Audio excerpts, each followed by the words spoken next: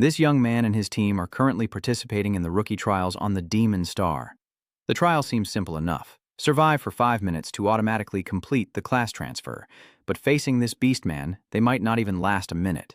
50 years ago, a massive celestial body known as the Demon Star suddenly appeared near Earth, causing the planet's flora and fauna to mutate into monsters. They were called beast gods, and they began to wreak havoc across the world. But in this desperate time, survivors discovered mysterious teleportation circles appearing on Earth.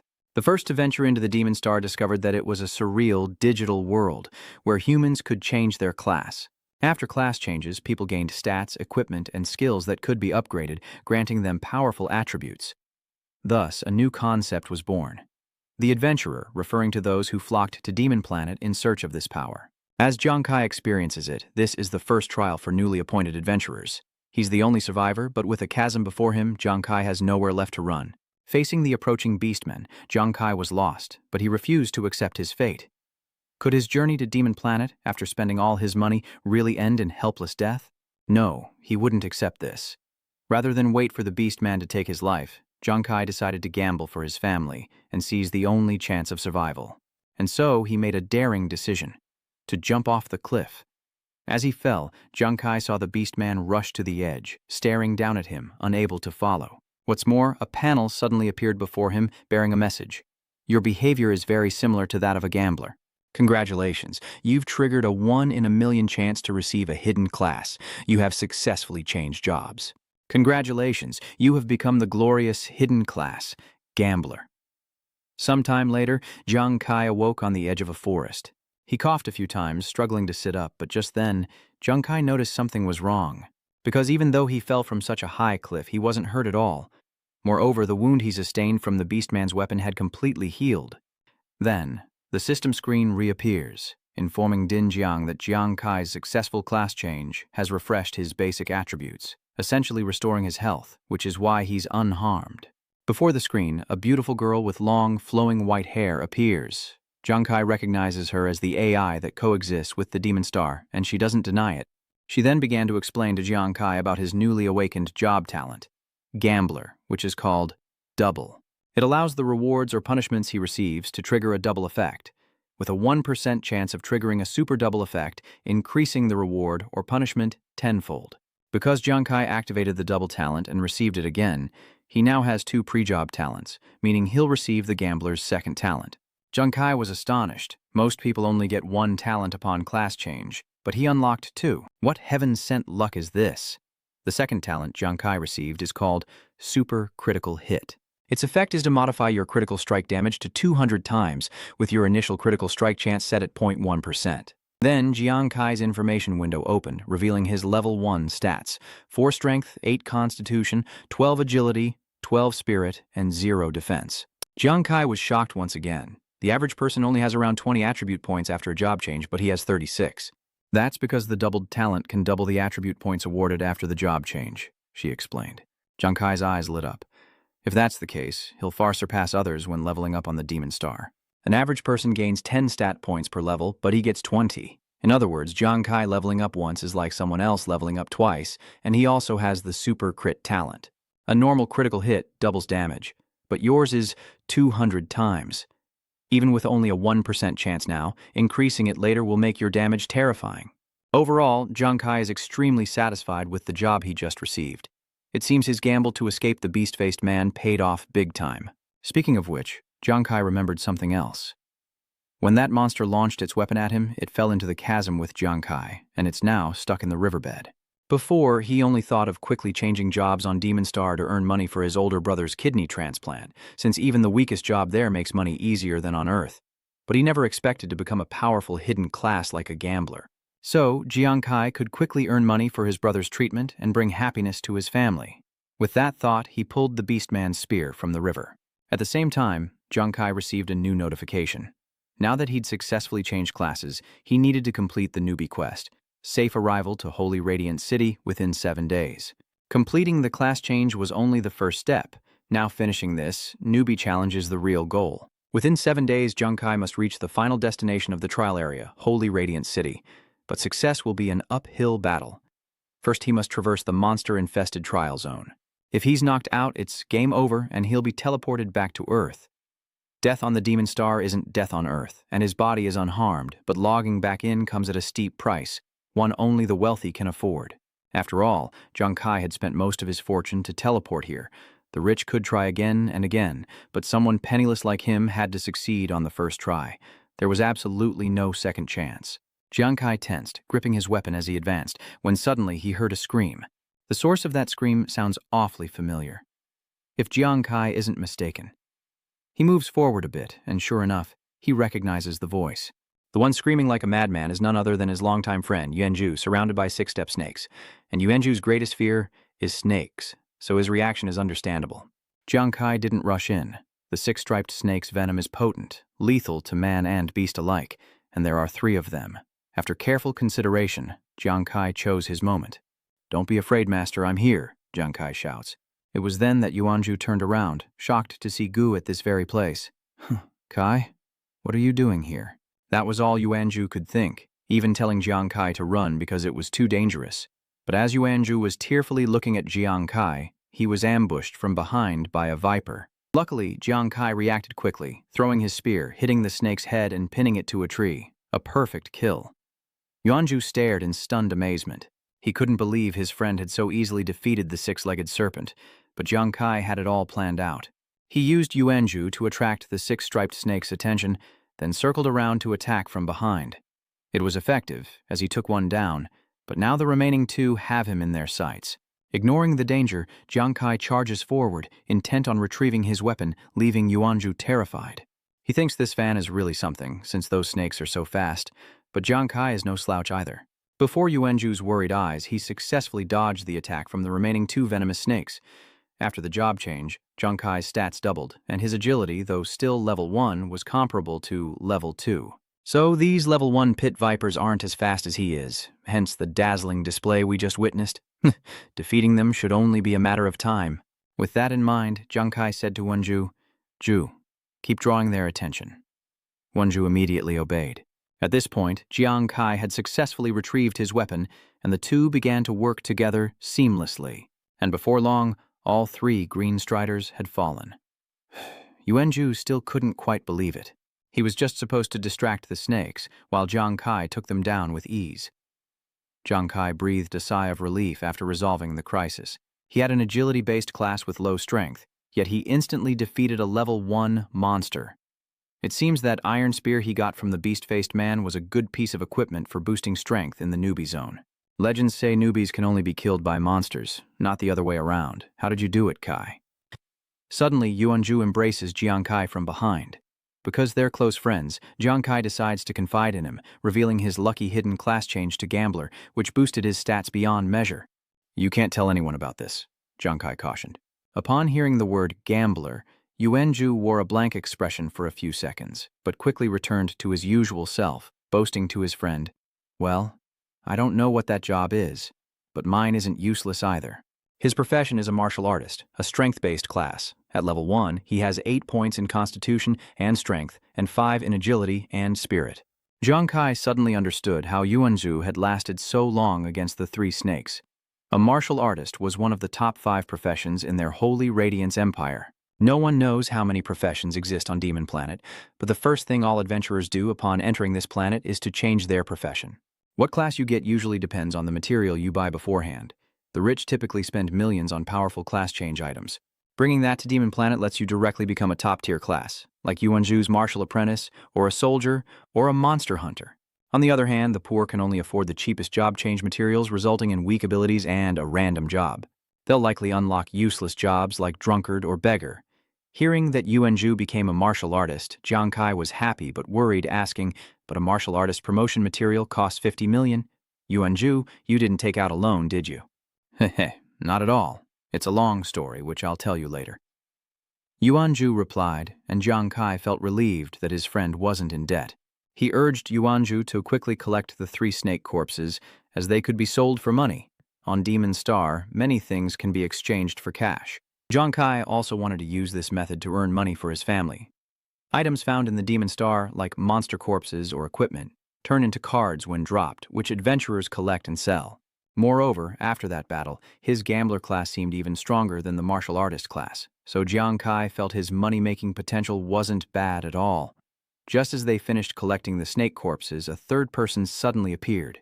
Yuanzhu thought another monster was attacking and instinctively hid behind Jiang Kai, but it turned out to be a seemingly weak and harmless girl. "Hello," and she stuttered, seemingly nervous. My name is Su Nuanwan, and it's difficult for me to pass this trial alone. May I join your team?" Even though she seemed harmless and beautiful, Jiang Kai wasn't one to be easily swayed by a pretty face. He knew he could barely protect himself, let alone carry a girl who would only become a burden. Jiang Kai was about to refuse, but then Sun Nuanwan revealed she was a doctor who could heal the team. For example, if they encounter a venomous snake like Lu Xing again, she can extract the venom to enhance their weapon's attack power. "Please, don't abandon me." Tuo Nuanyuan's eyes were practically brimming with tears, and Yuanzhu's eyes lit up with admiration as he listened to her. Facing a girl who can both heal and poison, it's understandable to be impressed. Jiang Kai carefully considers this, as healers are one of the top 10 professions, and healing is essential in the rookie trial. For example, when he fell into the abyss, if he hadn't changed classes in time to recover, he would have died. So, in the end, Jiang Kai agreed to let Su Nuan join his team. He gave her a brief introduction of himself and Yuanzhu, and Nuan, having found a temporary safe haven, seemed very touched, thanking them incessantly. "Hey, bro, did you change your mind because you're a sucker for pretty girls?" Yuanzhu whispered in Jiang Kai's ear. Knowing that Kot was just teasing him, he still wanted to punch him. Meanwhile, at the number 18 Demon Star landing base in Jiangzhong City, Shengyao State, Earth, Professor Li was excitedly using his watch to pinpoint the location of the explorers on the Demon Star in the data research room. I heard most watches on the market can detect comet data and have many other functions. The more high-end the watch, the more functions it has. "Professor Li, what's the status of the new recruits? How's my sister?" A training instructor suddenly entered the room. It was Su Lam, Noan's sister. After checking, Professor Li replied, "According to the location data from the new recruits' training watches, many have already been eliminated. According to my search, your sister, Su Nuanwan, has already teamed up with 2 others." Lam was extremely anxious upon hearing this. Her timid sister has already sought others to cling to, despite her repeated warnings not to team up as newbies. Because in the newbie trial, the more people gathered, the greater the chance of attracting monsters. And just 3 minutes later, Professor Li confirmed Lam's fears. Because 2 more beastmen had appeared next to Noan, Jiang Kai, and Vian Tru, Lam tensed up, her whole body trembling.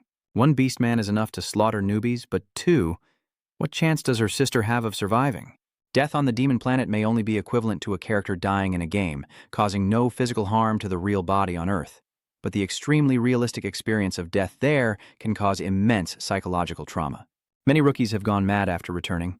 Knowing how timid Nuanwan is, Lan fears she won't be able to handle the shock, so she's prepared to take her sister out for psychological counseling. But just as Su Lanlin turned to leave, Professor Li announced that her sister was still alive on the demon planet. And to his astonishment, their team had eliminated the 2 beastmen. This news shook the entire research lab, not just Lam. 3 minutes prior, when the 2 beastmen launched their attack, their initial reaction was to run for their lives. Jiang Kai was no exception, but he quickly realized that running wasn't the answer. The round members weren't as agile as he was, and they would soon be caught by the 2 monsters. So, Jiang Kai stopped decisively, letting Yuanzhu and Nuan run ahead, while he stayed behind to block the monster's path. In truth, this was a huge gamble. Jiang Kai wasn't sure he could take on 2 beastmen, but if he didn't try, they'd all die. Thinking this, he grabbed his spear and bravely charged forward. Jiang Kai's thrust was precise, but the monster's strength and HP were formidable. Jiang Kai couldn't finish it in 1 blow, and instead was grabbed and thrown against a nearby rock. Before he could catch his breath, he faced an attack from both beastmen. Jiang Kai's body was in immense pain. He couldn't move, and could only watch as they closed in. Damn it. Was he about to be killed? Is this where my newbie trial ends? Not far away, Yuanzhu and Nuan witnessed this scene. Though timid, Nuan wanted to save Jiang Kai from danger, while Yuanzhu, far stronger, trembled with fear. Meanwhile, back on Earth in Jiangzhong City, Yuanzhu's mother was hosting a mysterious guest, the very person who'd given her son the materials to become a martial artist. As she poured tea, she couldn't help but wonder why he'd taken an interest in her son. He may look big, but he's actually quite timid. If he encountered a monster on the Demon Star, he probably wouldn't even dare to fight. The man took the tea from Yuanzhu's mother and replied calmly, "Indeed, Yuanju's mother. Your son is more fearful than most when facing danger, but I see that even when he's terrified, if he sees someone who needs help, he'll rush in without fear of death. Reality proved the man's words to be true, because when Wanju witnessed his best friend cornered, he finally overcame his fear and charged forward. His large frame stood in front of Jiang Kai, trembling, yet creating an unexpectedly safe presence. Kai, did you leave me to protect you because I'm a coward? We're brothers, and brothers stick together. If you're going to die, I'm dying with you. With that, Yuanju put all his strength into a powerful punch. It seems all of Yuanju's fear and panic were channeled into this punch, with an effect even Jiang Kai couldn't have anticipated. His friend actually knocked down the beast-faced man with a single blow, despite the low damage output, revealing the fierce control of the martial apprentice class. Immediately, Jiang Kai felt a wave of comfort, like a warm current flowing through him, as Nuan began to heal his wounds. Seeing her return, Jiang Kai tensed up immediately. Su Nuan, why did you come back? You're not a combatant. This is too dangerous. Ignoring his words, Nuan doesn't back down. As a healer, Noan couldn't abandon a wounded patient, despite her fear. She remembered her father's desperate fight and sacrifice against the beast tide, without medical support. She doesn't want anyone else to suffer that fate. Jiang Kai is her teammate and needs help. How could she abandon him? With Sun Nuan's full support, Jiang Kai's injuries recovered rapidly, and he couldn't help but smile wryly at his two fearless teammates. But even if the three of them attack together, it seems the damage won't be enough to finish off the beast-faced man. Yuanju is struggling to hold on, while Jiang Kai is racking his brain for a way out of this predicament. So he actually remembered. Jiang Kai suddenly recalled what Nuan had said when trying to convince them to let her join the team. Besides healing, you can use poison to enhance our weapons, right? Jiang Kai immediately asked. Noan, you said you could extract snake venom, didn't you? Yes, Nuan replied nervously. Could you heal and apply venom to my weapon at the same time? Jiang Kai asked, handing Nuan a dead six-legged snake. In truth, Nuan had never done both tasks simultaneously, but for her teammates she was willing to try. This was their only option, and if it worked, victory would be theirs. Now, Jiang Kai can't withstand the Beastman's attacks, but Yuanju's martial artist class is perfect for it, and he's doing well. Besides, his attacks aren't lethal enough to kill the monster, but Nuan can imbue them with poison. From this perspective, the three of them are clearly a textbook combat team from a game, covering the tank, healer, and main damage dealer roles. Soon after, the venom extraction process was complete. Jiang Kai immediately grabbed his poisoned weapon and charged forward with fierce momentum. So what if the newbie is weak? He will break all prejudice and lead his teammates through this trial. Juzi, subdue one of the beastmen for me. Jiang Kai shouts, and Yuanju, receiving the signal, unleashes a similar punch to stun the beastman for a few seconds. His punch lands perfectly, and while the beastman is stunned, Jiang Kai rushes in, plunging his poisoned weapon deep. And just like that, through perfect teamwork, they actually succeeded. With the support of Yuanju and Nuan, Jiang Kai took down one of the beast-faced monsters. The remaining beast witnessing this glared at the three and roared, but they stood firm, their eyes fixed on killing the last one. A thought then occurred. Teamwork is effective. Even if another one appeared? Before the thought finished, the monster and Jiang Kai's group charged at each other, signaling another fierce battle. Yuanju restrained the monster, Jiang Kai attacked, and Nuan healed. The battle raged on, and they declared in unison, "We can defeat it perfectly too." Meanwhile, Professor Li and Su Lan were equally astonished as she observed the monitor and spoke. What? The data from the wristwatches shows they actually killed 2 man-faced beasts, but just one of those beasts could slaughter a whole group of newbies. How did those 3 do it? Professor Li, now sweating, analyzed that according to the watch data, Nuan couldn't possibly have killed them, and her team's level 1 martial artist has very weak attacks. So, the monster slayer can only be the guy on the team named Jiang Kai. But strangely, we can't find his occupation. In the observation room, a group of people stand watching Jiang Kai's image and information displayed on the large screen. Jiang Kai, male, age 18, residence, Zhangjiang City slum, and his Ghost Star class is unknown. Upon hearing this, Su Lan looked slightly surprised and said, "How could his class not be found?" Thoughts raced through her mind. He could kill 2 face beasts, yet his class was, untraceable. Just what kind of character is this newbie? After the monsters were defeated, the system sent Jiang Kai a notification. Player Jiang Kai received man-faced beast kill level 2x2. The 3 rested happily on the ground after the battle, and Nuan spoke up. "We did it. We actually did it. Vientru laughed, eagerly adding that he didn't expect Kai to be so calm and collected. So cool. No one sat up, her eyes full of confidence. Now that we can face the human-faced beasts, we can definitely reach the end of the trial safely. Vientru agreed. We can go straight to the end of the trial now. The two chattered excitedly, but Jiang Kai sat up and said, "There's no rush. We have plenty of time to reach the Saint Diadem, so there's no need to hurry." His words left Yuanzhu and Nuan staring at him in confusion. With a determined look, Jiang Kai shared his thoughts. "Don't worry. Did you all know that passing the trials earns points? If we can rank in the top 3, the army will reward us with equipment." Images of gleaming, powerful equipment filled his mind. At that moment, Jiang Kai said, "I heard the army rewards excellent equipment, which greatly helps new players in Ghost Sentiments." He opened his system, looked at the monsters he had collected, and said, "Now we have the strength to kill monsters, and killing monsters can be exchanged for points. With enough points, we have a chance to get on the leaderboard." He glanced at Yuanzhu and Nuan, smirking as he said, "The punchline is, why don't we go kill monsters for points, then get rewards from the army?"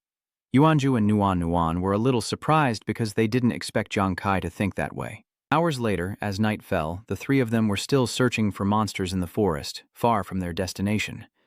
Vientru, sounding impatient and doubtful, spoke up. "Kai, are you sure this method will even earn us points?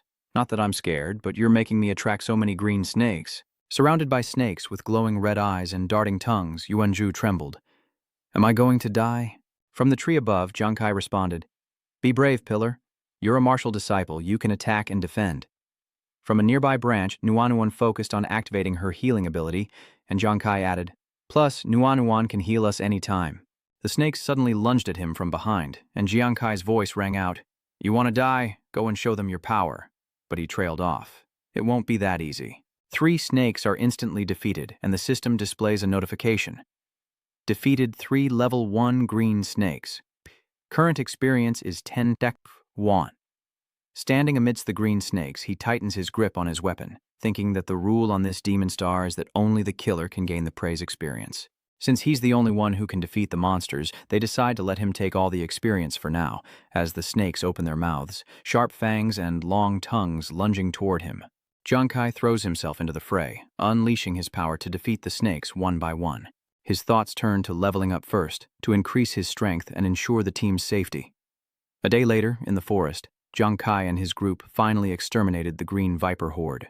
Exhausted, Jiang Kai collapses to the ground as a system notification appears. "Congratulations, adventurer Jiang Kai. Your experience has reached 101, leveling you up to level 2 and activating a double stat boost. Adventurer Jiang Kai, level 2 gambler." Jiang Kai looks at his stats and says, "After a day of killing green-banded snakes, I've finally reached level 2. Yuanzhu and Nuan are happy for him. Noan congratulated Jiang Kai on leveling up, while Yuanzhu eagerly asked about his new stats. Jiang Kai happily replied, "I gained 20 attribute points upon leveling up, so my total attributes at level 2 are now 56 points, which is pretty good." Nuan and Yuanzhu were stunned, as if thunder had struck. Yuanzhu had to ask again, "How much?" Yuanzhu's eyes widened as Ha-Hawk checked his stats again, revealing Yuanzhu the adventurer, a level 1 martial apprentice, exclaiming, "Oh my god, I thought leveling up only increased strength, constitution, agility, and spirit like normal people, only granting 10 attribute points, but you got 20. Yuanzhu's total stats are 26 points, and Nuan checks her stats as well. The explorer, Nuan, is a level 1 doctor. Furthermore, her level 2 stats total 56 points, seemingly on par with level 4. That's an insane amount of power. Nuan's total stats are 12 points. Hearing Yuanzhu and the others' questions, Jiang Kai explained, "It's nothing, just a job trait. My job doubles the rewards for upgrades, punishments, and rewards, but punishments can also be doubled. Remember to keep it a secret for me." Nuan moved closer to Jiang Kai. She clapped, saying that even though she didn't understand, the profession seemed powerful. Yuanzhu chimed in, "How is it even cooler than my martial artist class?" As the three talked, the AI brain appeared, informing Jiang Kai that players who reach level 2 receive 1 class skill, but due to triggering the gambler's double talent, he would receive 2. Upon hearing this, Jiang Kai was slightly surprised. "The skills you get when you level up can also be multiplied? So I have 2 job skills now." Yuanzhu and Nuan looked even more surprised. Yuanzhu exclaimed, "You're saying your skills can multiply? That's insane." The AI brain continued, "Indeed, the first skill is Phantom Hand Card Throw, depicted as an arm holding up a card. Below the skill is a description of the phantom hand throwing card skill. When throwing items, penetration is increased by 20%. When throwing card-type items excluding item cards, pierce effect is increased by 200%, but spirit consumption is increased by 100%. This skill can be upgraded. The second job skill is Focus Demon Eyes, depicted as an eye with 2 red pupils. Demon Eye Focus.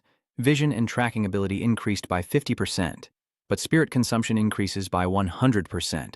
Skills that can be upgraded. Junkai looks at the display and says, 2 ranged skills? Although I don't know how to use it yet, it seems like Gambler is a pretty good fit for me. Junkai continued, okay, now that I'm stronger, we can go grind experience from higher level monsters. Noan smiled, nodding as the pillar behind her grumbled, annoyed that this kid was showing off again. Cut to 2 days later, in the observation room, Sulan Lan stood in front of a large screen, watching. Professor Lee approached her, saying, Instructor Su, it's been 2 days, and your sister is still alive. Lam glared at him coldly and replied, Is that so? She chuckled. For the newbie team to survive, it seems that Junkai has some skill. As they spoke, hurried footsteps approached. It was Lin Shiguan. He pointed and shouted, Comrades in charge of the newbie zone, the newbie trials are in danger. Be on alert immediately. Lin Shiguan continued. This time, the bastards from abroad have once again sent people to cross the border and infiltrate our rookie area, and on a scale rarely seen before. As he finished speaking, he saw a man walk in and immediately stood at attention.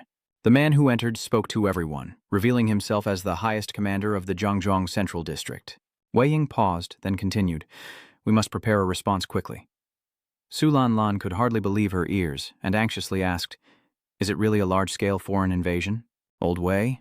Wei Ying simply sighed and replied, If it weren't true, I wouldn't be here.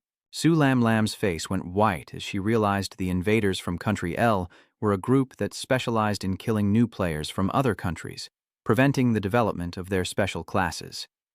Cut to the trial area. People near the fence shouted, Hang in there! A newbie replied, We'll try our best. As the newbie finishes speaking, speech bubbles begin to appear. The rules of the Demon Star newbie trial state that high-level players cannot enter the newbie trial area to help new players. Therefore, newcomers can only rely on themselves to pass the trials, but the specialized invaders from Nation L are different. They exploit their infiltrator class to enter other countries' newbie zones, leaving them defenseless. What follows is a brutal hunt, inflicting terrifying deaths upon players from other nations. The memory evokes a rookie named Tran Hai, caught by the invaders. With a knife to his throat, he wept and begged for his life. But it was all in vain, and only screams remained. Their goal is to terrorize new recruits, discouraging them from logging into the Demon Star, severely limiting the number of new players from other countries. After being rescued, Tran Hai was never the same, constantly clutching his head in fear. No, even if you kill me, I don't want to go to Demon Star. Sulan Lan clenched her fist and slammed it on the table. Damn it! She gritted her teeth, her face full of anger, and continued, Nuan's tolerance is so poor. What if she encounters those beasts? Wei Ying sighed and told her, Prepare psychological counseling for the new recruits. Their large-scale infiltration has already begun, so for this rookie training, we must prepare for no survivors. We just came from there. Seeing his reaction, Juzi asked, What's wrong? Wenju and Nuan sensed nothing, and Yuanju asked, Kai, what are you doing? But we just came from there. Nuan stated plainly that there was nothing there. Using his demon eyes, which glowed with power, Junkai declared, No, it's further away. With his demon eyes, he hurls his iron staff into the distance. Is something there? The iron staff he hurled possessed immense power, flying swiftly and piercing through several forests. Then, a sound echoed from afar, and Jiang realized something. He quickly ran towards it, saying, That's right, let's go take a look. Yuanju and Nuan watched him run, unsure of what was happening. Wenju wondered how he could have possibly hit anything when he couldn't even see. Was Jiang possessed? In the forest, bathed in moonlight, Jiang iron bar pierced a wild boar. As Jiang and his group arrived, a system notification appeared. Explorer Jiang has slain a level 2 beast, current experience 199 out of 200. Wenju could only marvel at the system's notification. How did you even see that, Kai? That boar was so far away. Nuan covered her mouth, still shocked that he could kill a level 2 boar. Jiang approached the beast, gripping the iron pipe with both hands to pull it out. He pulled out the iron pipe, saying, Nothing to be surprised about, it's all thanks to the new skill. A system notification appeared before Jiang Collect X1 Tier 2 Boar Corpse and X19 Tier 1 Boar Corpses to create weapons? Should he? Junkai quickly reached out and selected yes. He opened his system to view the cards he had collected, thinking that his Ghost Hand throwing card skill now added damage to his projectiles.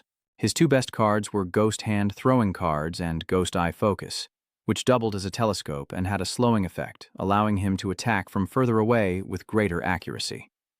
He continued to look at the cards he had collected, thinking that he could now attack from a distance without being detected by lower-level enemies. Assassinate the enemy.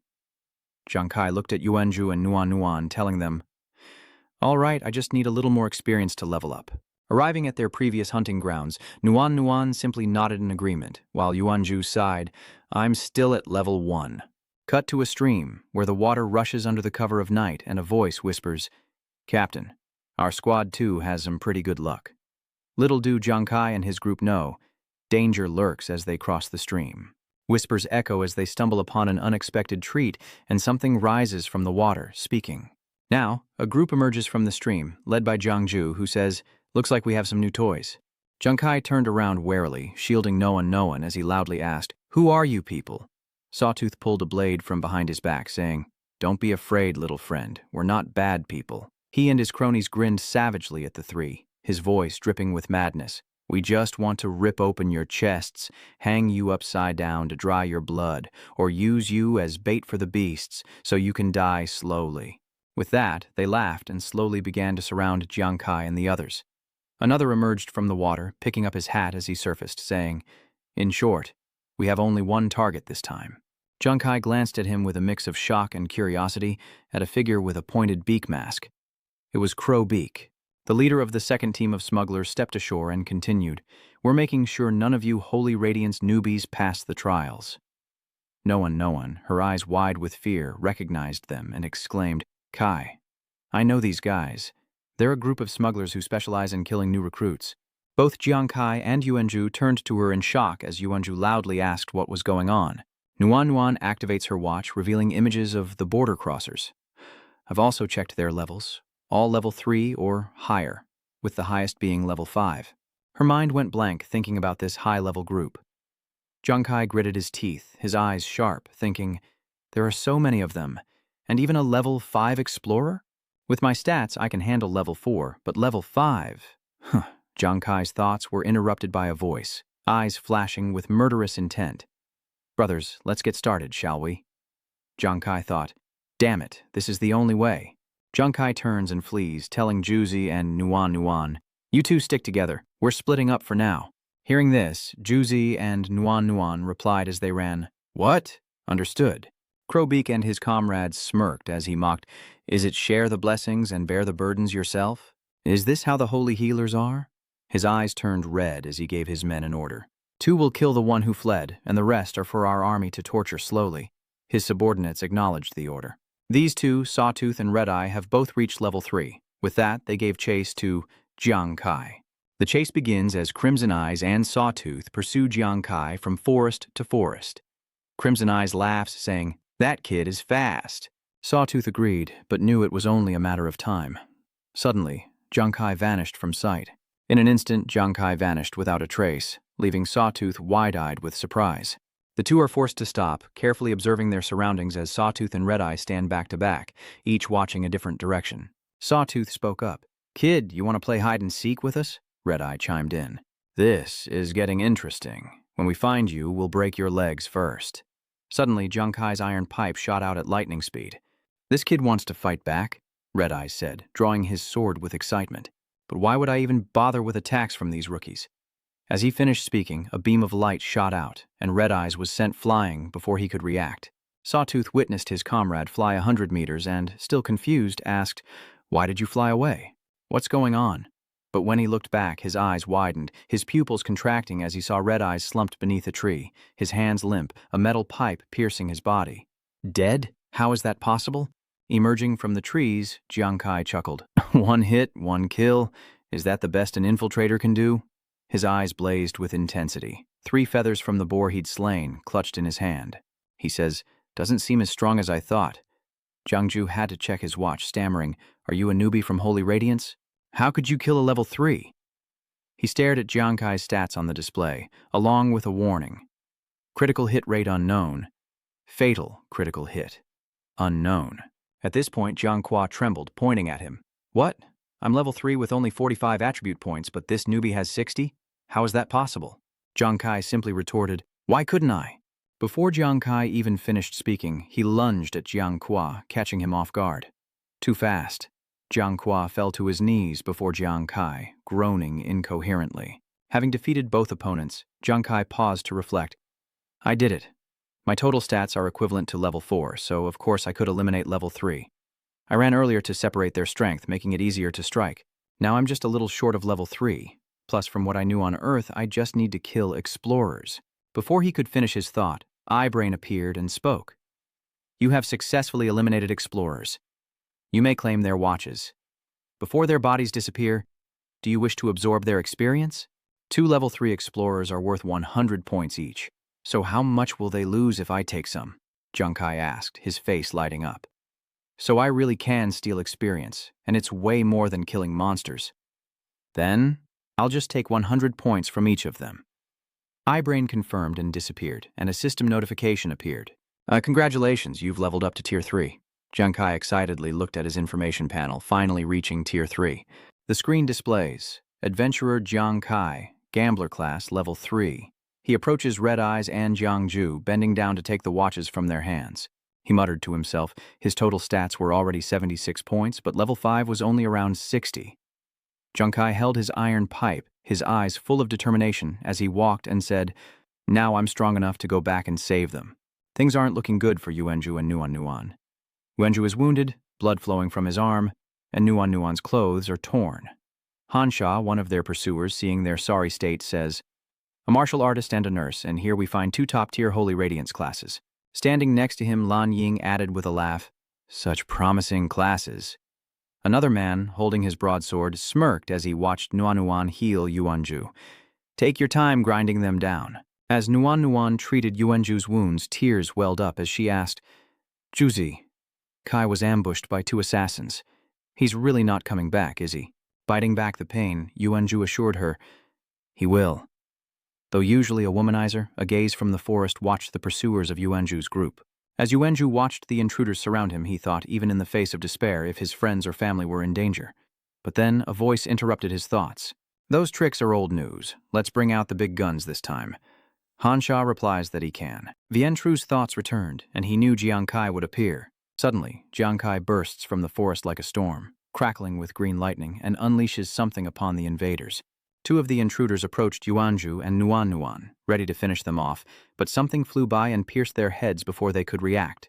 No one sees the scene before her, recognizing what just pierced the invaders' heads. Short spears. Yuanju smiles, saying, I knew he'd be back. Even Crowbeak is taken aback by the sight. He called out, Who's there? Did you just sneak back? If you've got the guts, come out and face me. In the vast forest, Crowbeak turned around, searching, but saw no movement or sign of anyone. He could only stand frozen in place. Crowbeak trembled slightly, his pupils contracted, his mind blank, unsure of where his opponent was. Could it be that Holy Radiance had given a new profession to a newbie? Otherwise, he instinctively turned and fled, thinking only of escape. Seeing Crowbeak flee, Yuanju and Nuan Nuan were stunned. Nuan Nuan blurted out, The captain's running away. From the dark of night, a figure emerges. It's Jiang Kai, wielding an iron pipe. You think you can run after hurting my brothers? His eyes burned with rage. Spare your life? Lie down for me. With that, Jiang Kai hurled the iron pipe at Crowbeak. Jiang Kai's iron pipe pierced straight through him, creating an explosion, and Crow only managed to scream before collapsing to the ground. The ground was now shrouded in smoke, the bodies of the intruders scattered across it. Jiang Kai emerged from the forest, staggering as he approached Han Nuan Nuan, asking, Have these bandits been dealt with? No one. Are you all right?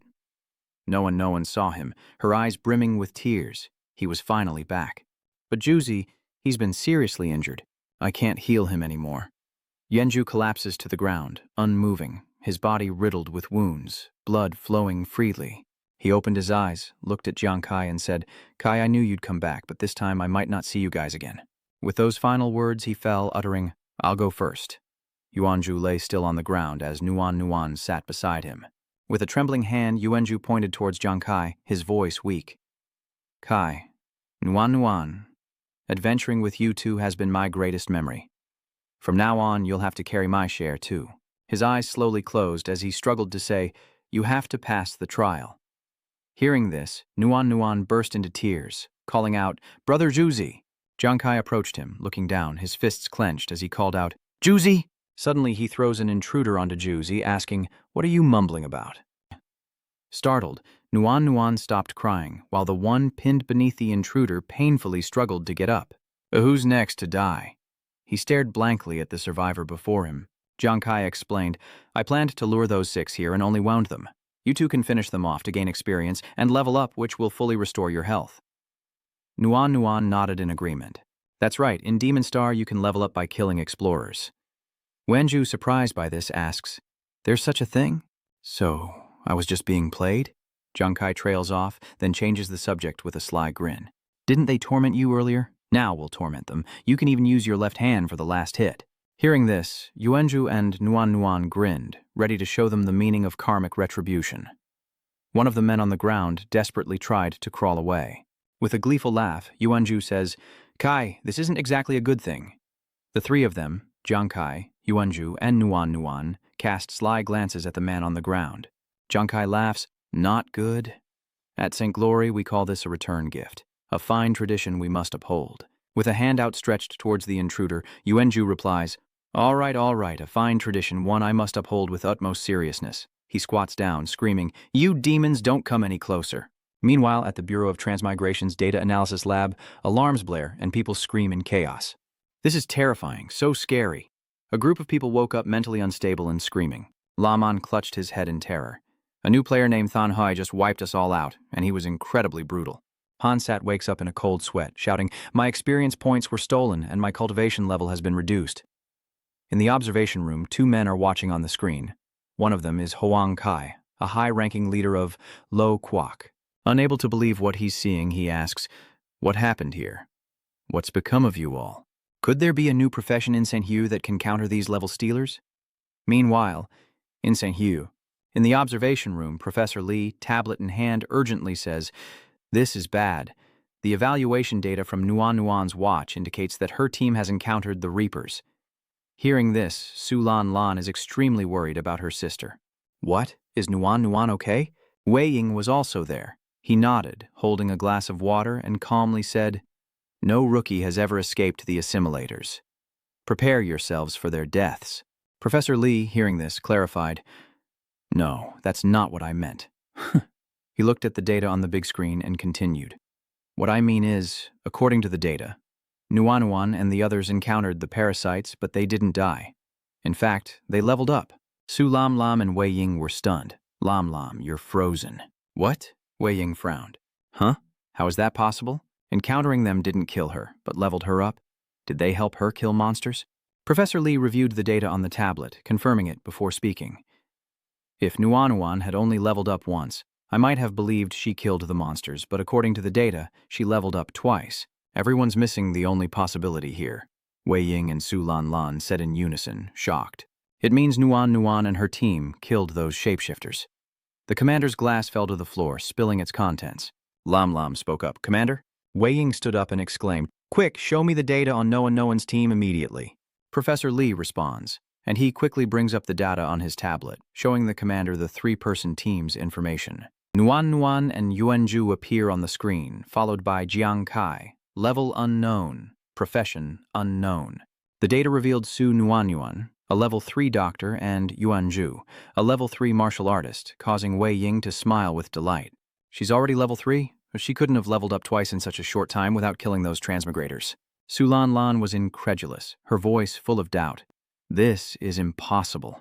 Nuan has a non-combat profession, and the early-stage martial apprentice's damage isn't high either.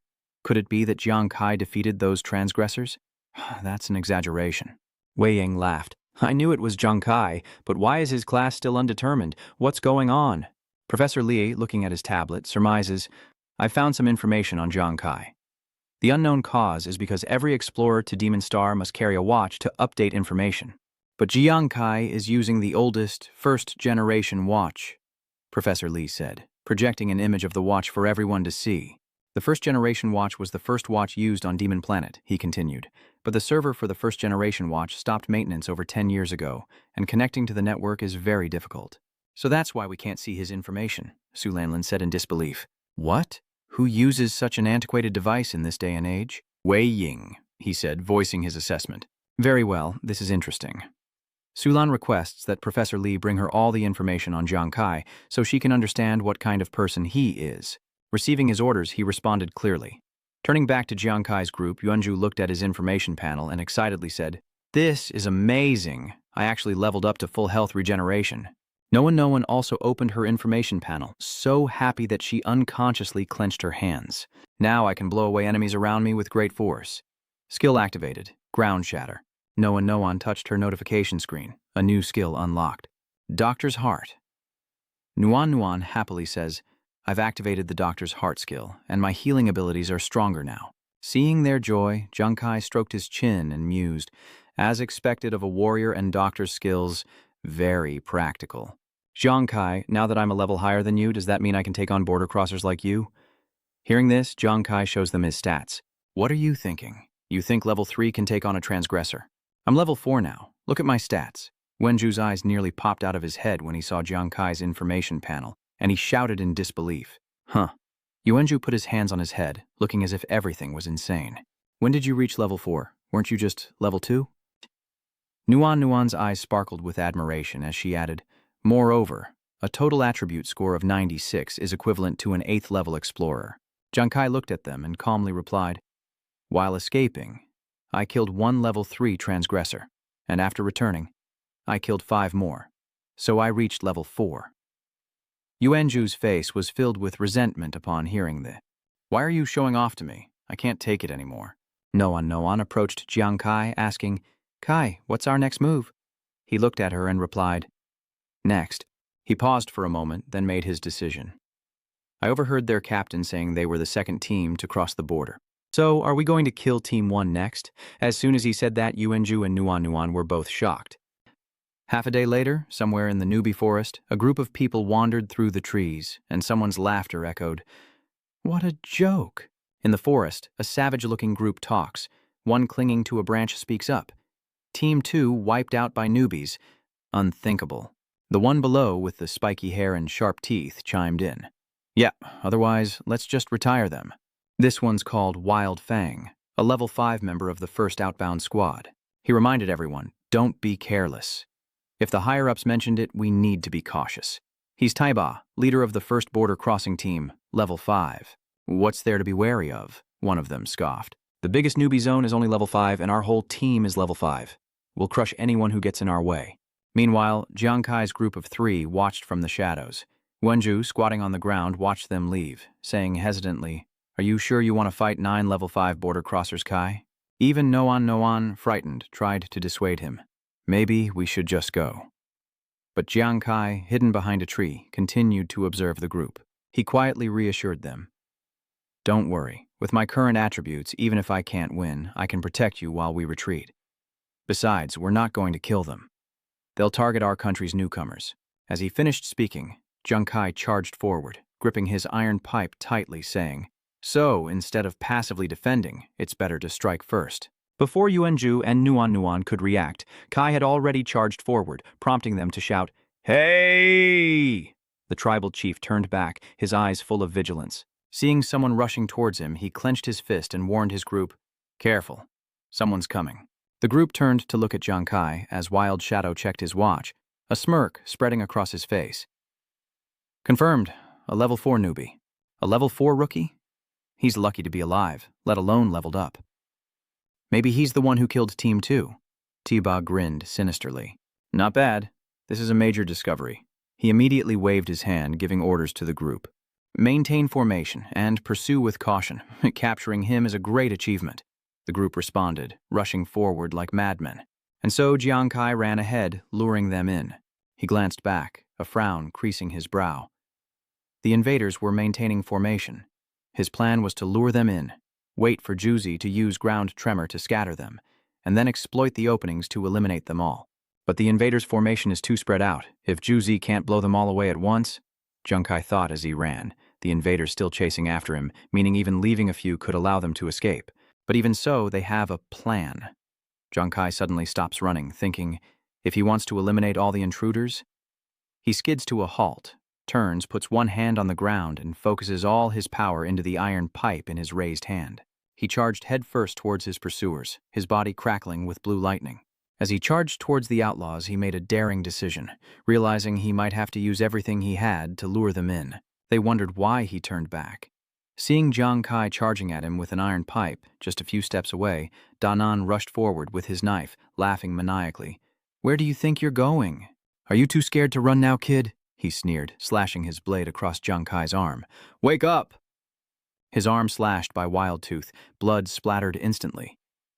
Jiang Kai gritted his teeth, enduring the pain, only letting out a groan, thinking he wasn't close enough yet. Jiang Kai turned and ran again, taunting them to chase him. Seeing the gang gathering together, he knew they were finally grouping up. An assassin holding a knife taunted him, but Jiang Kai charged toward the group, thinking he still wasn't close enough. Jiang Kai charged forward, skillfully dodging every attack from Black Shadow's group as Iron Palm watched on and exclaimed, "What's going on?" But it was too late. Jiang Kai was already upon him, charging towards Tiba with a metal pipe, causing him to break out in a cold sweat. "How can you level 4 brats evade our level 5 attacks?" Black Shadow checked his wristwatch, then shouted, "Captain, something's wrong." He looked at the warnings flashing on the screen and continued. "At first, there wasn't enough time to check his stats, but I just used a high-end watch to check again. I found that although his total stats can't be clearly identified, I've now found his agility." Jiang Kai rushed forward, his body enveloped in blue light, his eyes glowing as well, and the Shadow's voice rang out again. "Nearly 30 points. Hearing this, Tiba was utterly shocked, stammering, "What? It's 30? Agility points?"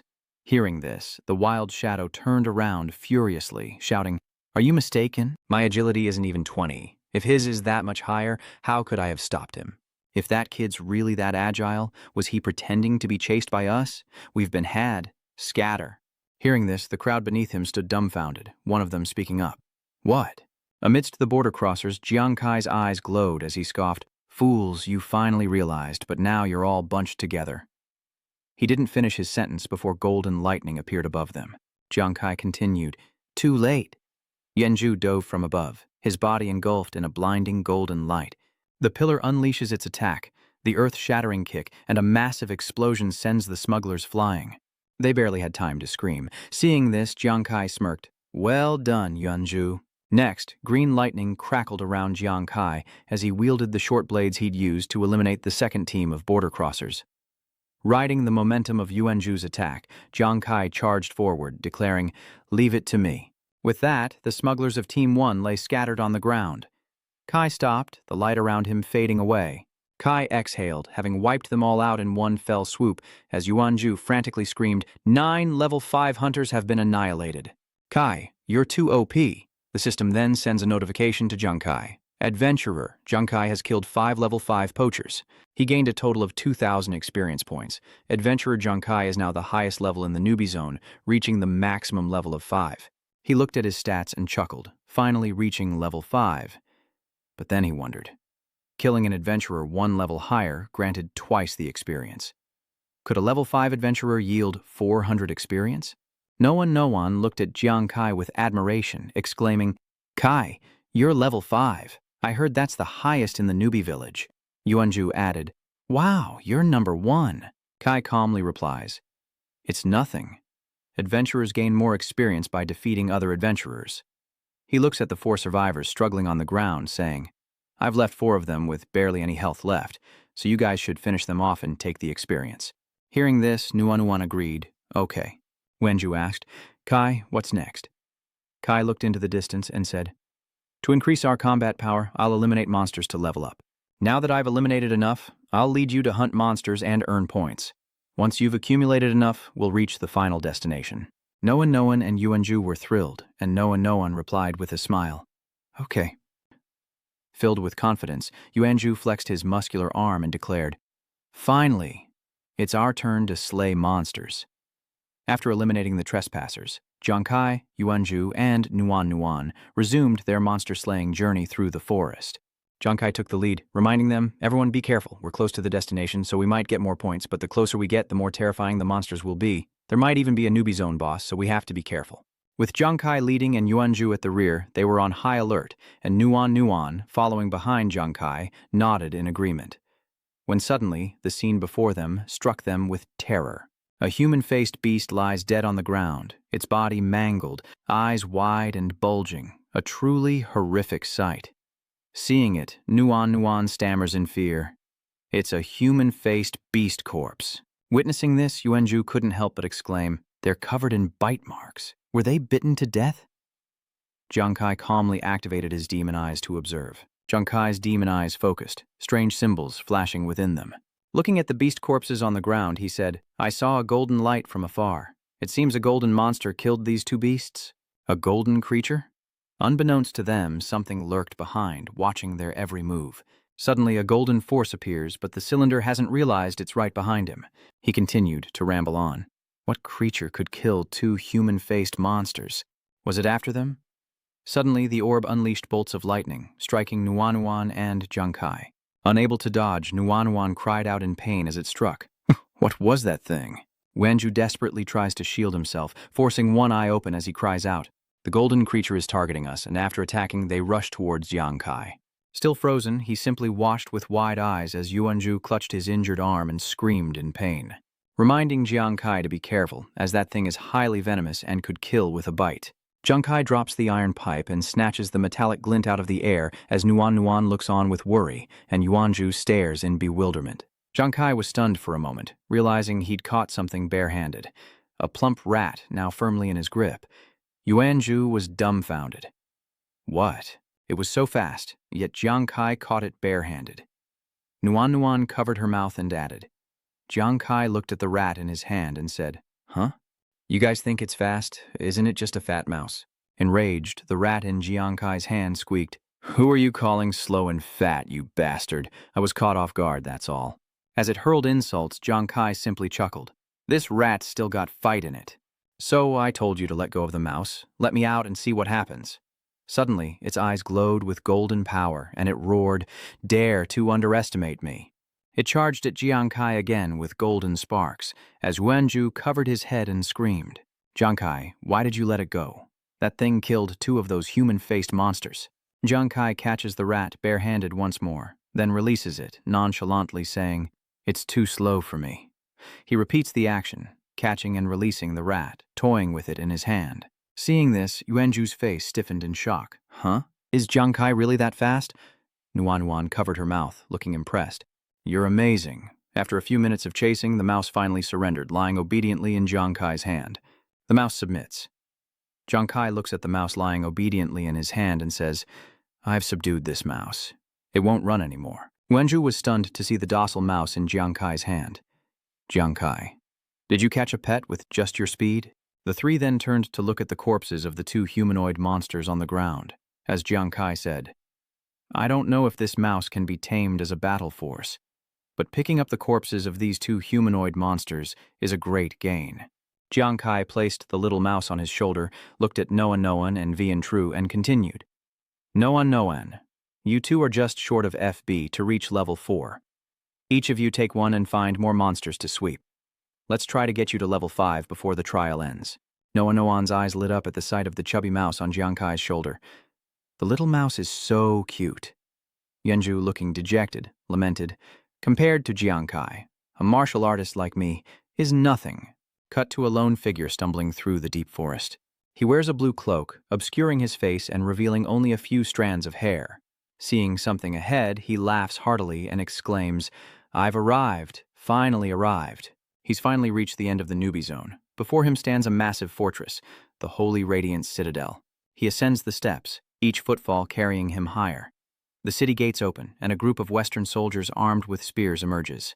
The three descended the steps, approaching the cloaked figure as the leader greeted him. Rookie, congratulations on passing the trial. We're the Rookie Guides. Welcome to officially becoming a Demon Star Explorer. This is the Rookie Guide, Shatao. Shadow placed a comforting hand on his shoulder, saying that someone else had already taken first place. But ranking didn't matter. Just passing the trial was good enough. But the man brushed his hand off, scoffing, Officer, I may not be the first one here, He held up the cards he'd collected, his voice full of pride. But what makes you think I'm not number one? The three are astonished by the number of tokens he possesses, and Xia Wei, standing behind Xia Tao, speaks up. What? The rankings are based on points, and this many monster badges can be exchanged for a lot of points. Hearing this, Xia Tao chimes in, wondering how someone like him could kill so many monsters.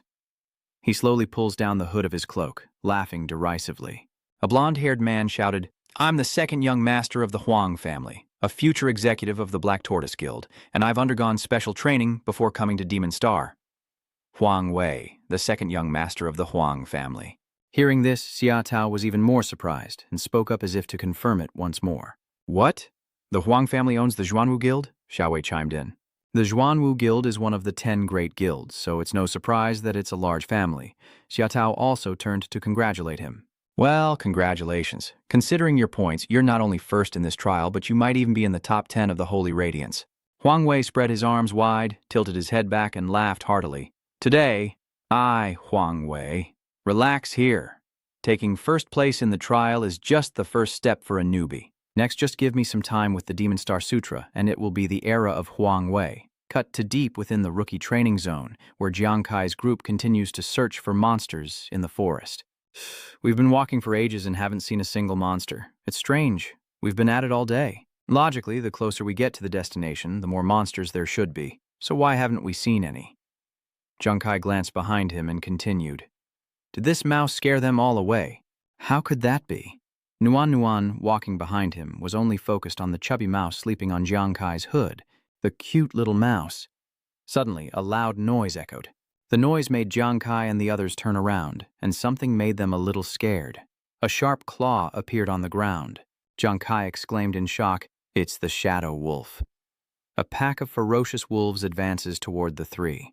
Finally, a massive wolf emerges, its paws crackling with blue energy. This massive, grizzled wolf with a scar over its eye is the Sacred Light Country's newbie zone boss, the Shadow Wolf King. Jiang Kai, Nuan, and Yuanju stand back to back, their faces turning white, then purple with fear. Jiang Kai recognizes the wolf, shouting, We're doomed! It's the newbie zone boss, Shadow Wolf King. So we weren't ambushed by monsters, we wandered into the boss's territory.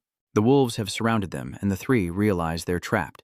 Jiang Kai, I heard the Wolf King is the strongest creature in the newbie zone, never defeated. We're doomed. What do we do?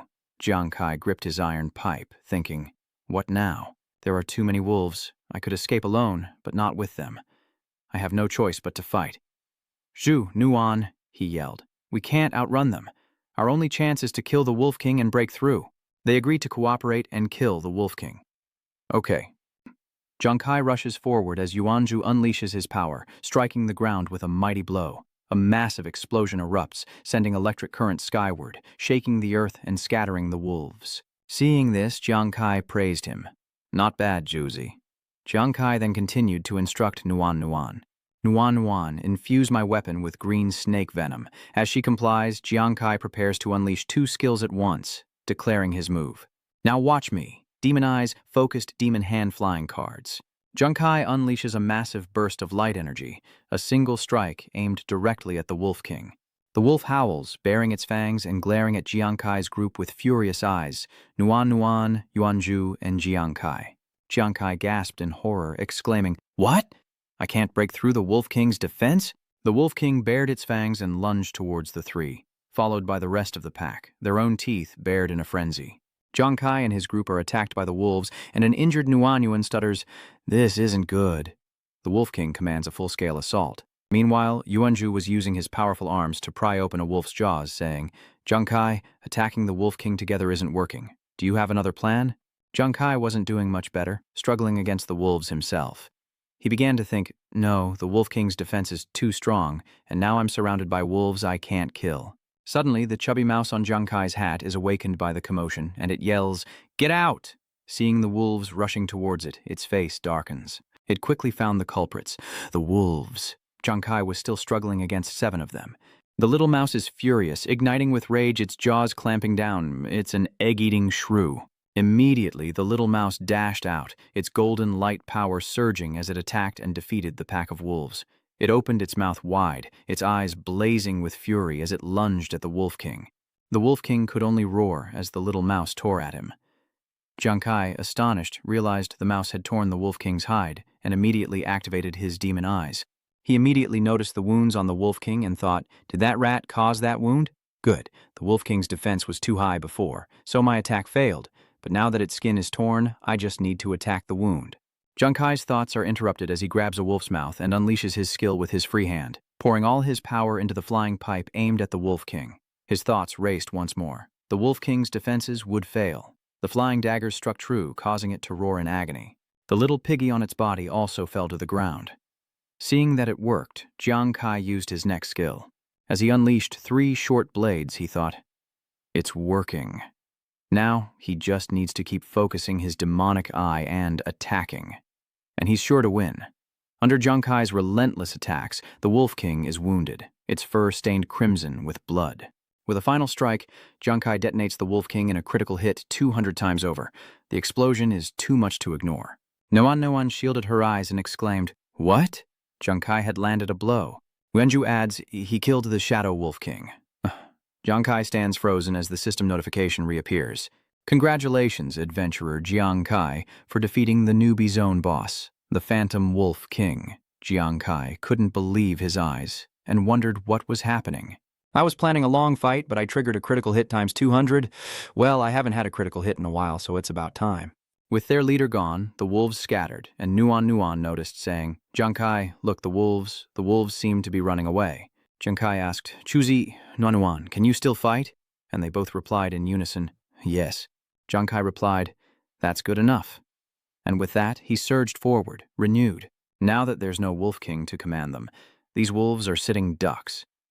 Yuanju gritted his teeth and said, remember how they treated us earlier? The 3 shouted in unison, don't let them get away, kill them. And together, they charged towards the wolves, fighting as one. Jiang Kai and Yuanju attacked while Nuan healed them from behind. When the wolves were all lying on the ground, they laughed and celebrated. So, it's over. Looking at the wolves on the ground, Juzi happily says, I can't believe we took down the newbie zone boss. Nuan cheers. We're really too amazing. Jiang Kai turns to them. I left a lot of those shadow wolves alive with low health. You 2 go and get more points. Nuan nodded in response. Yuanju then asked, so, what's next? Jiang Kai replied, we have a lot of points now, so of course, we're going to the final destination.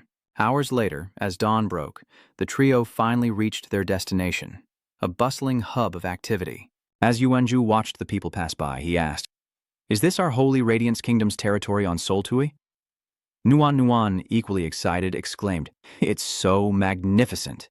Hearing them, Jiang Kai chimed in, of course, Holy Radiance City is the largest hub for the people of the Holy Radiance Kingdom in Soul World. Suddenly, the rat jumped off Jiang Kai's hood and ran away. Nuan noticed and pointed it out. Seeing this, Jiang Kai calmly said, it's all right, it's free to go. If fate allows, we'll meet again. This is the final reception hall for newcomers, a bustling place with many people coming and going. Hao is now leading Jiang Kai's group of 3, cheerfully saying, congratulations on passing the trial. I'm Shatao, a rookie guide, and all the rookies who passed the gate are here now. Jiang Kai looked at him and said, sir, could I see the rankings of the rookies who passed the trial? Shatao replied, of course. From afar, Huang Wei saw them and grinned. What a coincidence. He approached Jiang Kai, pointing to his watch with a smug look. I didn't expect my own errand boys to participate in the trials. How about I show you the rankings? Seeing him, Jiang Kai's face darkened, displeased that Huang Wei had arrived so early. Huang Wei opened the rankings, saying smugly, I'm number 1, while you guys perfectly secured first place. From the bottom, another group saw Jiang Kai and began to mock him. Leading the charge is Liang Wen, his voice full of sarcasm. Look at these losers. They dare to ask with scores like that? Following him was Hai Tao, who laughed along. Not even a fraction of these losers. Jiang Kai's eyes turned cold as he stared at Huang Wei. He thinks of his sister, who came to the Soul Star to earn money for him, and is now working at Huang Vi's house. And that scumbag has harassed her many times. Moreover, Huang Wei often exploited his brother's illness to humiliate him, and he remembers being beaten by Huang Wei and his cronies, left lying on the ground, gritting his teeth in pain. After each beating, Huang Wei would laugh mockingly, saying, your brother is a sick dog and you're just a weakling. Wenju was furious and about to charge, cursing him. Huang Wei, I advise you to clean your mouth. Seeing this, Jiang Kai held him back, advising, It's okay, Juzi. Seeing the crowd gather, Jiang Kai stepped forward and said, I apologize, but I must inform you all that the rankings will soon be rearranged, as we have taken the top 3 spots. Huang Wei and his group burst into laughter, as if they'd heard a joke. Huang Wei pointed to his head and said, Are you crazy? 3 people taking the top 3 spots? Based on what? Your mouth? He laughed, then said, Chief, I think these guys are sick. Another from his group chimed in. And that's right, we should get them some mental help. Idiots. Jiang Kai turned and said, Juzi, Nuan, we don't have to pretend anymore. Nuan nodded in agreement. Wenju touches his watch and says, I've been waiting for you to say that. Let's reveal our cards. When Yuanju's watch opens, thousands of monster cards appear. Seeing this, Huang Wei and the others were dumbfounded. Huang Wei gritted his teeth in frustration. What? His eyes nearly popped out of his head at the sheer number of monster corpses. Not just the human-faced beasts, but countless shadow wolves as well. Impossible. As the others examined the tags, one of them spoke up. I even see the Shadow Wolf King here. Huang Wei couldn't believe it and angrily said, What is this joke? You're all useless trash. How could you have killed so many monsters? Even the Phantom Wolf King. How could this be? Jiang Kai didn't even look at him, only smirking. The rankings have already told you what's real and what's not. Everyone checked the rankings and whispers filled the air. Look, the rankings really have changed. So their points are actually real? Huang Wei gritted his teeth, checking his own watch. How is this possible? And they really did take the top 3 spots. Jiang Kai casually puts his hands in his pockets, smirking. You think that's all? He takes a few steps forward. Officer, if we eliminate the parasites... Jiang Kai then threw out a pile of watches, continuing, Do we get extra points for these? Seeing the watches, Xiatao was shocked, saying, These are the watches of those Waterland infiltrators. Huang Wei's group was shocked by what they heard. What? Time thieves? Huang Wei laughed maniacally, mocking. You're exposed. How could rookies possibly defeat time thieves? Just a bunch of liars, he declared, spreading his arms wide for all to hear. Besides, there weren't any infiltrators in this trial, were there? Has anyone here encountered an infiltrator? Hearing this, many people raised their hands in agreement, saying they hadn't seen anyone at all. He pointed at Jiang Kai's group and continued. Sir, look at how many people are testifying. No one but them has ever encountered a transcender. They're definitely lying. I suggest we nullify their achievements and investigate them thoroughly. The surrounding crowd began to chime in. Deal with them severely, punish these liars quickly. Suddenly, a figure emerged from the crowd, declaring, Rest assured, the appearance of the transcenders is indeed real. We just haven't had time to inform everyone yet. Hearing this, Huang Wei was stunned. You, Lu Jun, you're the deputy commander of the Jiangzhong City Military Region, Lu Jun. A man in a white suit and glasses stepped forward, followed by 2 others, and said slowly, At first, I was surprised to hear this news, but my superiors ordered me to personally commend Jiang Kai and the other 2. This proves it's all true. Huang Wei and his men broke out in a cold sweat. Haitao and another man said in unison, What? That's Lu Jun, the deputy commander of Jiangzhong City. All the big shots are here, proving they knew about the infiltrators. Huang Wei could only mutter a few words. Was it really true? Lu Junying then walked up to Jiang Kai and spoke. Jiang Kai, the military wants to encourage you for resolving the possession crisis, so they've upgraded your equipment rewards. Huh? Lu Tuan looked at Jiang Kai, smiled slightly, and continued. Originally, the rewards for 2nd and 3rd place were rank B, but they'll become rank A, and Jiang Kai's 1st place reward will go from rank A to rank S. Jiang Kai, Yuanju, and Nuan were overjoyed to hear this. Wenju laughs, Really? Nuan smiles. That's great. Jiang Kai thanked him, and those outside were utterly astonished, one of them tearing at his hair in disbelief. He shouts, What? The reward went from A rank to S rank? Even Sai Tao is stunned, to get such equipment right from the start. In Jiang Kai's mind, he imagines his Demon Star classroom, where he stands at the podium lecturing. Equipment on the Demon Star is ranked from S to F, with F being the lowest quality and S being the highest. Generally, B and C grade equipment is already pretty good, but A and S grades are rare treasures that all explorers dream of. Hearing this from outside, Huang Wei clenched his fists, trembling with rage. How dare Jiang Kai push him down to 4th place, even with an S-rank reward? Enraged, Huang Wei's face flushed red as he roared, This isn't fair! There must be something wrong with the results. How could Jiang Kai surpass me? Jiang Kai looked at him coldly and said, Huang Wei, the army has confirmed it, and you still don't believe it? And I warned you not to bother my family. A soldier in armor shouted to stop him, but it was too late. Wang Wei, deaf to all reason, drew his sword, his voice full of challenge. What? Am I wrong? Your whole family is just a bunch of low-class commoners. He stood before Jiang Kai, continuing to hurl insults at him and his family. Your brother is a sick dog, your sister is a servant, and you're just a loser I beat in the dirt. Today, you dare to step on me? Jiang Kai's face darkened, but he remained silent. Huang Wei, wielding his knife, charged towards him, yelling, Remember, your slave girl sister still works for my family. You dare provoke me. I could bring her out one day. Before he could finish, Jiang Kai slashed him across the body, leaving a gaping wound as blood splattered everywhere. Liang Wen, Haitao, and the others were shocked, exclaiming, What? Nuan and Yuanzhu spoke up as well. Jiang Kai targeted Huang Wei, and Lu Jun, watching from the sidelines, simply smiled, a complicated look in his eyes, thinking, So he's made his move. Seeing Jiang Kai severely injure Huang Wei, the onlookers, especially Liang Wen, were shocked. Huang Wei knelt on the ground, trembling, as one bystander exclaimed, Huang Wei is from the Huang family, one of the top 10 guilds in the country. Did Jiang Kai really dare to attack him? Huang Wei was drenched in sweat, his hand covering the bleeding wound on his chest, as he gritted his teeth and spat out, Jiang Kai, do you know what you're up against? Jiang Kai turned, still holding the iron pipe, and coldly replied, You beasts spread rumors about targeting my family, so why should I care who you are?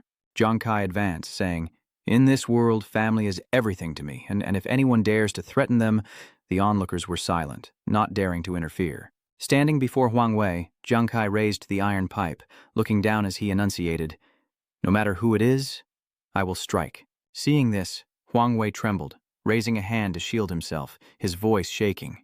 Wait! Jiang Kai showed no mercy, thrusting the iron pipe in his hand toward Huang Wei. I will kill that person. The iron pipe pierced through him, and Huang Wei cried out in agony. When Jiang Kai pulled the pipe out, Huang Wei was dead. The system sends a notification. Explorer Jiang Kai has successfully killed first-level explorer Huang Wei. You can plunder 6 experience points. Plunder? Jiang Kai narrowed his eyes and muttered, Only 6 experience points to plunder? Is the great family that poor? Seeing Jiang Kai kill Huang Wei, Leng Wen's group was terrified, and one of them shouted, What? He dared to kill the young master of the Huang family. Even though he was killed on the Demon Star and won't die, the Huang family's Xuanwu Guild is a huge force. Another one chimed in, This guy's got some nerve. Lu Jun watched him from behind, hands in his pockets, secretly assessing him. Not bad, a bit reckless, but not lacking integrity. No wonder the higher-ups wanted to meet him. Seeing the commotion, Lu Jun cleared his throat and said, Gentlemen, Huang Wei initiated the challenge and Jiang Kai acted in self-defense. Let's bring this to an end. He then waved for Jiang Kai's group to follow him. Jiang Kai, you 3 come with me. I'll take you to collect your reward. Jiang Kai responded, Yes, thank you, sir. Wenju looked at Jiang Kai with sparkling eyes, impressed by his performance, while Nuan added, You were awesome. Outside, several people stand in a tent. Jiang Kai's group of 3, and Lu Jun, who stands before them with 3 mysterious boxes for Jiang Kai, Nuan, and Yuanzhu. Lu Jun, with his arms crossed, said, You've waited long enough. This is a special military reward for everyone. Open it up and see. Jiang Kai simply replies, Thank you. Nuan opened her box, revealing a radiant gem that floated before her. A life jade. This is every low-level healer's dream. Luo Jun nodded, pleased. The life jade enhances physique and spirit by 15 points, while also boosting healing and medicine crafting. Perfect. Yuanzhu tries on the armor, which shimmers. Yuanzhu excitedly shows off his new gear. Look, mine's a leather armor. How cool is that? This is so useful. Nuan, standing behind him, urged Jiang Kai out of curiosity. Jiang Kai, hurry up and open yours. He nodded. Okay. Jiang Kai opened his gift, and a dazzling light burst forth, striking him in the eyes. Before him, a set of 9 swords lay in the box, and the system displayed that the equipment was unidentified and needed to be appraised. Wenju chimed in excitedly. If it needs an appraisal card, it must be good. Lu Jun took out something like a bandage, raising it as he said, That's right, good quality equipment usually needs an appraisal card to be identified. Luckily, I have a few cards that can help you appraise them. As soon as the appraisal cards were used, Jiang Kai's reward information appeared. 9-fold fatal blow, an upgradable S-class weapon, 9 energy, 9 penetration, 9 agility, and a special effect. Each time the weapon is used for a fatal blow, the critical strike rate and critical damage increase by 10%. It increases by up to 90% after triggering a critical hit, and all reward effects are reset. Seeing the information panel, Lu Jun spoke first. Huh? So it's a crit-based weapon? A newbie's attack power is low, so even a critical hit won't do much damage. Is this S rank worse than an A rank? Upon hearing this, Yuanju was stunned, asking, Sir, isn't this a bit unfair to my brother? So, Chief Lu, can Jiang Kai's equipment be exchanged? Lu Jun put his hands in his pockets and continued, It's a hassle, but I can help you apply. Hearing this, Jiang Kai refused, saying, No need to exchange, I want this one. Everyone was stunned by Jiang Kai's words as he picked up a short sword, thinking, How could this equipment be a scam? Isn't this clearly the ultimate equipment for me? After all, my critical damage isn't double, it's 200 times that of a normal person. As long as I land a critical hit, even the Shadow Wolf King won't be able to stop me. But it's a pity my critical hit rate will be very low against strong enemies. I might even die before landing a critical hit. Then I'd be useless. But each strike of the ninefold Fatal Pursuit has at least a 10% chance of landing a critical hit, increasing to 90% by the 9th strike. Almost a guaranteed critical. He raised the short sword high, a look of pride on his face. He mused that it was the perfect weapon for gamblers. Seeing Jiang Kai's resolve, Lu Jun nodded. All right, if you like it, you don't have to trade. You can return to Earth after passing the trial if you wish. Lu Tuan approached Jiang Kai. He patted him lightly on the shoulder and said slowly, Just a reminder, Jiang Kai. Someone might be looking for you soon. I sincerely advise you to be careful when you go home. After Lu Jun's reminder, Jiang Kai, Yuanju, and Nuan stood there dumbfounded, watching him leave. Cut to Earth, holy miracle country, Jiangzhong slum, where Jiang Kai happily rides his bicycle home. As he walked, he thought, I can't believe I passed the newbie trial so smoothly. I wonder how my brothers will react when they find out. Next, I'll take my brother and Zi away from here and away from the royals as soon as possible. He looked up at the dilapidated building, garbage piled high, reeking. He continued to think, from now on, we won't have to live in the slums anymore. My brother's health will be taken care of, and Z won't be harassed again. Holding his phone, he gazed into the distance, as if envisioning his and his family's distant future. Jiang Kai continued to think, everything will be all right. Jiang Kai parked his bike and headed inside, calling out, Big brother Ozzy. He grinned, stepping inside and calling out again, I'm home. Guess how my newbie training went? Getting no response, he opens his eyes to a man sitting in a chair. In his home, a group of strangers had gathered in the living room, each with a sinister look on their face. The man in the chair glared at him with hatred. It was Huang Da. Seeing him, he spoke up, saying he'd waited half the day for someone to finally come home. He heard the kid was quite impressive in the newbie trial today. Caught off guard, he stammered, Are you Huang Wei's brother, Huang Da? What do you want? A thought flashed through his mind. How could the Huang family have gotten here so fast? Before he could think, a hand shoved his face forward. Two men grabbed his arms, forcing Jiang Kai to kneel. Jiang Kai tried to resist, but he was restrained. Huang Da looked down at him, a baseball bat in his hand, and said, Jiang Kai, did you know that you killed my brother on the Demon Star and now he's back in therapy? You know only royalty is allowed to bully others. No one has ever dared to bully us. Jiang Kai glared at him furiously. Huang Da, now like a madman, his eyes bloodshot, looked at him and smiled savagely. Making Huang Wei offline for a month means you're logging out for life. The dog. Without hesitation, he swung the baseball bat down on Jiang Kai's head. Jiang Kai's eyes widened, his teeth clenched as he glared at him, unable to resist as he was restrained. But suddenly, the door to his house was kicked open, sending it flying into the two holding him. They cried out in pain, releasing Jiang Kai, and were instantly taken down along with Huang Da. Huang Da shouts, Who's there? Beside him, a tall figure appears, followed by Su Lanlin. The man spoke, Jiang Kai, I told people to remind you to be careful when you go home. It was Wei Ying. He puffed on his cigarette and continued, Why didn't you take my warning seriously? Su Lanlin entered, holding up a piece of paper, and said sternly, Don't move, military operation.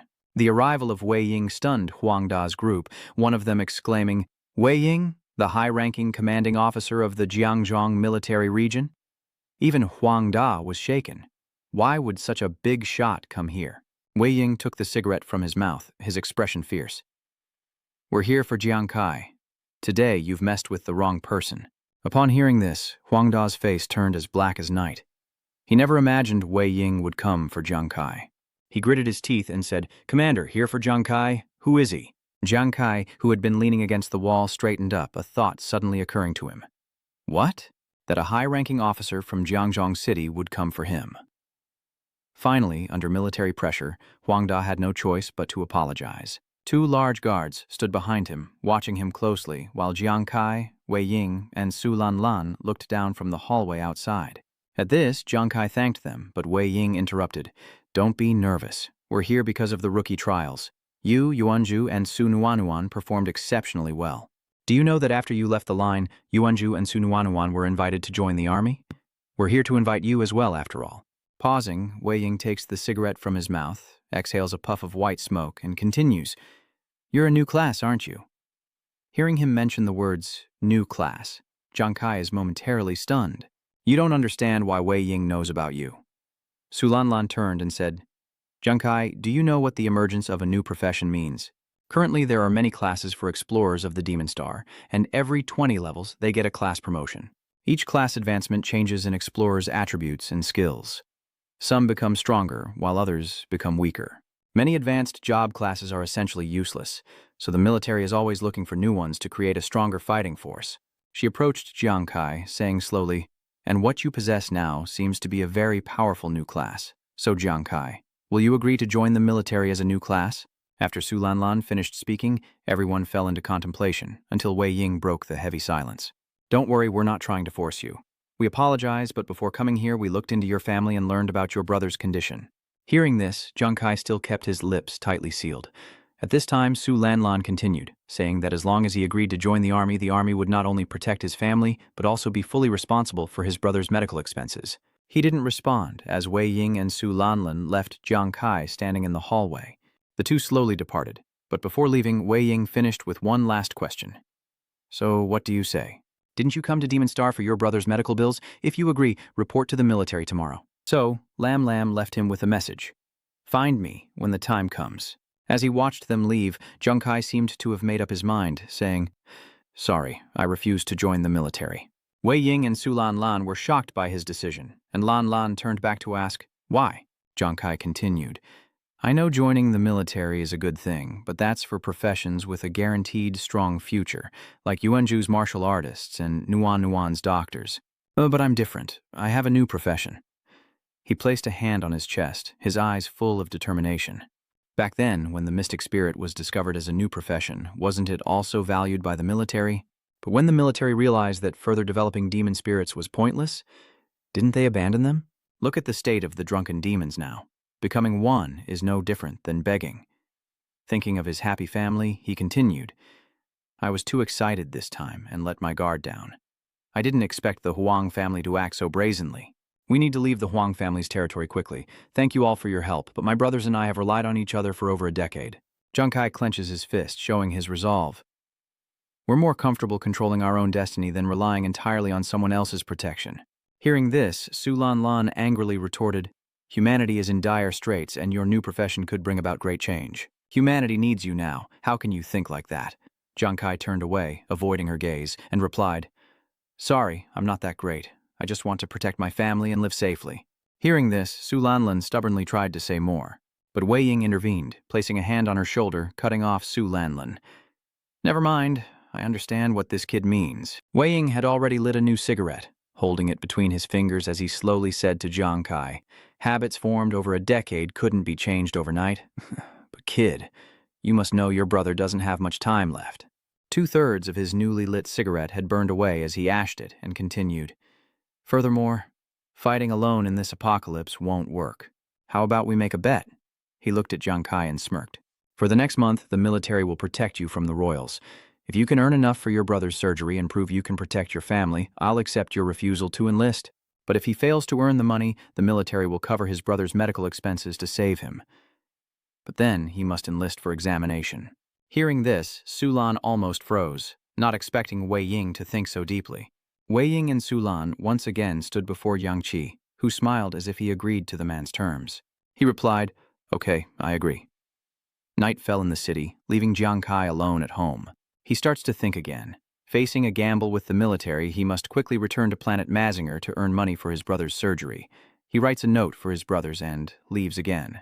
"Big brother On Z, are you still working overtime? I passed the test and will be returning to Magic Star first. He left the house, walking down streets teeming with the homeless and addicts, his mind racing. With the added threat from the royal family, the three brothers could no longer live in such a place. They had to move to a higher security area to ensure their safety. So this return to Demon Star is a heavy task, but next time he'll be back with enough money.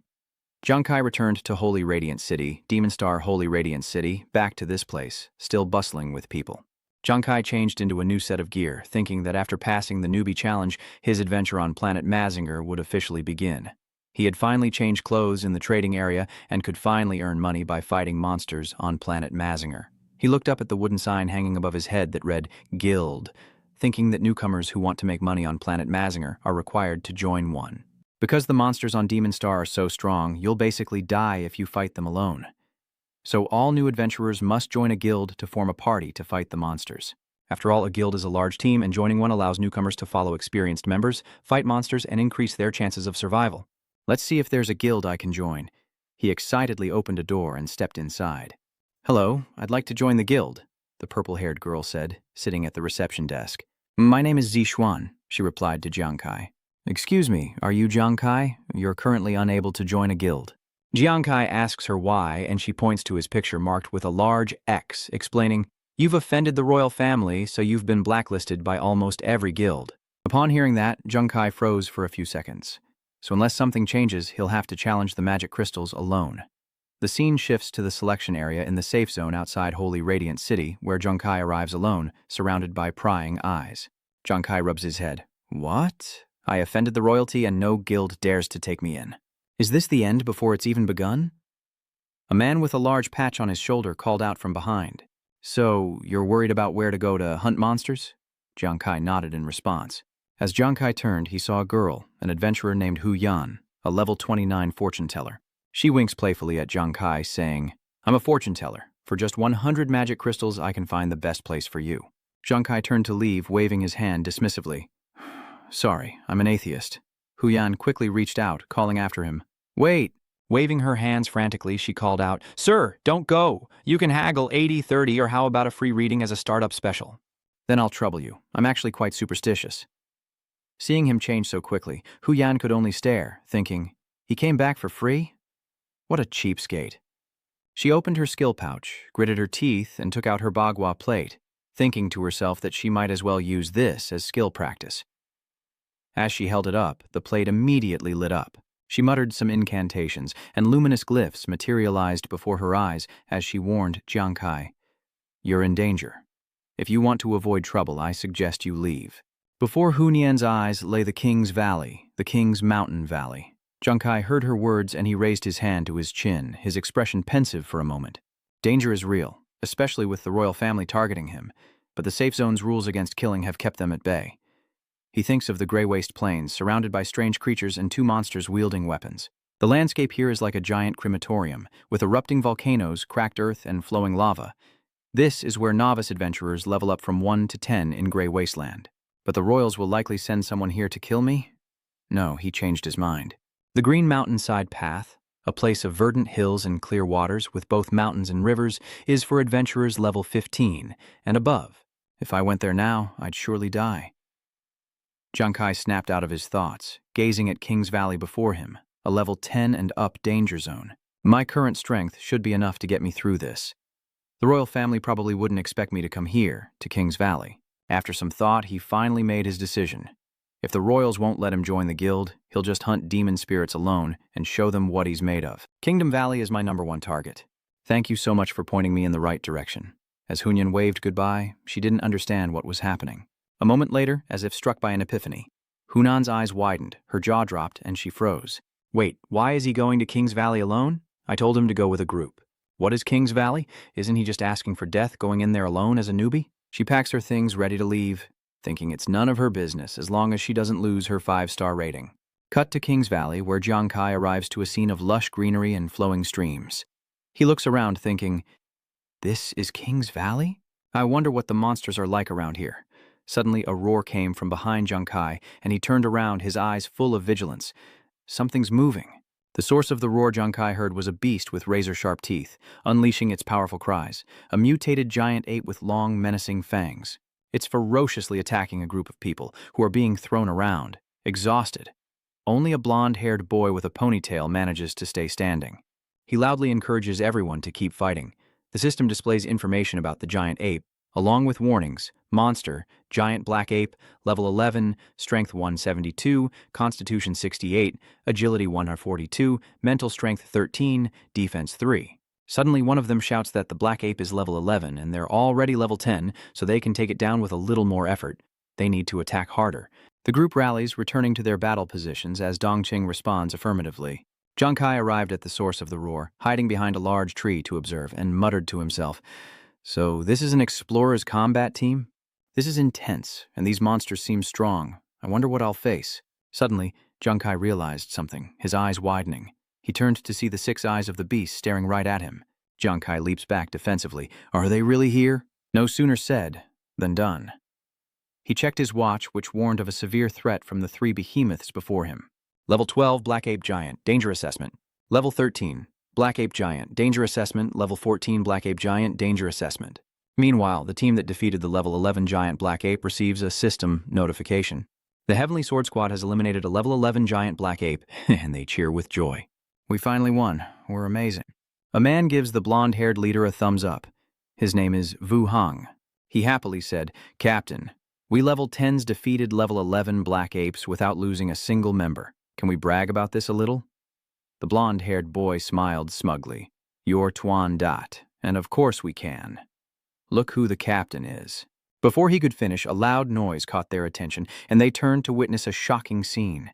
3 Black Apes were in hot pursuit of Jiang Kai, who desperately dodged their attacks as he ran. He wondered if he'd stumbled into their territory.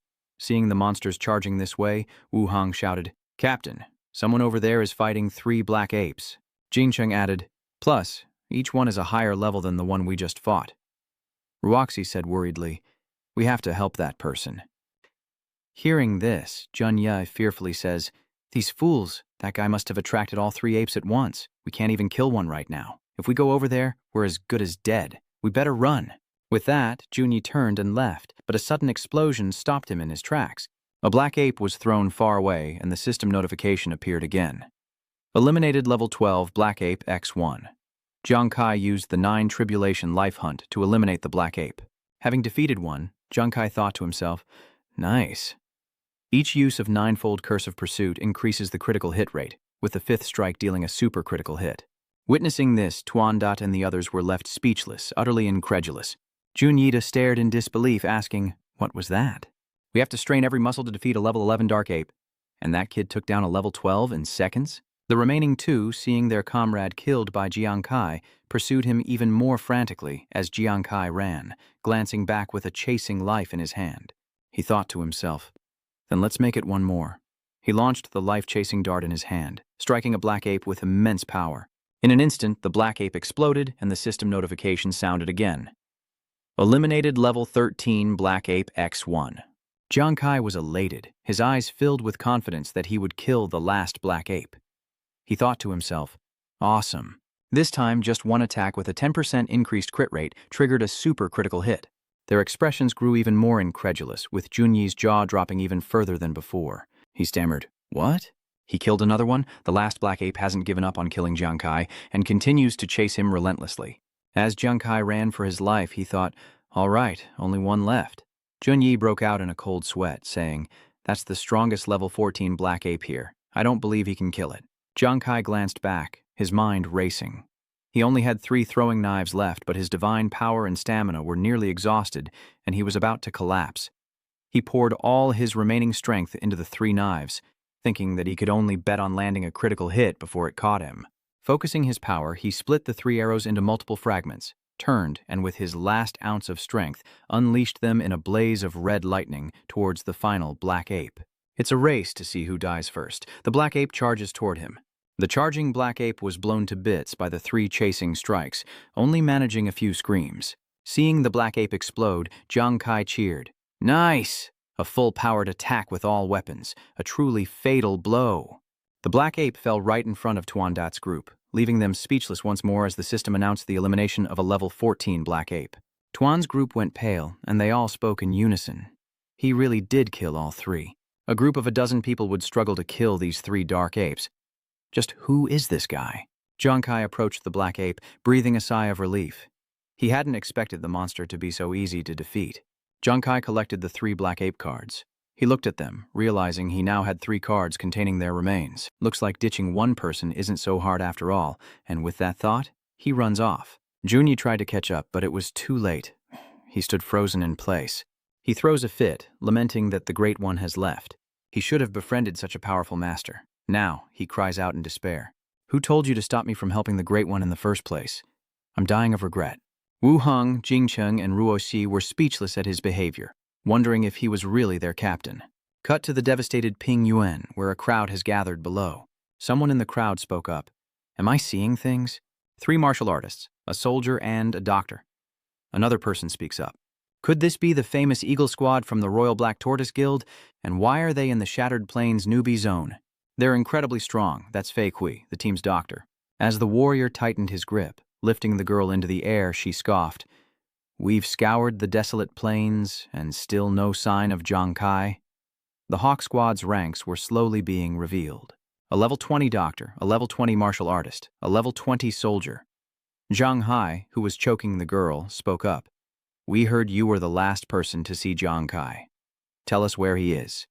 The one being choked was none other than Hu Yan. She coughed a few times and struggled to say, What do you want with him? Another woman in the group spoke up. She's Hong Han. Isn't that common knowledge? Wen Rui said with a smirk.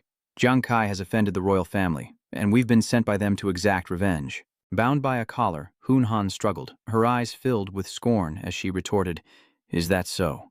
Jiang Kai has gone to the King's Valley. Go find him there. Hearing her words, Zhang Hai released her, letting Hu Yan fall to the ground with a thud, and looked at her with a threatening voice. All right, but if you dare lie to us, you're dead when we get back. Bystanders gossiped, and one girl commented. The Falcon Squad is the top team among the level 20 Royal Explorers. Another person added that Jiang Kai is definitely dead if he messes with such a strong squad. So, they're strong? Hu Yan said, coughing as she sat on the ground, holding the yin-yang amulet. For those devoid of morality, even fortune-telling is useless. Her eyes turned grim as she continued. I secretly divined their fates just now, and it seems that when they seek out Jiang Kai this time, Hu Nian paused, looking at the Bagua formation, a terrifying skull appearing. Hu Yan simply uttered one word. Death. One day later, after a day of monster slaying in the King's Valley, Jiang Kai opened his information panel, looking at it with joy. Great, I've killed 16 black apes, finally reaching level 6. His information panel reads, Explorer, Jiang Kai. Occupation, Gambler, level 6. Stats, Strength, 24. Physical defense, 28. Crit rate, 0.1%. Agility, 42. Crit damage, 20,000%. Spirit, 42. EXP, 85. Thraluane, 200. Jiang Kai stands upon the corpse of a black ape. He looks at the black ape tag in his hand, thinking. He's heard that the corpse of one of these black apes can be sold for a high price, but getting it there would be a pain. But I have to drag it along somehow. It'll help pay for my brother's medicine. As Jiang Kai pondered, a voice echoed from behind him. Hey, kid. Want to join our hunting party? Jiang Kai froze, turning around to face a hunting party. Their leader, named Hung Dat, wore a cloak that completely covered his body. One of them spoke up. Our 3-team group is hunting the elite black ape, and if we win, we'll get its elite treasure. Hung Dat gestured, inviting him to join. He asked, Will you join us? Jiang Kai responded, A hunting party? But I don't have a team. I'm just on my own. Xiongda looked at him intently and said, That's fine. We need someone like you. They took him to a high mountain peak overlooking 4 sleeping black apes, and one said, See them? Level 15 elite grade, giant strength black ape monsters. Over there are 4 elite black apes, and inside their lair is the elite treasure. Another man added, But these 4 are strong, and we only have 3 groups, so we need you to lure them out. Team 1, Team 2, Team 3. Xiongda then said, If you can lure one away, the 3 teams will take care of the other 3. Jiang Kai carefully considered his options upon hearing the words, treasure. Elite Yang treasures? They say the elite Yang treasures contain many valuable things, more profitable than the monsters' corpses. I have to find a way to get my hands on them. His eyes turned cold. Facing powerful elite monsters requires teamwork, yet they're sending him alone as bait, clearly not expecting him to return. So, these 3 are trying to swallow the treasures of all 4 teams. But now that I'm on board, I can't exactly refuse. Jiang Kai smirked, replying, "Okay, I agree." Hearing this, the group excitedly cheered and began to move. "All right, let's do it. Everyone in each group pay attention." They slid down the cliff face, responding in unison, "Roger." Leading the charge was Jiang Kai. The four black apes, roused by the commotion, awoke and roared a warning to each other. From afar, Xiongda urged Jiang Kai to act, and Jiang Kai responded, "You got it." He attacks one of the black apes to draw its attention. The monster roars, struck by his attack, and furiously chases after Jiang Kai. Xiongda laughed triumphantly. "Not bad. That kid actually did it," he shouted, hoping to eliminate one of the divided groups. The black apes charged forward at his call. "Now I can have one beast per group. Everything is in my hands." His comrades also rushed forward to fight the dark apes. The black apes roared madly, their attacks creating deafening explosions as Jiang Kai ran, panting, realizing he'd miscalculated. Behind him, a black ape relentlessly gives chase, claws outstretched, ready to strike. This elite black ape's stats are likely many times higher than a normal one. An ordinary explorer would surely be dead. Suddenly stopping, Jiang Kai turns to face the black ape, unleashing a swift attack. "I'm not your average explorer, after all." The dark ape roars in pain as it struck, and a series of power rays slice into it, drawing blood. Jiang Kai jumped back and the black ape froze, unmoving. A moment later, a light flashed where the black ape stood and it exploded on the spot. Jiang Kai leaps onto the fallen black ape as the system announces the elimination of a level 15 elite black ape. He grins, thinking, "Sweet. I didn't expect to take down this elite black ape with just one super critical hit." He frowned as he looked ahead, his face still wearing a triumphant expression. "So it's my turn to take advantage of them, is it?" In the distance, the others were still fighting hard, some healing their comrades, others surrounding the black ape, all encouraging each other to hold on, saying that once they won, they could divide the ram. As the battle raged on, Xiongda gritted his teeth, unaware that Jiang Kai was already behind him. He struck, and Xiongda cried out before collapsing. Jiang Kai quietly entered the cave alone, venturing deeper, following the vines, until he saw a gleaming yang on the rocks. Jiang Kai was overjoyed, never expecting to get in so easily, and there really was a treasure chest. It looked worth the effort. As Jiang Kai reached for the chest, he thought, "Jackpot." Luring a level 15 elite black ape here wasn't a waste after all. Suddenly, a faint sound echoed through the cave, and something landed on Jiang Kai's shoulder. It was a black ape right above him, eyes wide, grinning and drooling, looking absolutely terrifying, and Jiang Kai could feel its presence. His body froze, breaking out in a cold sweat as the black ape jumped down and threw a punch where Jiang Kai had been standing. Jiang Kai narrowly dodges the attack, stunned. "What? There's an elite level 20 black ape inside the guard cave? Didn't they do their research before fighting?" The black ape grins menacingly. This elite level giant black ape is a particularly dangerous level 20 monster. After calming down, Jiang Kai gradually realized the situation. It stood guarding the cave entrance, and he soared before it, striking out. "Looks like we're going to have to fight." The black ape barely flinched, even after Jiang Kai struck its eyes and chest. Jiang Kai frowned, surprised that he couldn't even wound the black ape, even when aiming for its eyes. The black ape's eyes glowed red, revealing it as an elite earth elemental giant ape with 23 points of defense, an impenetrable barrier to his current attacks, rendering them useless. Jiang Kai frowned, his face etched with worry and unease. "The piercing stat of my pursuit is only 9, but its defense is 23. Is this one like the Wolf King? Its defense must be broken to inflict damage?" The black ape suddenly leaps into the air, raising its hand high. Jiang Kai doesn't have time to react as it hurls a massive rock down, creating a deafening explosion and cracking the earth. Jiang Kai is hit directly, coughing violently and covered in injuries. He struggles to open his eyes, his bangs soaked with blood. The pain is immense. The stat difference is too great. Is this the end? As Jiang Kai lay motionless, the black ape man picked him up. Death in the Demon Star meant a penalty, a month's wait before logging in again. It brought Jiang Kai close, grinning hideously. "If this is how it ends, won't I lose my private victory agreement with Wei Jihui?" Jiang Kai was exhausted. His breathing labored. "So, will I drag my brother and sister down with me? Be forced into the military?" He closed his eyes, defeated, but then his thoughts darkened. A voice echoes in Jiang Kai's empty mind. "Wake up." Memories flood back, a figure running desperately, and that voice persists. "Wake up." Jiang Kai sees himself as a child, wounded and being carried by someone. It's his brother carrying him, running and sobbing through the smoke and gunfire. He can't fall asleep. He has to stay awake. His older brother gasped for breath, promising he would get them out. Jiang Kai looked at him, his body also covered in wounds, surrounded by a deadly crimson sky. Monsters roared incessantly amidst a terrifying, desolate landscape as their leader cried out, promising to get them out of this battlefield. This was the battlefield of the beast gods 10 years ago, and his mind went dark once more. Jiang Kai awoke to find himself still in the clutches of the black ape. Jiang Kai snapped to attention. What was happening? How could I have fallen asleep? The black ape opens its massive maw, ready to devour Jiang Kai. He remained motionless in its grasp. Even on the beast god battlefield, Big Brother always saved me and my sister. Jiang Kai struggles to open his palm, and a flash of red bursts forth. How could he give up now? His eyes widened, his body surged with power, and a crimson aura filled the air. Jiang Kai growled, "Fall here? Never." Before he could react, the black ape swallowed him whole, grinning with satisfaction at its hearty meal. But instantly, a beam of light pierced through its eyes and its face contorted. Before it could react, blood splattered everywhere. Where its head once was, only a fountain of gore remained.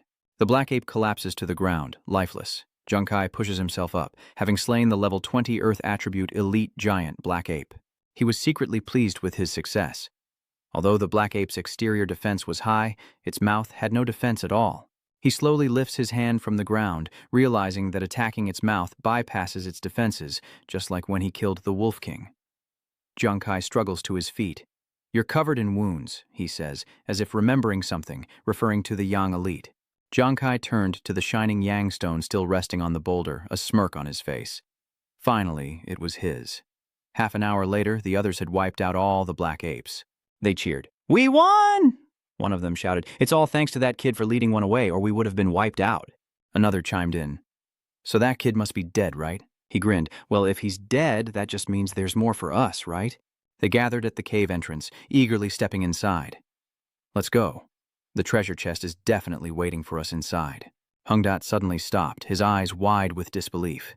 This was a major setback. The cave was empty, dark, and whistling with wind. The coffer was gone. Unbelieving, Xiongda roared in frustration. "What is this? Where's the treasure son? Why is the treasure chest of elites gone?" One of them raised his hand and said to him, "Boss, I remember now. While we were fighting, I think I saw that kid sneak into that cave." Xiongda looked at him in surprise. "What? Why didn't you say so earlier?" The man who spoke was a henchman, his voice hesitant. "I thought it was just my imagination, since I didn't think he could have survived." The others were stunned. "What?" The others began to stir as well. "Captain, was our fight all for nothing? We wasted so many days on this trip. You see, even if we didn't find the treasure, you still have to pay us." "You still owe me months of wages," Xiongda shouted angrily, veins popping on his forehead. "I can't believe we were outsmarted by that kid." Somewhere in King's Valley, Jiang Kai's voice echoes. "This is how I'll escape those guys." Standing in the forest, he opens his electronic screen, revealing the three-clawed chest. Let's see what treasures lie within. As the Yang treasure chest opened, Jiang Kai's eyes lit up, revealing a dazzling array of gems, pearls, and a cloak within. Jiang Kai's eyes lit up, overjoyed. Unbelievable, so many minerals and even equipment. Jiang Kai grabs the cloak from the chest, realizing the minerals and equipment are worth 10,000 times more than those monsters on the Demon Star. "I'm rich." While equipping his new gear, he noticed something among the gems. It's a gauntlet with a metal circle on the back, emblazoned with a flaming sword. Another piece of equipment. Jiang Kai examines it, then slips it on. This glove is brand new. Jiang Kai couldn't help but wonder, what kind of equipment is this? Is it an attack type or something else? I'll have to try it on. Suddenly, a light enveloped him. After equipping it, his body felt lighter and stronger. Could this be equipment that increases strength and speed? Jiang Kai looked at the empty space in front of him, ready to test it out. He clenched his fist and 3 claws sprang out from the gauntlet. He swung his arm and the claws shot forward like the wind. Suddenly, the claws burst into flames, burning brightly as they continued to fly. Jiang Kai frowned, thinking, fire appeared on the throwing knives. Could this be a common fire-enhancing weapon? He recalled the effects of fire on monsters. There were many types of flames on Demon Star. Special flames can inflict various wounds on opponents during combat. The monster in his mind scoffed. "Ordinary fire, you say? Are you scratching my butt for me?" Jiang Kai asked, grimacing. "Is this power only good for grilling meat?" Suddenly, a piercing scream cut through his thoughts. What's that sound? Then came the crash of the black ape's hand slamming into the ground. Then came a series of earth-shattering roars as 4 elite-level Earth Elemental Black Apes, level 18, charged towards Jiangkai, triggering a high-level threat alert. Jiangkai is stunned. 4 elite Earth attribute Black Apes? He leaps back, cursing under his breath. So much for testing out the gauntlet. He lunges forward with his claws, remembering how he almost died fighting just one. Now there are 4. The claws ignite, burning even brighter than before as he aims for the open mouth of one of the beasts. I can only focus my attacks on their mouths, like I did before, but before my claws can reach, the black ape bites them off, shattering my defense. Did I even do any damage? Jiangkai wondered, realizing he was in trouble. The 4 dark apes immediately charged at Jiangkai, who turned and ran for his life. They actually know to keep their mouths shut to defend themselves? They roar in fury, chasing him relentlessly, and even if they opened their mouths, his life hunt wouldn't be enough to kill all 4. Jiangkai wondered if this was the end for him, but then the fire from his claws ignited a large part of one of the black apes. The remaining dark apes suffered the same fate, each flame deducting 10 health points. Jiangkai was slightly surprised, glancing at them, wondering why the flames wouldn't extinguish. The fire spread rapidly among the dark apes, their fur igniting quickly, and the lead ape's eyes widened as the flames intensified. In the next moment, it was engulfed in flames. The system displayed a loss of 2,000 health points amidst the fire and screams. The black ape's eyes widened. Now trapped in the inferno, it could only roar in agony as the flames grew ever larger, finally collapsing. The system repeatedly announced a loss of 2,000 health points, and the black apes behind it were stunned, not daring to move forward. Jiangkai ran while looking back, equally stunned. What is this massive fire? Embers from the blaze are carried by the wind towards the other black apes. The remaining 3 black apes quickly caught fire and were engulfed in flames, the 4 great fires merging into a terrifying spectacle. Jiangkai stopped running and knelt down, watching as the dark apes were engulfed in flames that gradually died out. He was shocked to see them collapse, all dead. The system displayed Elite Earth Elemental Dark Ape Massacre X4. Jiangkai stood frozen. That's right. How did the fire damage suddenly jump from 10 to 2,000? He couldn't help but wonder as he collected the remains of the 4 elite Earth Element Black Apes. Isn't 2,000 my damage times 200? Jiangkai looked down at the shiny glove, raising his hands in both confusion and joy. Could it be that these gloves release ordinary flames, yet can also receive my critical hit damage times 200? What's more, this fire can spread to the whole group. He recalled the black ape catching fire, realizing normal fire was weak, but monsters without fire resistance would have their defenses silently pierced.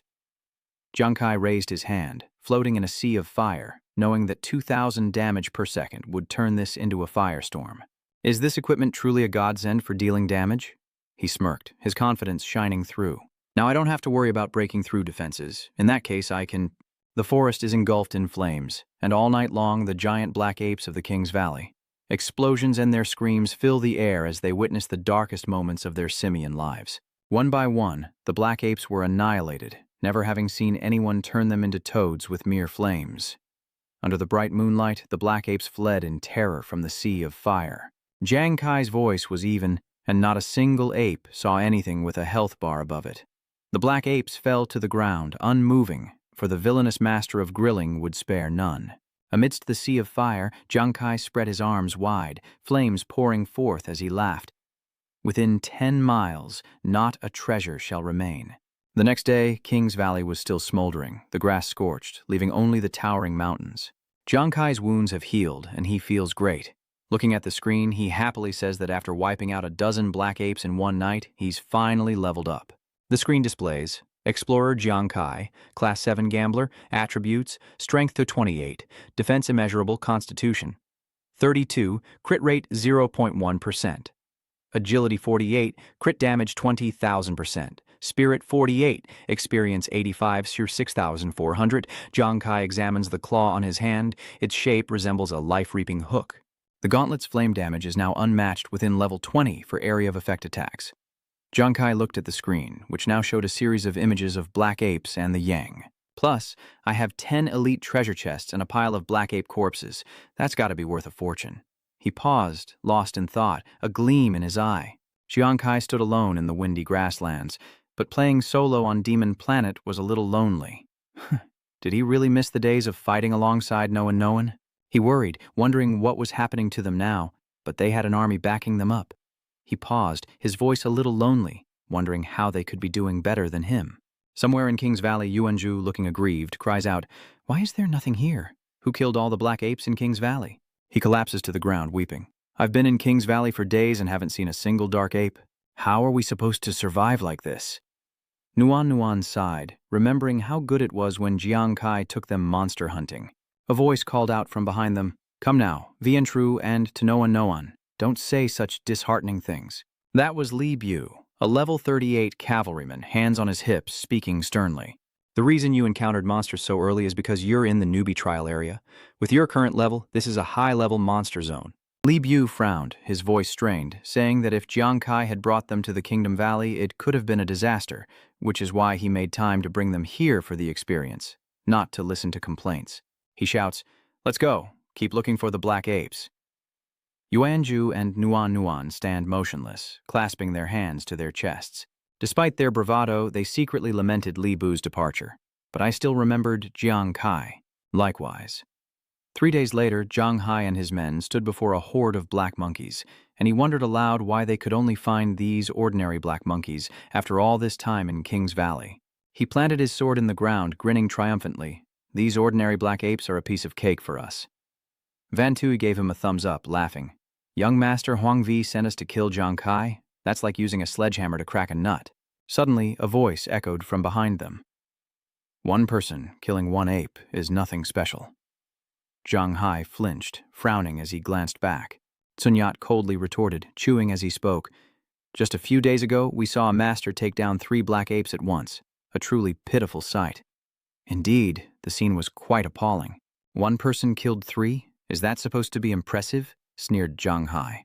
"Is that supposed to be impressive or terrifying to you guys?"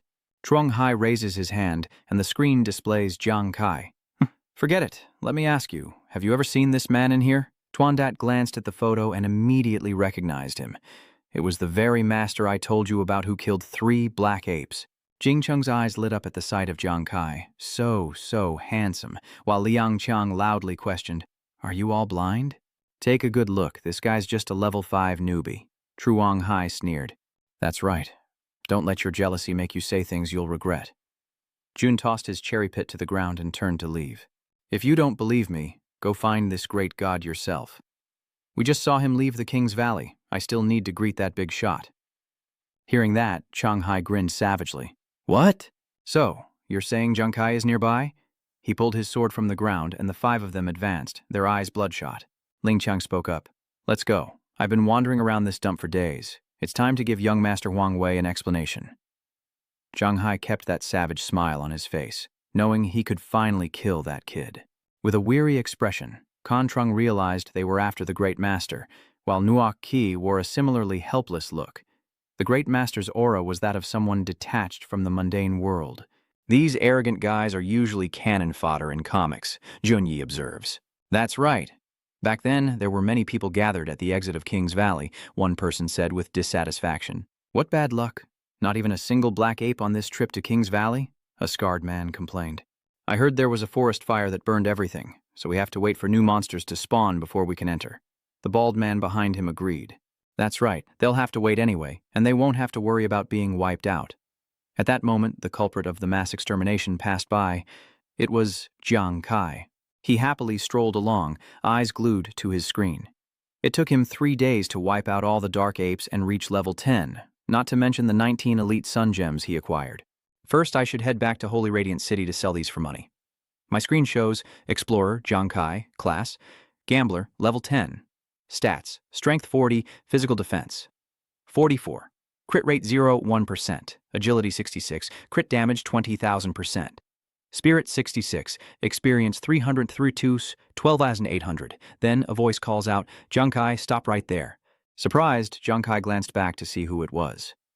It's Chiang Hai's group. They caught up. Chiang Hai pointed at Jiang Kai's face, arrogantly saying, "You've been hiding for so long. It was hard to find you." The surrounding crowd stirred. "Isn't that the Royal Black Tortoise Guild's Eagle Squad? What did this kid do to attract such an elite squad? The royal family? Is it the Zhuanwu Guild who sent you after me?" Jiang Hai slowly draws his sword, a sinister look on his face. "Pretending to forget, are we? Have you forgotten who you offended during the novice trials? How dare an inferior being like you cause trouble with young Master Huang Vi?" The remaining 3 unsheathed their weapons, ready for battle, declaring they were there to end his life. At this point, Jiang Kai refused to back down and prepared to fight. Jiang Kai focuses, gathering his strength. Huang Wei started it during the rookie test. I was only acting in self-defense. Are you sure you want to do this? Cheng Hai rushes forward, laughing. I don't care who's right or wrong here. Hong Yan also charges, the Zhang family looking sinister. Do you know how much young Master Huang Wei will give us if we kill you? Jiang Kai raised his fiery claws and replied grimly, Is that so? If you can't tell right from wrong because of profit, then take this, he roared, unleashing a fiery attack. Jiang Kai growled, then I don't need to hold back. As the Soul Chaser flew, Zhang Hai's group easily dodged it. They each only caught a little fire, the system displaying a deduction of 10 vitality points for each person. Zhang Hai remained arrogant, truly laughable without even a scratch. Hong Yan laughed. Is that tiny spark your skill? Now I really doubt how the young master could be killed by trash like you.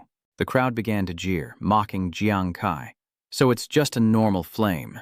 Such pathetic damage. I thought it would be stronger, but it's just lighting someone's cigarette? Laughable, is it? Jiang Kai said with a smirk, maintaining his confidence. My flames might not do much damage now, but what if I could make them a little more devastating? Jiang Hai looked down to see his armor ablaze, and in an instant the flames engulfed him, and he screamed in agony. The remaining 3 were stunned, breaking out in a cold sweat, their faces filled with fear and confusion as they shouted, Captain! Jiang Hai cried out in despair, just like Black Ape, his life force now continuously dropping by 2,000. What is this? How can ordinary flames inflict such damage? His companions outside are also catching fire, filled with confusion and fear. They were instantly engulfed in flames like Truong Hai, screaming in despair and agony, yelling, We can't escape! I guess I'll take it. The fire grew larger and larger, burning so intensely that they were soon engulfed, painting the sky a fiery red. A system notification appears. Explorer Jiang Kai has eliminated the Falcon Squad and can claim their experience points. Ming Xuan and the others stare in stunned disbelief. What is going on? With Jiang Hai defeated in the flames, Jiang Kai approached the dying fire. Well, if you're so eager to offer up your heads. He smiled down at Jiang Hai, who had been so arrogant but now lay defeated at his feet. Well, I guess I'll accept this filial piety. The surrounding crowd erupted in chaos. What in the world? This kid wiped out the entire Falcon Squad?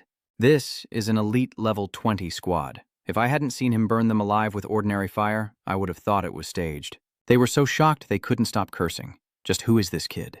Jiang Kai calmly retrieved his thrown arrow and began collecting experience, while one enemy frantically searched for information about him. Why can't my watch assess his stats? Level 12. Attributes exceed the permissible range. Evaluation failed. The others were stunned. Not even Dad? How could this be? The man checking the information widened his eyes, sweat beating on his forehead. I know now. He stammered. Could this kid be the great fire master? Is it possible to use items to hide from outside detection? The others also gathered around. A fire mage? Yes, it must be. He's the fire god. Meanwhile, Jiang Kai is blissfully unaware, having leveled up twice. Explorer. Jiang Kai, level 12 gambler. Stats, strength, 48, constitution 52, agility 78, spirit 78, defense, crit rate 0.1%, crit damage 20,000%, experience 1760, 12,800. He looked up and quietly asked Brain, by the way, Brain, why can't they see my stats? He wondered, as Brain's gentle voice echoed. Because your gambler's dual talents have too many bonus stats. The difference between your stats and those of others at your level is too great, preventing outsiders from assessing you with their watches. Jiang Kai glances coldly behind him. Is that so? He turned and walked away, leaving the others in stunned silence. Good. Let them be unable to detect it, so I'm less of a target. In the Ghost Star Holy Radiant City, a place for trading items, Jiang Kai enters. Hello, I'd like to sell some items. The clerk, Vian Than Ha, still half asleep, greeted him from her desk. Welcome to the trading post. Jiang Kai sighed, thinking, only one new customer all day? Today's efficiency is at an all-time low. Even so, he smiled brightly. All right, I have a lot of items. Please calculate how much they're worth. Xingyu looked up, her expression bored. How much could someone like you even sell for? I'm guessing at most. Suddenly, her eyes widened in shock. Before her, images of the black apes Jiang Kai had destroyed appeared one after another. Look, here are over a dozen corpses of the giant black apes. Qingya was so shocked she stood up, as Jiang Kai grinned and raised his hand. Furthermore, Jiang Kai waves his hand and countless images of Yang appear. I also have 19 elite Yang. Jiang Kai peeked out from behind the images. Sorry, can you still see me? I'd like to know how much all of this is worth. Thang Na stares blankly at the items, unable to look away. Is this guy from a hunting conglomerate?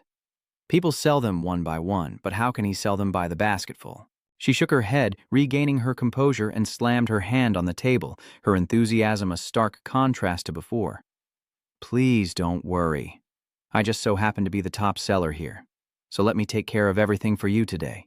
She thought, he's a tycoon. Even if it costs me my life, I have to make this deal. Jiang Kai smiled. Then I'll trouble you. A number flashes on the calculator, 180,000. As Qingya flipped through the papers, she was astonished. This big spender's cards alone could fetch 10,000, and the Yang essence and other items inside could sell for 170,000. She paused, clearing her throat. So, in total, your goods fetched 180,000 Ghost Star coins.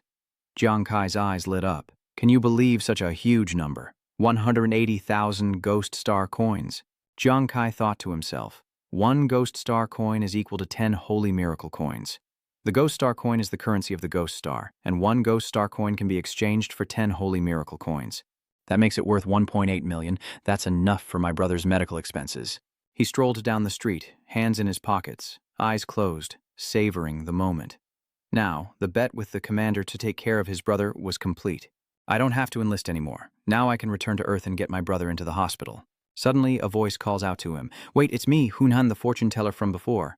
Jiang Kai turned to see Hu Yan rushing towards him, breathless. I advised you to go to King's Valley, didn't I? You must have gained a lot and even taken down some rude people. Jiang Kai immediately realized, smiling. Going to King's Valley really helped me a lot, thank you so much. Hu Yan raised a finger in front of him. Then can you grant me a small request? Without hesitation, Jiang Kai immediately agreed. Of course, you've helped me so much. Just name it. Hu Yan hesitated. Her face was flushed, dotted with sweat, and she pointed at herself with a smile. It's me, Hu Yan, and I want to join your team. Please, let me fight alongside you from today onward. Jiang Kai immediately turns away, a dark look on his face. Rejected. Hu Yan is surprised by the quick rejection. Why did he leave? So direct? Hunhan's eyes saddened, and she sighed, just as she expected. Just like before, someone considered useless by the military. How could anyone be like that? Hu Yan sounded dejected. Never mind, I know you like free stuff, right? Want my gear? It's yours. After all, this is the last time I'm logging into Demon Realm. Jiang Kai paused, turning to Hu Yan with a puzzled look. The last time? Is she poor too? Are you planning to quit for good? Why don't you want to keep making money on Demon Planet? Hu Yan avoided his gaze, her voice sorrowful, yet a smile remained on her lips. I wish I could, but I can't. After all, what team would want a useless fortune teller in battle? She paused, then sighed. When the army recognized the power of feng shui masters, I seized their support and reached level 20, then switched to fortune telling, Hu Yan explained calmly. However, the initial talent of a feng shui master is only a better sense of timing, location, and people. After becoming a diviner, they only gain the skill of divination. She recalls being escorted out by soldiers along with other fortune tellers, only to be abandoned when the military realized they had no combat skills. Because we were too weak and no one wanted to team up with us, our levels stagnated. Hu Yan remembers sitting alone at her fortune-telling stall, with no one to guide her in monster hunting. I had no choice but to scrape by on this demon star every day. If I went back to Earth to be a garbage collector or a porter, Hu Yan paused, picturing herself carrying sacks. At least I wouldn't be a burden. Hearing this, Jiang Kai felt a pang of sympathy, realizing how difficult her life must be. His own brother's body had suffered from overwork. How could such a fragile girl endure this? In response, Hu Yan simply smiled faintly, saying, What else can I do? Hu Yan smiles brightly, saying that back on Earth she still has younger siblings to take care of, and at home, she's the pillar of support. So even if I can't bear it, I have to. Behind that smile lies an unspeakable sadness. Her smile unconsciously reminded Jiang Kai of his brother. He could endure it. Her situation startled him, and he instinctively reached out, finding it all too familiar as Jiang Kai recalled his own childhood. Back then, our leader was just like this. He wanted to make a name for himself on Demon Star, to one day defeat the Beast God. He choked up remembering how his brother had raised him and his sister, but then, fearing no one would care for them, gave up his chance to go to Demon Star, leading to his weakened state. Hu Yan's voice interrupted his thoughts as she turned around. All right, do you want my equipment? If so, wait here. I'll go get it for you. Anyway, this is before I return to the real world, never to come back here again. Bye-bye. Jiang Kai calls out, wait, let's do it next time. Hu Yan was a little surprised as Jiang Kai turned back to look at her with a serious expression before leaving. I'm Jiang Kai, and I have to log off now, but it won't be long. Next time I'm online, you can find me, and we'll become a team. Hu Yan blushed, her eyes brimming with emotion, her legs trembling uncontrollably as she spoke in a trembling voice. Really? Jiang Kai turns and waves goodbye. Really? If I lied to you, I'd be broke forever. Tears streaming down her face, she choked out, for a miser like you who only cares about money to say that, it must be true. She rushed forward, embracing Jiang Kai from behind, and cried, Thank you, you're such a good person. Jiang Kai choked, surprised by Hu Yan's sudden embrace. How can you live like this? Despite Jiang Kai's attempts to push her away, Hu Yan tries to hug him again. Back in the earth slum where Jiang Kai lives, he shouts, Boss, third sis, don't go to work anymore, I've made money. The three of them sat around a round table, Jiang Kai crossing his arms confidently as his older brother looked on in surprise. Where did you get the money, second brother? Is it legal? Is it even legal? Jiang Kai glanced at her. What is she even saying? I earned it from the ghost market.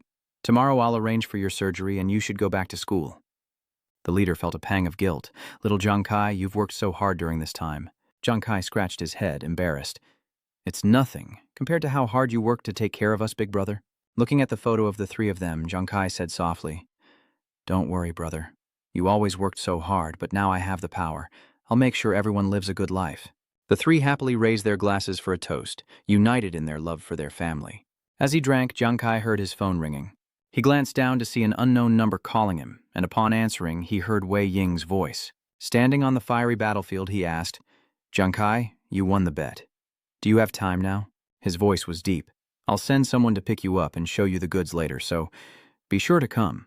Jiang Kai recognized Wei Zhihui immediately. Soon he arrived at the Beast God battlefield outside the Holy Miracle Country's safe zone, a place where skyscrapers lay in dilapidated ruins. A voice echoes, and it's here. Led by two soldiers, Jiang Kai looks around, wondering how his childhood city has fallen into such ruin. Suddenly, the lead soldier stopped, and Jiang Kai looked up to see a white-haired man, his coat billowing in the wind. Commander Wei, I wonder why you've summoned me here. A furious roar shook the very ground. Jiang Kai gasped, stunned by the immense sound. Before him, burning buildings collapsed, and from the flames, a colossal monster emerged. Upon its back are three figures, soaring through the air, locked in battle with the black ape. Jiang Kai was stunned. Were those transcendent beings on the Beast God battlefield? He was amazed by the scene before him. Now, every 20 levels is a turning point for explorers of the Demon Star, divided into 6 stages. While adventurers from levels 1 to 80 can become stronger after job advancement, their power can only be used on the Demon Star. But for the Transcendent, as the adventurer enters the stage from level 81 to 120, becoming Transcendent requires a qualitative change. Wielding their weapons, the three charged towards the roaring beast, but the dark ape wouldn't let them strike first. It reared its head, mouth agape, a beam of light forming as it prepared to unleash its attack. They frowned, intensely nervous facing the giant monster, which they could bring back to Earth. The three of them flew into the air, using all their strength, unyielding, and charged into battle once more. The emergence of this supernatural power marks not only a monumental shift in human military history, but also a challenge to humanity's current war against the divine beasts. At the same time, the trio's coordinated attack successfully pierced the monster's flesh, and Jiang Kai leaped forward, excitedly shouting, It's working! This is so powerful! Strong, you say? Wei Ying remarked calmly, smoking beside him. Don't you know? This is just a normal divine beast, but to take down that guy, damn Tue looked grim. We've already lost 2 transcendents. Jiang Kai was surprised, his eyes widening. Wei Ying continued gravely, Jiang Kai, humanity is in a dire situation. Don't forget the danger just because you've been in the safe zone for too long. You won this gamble, so I won't force you to join the military. Wei Ying closed his eyes, taking a long drag of his cigarette. As for the royal family, I'll warn them to leave you alone. He saw the surprise on Jiang Kai's face and grinned faintly. It must seem strange why I value you so much, right? Wei Ying paused, his voice firm and confident. Because I'm a man who trusts his instincts. The rain began to fall, a few drops landing on Jiang Kai's face. You're listening intently without blinking. Wei Ying continues, My intuition tells me you can become a powerhouse, so strong that the entire Holy Radiance will need your help. The rain began to fall harder, its rhythm echoing through the space. The three who had been standing in the rain near the defeated black ape now heard Wei Ying's deep voice mingling with the downpour. But I know in this apocalypse, you only want to protect your family, and joining the army means going to the battlefield, which is very dangerous. Wei Ying took another puff of his cigarette. But the rise and fall of the world is everyone's responsibility. And this world needs someone to stand up and fight these monsters, right? Wei Ying tossed away his still-burning cigarette, his voice steady. One day I'll die on the battlefield too. But as a member of Holy Radiance Nation, he turned to Jiang Kai, his brow furrowed. If I can die for the nation, for you all, I'll gladly accept it. A bolt of lightning struck the ground behind Jiang Kai. You still stand there, stunned. Jiang Kai, I won't force you to choose, but if Holy Radiance is ever in danger, I hope you'll be strong enough to help. Wei Ying said sternly, then fight for the Holy Radiance. A few days later, after resting on Earth, Jiang Kai returned to Demon Star. Back on Demon Star in Holy Radiance City, Jiang Kai couldn't stop thinking about Wei Ying's words. Could he really be the one Holy Radiance needs in the future? He raises his hand to check his watch, then thinks, forget it. I need to take care of myself first. The black apes in King's Valley must have respawned by now. On screen, the elite-class Wraith Succubus, extremely high damage, capable of instantly killing adventurers. Its attacks can break through defenses and are effective against ethereal beings. Another line appears, Defense Breaker. The Banshee's scream can paralyze adventurers within 10 meters, inducing sheer terror, but only attacks from within that range can harm her. Jiang Kai repeated the information on the screen to himself, staring intently at the succubus. A truly powerful monster. Within 10 meters, you'd be silenced, but beyond that, you couldn't inflict any damage. He closed the screen, steeled his resolve, and with his hands in his pockets, Jiang Kai walked forward with determination. This monster seems even more troublesome than the black ape. I need teammates. In the distance, Hu Nian dozes off, standing in the middle of the road, holding a sign that reads, Don't bother me, I'm waiting for the captain, still mumbling in her sleep. Captain, everyone passing by is judging me. Are you crazy? Jiang Kai appears behind her, looking helpless and troubled. Huyan, you haven't been waiting here for me ever since I logged off, have you? Hu Nian immediately wakes up, turning to him with teary eyes and non-stop chatter. Team leader Jiang Kai, I knew you'd come back. I've been waiting here for days. Jiang Kai smiled. I remember. Hu Nian suddenly squinted her eyes mysteriously, covered her mouth, and whispered, Captain Jiang Kai, do you want to take me monster hunting now? I'll help you find a powerful teammate. I know someone who's great at fighting monsters. What do you say? Do you need him? Jiang Kai was overjoyed to hear that. Someone who could really help with monster hunting? That's great, but he can't be a drunkard. A chubby guy immediately stood in front of them. He scratched his head and introduced himself. Hello, I'm Nguyen Ngu, and I'm a drunkard. His belt was still lined with bottles of liquor, and Jiang Kai immediately ran away, spitting out each word. I don't need him. Huyan chuckled awkwardly. Captain Jiang Kai is so honest, isn't he? Nguyen Ngu was flustered. Huyan shouted after the departing Jiang Kai. Jiang Kai, Captain, take Nguyen Ngu with you. He's used to hardship and very obedient. Ruan Yu lowered his head in embarrassment, twiddling his fingers as Hunan chased after Jiang Kai, refusing to give up. Nguyen Ngu will cook for you, give you massages. He even said he wouldn't take any spoils after joining, as long as you take him. Hearing this, Jiang Kai's eyes widened in surprise, and he rushed towards Nguyen Ngu, reaching out his hand. Jiang Kai grabbed Nguyen Ngu's hand, his eyes sparkling. Welcome, comrade Nguyen Ngu. I'm Captain Jiang Kai. The moment I saw you, I knew you were a talent. From now on, you're a member of our team. Today, your captain will lead you to the Phantom Spirit Demon. And from today on, we are family. Let's go. Nguyen Ngu looked blankly at Honan, stammering. Is our captain a little off? Jiang Kai continued to shout. We are family. Hu Nian is helpless in the face of his betrayal. That's right, it's not family. The captain's only like that because you're free labor. Night falls, and the bright moonlight illuminates the trees and mountains as a dilapidated wooden house, shrouded in a ghostly mist, appears deep within the forest. This is the elite monster domain of the Banshee Queen. Inside the cabin, an eerie moan echoes as a clawed hand casts a spell. There, a level 20 elite spirit monster, a gaunt woman in a tattered white dress, emits a chilling wail, unaware that Jiang Kai watches her from the cliff above. He whispered, Everyone, this she-devil is many times stronger than the black ape. If we're exposed, we'll be instantly killed. We have to be very quiet. His eyes remained fixed on the specter as he whispered, observing its movements. And remember, only attacks within 10 meters will work, so we must tread lightly and find an opportunity to get close.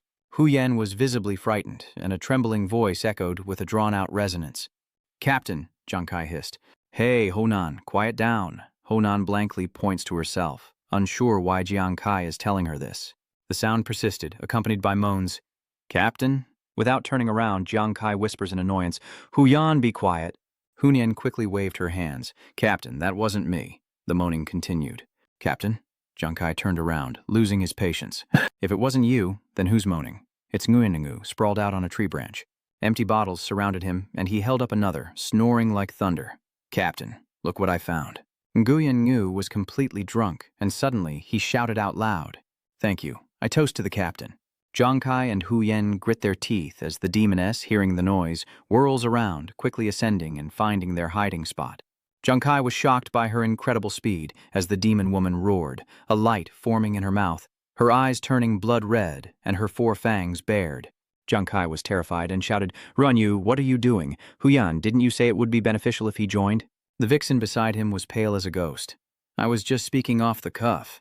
Jiang Kai was in shock, realizing they were doomed. The demoness unleashed a deafening scream, tearing through the air, the force threatening to blow them all away. An invisible force strikes them directly, and Jiang Kai and Hun Heng quickly sense the anomaly, while Nguyen is still sound asleep.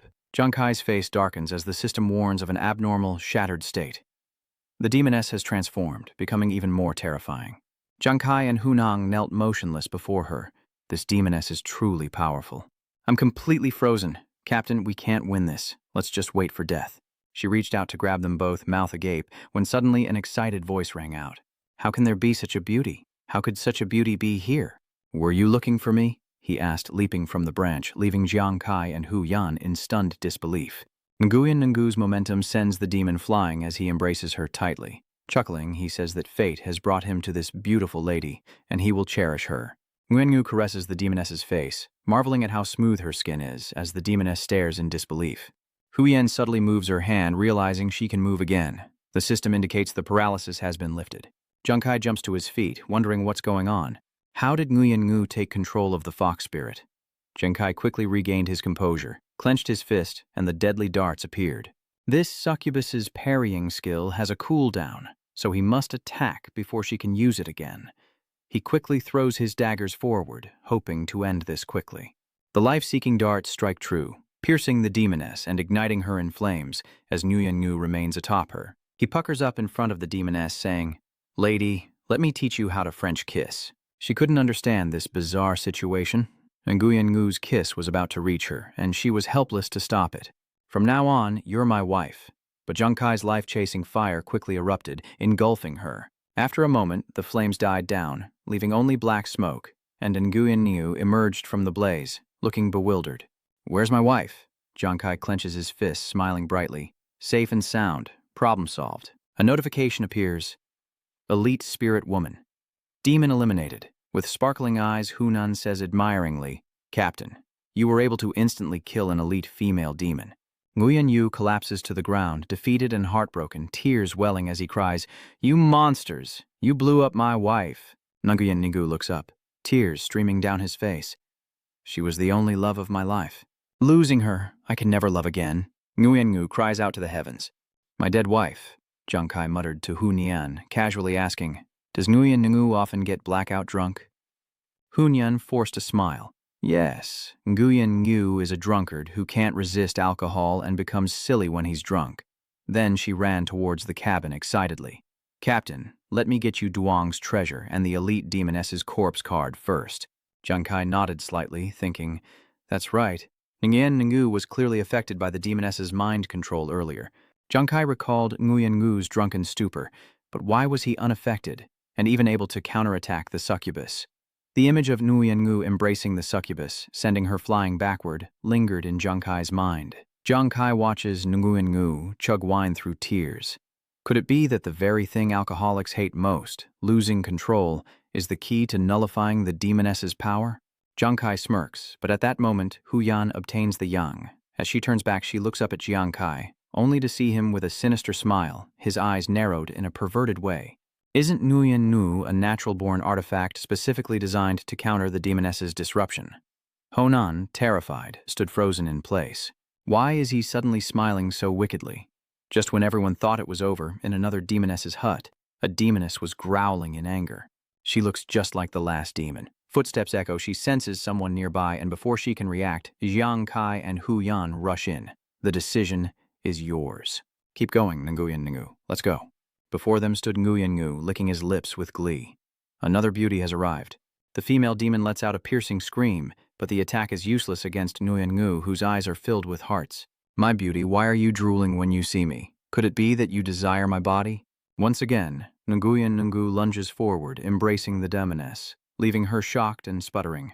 How coincidental that I desire her as well. Jiang Kai is in position, ready to strike. Perfect. With that skill broken once again, he can finally get close enough to attack. Nguyen Ngu pins the demoness down, humming a tune. Oh baby, meeting her has awakened love within me. Let's ignite a little flame of love tonight. Jiang Kai unleashed a barrage of homing fireballs at the banshee. Confused by Nguyen Ngu's actions, she was caught off guard and struck, and just like before, the flames erupted violently as she cried out in pain. The electronic display reads, Explorer Jiang Kai has eliminated Elite Spectre Female Demon X1. Nguyen Ngu didn't catch the fire spell, but was blasted into the sky, awakening with eyes half open. Realizing the situation, Nguyen Ngu floated in the air and shouted obscenities. You beasts blew up my woman again. I curse you all, you animals. He landed head first, tears and snot streaming down his face. Jiang Kai watched him confidently. Excellent. While Nguyen Ngu is still out of it, go find another demon woman. Ha Hon Han agrees. Jess, for the next 3 hours, Nguyen Ngu was once again blasted into the sky by flames. As he flew, he screamed, Don't blow up my new wife number 11. A moment later, he sat dejectedly, weeping at the door. My 23rd wife has been blown to smithereens by these two beasts. Inside the house, Jiang Kai and Hu Yan open the chest with shining eyes. Nguyen Ngu breaks down again, reaching out to stop Jiang Kai. Please, spare my 35th wife. Another yang is taken from the female demon's wooden house. It's shiny and heavy. Jiang Kai laughs, hands on his hips. Who knew that with Nguyen Ngu we could capture 35 elite female essence vessels and wipe out the queen of the valley's female demons? Hu Yan covers her face. I wouldn't even dream of this efficiency. Jiang Kai glanced at the tablet and happily said, Moreover, after killing 35 elite female demons, I leveled up twice, reaching level 14. Jiang Kai turned to look at Nguyen Ngu and winked, and the price to pay was just a heartbroken Nguyen Ngu. Hu Yan, you were right about Nguyen Ngu's usefulness. Hu Yan smiles. Indeed, and we've even helped Nguyen Ngu develop his psychological resilience after breaking up with his girlfriend. Nguyen Ngu's eyes were swollen from crying. Training my mental fortitude? You two are truly despicable. Hu Yan gives Nguyen Ngu a thumbs up, saying he's the best. In response, he simply said, She's an animal. Jiang Kai looked at them, and then some. He held up 2 shimmering cards, revealing that he'd collected 2 skill cards from the succubus's lair, allowing him to learn another skill. The first card depicted dark clouds and rain. The first skill is rain summoning, used by those with strong spiritual power to create a large-scale downpour. Jiang Kai imagines summoning rain to create a lake, drowning and washing away monsters. When the terrain is right, high-level experts can even conjure lakes and rivers from thin air, creating miracles in battle. He held the skill card out to Hunan. Hunan, you're level 29. Your mental strength is higher than mine. He's giving her the skill? She's a little surprised. Is that skill card for real? Tears welling in her eyes, Hunyan's voice trembled as she thanked Jiang Kai, finally possessing a skill beyond divination. I'm finally not useless in combat anymore. She kneels, bowing her head to Jiang Kai repeatedly. Team leader Jiang Kai, you will forever be my mentor. Please accept this humble disciple. Jiang Kai felt helpless. Don't do that. You deserve it. Hunan kowtowed until she had a huge bump on her head before stopping, admiring the card with glee. I'm no longer useless, Jiang Kai pondered, holding the remaining card, a one-time skill point for hidden classes. He looked at the card and the information appeared. This skill point can activate an additional skill for a hidden class, but the additional skill can only be used once and will disappear afterward. He read it and thought, is that so? Then let's activate it. The card in his hand immediately lit up. Jiang Kai stared at the bright card. Even though it was a one-time use, a skill only a hidden class could activate was definitely worth trying. Eyebrain appears, bathed in the card's light. Congratulations, the hidden class professional gambler has activated the additional skill, Casino Pocketing. The card depicts a skeletal hand magically manipulating dice. When the casino pickpocketing feature is enabled, every adventurer around the gambler will steal Woody 1,000th. It adds the total stats of the follower to itself, but after 30 minutes, the added skills and stats will disappear. Junkai frowned in frustration. Is that all the skill does? E-Brain nods slightly. Yes. Junkai clutches his head in frustration. Such a precious skill, yet it can only steal a fraction of another's stats. He collapsed to his knees, a dark look on his face. I only have a little over 200 attributes now. Stealing one or two from someone is useless. Nguyen Ngu, now sober, sat up and asked, "What happened to me? Did I fall asleep?" His face is bewildered as he clutches his chest. Why do I feel this pain? Hu Yan whispered, "The lovelorn first star devil, have you forgotten the pain of losing 35 wives last night?" Nguyen Ngu then remembered, recalling himself sticking out his tongue and gleefully embracing others. Nguyen Ngu immediately vomited bile. I remember now, last night After vomiting, he burst into tears. I'm sorry, Captain Junkai, I held you back. I'm an alcoholic, I can't help but drink. If you're not happy with me, I can leave the team. Junkai said nothing, and simply handed Nguyen Ngu the coat. He looked at Nguyen Ngu, offering a gentle smile. What are you saying? Last night you were the MVP. This equipment belongs to you. Nguyen Ngu looked up at the man before him as Junkai continued. Without you, I don't know how many times I would have been killed by the succubus. You are the core of this expedition. Nguyen Ngu was deeply moved, his face flushed with embarrassment. No, team leader Junkai, I don't need it. I said, it's enough that you let me join the team. Junkai waved his hand. Take it. I said I wouldn't mistreat my teammates. Besides, there's equipment for Huyan too. Hearing this, Hunan turns her head, and in her eyes Junkai is a Prince Charming, a rose in his mouth, throwing money and saying gently, Hunan, come and get your equipment too. Hunan and Nguyen Ngu's eyes sparkle. Is this real?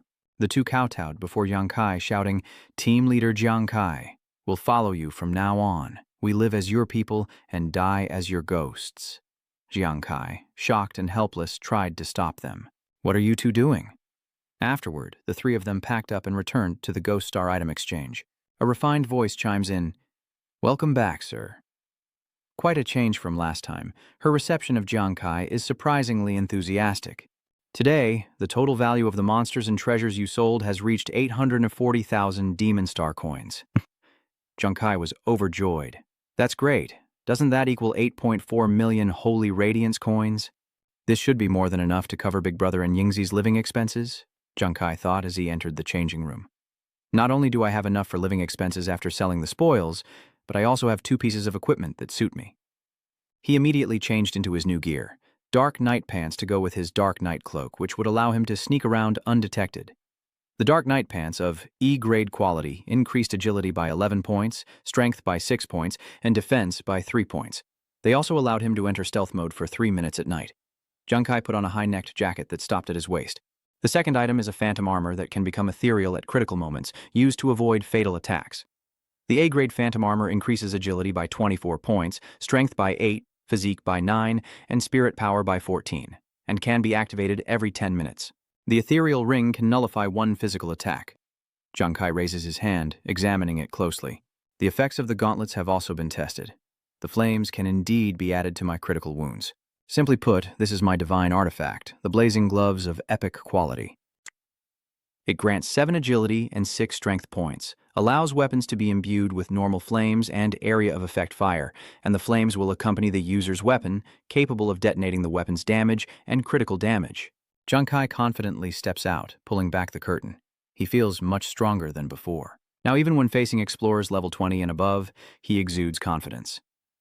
The information panel displays Explorer Junkai's profession. A level 14 gambler with 76 strength, 3 defense, 69 constitution, a 0.1% critical hit rate, 132 agility, 20,000% critical damage, and a 104 spirit. Junkai clenches his fists, still confident of victory.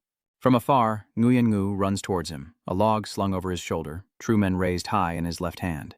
Captain, are you here? I've made some improvements to Fatal Pursuit. Junkai turned his head.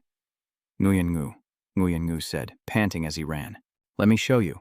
And without hesitation, he hurls the spear forward to demonstrate its effectiveness.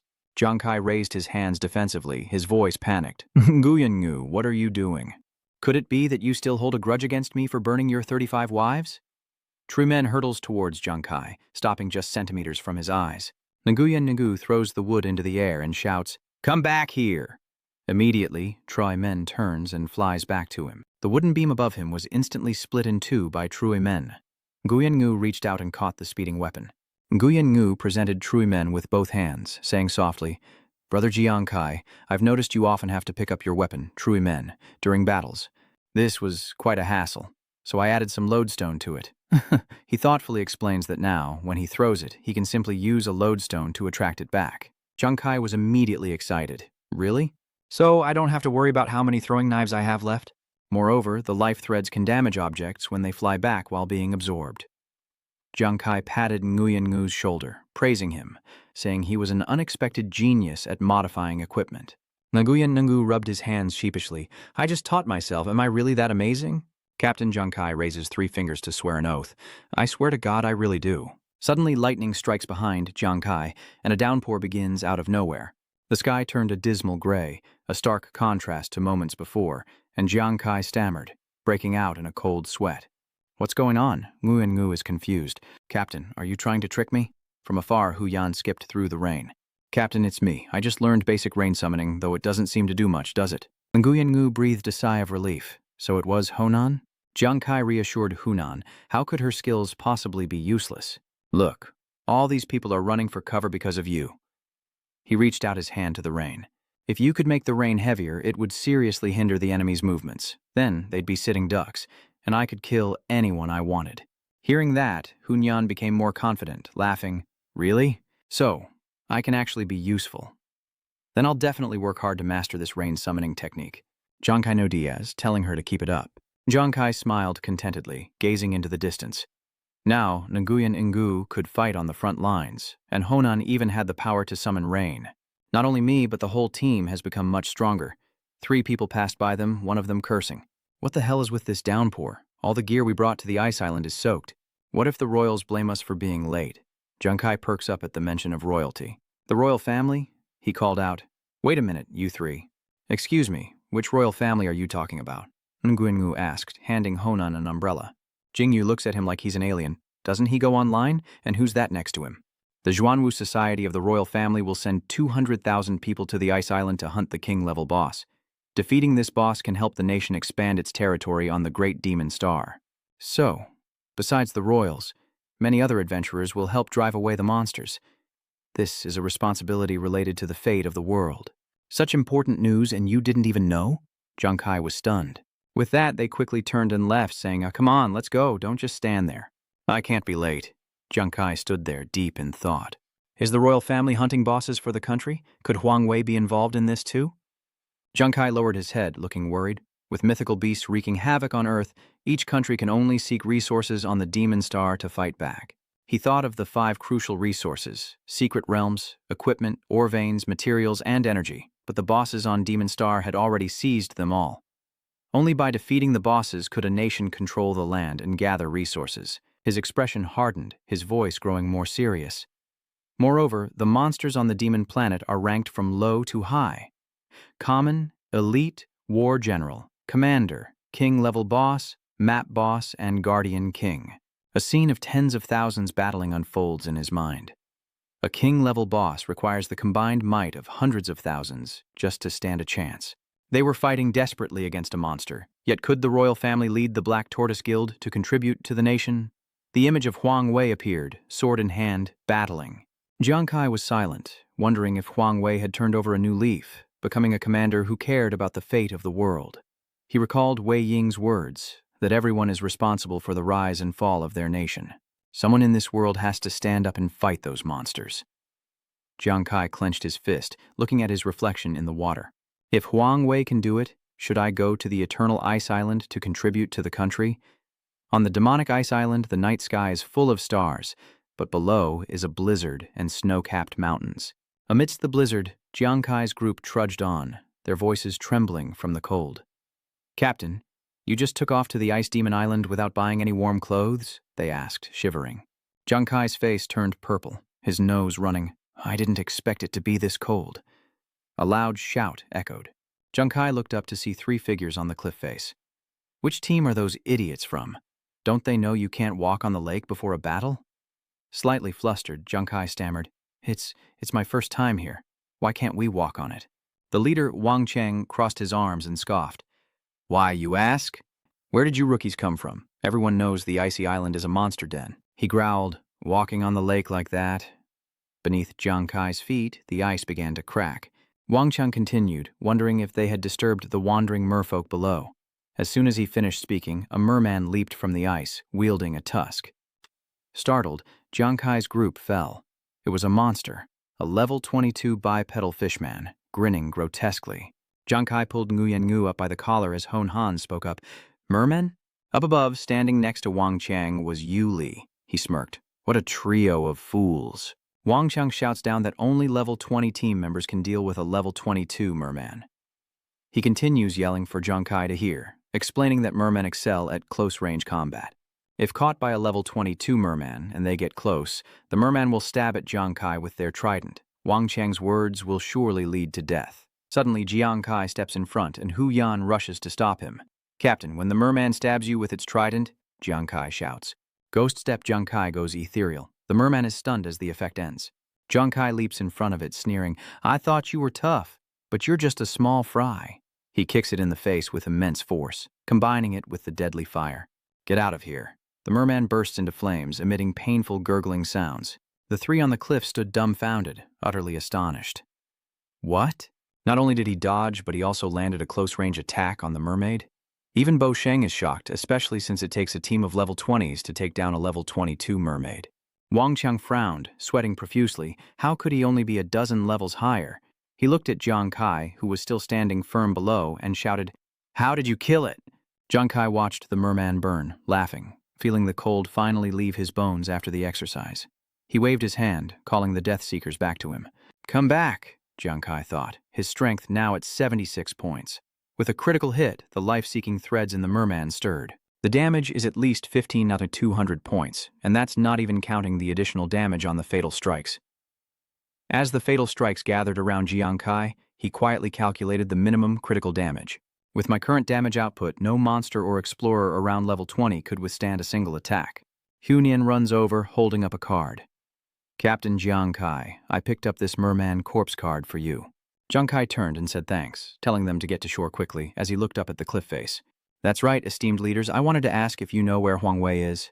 The three of them were still in shock, startled by his address. You flatter us, Great One. What are you talking about? We could never call ourselves your superiors. We're your underlings, the lowest of the low. Wang Cheng chimed in.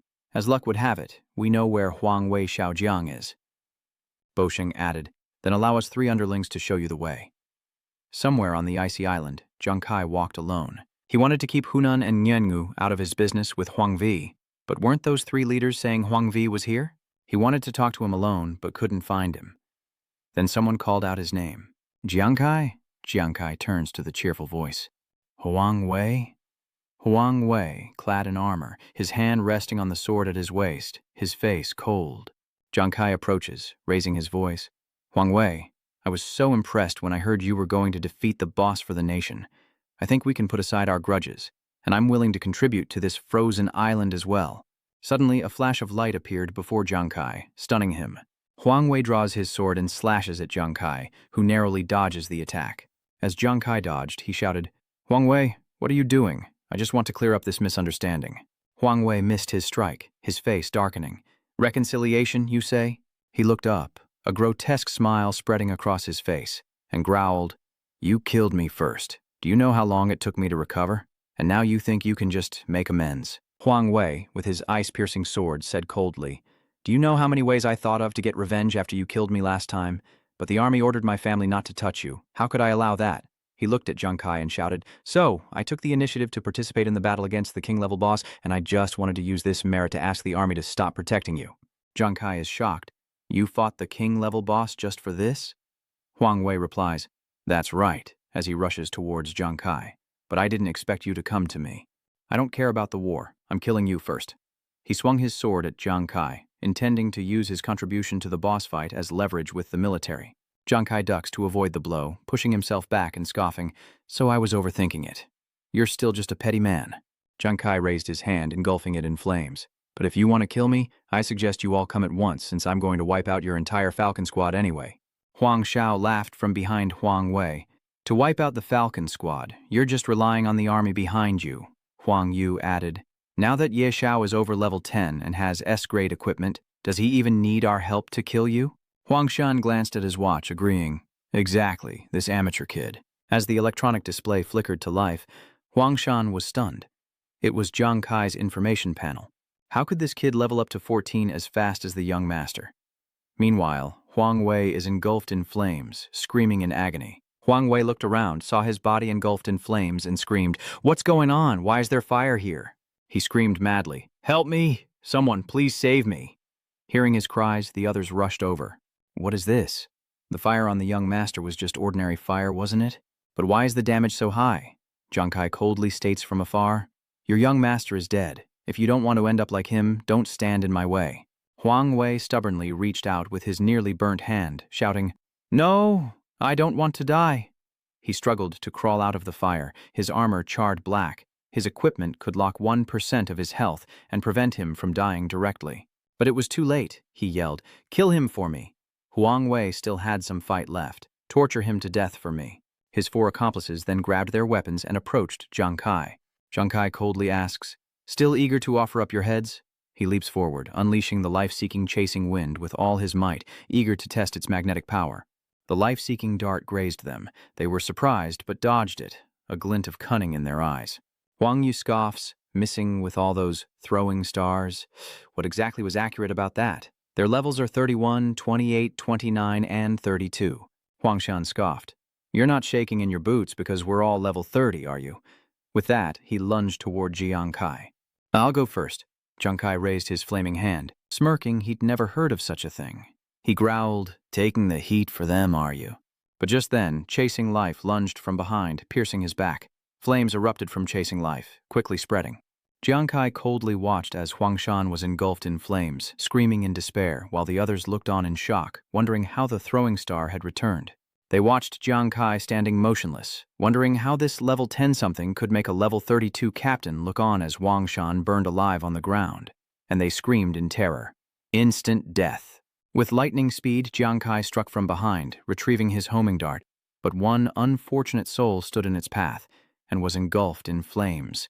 Huang Shao watched, stammering, "What kind of skill is that? How is the damage so high?" Huang Yu was also completely bewildered. Could this kid be a master, pretending to be weak?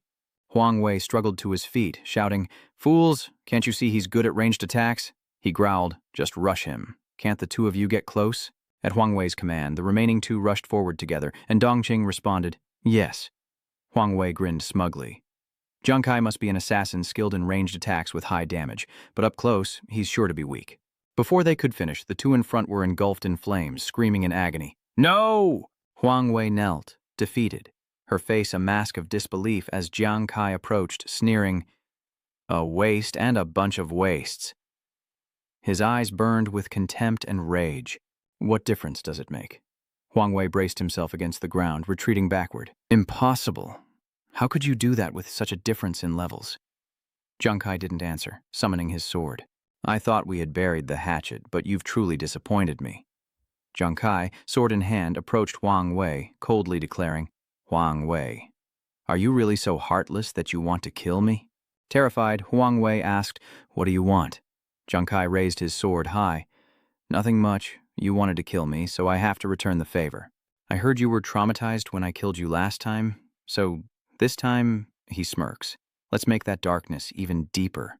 Huang Wei's eyes were filled with fear and helplessness as the sword plunged down, and his screams echoed through the forest. A few minutes later, Jiang Kai was still standing in the forest, hands in his pockets, staring at the electronic display. "So killing experienced explorers is the way to go? I didn't expect taking out 4 level 30s plus that trash Huang Wei would get me all the way to level 17. But suddenly, the screen turned red, warning that because he killed over 10 adventurers from the same faction, he would receive the bloodthirsty killer penalty. Jiang Kai was stunned, not understanding what was happening as the screen displayed bloodthirsty killer again. In this state, all nearby players would know his location. When a bloodthirsty killer is killed, the experience gained is tripled. Use 10 Tears of Repentance to remove the bloodthirsty killer status. Jiang Kai breaks out in a cold sweat. A bloodthirsty killer? Isn't this the severe punishment title that people on Demon Star would attack on sight? He recalls the scene on Demon Star, where someone receiving this punishment was equivalent to becoming a mobile experience pack that everyone could sense and would be killed on sight. Returning to normal, your doubled talent for rewards or punishments from the system will trigger a double effect, with a 1% chance of triggering a super multiplier. Rewards and punishments will be multiplied tenfold. Junkai scratched his head, realizing his doubled talent could increase the penalty tenfold. This seemed more like bad luck than anything else. Suddenly, it hits him. If he dies, he'll lose 30 times the experience, maybe even revert to level 1. Junkai sprints forward, urgently declaring, "I'm screwed. From now on, I'm avoiding crowds and finding those tears of repentance to get rid of this state." At the royal garrison on Ice Island, nestled within the same forest, a place filled with barracks and guards. An angry voice echoes from within a tent, striking fear into the soldiers. "What? Huang Wei was killed? How could you let this happen?" That is Huang Tong, supreme commander of the Ice Island campaign, and Huang Wei's father. He angrily shouts, "I just declared that the three of us, the Huang family, would fight for the country together, and now he's dead. Doesn't that make me a liar to the whole nation?" Beside him was his other son and vice commander of the Frozen Island campaign, Huang Da, who laced his fingers together and asked in a low voice, "Father, what should we do next?" Huang Tong slammed his fist on the table, cracking it, and said angrily, "Let's just join the battle and take down the king-level boss directly. Once we do, we can use our military achievements to force the army to stop protecting Junkai." He gritted his teeth. "At that point, I'll make that Junkai pay the ultimate price." The others in the room exchanged knowing smiles, the atmosphere thick with intrigue. Half an hour later, somewhere on the frozen island, Junkai reunited with his comrades. "Captain Junkai, why do you have another title?" Hunuan asked as Nguyen Ngu exclaimed, "Bloody assassin?" Junkai hissed, "Keep your voice down or we'll be exposed." He grabbed Huyan's hand, pulling her along. "I don't have time to explain what happened. Just know that I'm now a complete enemy of the royal family. We have to get out of here now." Huyan was taken aback by the urgency, but wasn't this where he was headed? As the three talked and ran, a loud sound echoed, a long horn. Junkai stopped. "What's that sound?" That sound echoes through the snowy hills. Nguyen Ngu said to Junkai in a panic, "Is that the sound of the war horn?" "Why now?" Junkai surmised. "Could the royal family have started the war first?" Huyan's face was drained of all color. "Team leader Junkai, look over there." Junkai followed Huyan's gaze, her voice trembling. "Look at the frozen lake! It's cracking, the ice is rising, the ice barrier is breaking." The ice fragments violently, as if something is trying to break through. And then a clawed foot lands on the surface. Then came many more feet as hundreds of merfolk emerged from the icy lake, overwhelming the three of them. Then, another loud crash. A great force from beneath the ice lake. A colossal merman stood tall amidst the others, 100 times larger than the ice mermen. The gigantic beast was a king-class boss, the frozen merman lord, level unknown, with 100% of its life points remaining. "Is that the boss?" Hunian stammered as Jiang Kai frowned deeply. "Is the pressure too much?" Nguyen Ngu said, her voice trembling. "I'm scared." A great cry rings out, the voice of Huang Thong. "Soldiers of the battlefield, the king-level ice spirit lord merman boss has been lured out. Prepare for battle."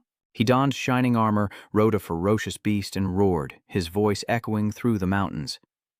"If we win this battle, you'll not only receive generous rewards, but also help Holy Radiance gain territorial resources, protecting your families from the divine beasts of the future."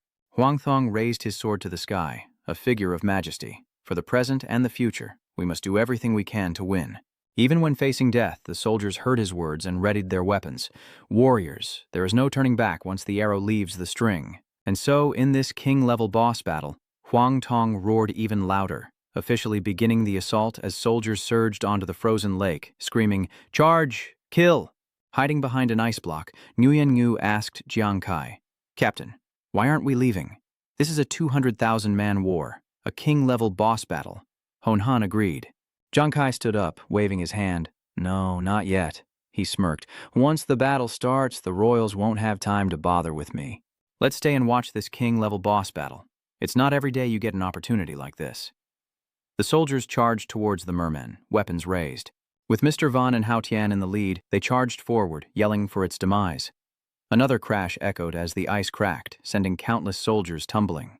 A giant fish-like monster with glowing red eyes and sharp protruding teeth appears. A common-grade, bipedal fish-man monster. Level 25. Hao Tian paled and urged everyone on, trying to reassure them.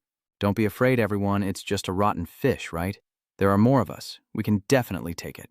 Before he could finish, he was suddenly pulled with immense force as the two-legged creature grabbed him and brought him before its gaping, tooth-filled maw. Hao Tian screamed and struggled, begging for help, but the twin-legged creature shoved him into its mouth, and blood splattered everywhere. Hao Tian screamed, "It hurts too much, someone save me." Then, only the haunting sound of chewing remained. Seeing this, the others hesitated in fear. What was that? Merfolk eating people? How terrifying. Hunyan covered her mouth in shock. So even a normal mermaid is this strong for an adventurer? Nguyen adds that there seem to be a lot of merfolk. Zhang Kai, looking grim, says, "I heard that if the boss isn't killed in this king-level boss battle, the merfolk army will keep respawning."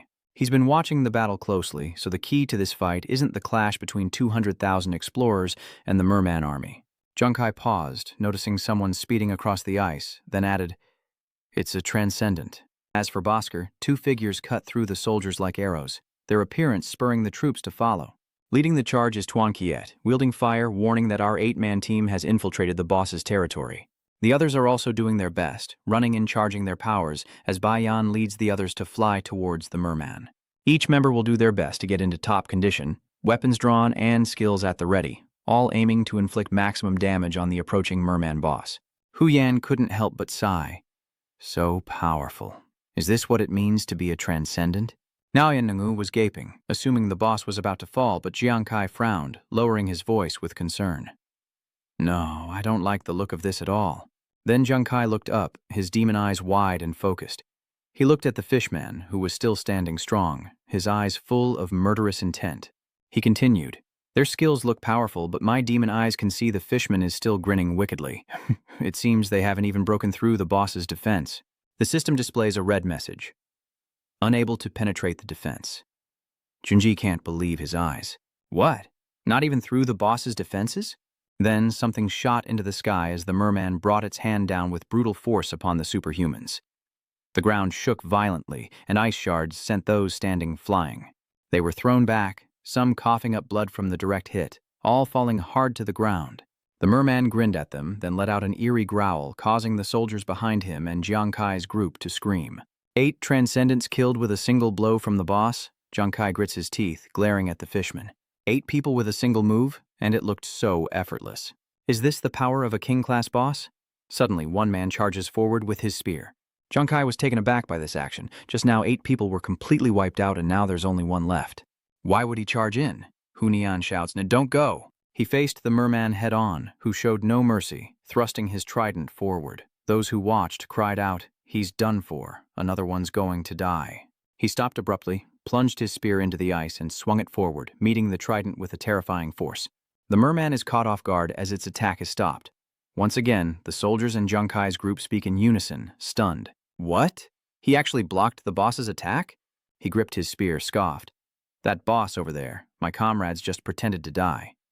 He looked up, eyes full of determination, and gritted his teeth. You didn't think we'd just let you wipe us out, did you? This is the transcendent Zhangfang, a lancer and the strongest member of the Zhuanwu Guild. The merman retrieved its trident as Zhangfang slowly approached.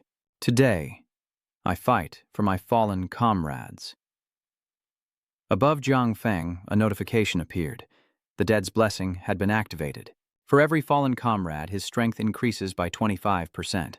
Without hesitation, Zhangfang leaps over the merman, landing behind it, and growls, "Got you." Caught off guard by Zhangfang's speed, the merman was stabbed. Electricity crackled as its shield shattered. Blood splatters from the harpooned merman, who glares in annoyance. Jiang Kai was surprised but also excited. This man was actually able to break through the boss's defense? Yu Long, one of the soldiers below, was deeply grateful. This champion might actually defeat the boss. Watching from afar, Huang Tong grinned triumphantly. You really think our Zhuanwu society is weak? The superhumans who were just killed were all part of our plan to empower Jiangfang. Now, Jiangfang is bursting with vitality, his whole body erupting with immense power. Huang Thong calmly states that Jiangfang was already a match for 10, but with the blessing of the dead, his power has increased by 200%. Jiangfang surges forward, his eyes blazing. Now, Jiangfang alone is equal to an army of 20 transcendents. He moves so fast that the merman can't keep up, leaving deep cuts wherever he goes. As Huang Tong watched, Jiang Kai and the others focused on Jiangfang's battle, unaware of the approaching shadow behind them. Nian shouted. "Gu Yu, come on! You can win!" Unbeknownst to them, elite level 32 sea monster merfolk had appeared behind them, and Huang Da, holding up his blaring red alert tablet, shouted to Huang Tong. "We're in trouble, Dad. I've suddenly detected a large number of merfolk approaching from behind Frozen Island." Huang Tong was horrified. "Merfolk? You mean an entire merfolk army from the sea has been summoned here?" Huang Da hurriedly replied, "That's right. I'm afraid there are hundreds coming, and they're all elite mermen above level 3. Huang Tong was momentarily at a loss, only managing to exclaim, "Zhang Fang is still fighting hard against the mermen over there. Thankfully, Zhang Fang can focus on the boss now that we've stabilized the battlefield." Huang Tong's voice was grave as he explained that the battlefield was divided into 5 zones based on the merfolk's levels: common, elite, general, commander, and boss. He continued, his voice still laced with worry. "Each area has been heavily fortified to combat the merfolk, resulting in a balanced battlefield." Huang Tong paused, his voice trembling, realizing that if their rear lines were breached and chaos ensued, not only would Jiangfang fail to kill the boss, but he envisioned tens of thousands crying out for help, and 200,000 of them would die here. Veins popped on Huang Tong's forehead as he shouted to Huang Da, "Zhang Fang needs at least 30 minutes to kill the boss." "How long until these merfolk reach the battlefield?" Huang Da frantically works at the monitor, which displays countless warnings and red dots. "Warning, a large number of merfolk are approaching," he said in horror. "At most, about 10 minutes. Meanwhile, Zhang Kai's homing blade soared through the air, targeting a merman. Zhang Kai dashed past it, landing gracefully, one hand raised to ignite the Lifeseeker. Explorer Jiang Kai has slain an elite merman. Huyan hides behind a large rock, terrified. "Captain Jiang Kai, why are there so many merfolk all of a sudden?" "Let's get out of here, quickly." Jiang Kai turns, narrowing his eyes. "Leave now." He stood on the cliff, hands clasped, looking down at the frozen lake. The battlefield hung in a delicate balance. If no one stops these merfolk, the entire battle could be lost. Jiang Kai frowns, contemplating something, then coldly continues, "The royal family is my enemy, and I would be happy to see them fail. On the royal side, things are still extremely difficult. What are we going to do about this?" Jiang Kai continued, "But the future of Xingyao and the 200,000 people called to fight are innocent." He closed his eyes, unable to make a decision just yet, as Wei Ying's words echoed in his mind. But everyone must take responsibility for the fate of this world. Someone has to fight those monsters. Jiang Kai paused, then lifted his head high, a decision made. He called out to his 2 teammates, "Huyan, Nguyen, Ngu, hold on a moment." Under their watchful eyes, Jiang Kai spoke as he walked. "Furthermore, I need you to lure all the surrounding mermen to me." Jiang Kai raised his true mena, his eyes sharp. "I alone will take care of all these merfolk." Hunyan and Niu Yin. Ngu were shocked, feeling Jiang Kai was too bold, as common merfolk had nearly wiped out the royal soldiers in just 10 minutes. Kan Han, kneeling and clutching his bleeding arm, trembled. "Captain, stop fighting. The seafolk are catching up to the adventurers in the rear. If we're surrounded, it's over. So, we better make a run for it." The others were stunned, each of them wounded. The soldiers began to stir. "That's right, death means no logging in for a month. If I don't make money for a month, my family will be evicted. Let's go or we're all dead." A knight in shining armor, cape billowing behind him, steps forward, sword in hand. "No, there's no need to run." All the soldiers turned their heads. "Captain," he exclaimed, "don't you realize? It's been 10 minutes since the merfolk were detected." He continued, his eyes fixed on the mountains. "Those merfolk were supposed to reach the battlefield in 10 minutes, but now not a single one has appeared. What could this mean?" The others followed his gaze, seeing only the smooth, icy surface. One spoke up. "Why hasn't even one of them appeared?" Someone speculated, could there be transcendent beings intervening from the rear? No, the royal family clearly didn't deploy any troops there. Their captain frowned, realizing that powerful figures must have intervened from the rear. But to stop so many merfolk, it would have to be a group of elite adventurers fighting tooth and nail. Meanwhile, Jiang Kai is being relentlessly pursued by elite mermen, who roar with fury as they charge toward him, mouths agape. Jiang Kai didn't turn back, a confident smile playing on his lips as he landed lightly on the ice, kneeling on one knee and facing the approaching mermen. A red light flashed in his hand and he shot forward, instantly incinerating the sea creatures with explosive power. They were several meters tall, and by the time he landed, they were completely burned to ashes. Jiang Kai turned and counted. Though he'd killed over 20, they came one at a time. This was too slow. The system announces that Explorer Jiang Kai has killed 2 elite mermen. Just then, Hunyan shouts frantically, "Jiang Kai, Captain, help. I've brought the whole horde of mermen here." Nguyen Ngu shouted as she ran, "Jiang Kai, Captain, I'm over here too." Jiang Kai clenched his fists, focusing his energy into his arms. "Good, leave the rest to me. You two get out of here," Hu Yan worried. "Captain Jiang Kai, there are so many elites, can you really take them all on?" Nguyen Ngu shouted as well. "Yeah, right. You look so tired after only killing 2. Jiang Kai glanced at the approaching mermen and scoffed. "Indeed. I was a little wasteful, using single strikes on just 1 or 2. He swiftly glides past them as sparks begin to ignite. Jiang Kai says grimly, "You don't know how much more I enjoy a massacre," his eyes radiating murderous intent. "I prefer Iron Pants." As soon as he finished speaking, a deafening explosion erupted, sending dust and rocks flying. The information panel lights up announcing Explorer Jiang Kai's extermination of 257 elite mermen. Hu Yan and Ruan Yu excitedly embrace. What is this? Is this the true power of Captain Jiang Kai?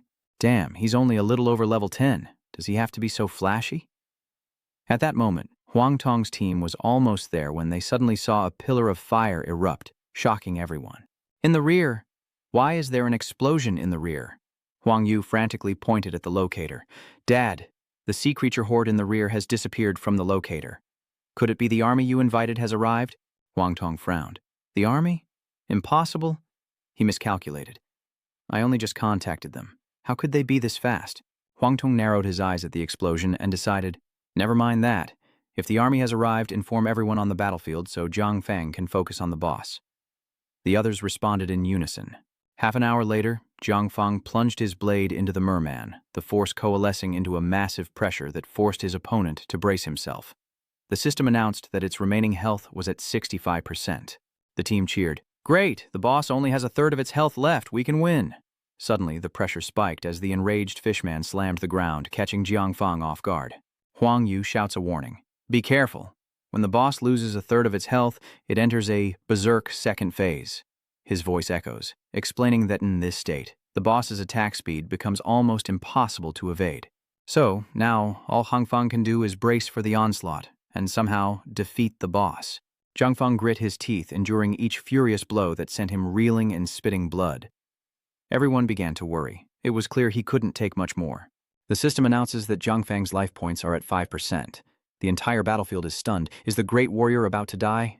Meanwhile, Tuong Feng gritted his teeth, growling, "You think that little bit of damage is enough to kill me?"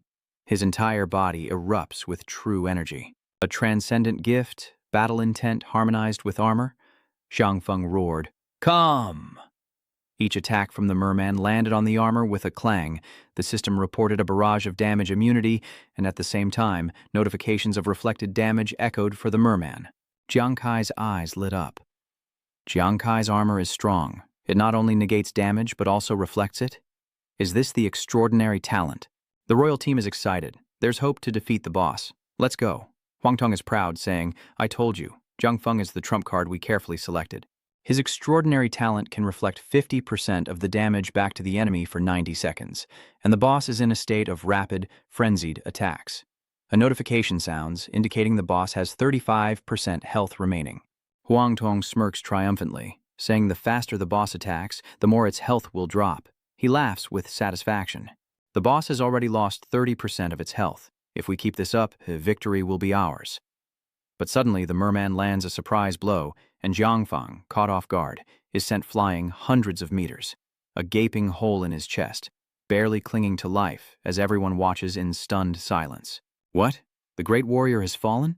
The merman used its tentacle armor-breaking boss skill to counter Jiang Feng's attack, leaving Huang Tong devastated.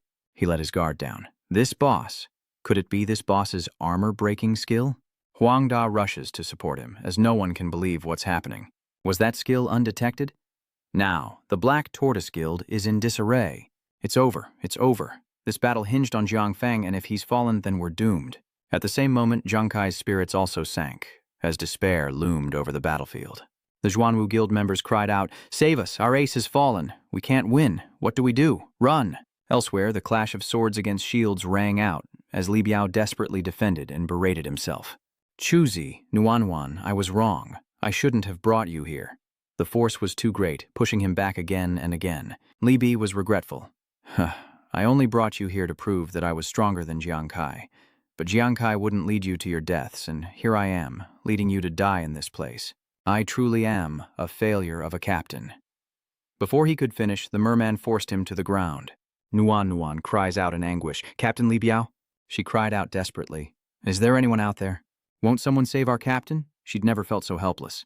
I'm out of spiritual energy to heal anyone. On this blood-soaked battlefield, we can't kill the boss, and the merman army just keeps coming. If no one intervenes, everyone will die. The merman's blade pierced through Li Biu's shield, and everyone pleaded for help. Was there no one? Li Biu was stunned as the gaping maw of the fishman lunged. Li Biu desperately prayed.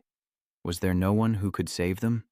Suddenly, a flash of light streaked past. Sharp flames tore through the sky, shooting up like meteors. Li Biu's eyes widened as he stared in stunned silence at the merman exploding into pieces in midair. Li Biu was stunned as a low voice echoed from behind. Summon. And all three looked up in shock. That was Jiang Kai. He sped past them, leaving only his voice echoing in the wind. Chuzi, Nuan Nuan, long time no see. I'm going to fight the boss, so take care of yourselves. Wenju trembled. What did Jiang Kai just say? He wants to go fight the boss? Am I hearing things? Watching Jiang Kai's back, he gritted his teeth. Why could he clearly sense Jiang Kai's position? Nuan Nuan nodded repeatedly. Me too. On the battlefield, the sounds of swords clashing and screams never cease. The two armies continued their fierce struggle, when suddenly the 20,000 soldiers of the Black Tortoise Guild froze in place. Everyone's in an uproar. Wait, why do I feel like someone's nearby? Me too. I can feel it in my mind as well. The effect of the bloodthirsty assassin. The bloodthirsty assassin? Hunyan and Nguyen Ngu shouted down. Jiang Kai, Captain, what are you doing? Have you forgotten your current situation? With that title, you'll have 200,000 people after you. Before he could finish, tens of thousands of eyes turned to Jiang Kai, the bloodthirsty killer. Burning with battle spirit, they thought they were doomed, but never expected to encounter the bloodthirsty assassin here. Killing him would yield a great deal of experience, so before the fishmen get them, they'll kill him first. He spoke, and countless figures surged forth to hunt down Jiang Kai. But just as they closed in, Jiang Kai suddenly stopped. His eyes widened, and a massive explosion echoed across the battlefield. In the distance, Yuanju paled. What? Was Jiang Kai killed by those guys? Nuan Nuan sobbed. Jiang Kai? A gust of wind sweeps past. Jiang Kai smirks. It was just one of his moves. They can't even withstand that? Engulfed in wild energy, he continues his relentless charge. Behind them, the scattered men clutched their chests, gasping for breath. How could his damage be so high? He's just a rookie who's barely over level 10, isn't he? What is going on? Seeing Jiang Kai safe and sound, Nuanyuan and Wenju cheered with excitement. Jiang Kai's all right, and he took them all down? He's really strong. Li Biao staggered, unable to stand still as he stared in disbelief. Is this really Jiang Kai? He's surrounded by level 20 players, and he's still unharmed. This can't be happening. Nearby, Huang Da jumped in shock. Dad, I sense Jiang Kai, the one who killed Xiao Wei, has appeared on the battlefield, and it seems he's heading towards the boss. Huang Tong couldn't believe it. Jiang Kai, why would he do this? Could he actually kill the boss? What we should focus on now is minimizing the damage from this battle. Huang Da reluctantly agreed, but his heart was on fire. But why do I have this uneasy feeling? Why do I vaguely sense that Jiang Kai can kill the boss? Following his thoughts, Jiang Kai plunged deep into the battlefield, scoffing at himself for being unable to resist joining the fray. Helping the Huang family defeat a boss is something I never would have done before. Wei Ying's words from that day echoed in my mind. If Holy Radiance is ever in danger, I only hope you'll fight for it. He chuckled. But who would ever let me lead the Royal Guard? The nation is in crisis and needs more territory for resources, and I just happen to have a little spare capacity. But his pace quickens, his figure a lightning flash tearing through the wind. He muttered, AI brain? I want to activate that one-time skill I got before. The AI brain appears as Casino PB is activated, stealing 0.1% of the total stats of any adventurer who notices you and adding it to your own. After 30 minutes, the stolen skills and stats will be permanently erased. Jiang Kai pondered. At first I was thinking about this one-time skill. It can only steal 0.1% of the stats of those following me. What good is it then? I didn't expect it to be useful in a situation like this. He warns himself that he is now in a bloodthirsty state. Almost everyone on the battlefield can sense me, and whispers echo around. Why is a bloodthirsty killer here? I can feel it too. So did I. The system chimed, initiating the theft of 0.1% of the follower's total attribute points. Junkai thought to himself, though each person can only steal a fraction of his total stats, it's a small amount. But looking down at the crowd pointing at him, "Look, the bloodthirsty killer is over there. I can feel it." He smirked, but there were over 200,000 people here, and a burst of fire tore through the sky. His thoughts raced. Even if each of the 200,000 people could only steal 0.1%, when combined, it would be an enormous number. System announcement: Adventurer Jiang Kai, Level 20 Gambler, Strength 30,000, Constitution 20,000, Agility 60,000, Spirit 40,000, Defense 3 billion, Crit rate 0.1%, Crit damage 20,000%. Huang Da stared at the readout and shouted, "Damn it, Dad, Jiang Kai is heading for the boss. Could he actually steal it?" "Why?" He points at the screen. "Dad, look, my watch's assessment of Jiang Kai's stats has suddenly become terrifying. His total stats even seem to surpass the projection." "What?" Huang Tong exclaimed in shock. Jiang Kai is in the area of a commander-level monster. A jagged jaw snaps shut. The system flashes. A level 51 shark-toothed fishman. It chases after Jiang Kai, its wide mouth open as if to tear him to pieces. Huang was stunned. Jiang Kai didn't even want to evade when facing a commander-level merman. Huang Tong frowned. "Although I don't know if his current attributes are real, the shark-toothed merman's bite is a skill that level 60 adventurers have to be wary of." The monster opened its mouth wide, ready to bite down. Huang Tong said coldly that it seemed he could only go so far. But Jiang Kai clenched his fist, roaring, "Don't get in my way." A punch straight to the shark-toothed merman's chest. Everyone is stunned. What? No weapons needed? He killed a war general-level merman with his bare fists? Is that even possible? He sends the shark-toothed merman crashing down, stunning the other mermen on the battlefield. Could he really kill a boss? New system alert. Jiang Kai is in the vicinity of a level 74 fishman commander. It swept aside the Xuanwu Guild members and unleashed a sonic wave towards Jiang Kai, who suddenly felt a piercing pain in his ears and a splitting headache. Seeing this, Huang Da coldly snorted. He doesn't know his own limits. When the merman commander roars, you need special skills or equipment to be immune. What good are attributes alone? Huang Tong sneered. That kid really doesn't understand anything. He just wants to steal the boss. The merman commander leaps down, its massive hand poised to strike Jiang Kai as Huang Tong coldly declares, "A fool's dream." From afar, Nuanuan and Yuanzhu screamed, "Jiang Kai!" Nguyen Ngu, still drunk from the beer, saw Jiang Kai about to be bullied, and his stomach churned with anger. Smoke billowed from his nostrils as he roared and charged forward. "I, Nguyen Ngu, will never be weaker than anyone," he roared, throwing a punch. "Beautiful, am I not as good as my captain? Don't only try to seduce him." The two forces collide, sending both Nguyen Ngu and the merman commander flying back. He rebounds, roaring, "Can't a high-quality man like me attract you? Let me give you an interspecies kiss." Nguyen Ngu embraces the fishman commander, and this time, no one will blow up my wife. He puckers up, face flushed, and kisses the monster's toothy mouth, freezing the fishman commander in place, her fingers twitching uncontrollably. Immediately, the enraged fishman commander throws Nguyen Ngu to the ground. He gets up, chuckling. "She's got quite the temper, but I like it." The system announces that Nguyen Ngu has activated the drunken dream state, which will significantly reduce damage taken, but will cause a state of disorientation. Huang Tong and Huang Dat were shocked. This was Ai Chi's subordinate. Everyone else was stunned. He could just ignore the fishman commander's roar. And she can withstand attacks? How can one person be so hated by the merman leader? Jiang Kai was shocked to see Nguyen Ngu appear. Why had he followed him here? Hadn't he told them both not to come? Just then, a clear voice rang out. "Captain, did you think we'd embarrass you?" Hu Yan also rushes in, gathering energy in her raised hands. "Watch this, invincible Qi martial arts." She pushes Jiang Kai back. "Captain, get out of here. Nguyen Ngu can't hold him off for long. The gap between him and the merman commander is too great." Meanwhile, Nguyen Ngu continues to pursue the merman commander. His mermaid wife? "Here I go again," Jiang Kai muttered. The two in his heart were both touched and helpless. Well, what else could he do with them? Atop the mountain, Hu Yan summons lightning, and the Xuanwu Guild members halt, gazing upward. That woman is using some kind of arcane rain magic? What is this nonsense? "Will all those merfolk be killed by the rain?"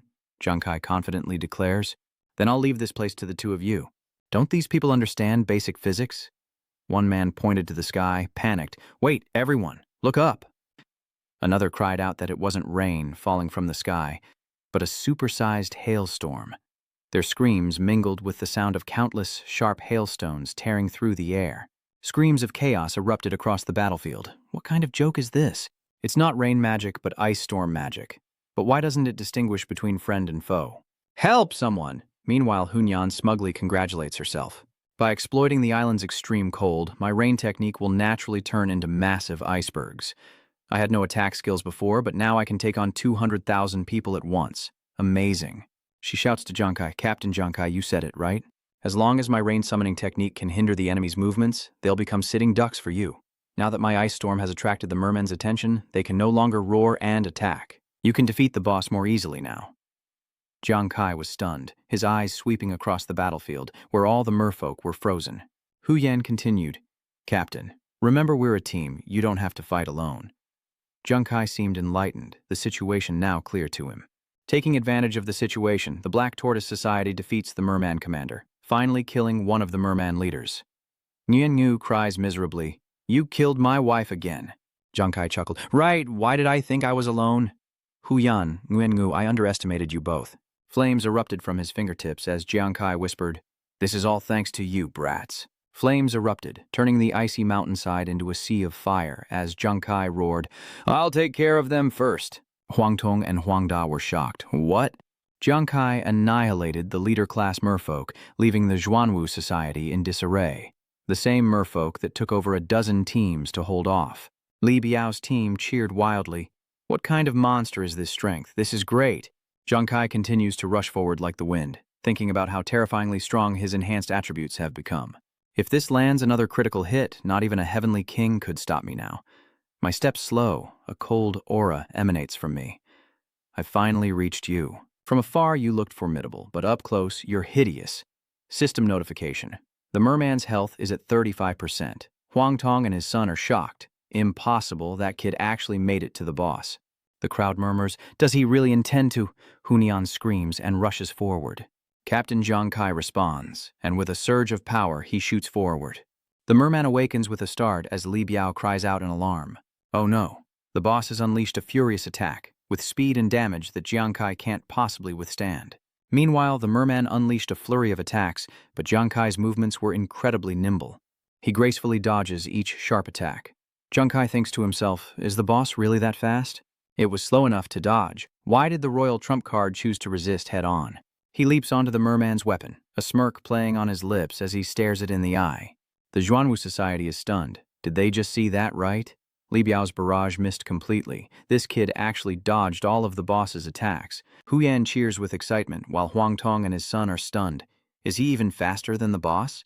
Jiang Kai rushes along the blade, spikes emerging from his hands, when suddenly a flash of light. The merman thrust its tail, but Jiang Kai leaped up, shouting, "Too slow!" He spins around, doubling his speed as he descends, yelling for it to get out of the way, and strikes its tail, creating a massive explosion in midair. As Jiang Kai landed, the system announced the boss's health at 25%, leaving the Black Tortoise Guild speechless at the sudden drop from 35%. That bloodthirsty killer took down 10% of the boss's health with a single blow. Huang Tong and Huang Da were stunned. They thought it would take them 10 minutes. Even Li Biao paled. What kind of damage is that? With a resounding crash, the merman planted his weapon and rose to his feet.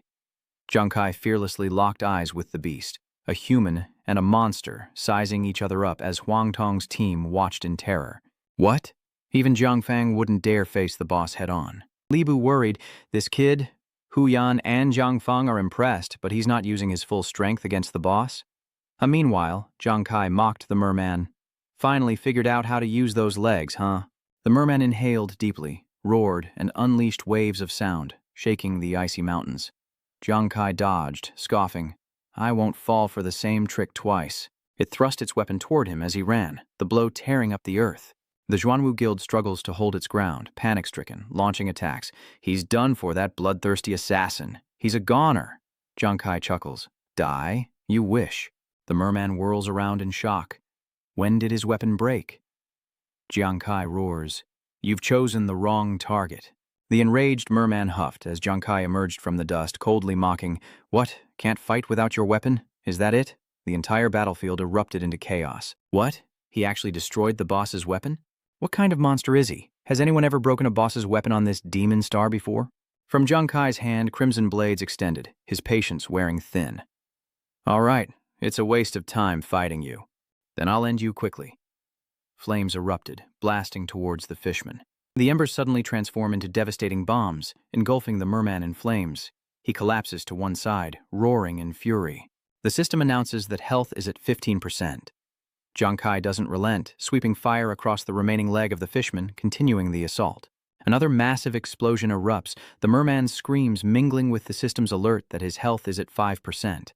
Embers swirl in the air, circling Jiang Kai like a returning demon, and he says grimly, "You look like you want to tell me I've been too disrespectful, huh? Why do you still show me that contemptuous look on your face?" Killing intent flares in his eyes. "I've long grown tired of your arrogant merman face."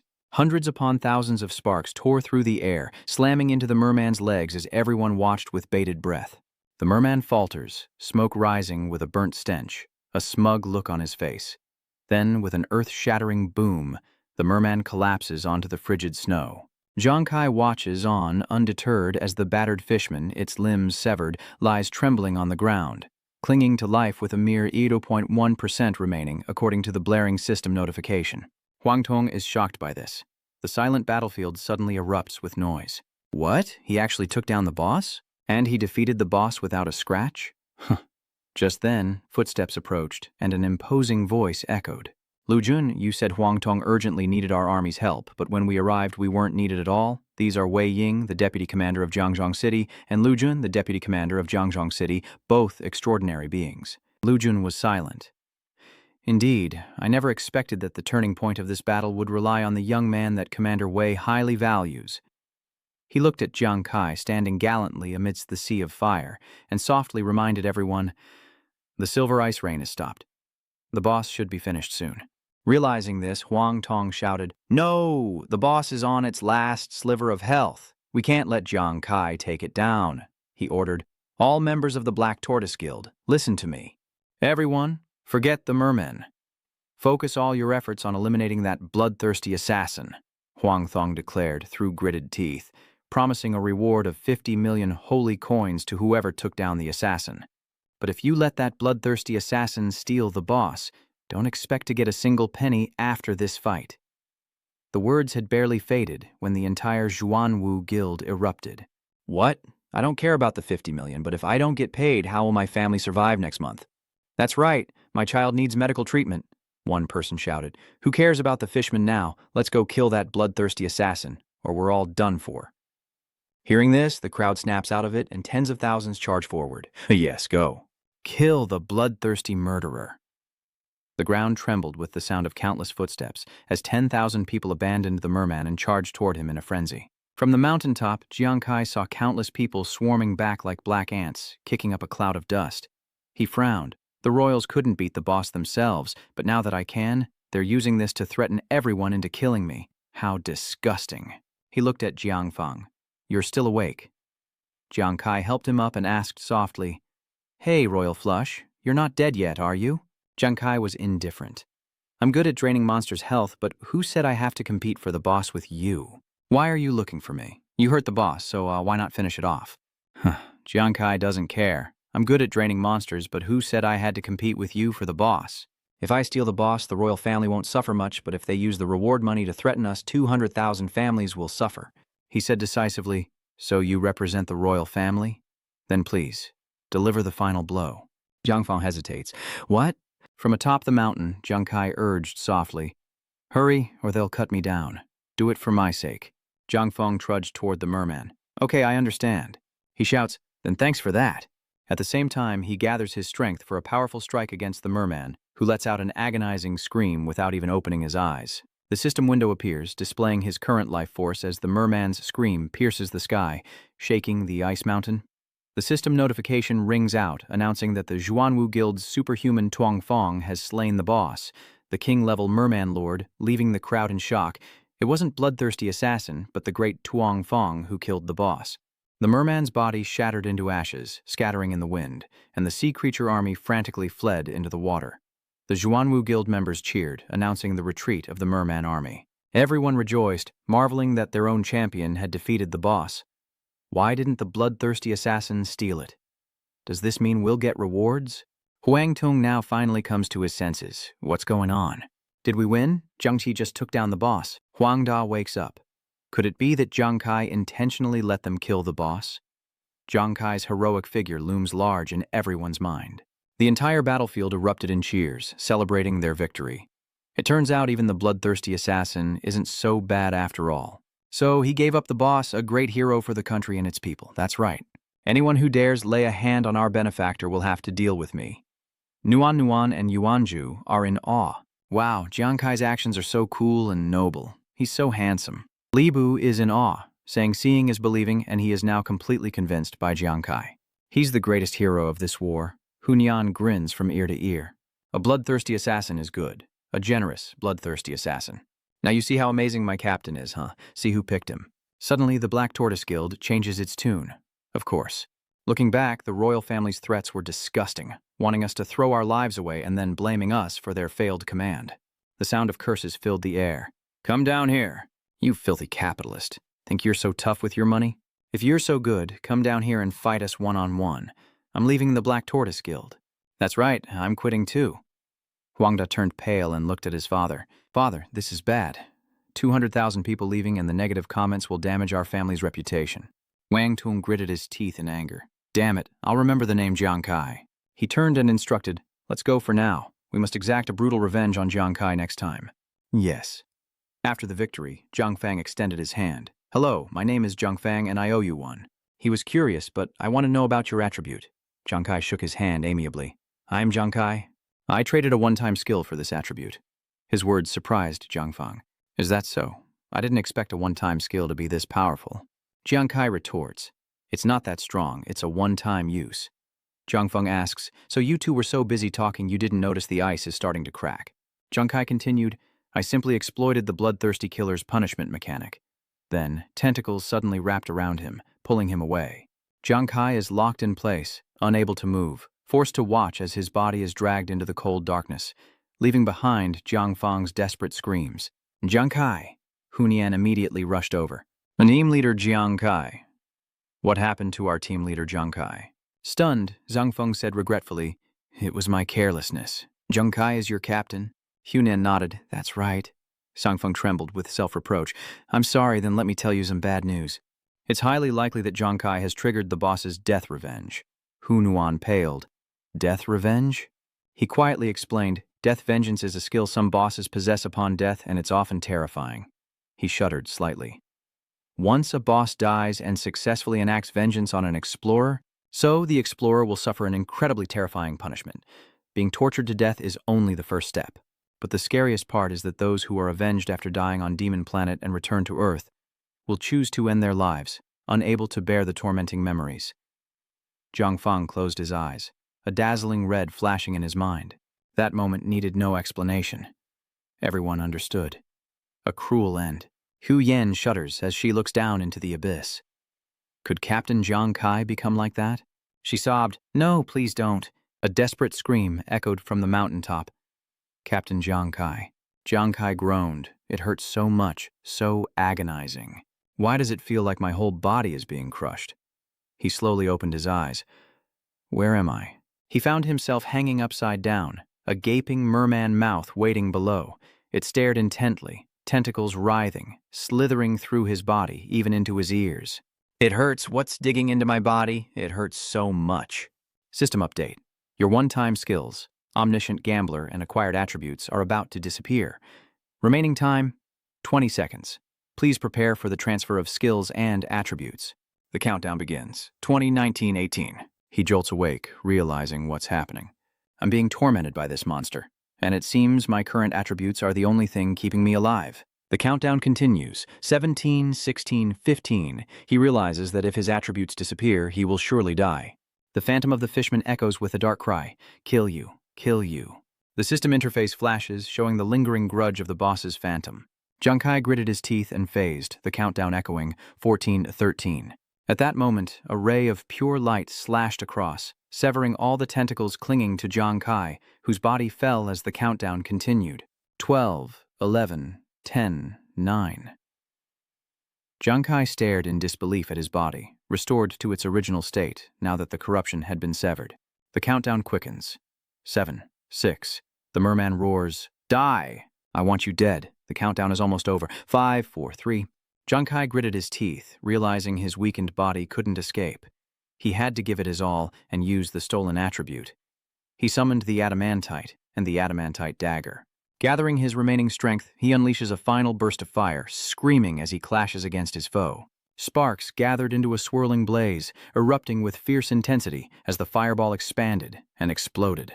The shockwave obliterates everything as the countdown ticks to 2, 1. The specter of the fishman faded into wisps of smoke. Jiang Kai sighed. Is it finally over? Suddenly, the AI brain appears, congratulating him for escaping the Ice Guild Lord's revenge and discovering the secret treasure area that no one has ever visited. The screen lights up, welcoming him to the underwater kingdom of the mermen.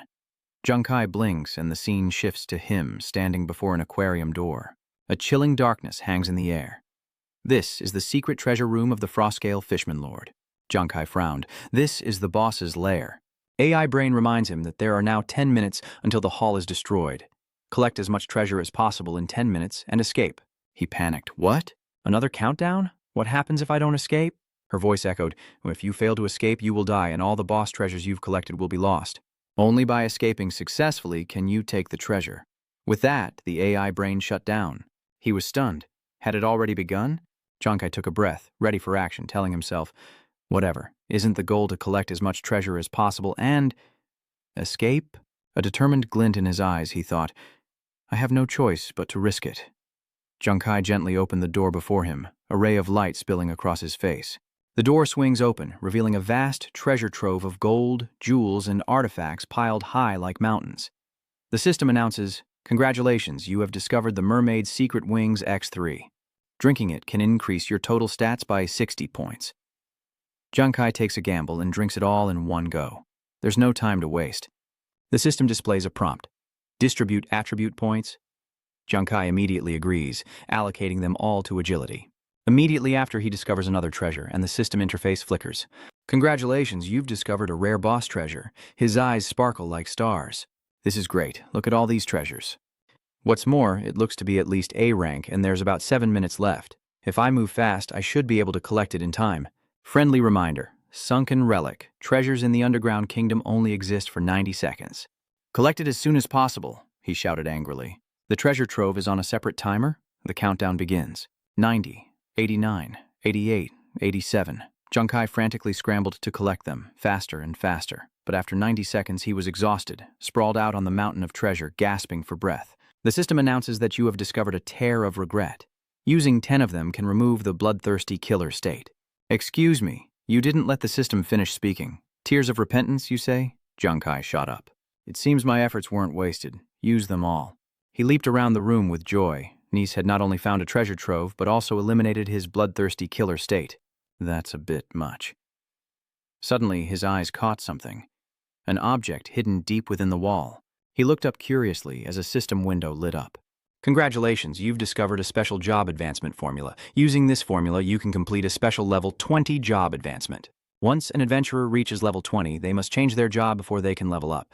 Could this be what allows me to complete a special level 20 job change? Meanwhile, back on the mountain, it's the second day since the battle ended, and sobs echo in the wind beside Jiang Kai's portrait. The captain hasn't returned in so long. Could Jiang Fang's words have been true? Huyan and Nguyen Ngu sobbed, saying he couldn't escape self-destruction. They really do hate a genius. The captain died such a tragic death. Suddenly, they saw a hand reaching up from the cliff face. Nguyen Ngu was still sniffling, while Hon Han, already holding a rock, sternly warned, Nguyen Ngu, be careful. It looks like a merman trying to climb up here to die. Seeing this, Nguyen Ngu rushed forward, joining Hon Han in pelting stones down below, declaring, we will never allow any mermen to ruin the captain's funeral. That's right, I'll stand guard over the captain's grave. A rock hits someone, and a scream echoes from the abyss. Jiang Kai shouted, you lunatics! It was hard enough getting out of that cave. Hearing the familiar voice, Nguyen Ngu and Honan froze for a few seconds. Wait, why does that voice sound so familiar? But they continued to yell and throw stones. Ugly fish below. I'm doing this for the captain. The three friends' laughter echoed through the mountains. Jiang Kai chased after them, laughing with emotion, as it had been so long since he'd seen them. I can't believe it's only been a day since we last met. Hunyan and Nguyen Ngu also scurried away.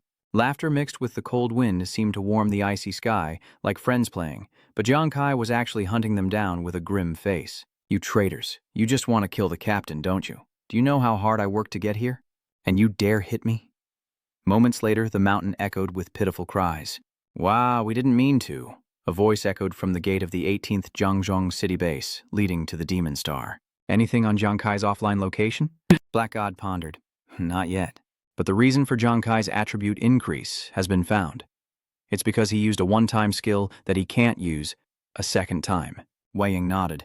That makes sense. If a level 20 kid could easily create tens of thousands of attributes, then we Transcendents should just quit training. Lu Jun interjected. But normally, people who encounter revenge bosses die and log off.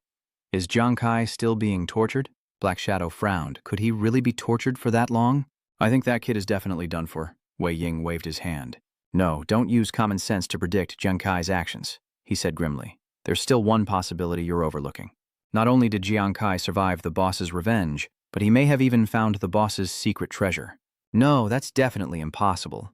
In the 50 years since the appearance of Demon Star, only a handful of people have survived the revenge and obtained the secret treasure. But these people are all top-tier Transcendents. Lu Jun agreed. That's right, Jiang Kai has only been logged into Demon Star for about a month. I don't think he has any chance of surviving the boss's revenge. But Eagleguard thought differently, leaning back and saying casually, Is that so? Well, my gut tells me he can do it. Just then, the door burst open, and Lam Lam rushed in, frantic. Commander Wei, he's listing goods on the exchange. The three turned around, not understanding what was happening, when Lu Jun and He Shen spoke sternly. Who is it? Do you need to declare opening a private sales space? Lam Lam exclaimed that it was Jiang Kai. He wasn't dead, and he even opened his own shop on Demon Planet, selling over 400 million divine coins worth of goods. Luojun and Black God's expressions changed. What? Moments later, the group swarmed Jiang Kai's stall, leaving Lu Jun and Black God in shock. I see. The records show he just sold 1.8 kilograms of dark green ore in seconds. That's 18 million holy wine coins. The two were dumbfounded. Furthermore, a special black and white iron crystal was just sold for 63 million for 3 kilos, along with reinforced ironstone, profound iron spar, dark profound iron spar, dark spirit reinforcement stone, and yellow pear wood ore. The total value of these items exceeds 100 million. Lu Jun and Black God are stunned. Did he really make 400 million? To sell so many valuable items at once? Wei Ying laughs triumphantly. I knew Jiang Kai could find the secret boss treasure. That guy really didn't let me down. Lam Lam is still catching her breath, but Commander Wei? The royal family is suddenly looking for you, seemingly to discuss something. Wei Ying frowned. The royal family, huh? Hours later, at the Saintly Radiant Star Trading Center, Jiang Kai sighed, overwhelmed by the sheer amount of loot, deciding he'd need to open a private shop just to sell it all. He frowned, feeling cheated by the huge deduction. Meanwhile, Hunan patted his shoulder, comforting him that it wasn't a loss, since no one else had so much loot they had to sell it off like this. Nguyen Ngu laughs. Is this what it means to be troubled by happiness? Jiang Kai suddenly remembers. That's right, I left you two with a lot of good things before, now let's share the boss's loot. Those words made both Hunan and Nguyen Ngu's eyes light up. Was the captain serious? Jiang Kai summons a treasure saying, this mystic ice jade is for Hunan. The system notes that the B-rank frozen jade stone allows you to cast skills with freezing effects. Freezing can reduce an opponent's agility, and continued exposure can cause frostbite damage. Jiang Kai happily says that this jade stone has a freezing effect, and if combined with the rain summoning technique, she can create a blizzard. Another treasure is revealed. Nguyen this shield is for you. The Frostbone Tower Shield, a rank A item, defense 38, strength plus 19, constitution plus 16, agility minus 4. Effect. Striking an opponent with the Ice Tower Shield can freeze them for 1 to 2 seconds, but the chance of freezing decreases against much higher level opponents. Jiang Kai smugly notes that the shield can temporarily freeze opponents upon contact, a shield with control capabilities. Then he pulled out an ancient book, excitedly handing it to the two of them, saying, besides equipment, I also have some permanent pages that can be used to upgrade skills. There are 2 ways to improve a skill. One is through a skill book, specific to that skill. These skill books are usually only found in monster treasure chests or special missions. The other option is a universal upgrade item I got from the Merman Lord's treasure chest. This item can improve any skill level, Eternal Paper. Jiang Kai emphasized that the Eternal Paper was a priceless treasure, unavailable on the market or trading platforms. Once listed, they'd sell out, with a single page fetching up to 500,000 Holy Spirit coins. The number of eternal papers needed to upgrade a skill varies depending on the skill's power. For example, high-level combat skills require more eternal papers to upgrade. Here, take these eternal papers. With that, he generously offered them to Hu Yan and Ruan Yu. Finally, Jiang Kai waved his hand radiantly. Come, enjoy yourselves. My dear friends, at this moment, Jiang Kai shines like a god in the eyes of Hu Yan and Ruan Yu. The two suddenly rush forward, rubbing affectionately against him. Captain Jiang Kai? Hu Yan burst into tears. You've done so much for us. We'll pray for your blessings every day. Ruan Yu choked out in agreement. That's right. Even in death, your soul will ascend to heaven? Jiang Kai shouted in distress. Let go of me. You're embarrassing me in public. A sneer cuts through the air. Jiang Kai, since when do you know the meaning of shame? Huang Da and Hong He approached. A bunch of low-class people who don't know how to behave in public. No wonder you're all just ordinary bastards. Jiang Kai looked up. Huang Da? Even Hun Yan was shocked. This man is Huang Da, and Hotchdish continued. Jiang Kai, I'm warning you not to be too arrogant. Don't think that just because you have the military protecting you, you can repeatedly go against the royal family. I'm here to tell you something. He looked down at Jiang Kai with arrogance. Next, I'll brutally kill you in a guild challenge, proving to the military that you're a worthless nobody not worth protecting. With that, he brushed past them, his footsteps echoing coldly on the ground. Once the military abandons you, prepare to die by my hand. Guild challenge. Jiang Kai frowned as he watched him go. What's that? What is Huang Da talking about? Hun Yan explained softly. Team leader Jiang Kai, you didn't know? The guild challenge is a competition organized by the military to identify powerful guilds. The guild challenge requires a minimum level of 21 to enter, and is divided into tiers every 20 levels up to the maximum level of 100, for a total of 4 tiers. Each guild will send at least one team of 5 to compete, and they will compete in pairs against other teams of the same tier, with the top 3 teams of that tier being determined. Because the military gives generous rewards to the top 3 in each tier, many guilds participate, and there are tons of powerful guilds with experts everywhere. Jiang Kai asked, confused, but I'm not participating in the challenge. So why is Huang Da? He waved his hand. Never mind, we've made a big score this time, so I'm going offline for a while to see my family. Hu Yan and Nguyen, Ngu Dongthan, agreed.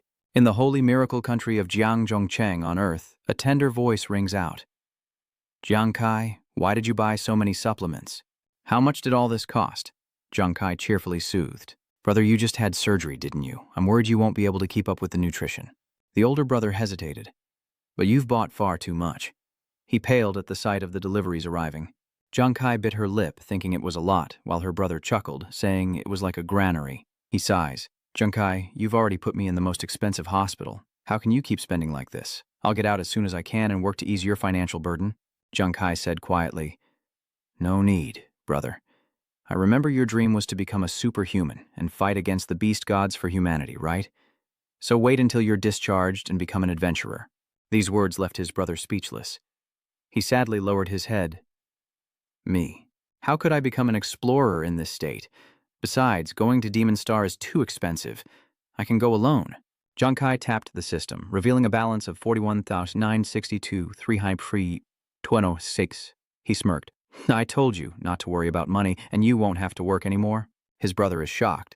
Jiang Kai, where did you get so much money? This is hundreds of millions. Jiang Kai spreads his arms. Brother, this is all the money I earned legitimately on the Demon Star. You've worked so hard for me all these years. Now that I have power, you can live the life you've always wanted. I still remember how you saved us both from the beast god battlefield with your mortal body. What if you become a transcendent being from now on? He looks him in the eye, saying firmly, I think we can definitely save even more people. After a long silence, the older brother finally whispered, Can someone like me really become a transcendent being? With this body? Jiang Kai split an apple in half, handing one piece to his brother. You can do this, brother. Leaving the hospital, Jiang Kai breathed a sigh of relief. His brother could finally pursue his dreams again. I should celebrate after picking up Anne too from school. A sharp screech of brakes echoed. Startled, Jiang Kai turned to see Lu Tuan shouting, Jiang Kai, come with us! He went to the car door, peered inside, and said, Big brother Lu Tuan, did you come here to find me? I'm busy picking up my sister from school. Lu Jun and He Shen solemnly announced, Jiang Kai, we're here because of your sister, Ying Zi. She's been in a car accident. The scene of the accident is devastating, with dust and smoke billowing in the street, and Jiang Kai cries out in panic, Yingzi! He rushed across the street, calling out Antu's name, when suddenly a clear voice rang out. Jiang Kai froze in his tracks. Yingzi was standing by the side of the road, waving cheerfully. Brother, I'm here. He was overcome with emotion, hugging her tightly as he asked, Antu, are you all right? What happened? The girl reassured him, I'm fine. My school bus just broke down. Jiang Kai frowned. An accident? Azi pointed to the person behind her. Luckily, this man saved me. He even said he knew you. Jiang Feng raised his hand in greeting. Jiang Kai is stunned. You're Jiang Feng, a royal superhuman? Why are you here?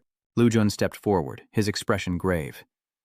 Jiang Kai, there's something important I need to tell you. Your sister's accident wasn't random. Black God continued.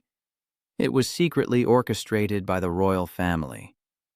The two looked at him gravely. Jiang Kai, you've repeatedly humiliated the royal family, and their hatred for you grows.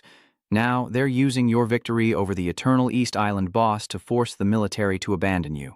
They explained that the merit of defeating the boss on Yangdong Island was too great, and Wei Jihui had no choice but to compromise due to pressure from above, but he still left Jiang Kai a chance. During negotiations, Wei Jihui mentioned the upcoming guild competition, saying that if the royals could defeat him and prove his new class wasn't strong, the military would agree to their demands. Wei Ying hoped Jiang Kai would comply this time, or he'd have no reason to protect him directly. Both sides have reluctantly compromised. This is the most we could do for you in the current situation.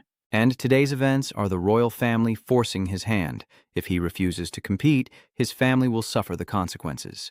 Each word felt like it was draining the blood from Jiang Kai. Lu Xun gritted his teeth. I'm sorry, Jiang Kai.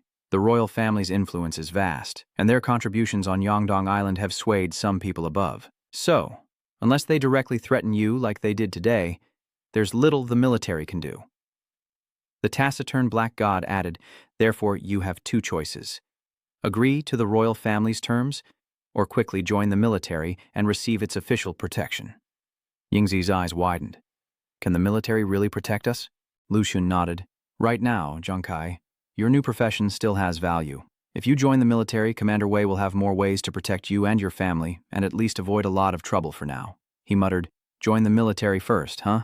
Bloody images flashed through his mind.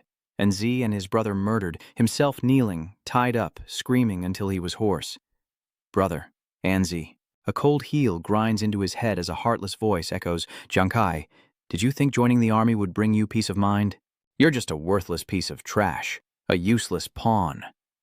Jiang Kai clenched his fists as a torrent of thoughts flooded his mind.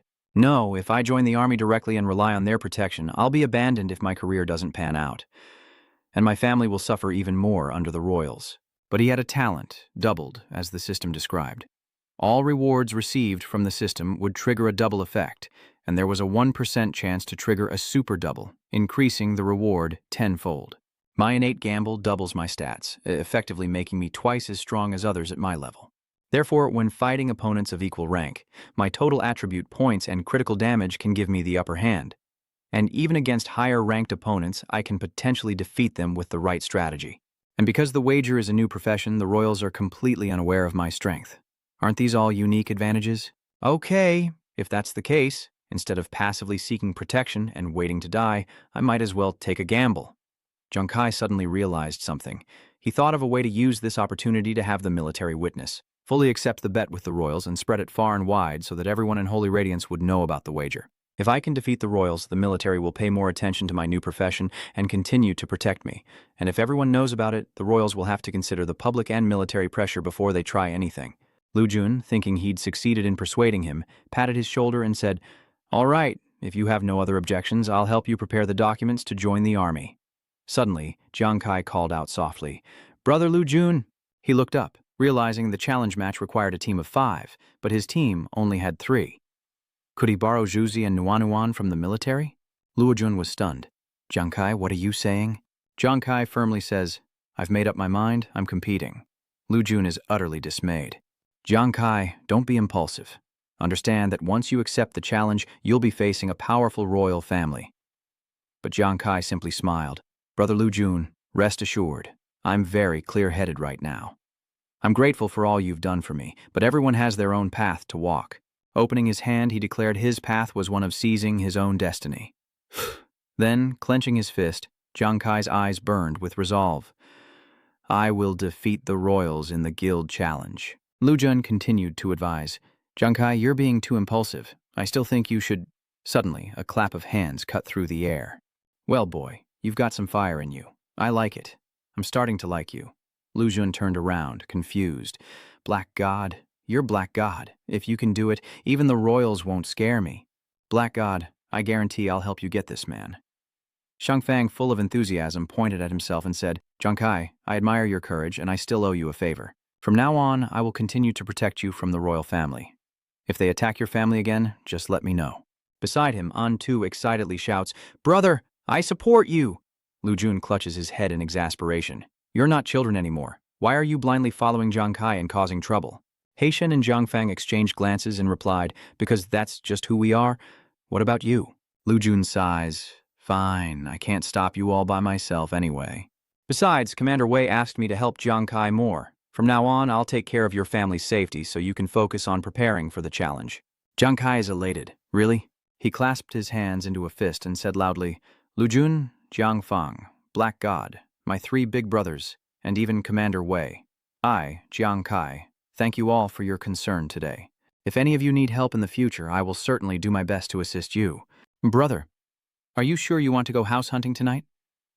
Jiang Kai held her hand. The royals had fully revealed themselves. You and I can't keep living in that slum with terrible security.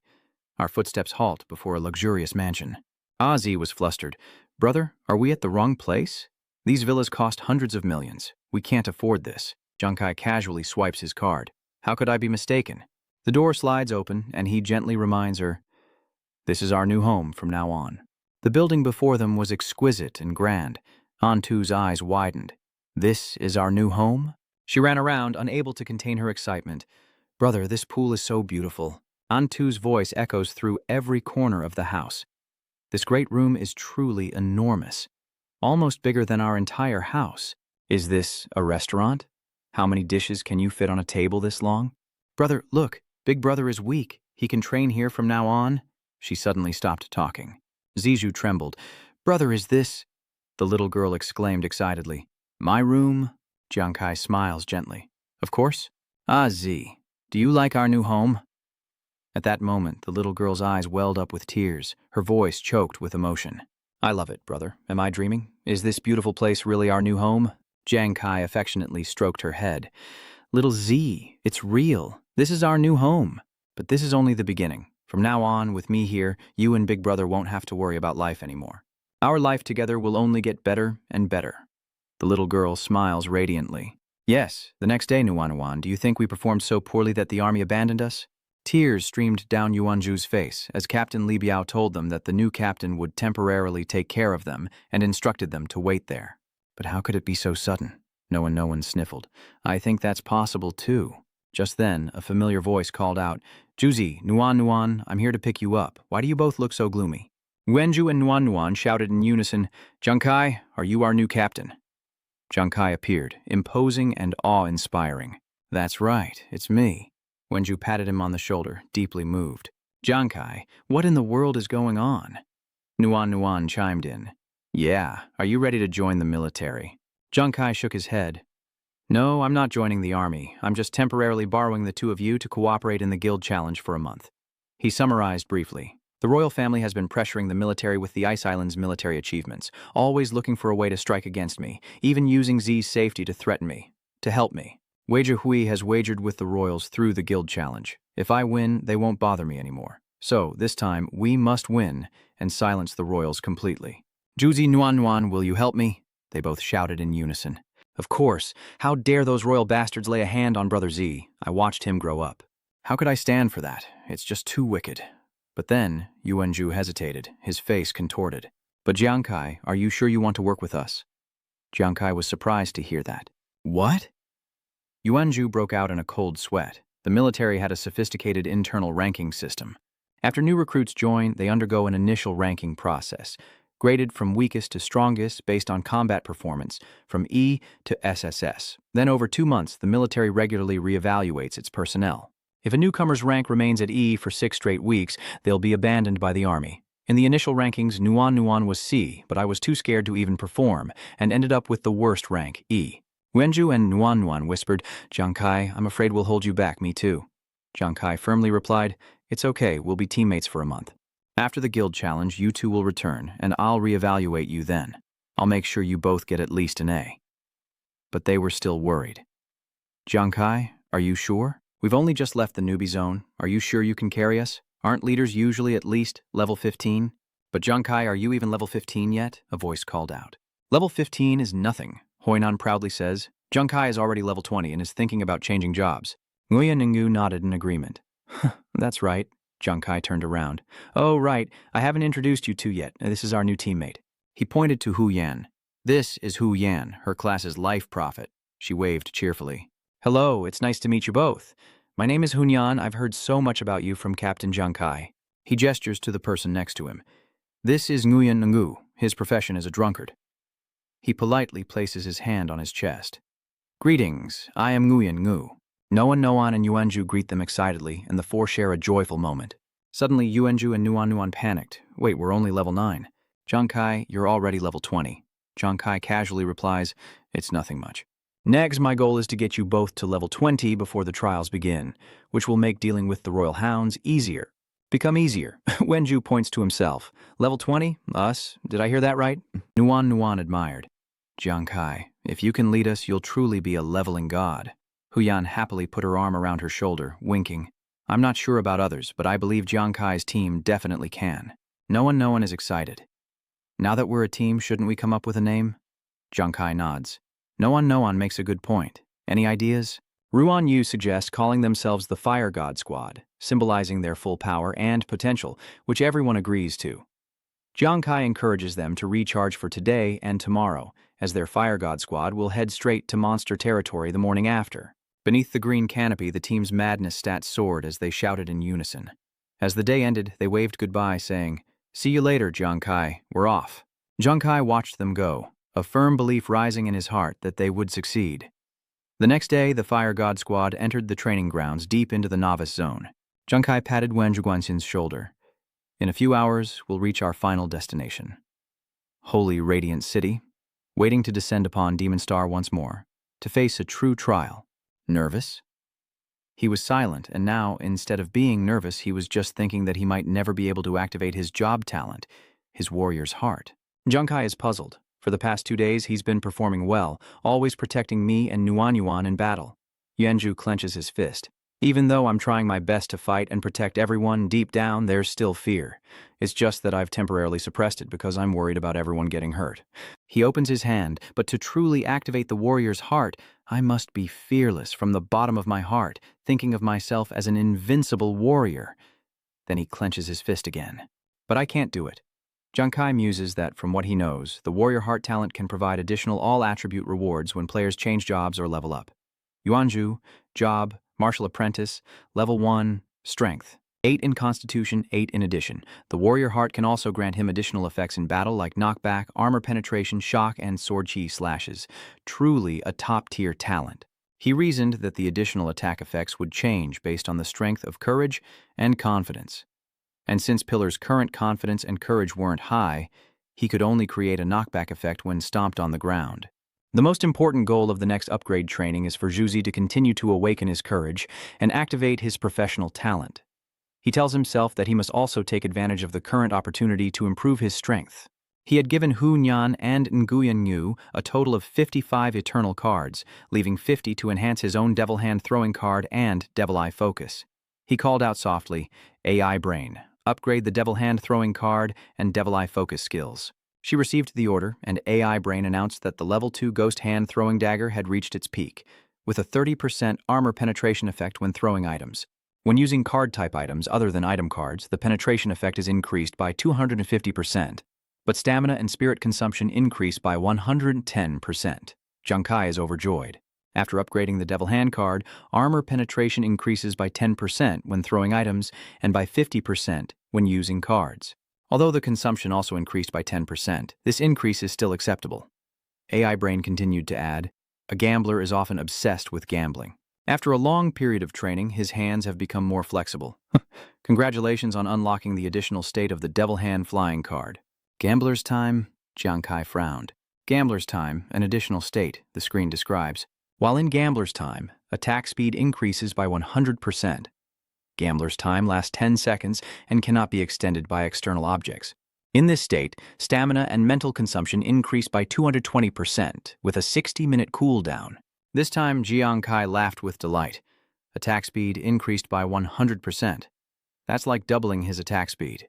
The AI brain continues to announce that the Level 2 Demon Eye of Focus has been upgraded to the highest level, increasing the range of vision and eye tracking ability by 60%. When used, mental energy consumption increases by 120%. Jiang Kai reads it again. The Devil Eye Focus has also been upgraded. Indeed, the range of vision and eye tracking ability have improved, but the consumption of mental energy has also increased. He quietly asks the AI if the Demon Eye of Focus has also unlocked an additional state. She replies that in gambling, one needs not only skillful hands, but also the ability to confuse the opponent, preventing them from reading the cards in your hand through your eyes. The electronic display flickers, showing that the effectiveness of the cheat, which affects the opponent's judgment through the eyes, is determined by the difference in mental strength between the two. If the opponent's mental strength is far greater, the infinite convergence effect is 0, but it can't be a negative value. The duration is 10 seconds, and mental consumption increases by 240%. The cooldown is 60 minutes. She elaborates that no matter how high the opponent's mental strength, he can still affect them. The higher the opponent's mental strength, the smaller the effect. Perhaps even negligible, but no matter how great the gap, there's no risk of a reverse effect.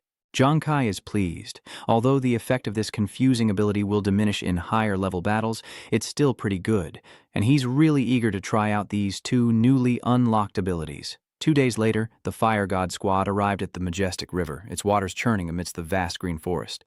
The team announces their arrival, stating that they've reached the border between Kings Valley and Taibin Mountain Road, the territory of the armored wyverns. The 5 of them stood atop a towering peak, gazing down at the world below. Yuanju wondered, Jiang Kai, are there really that many ironhide hydras here? If I remember correctly, aren't ironhide hyenas monsters above level 25? Hu Nian added, not just a few, but a lot. Armored high dragons are pack animals, and there are at least 100 of them in this territory. She squinted at Yuanju and added, if I remember correctly, I heard there's also a level 50+ armored high dragon war general here. He gaped at the mention of a commander-level monster. We're almost all below level 20. Are we really going up against a war general-level monster? Nuan asked hesitantly. Jiang Kai, you defeated the Merman Lord single-handedly on Yongdong Island, and I believe in your abilities, but this time you're leading us against an ironclad Qilong warlord with at least 25 regular Qilongs and 35 elite Qilongs under its command. Isn't that a bit dangerous? After all, the gap between us and you is too great, Jiang Kai calmly explains. Besides the experience, it's crucial to train our team's coordination. Killing without difficulty won't improve us. For the team, only danger can unlock our potential. Only real combat can bring rapid improvement, he said seriously, and job change materials often appear in monster domains and on special general-class monsters. Anyway, the spoils from the white-armored, iron-scaled dragon, a war general, have a chance of yielding a level 20 class change material for a doctor, Holy Frostwater, or a level 20 class change material for a death spirit, Dream Core. The spoils from the black-armored, iron-scaled dragon may yield a level 20 class change material for a martial artist, War General's Blood. They all shouted, Tier 20 class change materials. Hu Nian asked knowingly, Captain Jiang Kai, judging by your confidence, do you have a trick up your sleeve? The mysterious man turned away, keeping his secret for now. Is it powerful? Maybe. The Fire God squad was eager, shouting, What are we waiting for? Let's go! And the whole team quickly advanced into the forest. Jiang Kai quietly warned, These look like tracks from the ironhide worm. Everyone, be careful. Yuanju leaned over to Nguyen Ngu and whispered, Nguyen, I heard you weren't even afraid of the elite-level netherworld succubus. How did you overcome your fear of her appearance? No, I wasn't afraid at all back then. Brother Nguyen, how do you do it? Can you teach me? Nguyen Ngu tossed over 2 small bottles, knowing full well the potency of the liquor we ghouls brew. This is a grade 2 wine that I brewed after Trang Vin Hang upgraded his professional skills. It's very effective and might be helpful to you. He generously reminded, But you're a martial artist, the strength of our team, so it's best not to drink it when fighting. Wenjia nodded repeatedly. Okay, I got it. Thanks, Nguyen-data. Suddenly sensing danger, Jiang Kai shouted, Something's under that rock, scatter. Startled, everyone leaped back as a mighty roar shook the trees. From under the rock, a dark figure lunged out, jaws wide, ready to tear someone apart as the system announced, Armored High Long Monster Common Grade, Level 25. Junkai lands gracefully, but suddenly looks up, startled. The High Long ferociously charges toward him as the team cries out, Junkai! Captain Junkai is careful. Junkai stands firm, unleashing sharp claws from his hands. He suddenly hatches a plan. Waiting is for cowards, too afraid to face their enemies head-on to activate their job-class talent. Isn't this the perfect opportunity to practice? Glancing at the pillar, it's just a common Ironhide High Long, and while he can't beat it at Martial Disciple Level 9, he shouldn't be killed. As for me, I can become ethereal when needed to evade the armored worm's attacks. He resolved to stand still and let the worm bite. All right, let's gamble on this. I have to make the main consciousness realize he's not weak. Everyone shouts in a panic, Captain Junkai, hurry and do something. Captain Junkai is in danger. Suddenly, a figure bursts forth. Yuanju Jiang slams down with both hands. Junkai, I'm here to save you. With an earth-shattering stomp, H. Long is crushed into the ground, leaving the team in stunned silence. Junkai proudly says, Well done, Pillar. He stares intently at H. Long, whom he has beaten to a pulp. But suddenly, it rises up, and Pillar trembles, shouting, What? It's already here? Help me! A flame struck the High Long, causing it to roar in pain. Junkai rubbed his hands, saying, Juzi, I've pierced its weakest point in the abdomen but haven't hit a vital spot yet. Take the chance to finish it off. The High Long glared at him, and he trembled, but his hand instinctively summoned his sword. Juzi closed his eyes and stabbed down with all his might. His teammates' urgent calls pulled him back to reality. Juzi, open your eyes and look, it's all over. The system announces the death of the level 25 armored High Long as Juzi stares blankly at the High Long. Is it dead? He cursed angrily. This thing suddenly slipped through the gap and scared the hell out of me. He smugly beckoned to Jiangkai, who was standing nearby. Jiangkai, what were you spacing out about? If I'd been any slower, you'd have been bitten. Jiangkai had no choice but to keep acting. I don't know why, but my mind suddenly went blank. Besides, you promised to protect me. Were you just going to stand there and watch me get eaten? Wenju paused. Hey, Jiangkai, didn't you know I'm a coward?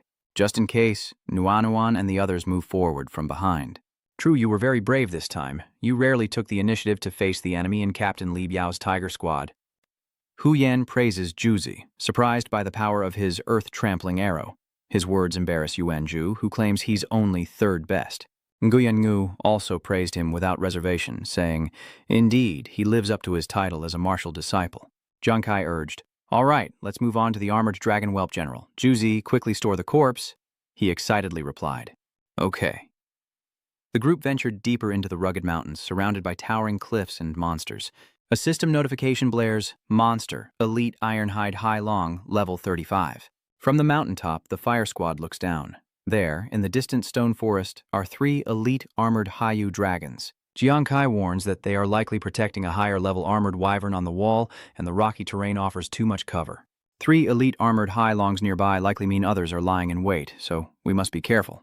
Jiangkai ordered, Hunian, I need you to summon rain to mask our scent. We may need to maintain it for 10 minutes to prevent the armored High Longs from detecting us. Can you do it?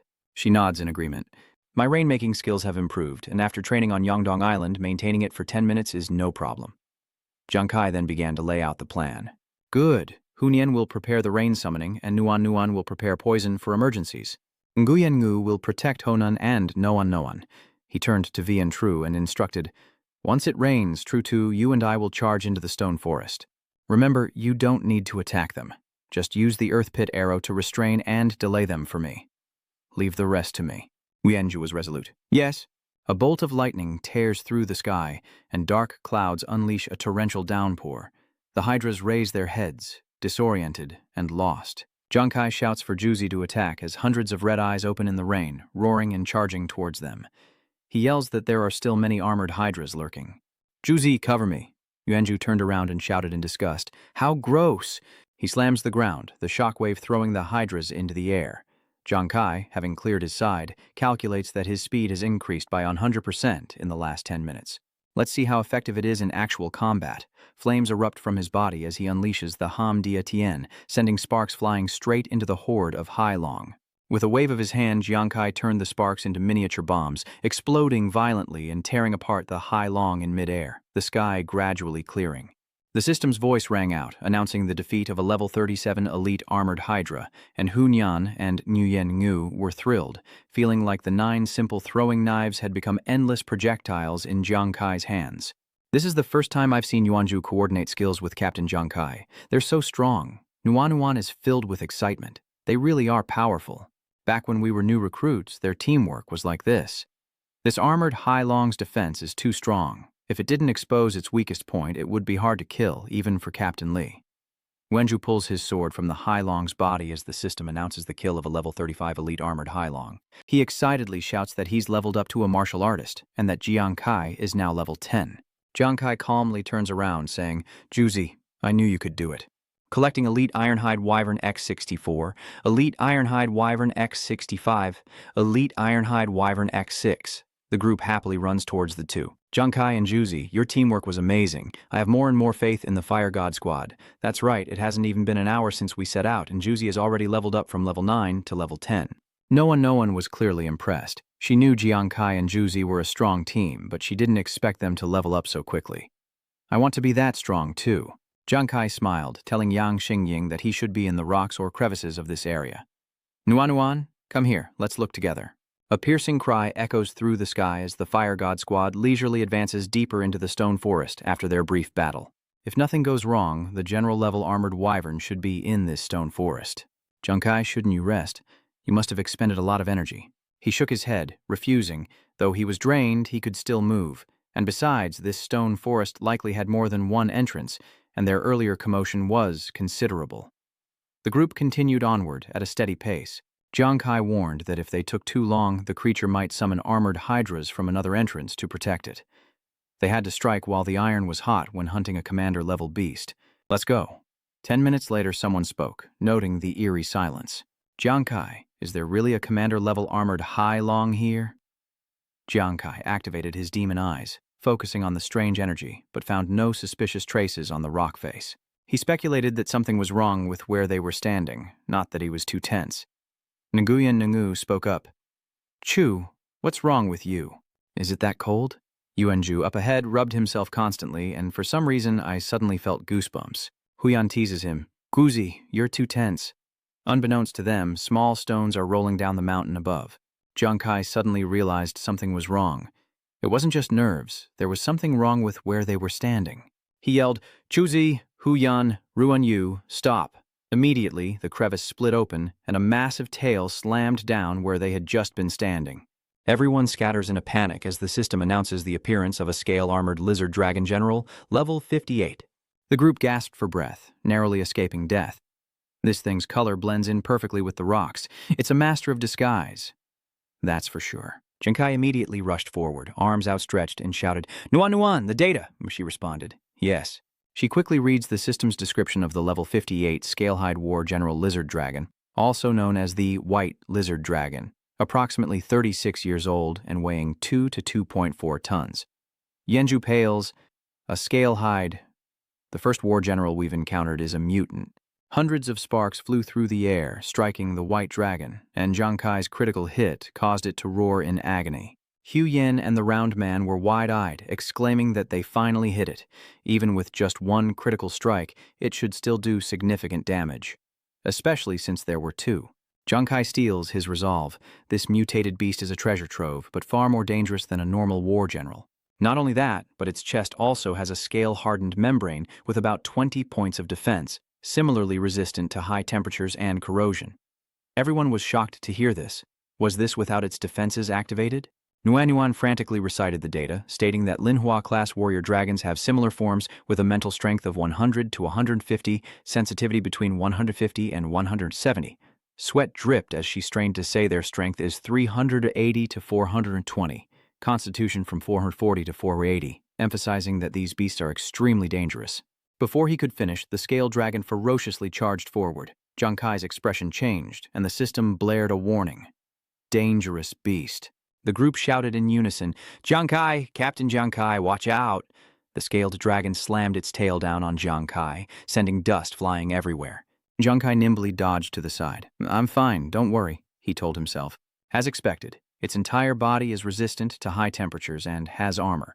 Even with the intense Hellfire Chaser attack, it's impossible to damage it, only to push it back. He landed safely, thankful he anticipated and dodged in time. Its strength is around 400. If it scratched me, I'd be torn to pieces. Luckily, the secret wings I found in the Lord Merman's treasure hall have greatly increased my sensitivity.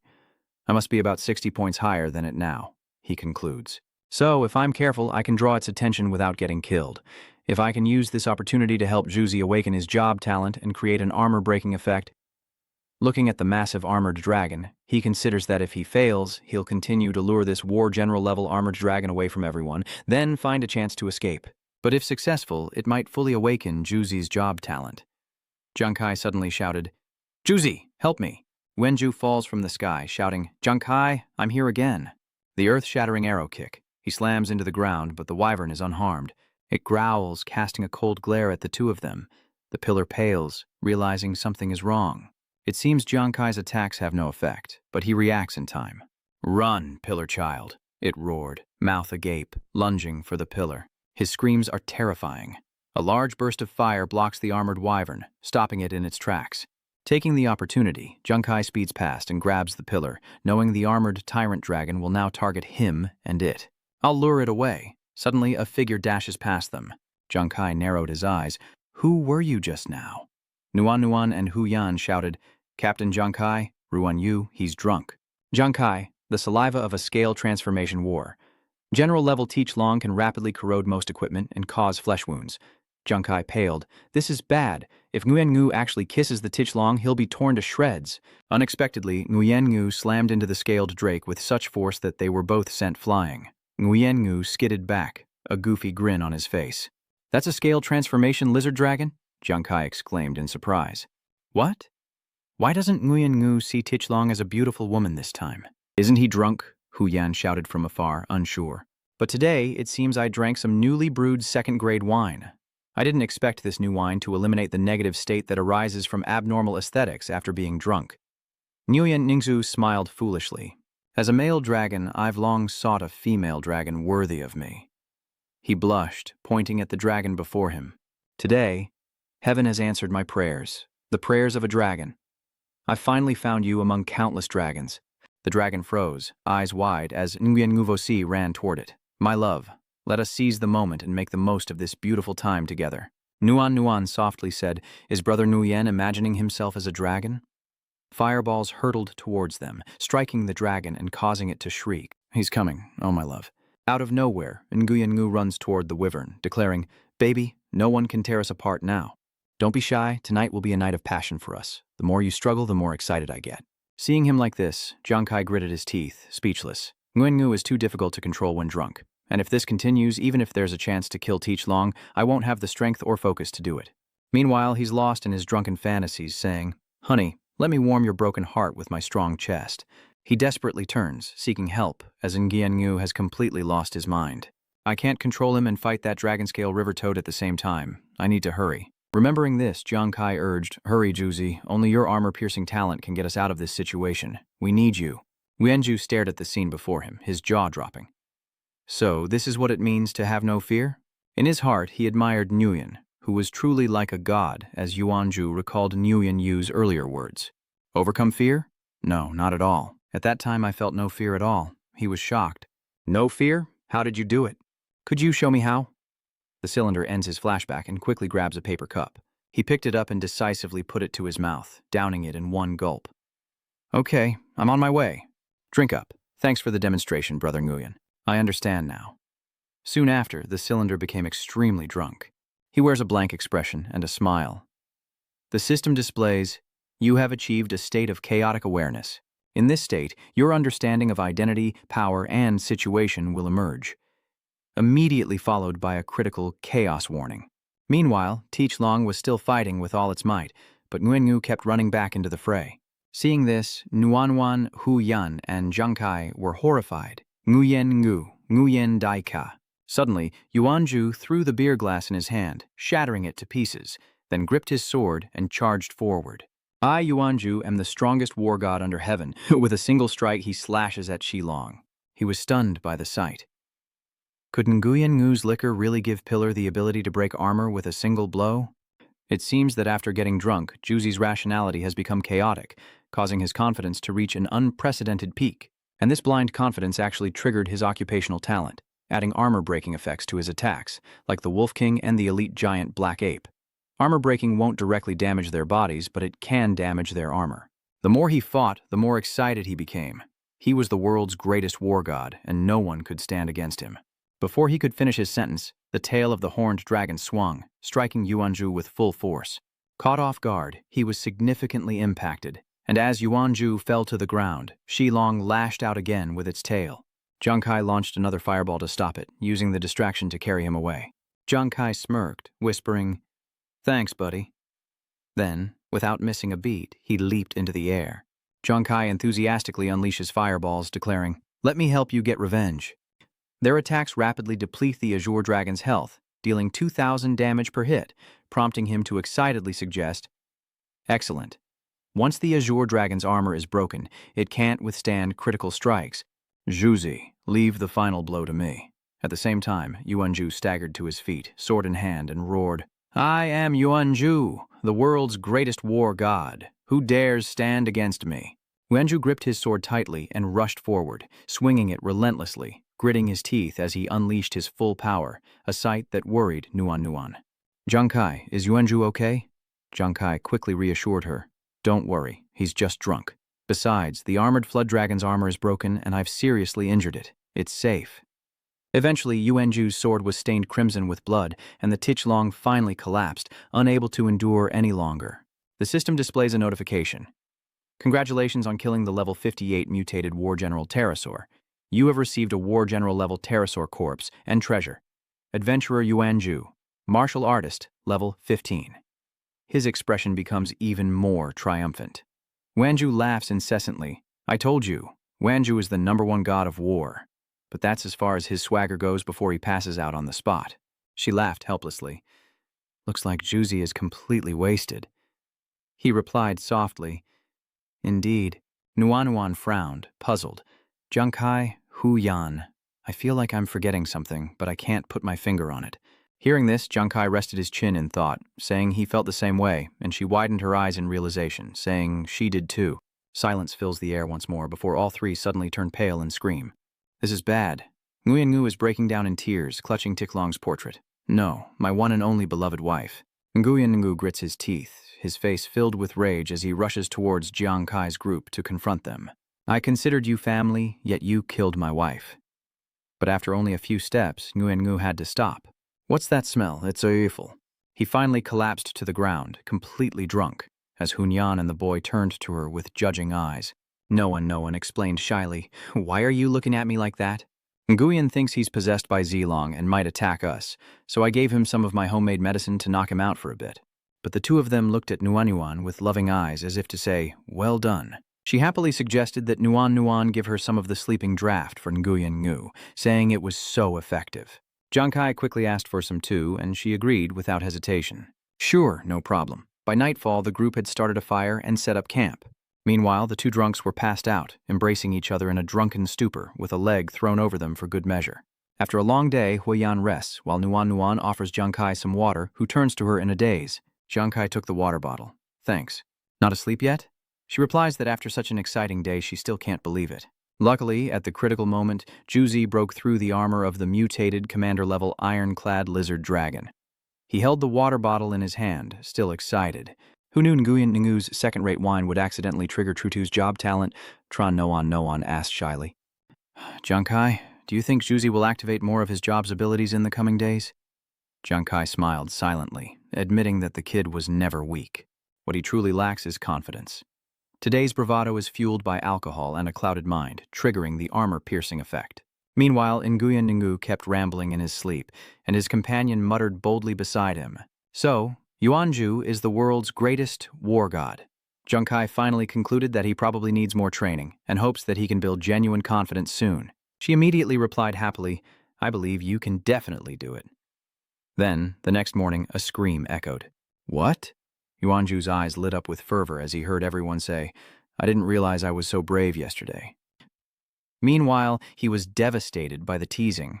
And Nguyen Ngu couldn't help but say that after his perception was confused, he flirted with the Shilin-turned-armored dragon while making the armored dragon. How brave, Hunian said with a grin, her words bringing him to the brink of tears. Please, no more. A shimmering treasure chest is placed down, and the group of 5 gathers around it.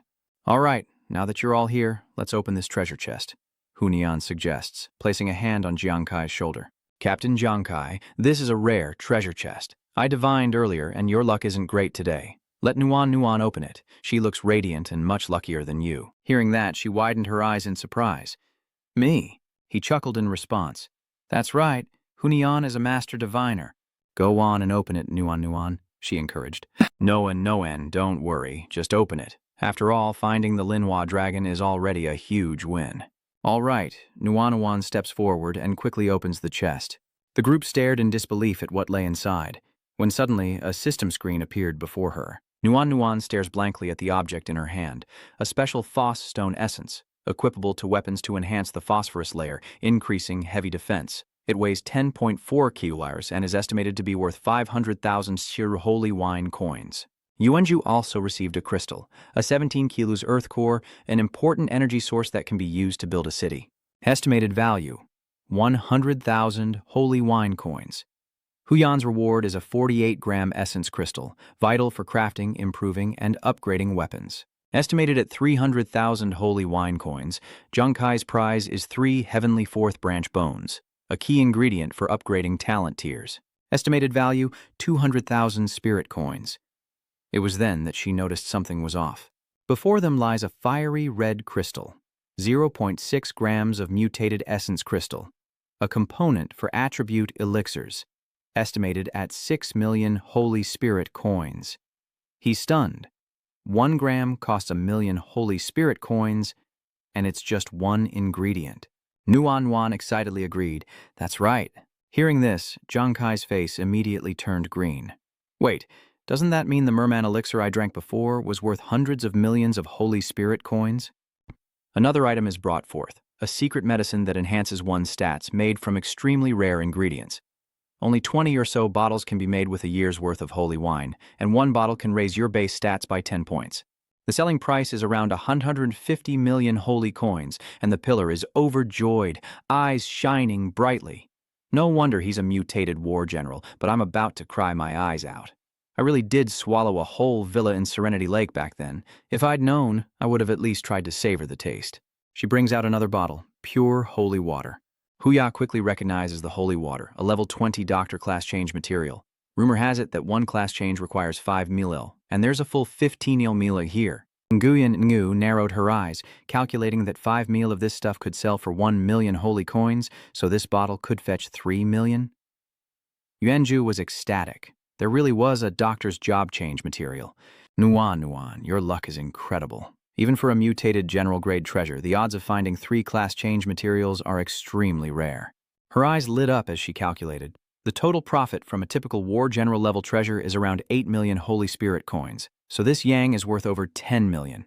This scene just makes him chuckle. Hunuan, you look like a gold digger right now. She turned to Jiang Kai with a mocking look. Are you sure about this? Want to see what Captain Jiang Kai looks like now? Sure enough, Jiang Kai was drooling with excitement.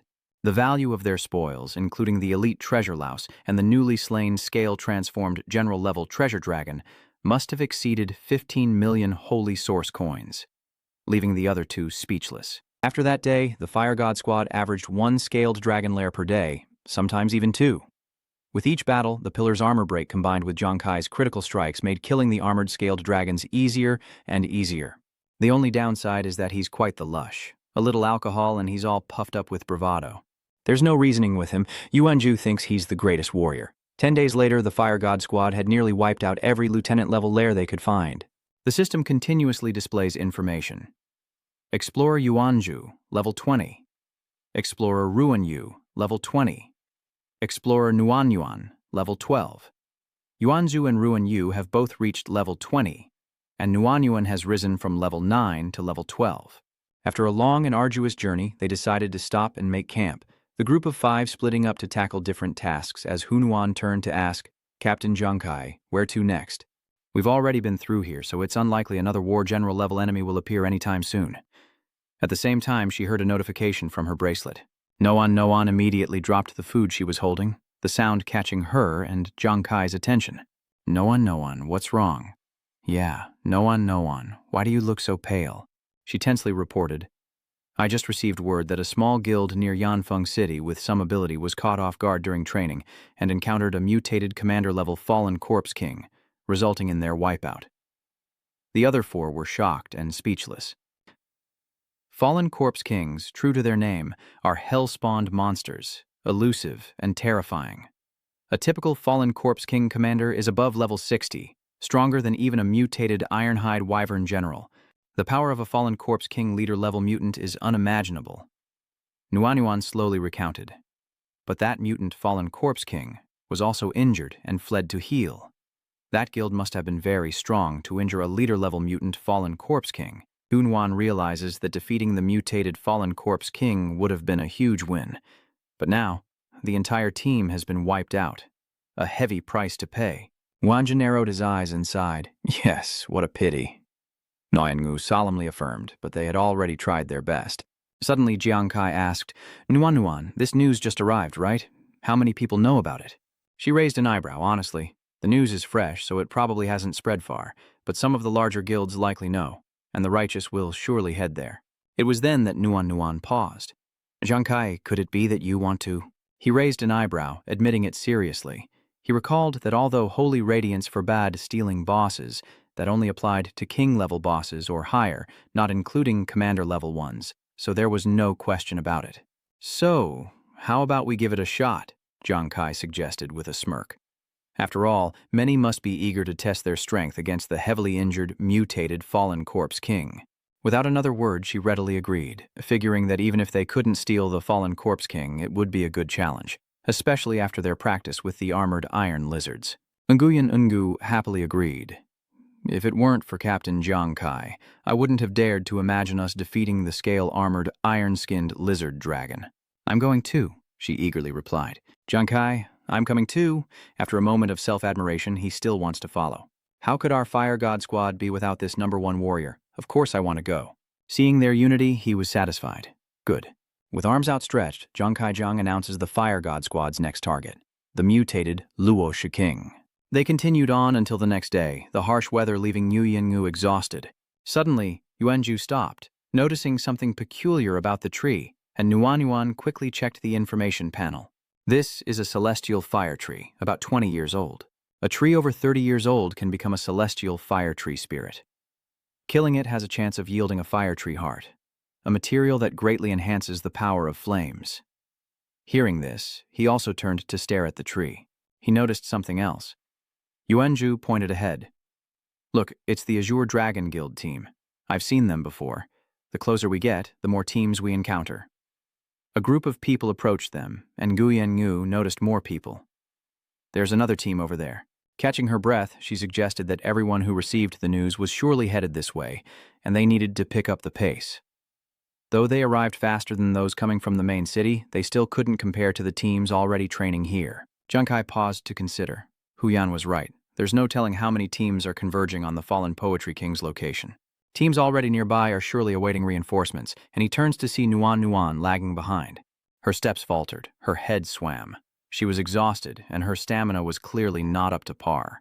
In this fierce boss battle, everyone is persevering, and I can't be a hindrance. Noan's vision began to blur, and a foot suddenly appeared before her eyes. Jiang Kai offers her water, and as she drinks and rests, he thinks to himself that Juzi is a key fighter who needs to level up, and that Nguyen's initial level wasn't low, so he'll level up to 20 faster. Huyan has been level 29 for a while now, but Noan, still at level 12, doesn't complain and strives to keep up. She wasn't tired. Jiang Kai marveled at how Nuan, the lowest level and a non-combat medic, had persevered, proving she was tougher than she looked. He smiled faintly. I know you're not tired, but I am. Let's all take a break with me. The others quickly chimed in. Exactly. I see a lot of high-level squads here. Why don't we rest up and fight later? Hearing this, she hesitated, but the 5 of them decided to stop and rest. Jiang Kai seriously considered that Yanfeng, where the fallen corpse king was located, had a circumference of 5.6 kilometers, and most of the monsters in this area did not have a clear sense of territory, often wandering around. With so many teams searching, we're at a disadvantage in terms of speed and stamina. Hunuan asks directly, Captain Jiang Kai, what are your thoughts? He then stated, I'm wondering if we should rest before searching for the fallen Corpse King. What special advantage do we have over the other teams?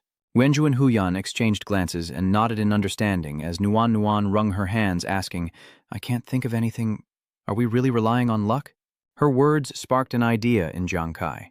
Luck, he exclaimed. What if Hunuan divines whether we can find the fallen Corpse King? That made her bristle. How could she possibly predict something like that? He shouted and ran over to her. Luck, that's right, it's luck. Huyan, our team's advantage is having you. Hearing that, she was shocked. Team leader, Jiang Kai, do you really want me to tell your fortune, or pray for rain? Jiang Kai excitedly reminds her, Huyan, have you forgotten? Before becoming a fortune teller, you were a geomancer. The severely injured Do Lak Thief Wang is now hiding to recuperate. So, where would this hell-spawned monster choose to rest? She seemed to understand.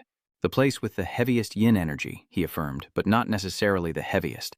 It's wounded, so it might not have the strength to find the ideal spot. Let's check the areas with heavy yin energy near Yanling and narrow it down. Only then did Hu Nian fully grasp the information. So that's how it is. She turns and winks, showing off. Feng Shui is my specialty. You guys rest up. I'll figure out where Duan Luoshi Wang might be hiding. All right. Time passes. He stands silently, solemnly awaiting the results. Suddenly, Jiang Kai felt a tap on his shoulder as Yuanju approached, scratching his head and asking, Did I scare you? What were you thinking about so seriously? You didn't even notice me coming. Jiang Kai smirked. It's nothing. I was just thinking about Nuanyuan unlocking her level 20 class advancement materials. Even though I know my class advancement material formula, I have no idea where to find them. Hearing this, he nudged his shoulder and asked, Jiang Kai, so you already know the formula. What materials are needed? Are they rare? Jiang Kai's expression suddenly darkened. It's not that they're rare, it's that I have no idea what they are. He recounted honestly, I found the special level 20 class change formula in the secret section under Eternal East Island, where the fishman boss was. After deciphering the mysterious writing, I learned it spoke of water from an unknown source, fire spontaneously combusting from nothingness, a gentle breeze that doesn't stir, mud that floats and sinks without settling, and ever-changing metal. Hearing this, Yuanju broke out in a sweat. Wait, what do you mean, water with no source, and fire from nothingness? Jiang Kai, are you sure this is a recipe, and not some kind of riddle? Jiang Kai grinned and replied, There's only one copy of the formula, so it's definitely correct, it's just really confusing. I even wondered if water with no source just meant rain. But what about the other things? His mouth dropped open, a realization dawning. That actually makes sense. Then what about the fire that bursts from nothing? Could that be from the blazing peaks? Jiang Kai asked, puzzled. The blazing flame domain? Yuanju thoughtfully recalls. That's right, the Liuyan Mountains. I heard it's fireless yet incredibly hot, almost like a natural furnace. Don't you find that amazing? Hearing this, Jiang Kai pondered, finding it somewhat reasonable. Suddenly, a voice startled them both. Isn't that the lucky dog from Yongdong Island, the smug Jiang Kai? A group of level 40 cavalry and gladiators approached, hands on their hips, radiating arrogance. Talk about running into trouble. Their appearance was puzzling to him. Why did he call them destined enemies? Jiang Kai, do you have some kind of history with these intimidating people? Jiang Kai glances at them, unimpressed. He's never met them, but judging by their expressions, they're definitely royalty looking for trouble. Upon hearing that, Yuanzhuo expressed his disgust. Royals, huh? Then I definitely have to teach them a lesson. He calmly intervened. Don't act rashly. These guys seem to be high-ranking, and our goal is the mutated fallen corpse king. We shouldn't start a fight now. Then he stepped forward and asked, I'm Jiang Kai. What's this about? He immediately stepped forward. What's going on? You killed my Eagle Squad number 5 and then ambushed and killed young Master Huang while we were hunting the Merman Lord. Fei Xiang grinned maniacally. Jiang Kai, you've got a death wish, don't you? Hearing this, he couldn't help but pick his nose in disdain. It was Huang Wei who ambushed Jiang Kai with 4 assistants, only to be wiped out completely. Those words struck a nerve with Hua Lian, who lashed out with her whip, screaming. The captain's talking to Jiang Kai, how dare you bark like a dog? Jiang Kai immediately fires back. He quickly swatted it away with his bare hand, an act that only fueled Huo Lian's rage. Jiang Kai frowned, displeased, and though he didn't dare say it outright, he thought of them as flies buzzing incessantly. How annoying. Without a word, Fi Tuong drew his sword. To call the Zhuanwu Society flies. I was going to let you die easy. He and his companion glared at them, ready to tear them apart. Now, he would make sure they neither lived nor died. Jiang Kai clenches his fist, revealing his claws. It seems a battle is unavoidable. She and Ruan Yu received the news and rushed over. Fei Xiang, what are you doing? You wouldn't dare attack us here, would you? He finally stammered. They know Nuan, he asked, eyes wide with surprise. No one. Aren't you in the military? Why are you with Jiang Kai? She steps forward to explain. I'm a member of the Fire God Squad now, and Jiang Kai is my captain. If you try to hurt him, I won't stand by and watch. He immediately nods in agreement. That's right, Mo Chen added, offering a reminder. Captain, her sister works for the Falcon Guard. Finding the fallen Guardian King is what matters. We shouldn't cause trouble. Hearing this, Fei Xiang pursed his lips and fell into thought, finally deciding to sheathe his sword. You're lucky this time. I didn't realize you were the type to hide behind women, Jiang Kai. He glared at Fei Yang, clearly displeased, as Fei Yang smirked before leaving. Right. You really like using throwing knives, don't you? That's right, someone like you only deserves to use such treacherous weapons, but remember, next time we meet, before I kill you, I'll destroy more than just your throwing knives. Fei Xiang smirked, saying he'd cut off both of his arms, a threat that immediately darkened Jiang Kai's expression. They laughed all the way out, seeing his reaction. No wonder they were so angry. How could the 5th Falcon Squad lose to these guys? Yuanzhu was furious, ready to fight, but Jiang Kai rationally stopped him, saying it wasn't the time and to let them go. He quickly regained his composure and asked for information. No one. Do you know anything about that wall-scaling guy? Without hesitation, she explains that he used to live in the military region and that he transitioned from martial apprentice to fighter more than half a year ago. His combat abilities are likely on par with an inheritor now. That information left him and Ruan Yu speechless. No one explained that the martial artist profession was highly valued by the military, as it was the first 4 levels of occupation before becoming transcendent. There are the well-known ranks of martial disciple, fighter, successor, and ancient martial artist, with levels 1 to 20 being martial disciple and 21 to 40 being fighter.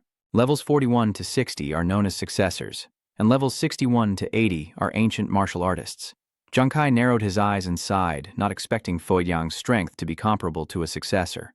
She nodded, reminding the team he has strong ties with the royal family, and his agility is rumored to be exceptional, so be careful. His face kept flashing in his mind. He had a strong feeling he'd meet him again in the Guild Challenge tournament. She unfolds the map and explains, the first location is the Twilight Graveyard, northwest of Blazing Flame Ridge. The second location is the Shanyin Lake, directly south of the Flame Ridge, which is quite close to the Fallen Corpse King's territory. This lake is of the Yin type and the closest to the main city area. Then there's one more place, a low-lying valley to the west of Dmdm Lin, unknown and unnamed, just beyond a small hill. Hearing this, Jiang Kai rested his chin in thought, while Yuanzhu raised his eyebrows, suggesting, the Fallen Corpse King is seriously injured and will surely rush back to its nest, so should we try our luck at the Dusk Garden? But he quickly dismissed the idea. No, we're going to the valley. The others were stunned by this, but Jiang Kai reasoned that while the Twilight Burial Ground was close to its territory, many other teams would likely have the same idea. By the time we get there, it'll have been picked clean. Even if it's really there, we'll likely return empty-handed. As for Lake Shanyin, it doesn't gather yin as well as Dusk Cemetery, nor is it as secluded as that valley. Plus, it's close to the main city, so many people will surely head there. Though the valley's mountain barrier seems like the least likely escape for the injured Fallen Corpse King, that very fact might cause most explorers to overlook it. So let's gamble and head to the valley first. It'll take them 2 hours to get there. So, this nameless valley is the place? He's been shaking like a leaf the whole way here. I can sense the negative energy radiating from this place without even needing to check the feng shui. It's so vast, though. If the Fallen Corpse King is hiding here while injured, it'll be difficult to find him. Now, we not only have to find it, but also deal with it before anyone else discovers this place. No small task, indeed. He continued walking, calmly explaining, because the Fallen Corpse King is afraid of being discovered and wants to hide to heal its wounds, it will definitely choose the most discreet places, such as caves or tombs. This is a medicine I concocted while fighting alongside the army, which reduces the effects of toxins from hell-type monsters. Its effects last for half a day, and it might help in this situation. Recovering his focus, Jiang Kai suggested, all right, everyone take no-one's medicine first, then we'll check around for caves or abandoned tombs. The others quickly agreed. Nightfall quickly descends as Jiang Kai's group continues through the forest. Wenju complained, "Junkai, I can't walk anymore. Let's rest before going deeper."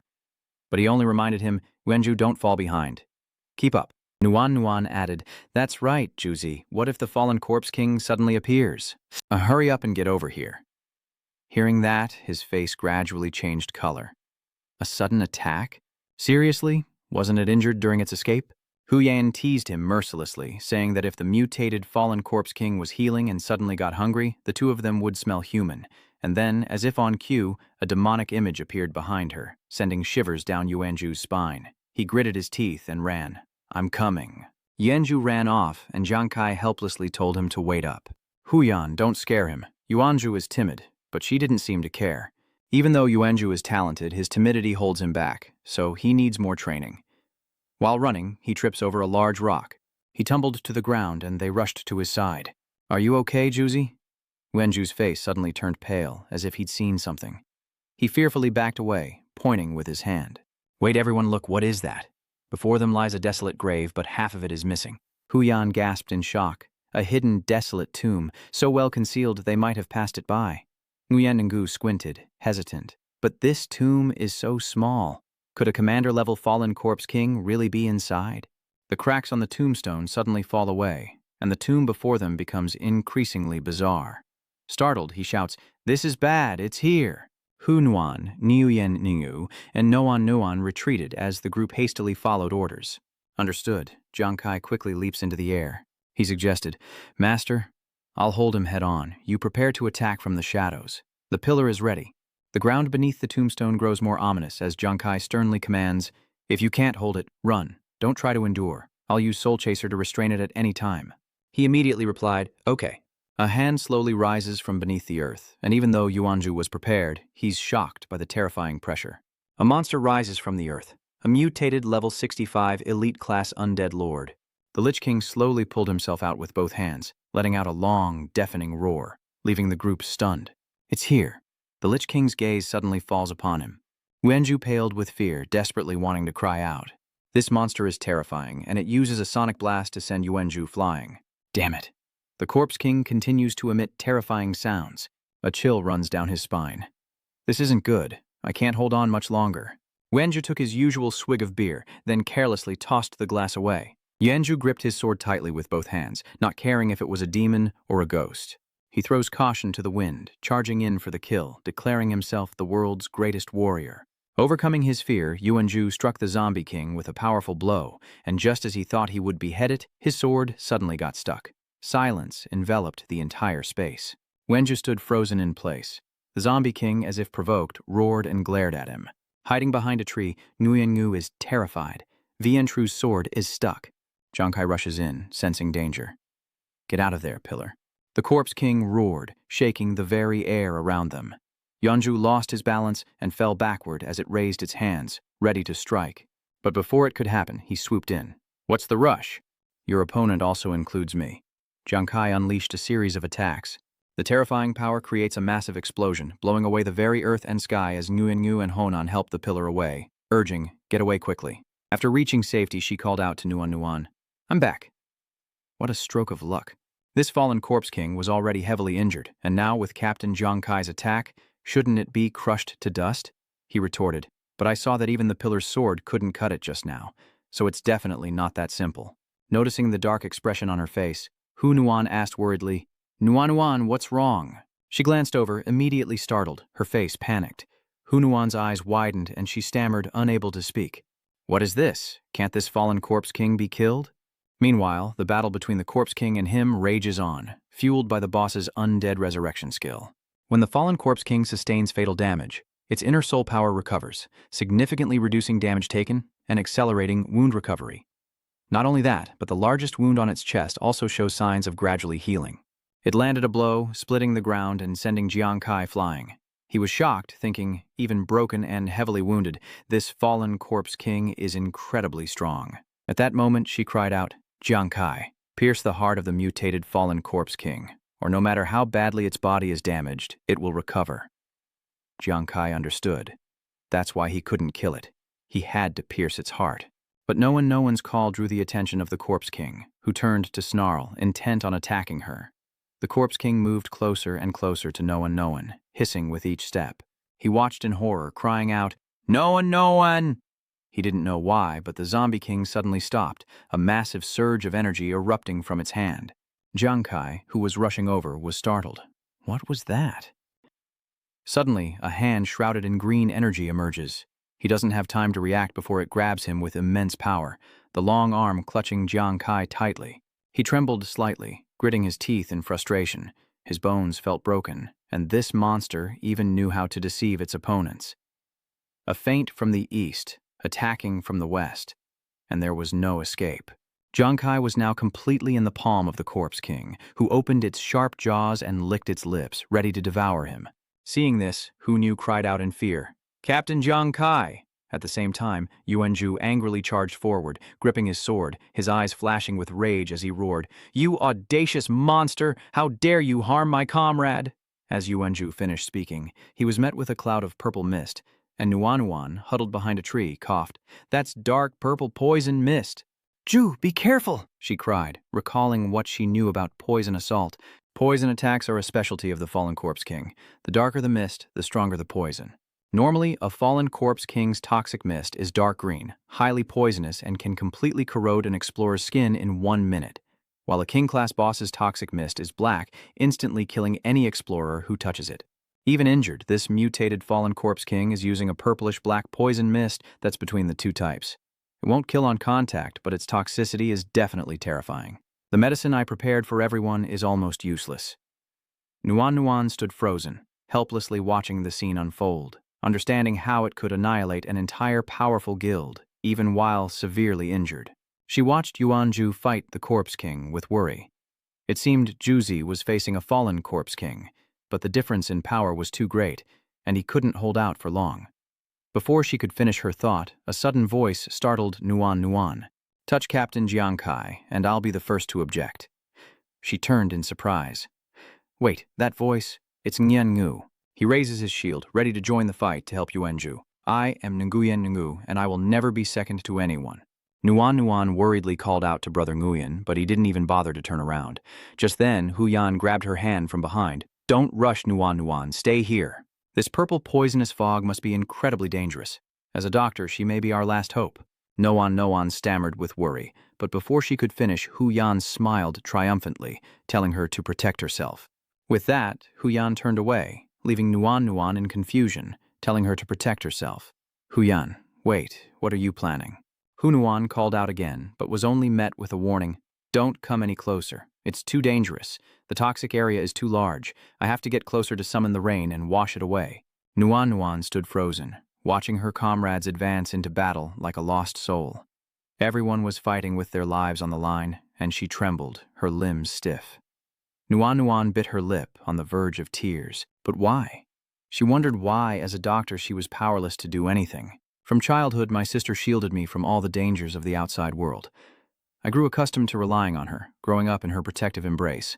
But one day, the demon star suddenly descended, and divine beasts began appearing all over the world. Only humans who survived the demon star's trials and became transcendent had the power to fight back against the divine beasts invading our homeland in the real world. Until our father's sacrifice on the beast battlefield due to lack of medical resources, I matured overnight, determined to join the army and become a strong support for my comrades. And in those early days in the Demon Star, when I felt alone, I met Trutu and Jiang Kai, and we fought together seamlessly. Under Jiang Kai's guidance, Trutu and I, with our outstanding rookie achievements, were selected by the army. Finally, like my sister, I fulfilled my dream of joining the military, and I thought I had finally taken a firm step towards my dream. But after joining the army, I truly realized the gap between myself and everyone else. I tried so hard, but my rank was only C. I comforted Juzi. I told him not to be sad about his less-than-ideal performance, but I was even more disappointed than he was. Could I really become an outstanding doctor? As Nuan recalls the past, she wonders if she's truly qualified to protect everyone. Meanwhile, on the battlefield, Yuanzhu and Ruanyu's voices echo. "The Fallen Corpse King has an outstanding appearance. How could I, King Nguyen, miss out? Come, let's act quickly and let no one hinder this wonderful plan. I, Yuanzhu, am the #1 war god in the world. Demons, get out of here." Words that only amplified her self-doubt. It's like watching my best friends fight with their lives on the line, while I'm stuck being the same as always, hiding behind my sister, hidden behind them. Nuan Nuan collapses to the ground. Helpless, Min even began to doubt whether he should have become a doctor. As for the Corpse King, it continued to roar and spew poisonous mist. He and Nguyen Ngu were struggling to hold on, and Zhang Kai was reaching his limit, his face paling as he struggled to breathe. Hearing her voice, Chuzi and Nguyen Ngu seemed to awaken, and Nuan Nuan trembled as she approached everyone, hearing Jiang Kai's voice, only to find her teammates being mercilessly attacked by the Corpse King. Seeing the brutal battle, Nuan Nuan was shocked and rushed over, calling out, "Chuzi, Brother Nguyen." She knelt down, assessing the situation. Barely a minute since the bone poison took hold, and they were already so severely corroded. Stay calm, Nuan Nuan. Save them. Saving them is the priority. She heals the wounded while trying to reassure herself. Yuanju and Ruan Yu gradually regained their strength. Their wounds began to heal, and the poison bones suddenly dissipated as rain began to fall. Nuan Nuan looked at the sky, unable to hide her joy. It was Hu Yan. Under Honhan's tempestuous storm, the poison bones began to fade, and the Corpse King stood motionless in the rain, uncomprehending. She huddled behind a tree, struggling to maintain the rain's stability while it roared fiercely, still clutching him in its grasp. Jiang Kai was on the verge of collapse, his body racked with pain, his breath failing. Had he overestimated himself? His face pales. Back on Eternal East Island, without the Iron Tyrant's skill, he couldn't have even scratched the Fishman boss. Jiang Kai reflects on his journey, realizing that this Lord-class fallen Corpse King was never a part of the plan. And now he can't protect his comrades. No, Hunuan, Jiang Kai is still blaming himself, wondering if he truly overestimated his abilities. The royal family? Can he really make them pay for what they've done? His face darkens as if ready to give up, but just then, he and Nguyen Ngu charge forward. Vian Tru is the strongest war god in the world. Who dares to be insolent? My beauty has arrived. Caught off guard, the Zombie King instinctively blocked Nguyen Ngu's attack, giving Jiang Kai an opening to escape. He grits his teeth, encouraging himself, I can't give up now. Big Brother and Yingzi are still waiting for me to live happy days together. Seeing his teammates risk everything to save him, he was moved. They were fighting for the Fire God team until the very end. Jiang Kai collapses, coughing, and struggles to rise. He grits his teeth, his hands trembling as he pushes against the ground, his body racked with pain, unable to stand. She rushed to Jiang Kai, worried. Jiang Kai, what do we do? Chuzi, Hu Yan, Big Brother Nguyen, and Noan Noan. Calm down. Hu Yan is already down. This storm can't last long. He gently reassured her. I feel like every bone in my body is broken, but we have to take care of that guy quickly. Is there any way for me to recover quickly? Jiang Kai asked Nuan Nuan, his eyes filled with weakness. Hearing that brought tears to her eyes, but Jiang Kai wouldn't let his teammates down. Nuan Nuan held his hand tightly. I understand. In a moment of carelessness, the Corpse King snatched the pillar and Nguyen Ngu, shoving them unceremoniously into its mouth. But before it could swallow, Jiang Kai struck it in the face. You dog, let go of my friends. He leaps into the air, preparing to strike the Zombie King. With a swift kick, Jiang Kai struck the ghoul's mouth, forcing it to spit out its stolen prey as she looked on with worry at the two figures lying on the ground. Nguyen and Trutu, I'll leave the rest to you. Jiang Kai glanced back, a smirk forming on his lips. Nuan, I'll leave them to you. The Corpse King lunges forward, throwing a powerful punch where he was standing. She pulled out a vial of orange liquid, her expression grave. Jiang Kai, my healing abilities aren't enough to restore you right away. This is a low-grade Phoenix Tear I acquired during my time training with the military. Drinking it will allow explorers below level 20 to ignore all injuries and temporarily recover to their best condition for 1 minute. But the side effect is that after 1 minute, no matter the situation, the drinker will immediately fall unconscious. Jiang Kai, are you sure you want to drink it? Without hesitation, Jiang Kai grabbed the potion, his brow furrowing, but a confident smile crept across his lips. 1 minute is enough. Jiang Kai unleashed his power, forcing the Corpse King to brace itself. Then he taunted it. Come on, you fool, chase me if you dare. It roared in fury and gave chase. Fei sped ahead, gritting his teeth to buy more time. Good. The rain and wind have almost stopped. Jiang Kai lured the Corpse King deeper into the forest, creating a safe distance, and then stopped to patiently await its arrival. Suddenly, something approached from the ground, causing the earth to ripple. The Zombie King's fist shot up, aimed straight at Jiang Kai's illusory form. He dodges the blow, a smirk playing on his lips as he grips his weapon. Fool me once, shame on you. Fool me twice? In its rage, it roared, spewing out a thick, poisonous smog from which 3 arrows suddenly shot towards the Corpse King. Its eyes widened as the 3 arrows approached, But regaining composure, the Lich King leaped into the air and retaliated, unleashing a massive explosion that shook everything around it. Amidst the thick smoke, it frantically searched left and right. From afar, each arrow blazed with light as they hurtled forward, but the Corpse King managed to dodge aside, and provoked, it roared, desperate to find Jiang Kai. The Death Lord spots a pit in front of him, but Jiang Kai suddenly appears behind him. Hey! Jiang Kai unleashes 3 arrows with overwhelming force. I'm over here, you're too slow. The Zombie King roared in fury, launching an attack. 3 arrows shot into its arm with terrifying speed. Each one pierced deep, causing the Corpse King to scream, but Jiang Kai was caught in its massive grip. The Zombie King closed in, tongue lolling out menacingly. On the other side, Nuan trembled, tears streaming down her cheeks as she screamed in terror. Its mouth opened wide, filled with rows of sharp fangs, ready to devour Jiang Kai. But suddenly the Zombie King's eyes narrowed as Jiang Kai mustered his strength, saying, "A mere corpse. You didn't actually think you could catch me a second time, did you?" Something pierces its heart. "I only pretended to be caught to lure you in." Golden light flickered around Jiang Kai's hand as the Zombie King, in pain, dropped him and roared in fury. Jiang Kai's body plummeted, his eyes fixed on it. This gamble had paid off. A stream of blue liquid slowly oozes from the Corpse King's heart.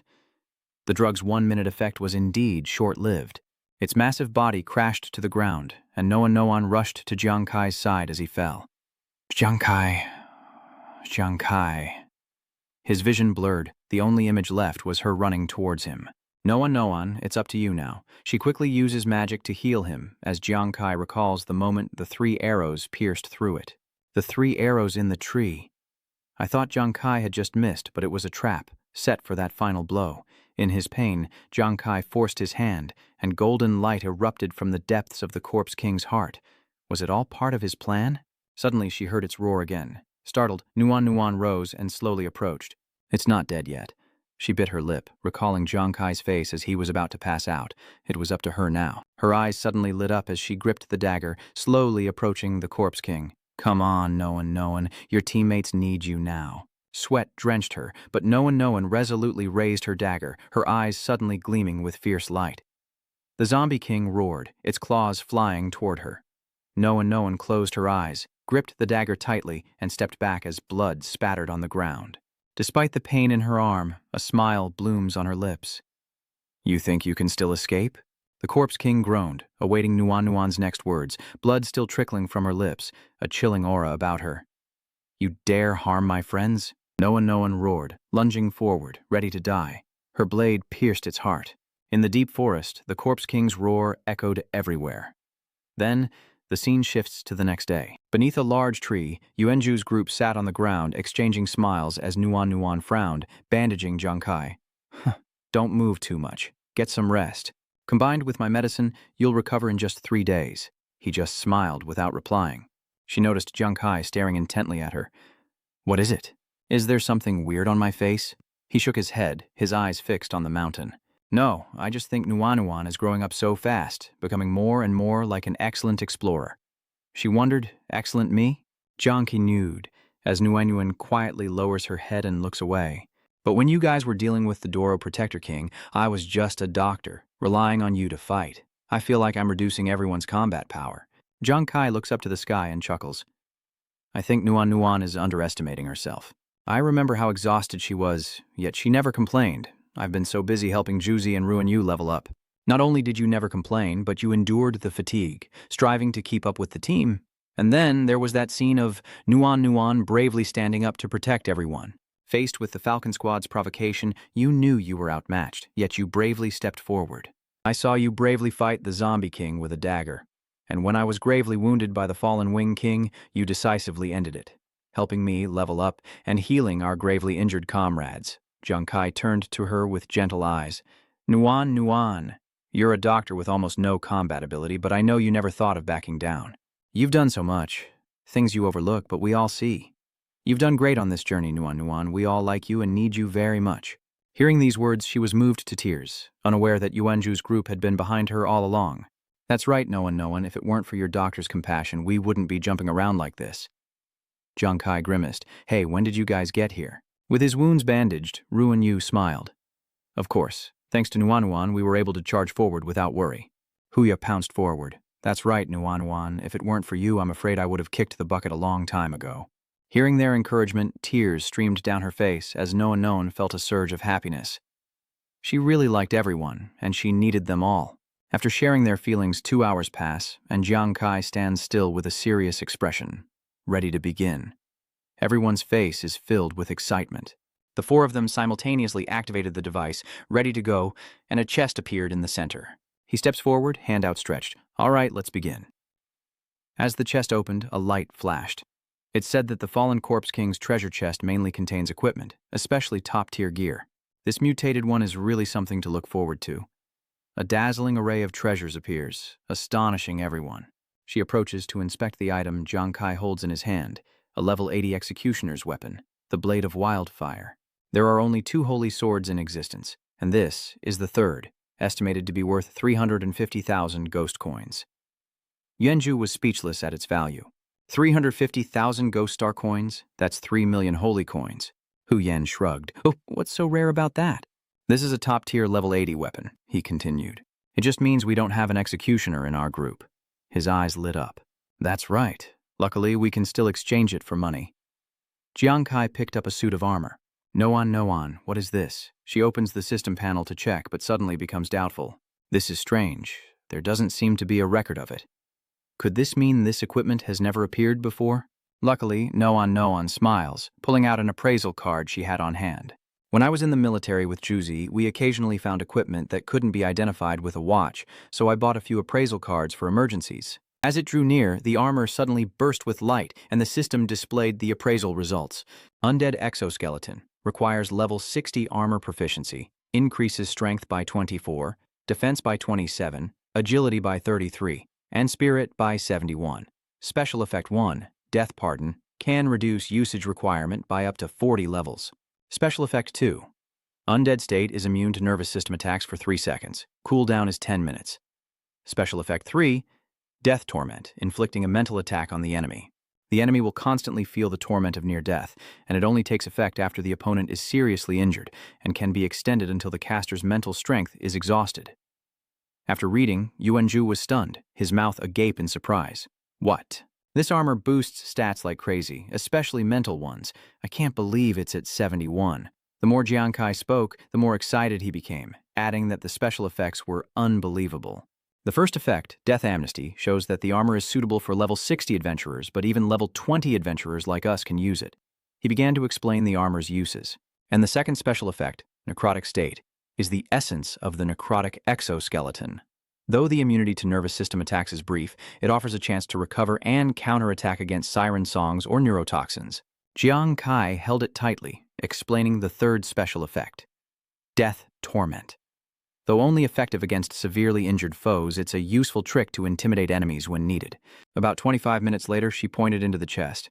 So far, we've mostly found weapons and armor, all high level but not really suitable for us. Looks like we'll have to sell it for class change materials. Among the items just retrieved is a glowing ring. Curious, he bent down to investigate. What was this glowing object? As he picked up the pillar, the 3 behind him lit up. It was an accessory. While he rambled on, our hero noticed something at the pillar's base. This ring looks like it's a high level. Nuan, try using your watch to identify it. She quickly responded, yes. Jiang Kai stepped forward, bending down to pick up the card and examine it. The system announcement had sounded the moment he touched it. Congratulations. You have obtained the gambler's unique weapon, the Death God card. His eyes lit up as he looked at AI Brain, repeating what he'd just heard. Death. She nods, confirming it. Highbrain begins to explain the card's abilities. The Death Card, a unique weapon belonging to the Nightmare race. There are no level requirements for the set of 9 cards, and the Death Card is one of them. Once an explorer advances to the Transcendent or Aberrant stage, they can bring this card into the real world. Jiang Kai paused, then exclaimed, Unique means there's only one set of these demon spirit cards? Moreover, this Death Card is a gambler's weapon and has no level restrictions. Isn't this custom-made for me? He pondered, muttering to himself. Considering my class skill, Devil Hand Throwing Card, throwing ordinary items increases accuracy by 40% and penetration by 30%. And when using items like cards, accuracy increases by 120% and penetration by 250%. Junkai realizes that when using this death card, his accuracy and penetration could be several times higher than with ordinary weapons. He stares intently at the card, but what exactly is a paranormal being? Superhumans are level 80 or higher. The enigmatic must be a similar designation. Never mind, I'll look it up when I get back. AI Brain displays a notification again. The death card grants the user a 20% increase to all basic stats, 50 points of armor penetration, a permanent 15% increase to critical hit chance, and a 150% increase to critical hit damage. A look of excitement crosses his face as he anticipates the card's special ability. Unfazed, she continues. Now let me introduce you to the special effects of the death card, as the AI Brain begins to list its abilities. Special Effect 1, Untapped Opportunity. Special Effect 2 requires actively using the death card once. The death card can attack a target up to 50 times, but using its special ability drains a lot of mental energy. During this process, the target takes 50% more damage, yet cannot die. Junkai gaped. 50 consecutive attacks, and the target still can't die. Yeah, just hearing I want you dead isn't enough to kill you. The death card's special effect is that if I don't let you die, you can't. She didn't answer his question, but continued to explain the second special effect of the Fury of the Gods. After the special effect is actively used, the death card will use the tip of the card as its center and move at a dizzying speed, continuously dealing damage to the attack position. If the target can't escape during this process, its penetrating power will continue to increase. Using the god's wrath consumes stamina and mental strength. Jiankai grimaced, realizing that if he couldn't escape, the attack would only intensify, coupled with the effect of an unfulfilled opportunity. Henry. This card is called the Death Card. AI Brain continued to reveal the final effect, the unique effect of a divine artifact recognizing its owner. The Death Card cannot be damaged. Now that he has it, he can control it, summon it, throw it, and retrieve it with his mind. Reading that last part, he finally smiles. This is great. It can't be damaged, and I can control it with my mind. Even the sly royals won't be able to guess my trump card. Zhang Kai happily raises the card into the air in celebration, never expecting to find a gambler's weapon when he couldn't find the level 20 job change material he wanted. Suddenly realizing something, he looks at the card, puzzled. But a god card? What exactly is a god card? And why did he say my death card is one of them and that there are 8 others? Suddenly, a loud noise erupted behind him. Junkai whirled around, eyes wide, activating his focused demon eyes. He scanned the forest with his gaze, spotting a group of people approaching. A high-level raiding party was closing in, and everyone was in bad shape. If they find out we killed the mutated Fallen Corpse King and obtained its treasure, these spoils will surely be taken from us. He quickly informs everyone that people are coming, and they need to leave this place immediately. They all agreed in unison as the scene shifts to Wei Ying's base in Zhangzhong. He stood before the window, gazing out at the world, when a knock echoed from the door behind him. With a stern look, Wei Ying turned around as Lan Lan entered, looking slightly worried. Commander, another nation has discovered a linked teleportation array. He listened in silence, his eyes gazing thoughtfully into the distance. Another nation has discovered it? Wei Ying frowned slightly, his lips moved, but he remained silent, lost in thought. Because the demon realm wasn't highly developed, the areas each nation controlled weren't connected. The scene shifts to when Wei Ying met him, up to a year ago. He suddenly recalls that distracted moment. Wei Ying vividly remembers when the nations were attacked, with the constant discovery of the land of Maitreya's teleportation formations. The gates to the land of Maitreya were found in multiple locations. These portals were scattered throughout Demon Star, yet all connected to a common area known as the land of Maitreya. The land of Maitreya is quite strange. A transmission gate floats in the gray sky. First, the land of Maitreya is vast, and its location changes every 6 months. Even a gate appeared deep within the forest. Secondly, within the land of Maitreya are many mysterious, uncharted areas called Lost Ruins, hiding rare treasures and powerful class change materials for new professions. And when the portal opens, a sea of corpses appears. However, what worries Wei Ying the most is that only explorers below level 60 can enter the level 60 Maitreya land. What's even more surprising is that once someone enters the land of Maitreya, the AI brain will transmit information about the competition, projecting a welcome message to the preliminary land of Maitreya competition.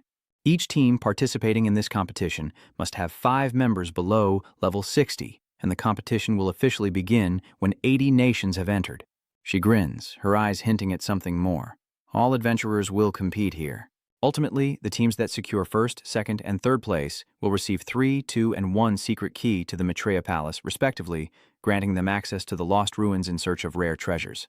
Each person can only participate in the competition once per level. Returning to reality, she quickly spoke up. So far, 49 countries worldwide have discovered the teleportation array to the Maitreya Zone. Once 80 countries have, the Maitreya Zone competition will begin. Saint Divine has yet to discover a teleportation gate. He put a cigarette to his lips as Lam Lam continued. Only by ranking in the Maitreya Land competition can one qualify to explore the lost ruins, and the treasures within could very well change the fate of nations. Seeing Wei Ying's lack of reaction, she asked suspiciously, "Commander Wei, are you listening?" He took a drag of his cigarette before turning around. Wei Ying slowly extinguished his cigarette in the ashtray. Then, passing by Lan Lan, he issued an order. Summon representatives from guilds nationwide for a meeting.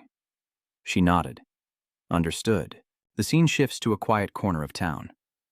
3 days later, he emerges from a building, hands in his pockets. As Jiang Kai appeared, Yuanzhu and the others approached him, learning that he had sold out everything he had. He nodded, taking out 3 green vials, which sold out as soon as they hit the private trading space, and I bought the job change materials you guys needed. This is pre-made. Just drink it and you can complete your class change. Hu Nuan's eyes lit up like stars. The spoils we obtained this time were all rare materials with high value, yet they sold out in the blink of an eye. He smiled. It seems there are more and more wealthy tycoons. Nuan, however, calmly spoke up. I heard the military held a global guild representative conference a few days ago, and soon after the procurement departments purchased a series of rare resources, which must be related to this. Jiang Kai noticed the 2 people behind him, who stopped to chat. Hey, the annual guild challenge is about to begin, and it looks like a lot of new, strong guilds are preparing to participate. This should be interesting then. I heard the Wanwu Guild is particularly focused on this year's challenge, claiming first place is already theirs. Upon hearing this, Yuanzhu raised his hand with fiery enthusiasm. How arrogant of Zhanyu. Don't worry, Jiang Kai, I'll definitely take revenge for you, Guyanyu cheered. That's right. Jiang Kai nodded in agreement, saying, Okay, but before that, let's go to the guild district first. His eyes widened. That's true.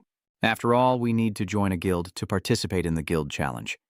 She asked Jiang Kai, Did you find one? You said you offended the royal family and no guild would take you. I thought we were in for a rough time. She chimed in, That's right, Captain Jiang Kai, which guild did you find?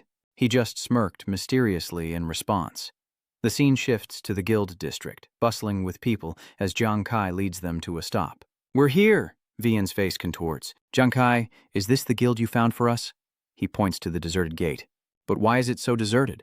The location is remote, there's no one at the gate, and there isn't even a guild name. Nuan's eyes widened as if she'd seen something unexpected, watching Jiang Kai slowly walk toward the door, her gaze full of doubt. Wait, Jiang Kai, you don't mean you're starting your own guild, do you? He doesn't answer, but just scans his card. As Jiang Kai answered, a message appeared on the sign. Guildmaster. God number 319, Zone C. That's right. As the doors opened, they stood in stunned amazement, their eyes wide as if they would pop out. Before them stood a magnificent, imposing building, a truly beautiful place. He stood before them, arms outstretched, welcoming them to join. A shimmering lake dotted with small mountains appeared. The main God Guild. Yuanzhu regained his senses and walked over, nudging Jiang Kai's shoulder. Hey, Jiang Kai, when did you start a guild? You didn't say a word. I didn't know you were hiding such a trump card. Hu Yan looked up in awe. That's right. Captain Jiang Kai didn't hide anything from you. I never thought someone as stingy as you would be willing to buy such a beautiful place. Nuyanyu added, Yeah, how much did this place cost? That must have cost at least 100 million Holy Spirit coins, right? Jiang Kai was speechless. It seemed his stingy image was impossible to shake. He presses a button on his wrist and the system screen appears.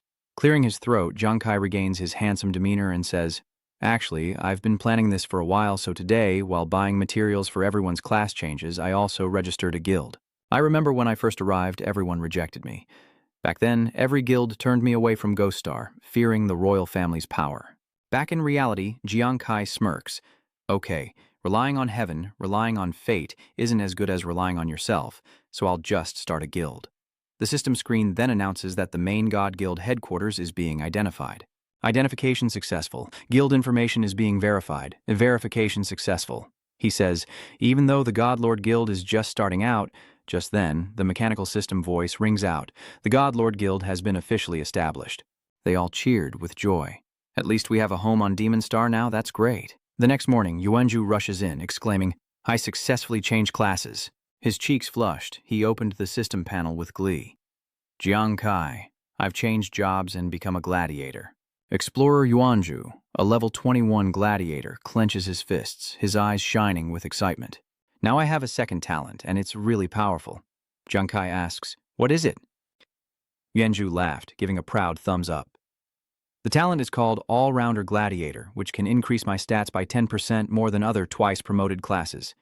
Plus, I get 7 stat points every time I level up. Hearing this, he was happy for him. Awesome. Hu Nian, standing nearby, was also in awe. This martial artist path thrives on attribute boosts, truly powerful, befitting one of the strongest Holy Radiance classes. I'm so jealous. Wan, hands on hips, turned around, holding up 2 fingers. That's not all, he began, explaining his abilities. During combat, I can freely allocate all my stats, achieving peak agility or maximum attack power as needed. After a fight, my stats revert to normal. Also, when I learn combat skills, this talent gives me a chance to learn new moves. Jiang Kai smiled, surprised, while she couldn't hide her curiosity. To freely allocate innate attributes. If used wisely, this ability could crush any opponent of equal rank. Moreover, the new move comprehension feature is almost equivalent to a free skill. He steps forward, patting the round disciple's shoulder, saying he'll likely become the most all-around martial disciple. He's embarrassed. Jiang Kai, I told you, I'll have your back from now on. Hu Yen sobs, admired by 2 others. I'm too tired to talk anymore. Suddenly, the door creaks open. With a face like death, Nguyen Ngu entered in a daze, prompting the 3 to turn and speak in unison. Right, Nguyen, why so glum? Did your job change fail? Jiang Kai asked Nguyen Ngu what was wrong, and through tears he explained, I successfully transferred classes, but I became a drunkard. His innate skill is drinking to forget. Adventurer Nguyen Ngu, a lovesick fool, level 21. Strength and agility each increase by 2 points, but the growth rate of constitution decreases from 3 points to 2. Seeing his sadness, Jiang Kai explained, normal professions, after reaching level 20, can increase 20 attribute points each time they level up except for special professions like martial artists. Even soldiers rarely get extra attribute points, but your class can get 3 extra points, which is quite rare. Zhenju's face brightened. Really? A large question mark appeared above her head. I also find it quite rare, but I'm a little curious about this drinking for pleasure. What kind of amusement is that? He asked, scratching his head thoughtfully. The state of drinking for pleasure will activate my subconscious, helping me transition from drunkenness to a state between drunk and sober. In short, I feel it might be quite... Nguyen Ngu's words trailed off, piquing their curiosity. Quite what? He scratched his head, smiling sheepishly, quite uninhibited. Hearing this, the 3 were speechless, their faces frozen. Half an hour passed, but the door remained still. Yuanju's eyes were glued to the door. Half an hour had passed. Why hadn't Nuanyuan come out yet? Could something have gone wrong? Hu Yan closed her eyes and crossed her arms. Let's wait a little longer. Class advancement is a difficult process, but I believe Nuan will succeed. As soon as he finished speaking, the door opened and she stepped out. Noan trembled as she emerged, and before she could think, he blurted out, Noan, did the job change, not go as planned? It's okay. We can always try again next time. She nods. That's right, my first class change wasn't very smooth either. Ruan Yu comforted her. Nuan, don't be discouraged. We're with you. Despite the tension, Jiang Kai remained calm. Everyone, don't worry. I think Nuan has something to say. She hesitated, her lips barely moving, unable to speak, as Noan teared up with excitement, and the systems suddenly announced. The adventurer Nuan, a level 21 medic, who knew that after changing classes to a medic, she'd receive the ultimate talent, toxin analysis, a chance of less than 1 in 1,000. As soon as she said that, everyone was stunned, then overjoyed. What was that? With a delighted expression, she explained, with this toxin analysis talent, I can increase the speed of drug effects by 10%, the speed of poison effects by 50%, and increase the ability to sense toxicity in substances by 30%. He was so happy that his eyes lit up. Amazing. Nuan, are you planning to specialize in poisons? But medicine always carries a bit of poison. She smiled faintly, shaking her head, unsure. When concocting medicine, you can use this talent to eliminate toxins, ultimately achieving the goal of enhancing the medicine's effectiveness. The three of them, Yuanju, were dumbfounded. So that's how it is. He returned to his serious demeanor and said, "Very well, everyone's job change was very effective, but among our opponents are many strong teams. These teams are deliberately controlled in rank by the major guilds, specifically to compete for rankings in the team competition, so we can't afford to be careless now." A glint of determination sparked in Jiang Kai's eyes. In the days leading up to the official guild challenge, they would continue to level up. Everyone nodded in agreement, and over the next 7 days, the system announced the collection of 180 elite forest wolf corpses and 2 battlefield-class forest wolf corpses.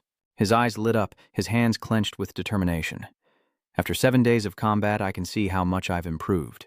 The system screen displays Explorer Vian True, Class Fighter, level 25, and Explorer Noan, Class Healer, level 24. Meanwhile, they both received adventurer promotions to Lake Face, with her as a level 31 diviner. She excitedly says, "My rainmaking skills are getting better and better." Explorer Nguyen, a level 25 necromancer. Jiang Kai approached to see them laughing and talking happily. He tapped his watch, and the screen immediately displayed the results of the Guild Challenge tournament, appearing before everyone's eyes.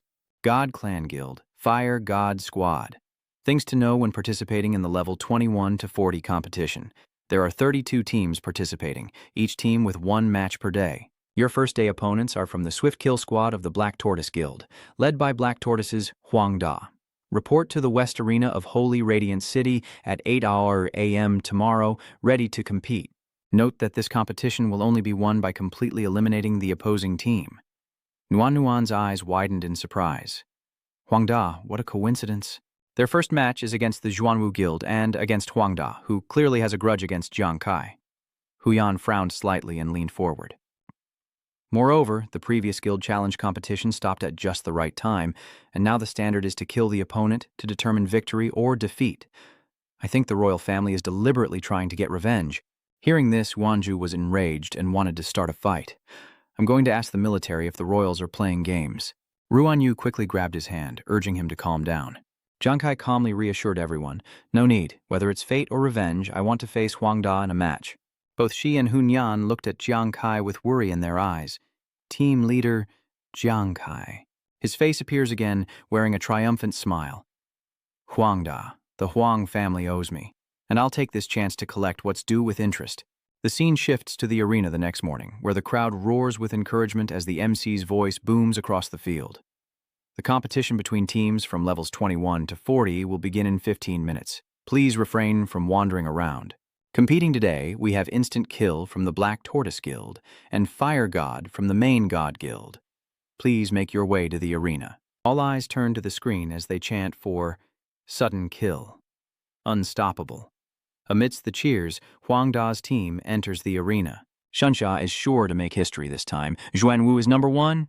Bai Yan said with a slightly sarcastic tone, "You're in luck. You arrived just in time for the once-a-year guild challenge competition. Now that you're here, I'll take you to see it. Although your team performed well in this month's rookie rankings, don't be too arrogant. Learn how these veteran squads operate." She scoffed, her face cold. "What's so great about the preliminary rounds? The finals are where things get interesting." He smirked, offering a gentle reminder. "Hong Chang, don't be so arrogant. Although you topped the rookie trials this time, among the participants in this match, there is one who broke Holy Radiance's 30-year rookie trial record." Her eyes sparkled as she overheard the stunned whispers behind her. Was he talking about Jiang Kai? Huang Da smirks arrogantly. "Where's Jiang Kai? Not here yet? Don't tell me he's too scared to face me." Shanghai bursts into laughter, saying this is only to be expected. "After all, everyone knows your reputation. How could Jiang Kai, who dared to touch your brother, possibly dare to touch you?" He threw his head back and laughed, his eyes arrogant. "Jiang Kai, aren't you still unconvinced? Don't be a coward now." The crowd behind him chimed in. "That's right, what Fire God Squad? More like a coward squad." Suddenly a voice called out from behind, causing him to turn around. "Hey, Big Yellow." Jiang Kai's group appeared at the entrance, and as they walked out, Yuanju, bringing up the rear, asked, "What nonsense are you spouting?" Huyan scoffs, hands on her hips. "Who's the coward? You'll find out soon enough." Meanwhile, the control room's big screen shows Jiang Kai's group. He casually crosses his legs, hands flying across the keyboard. The simulation is ready to go. "We can evaluate Nuan and Yuanju's performance at any time during the match." Lu Jun, sitting beside him, raised his hand and said, "Great, but Professor Li, I'm afraid we'll have to trouble you with one more person. He raised an eyebrow, puzzled.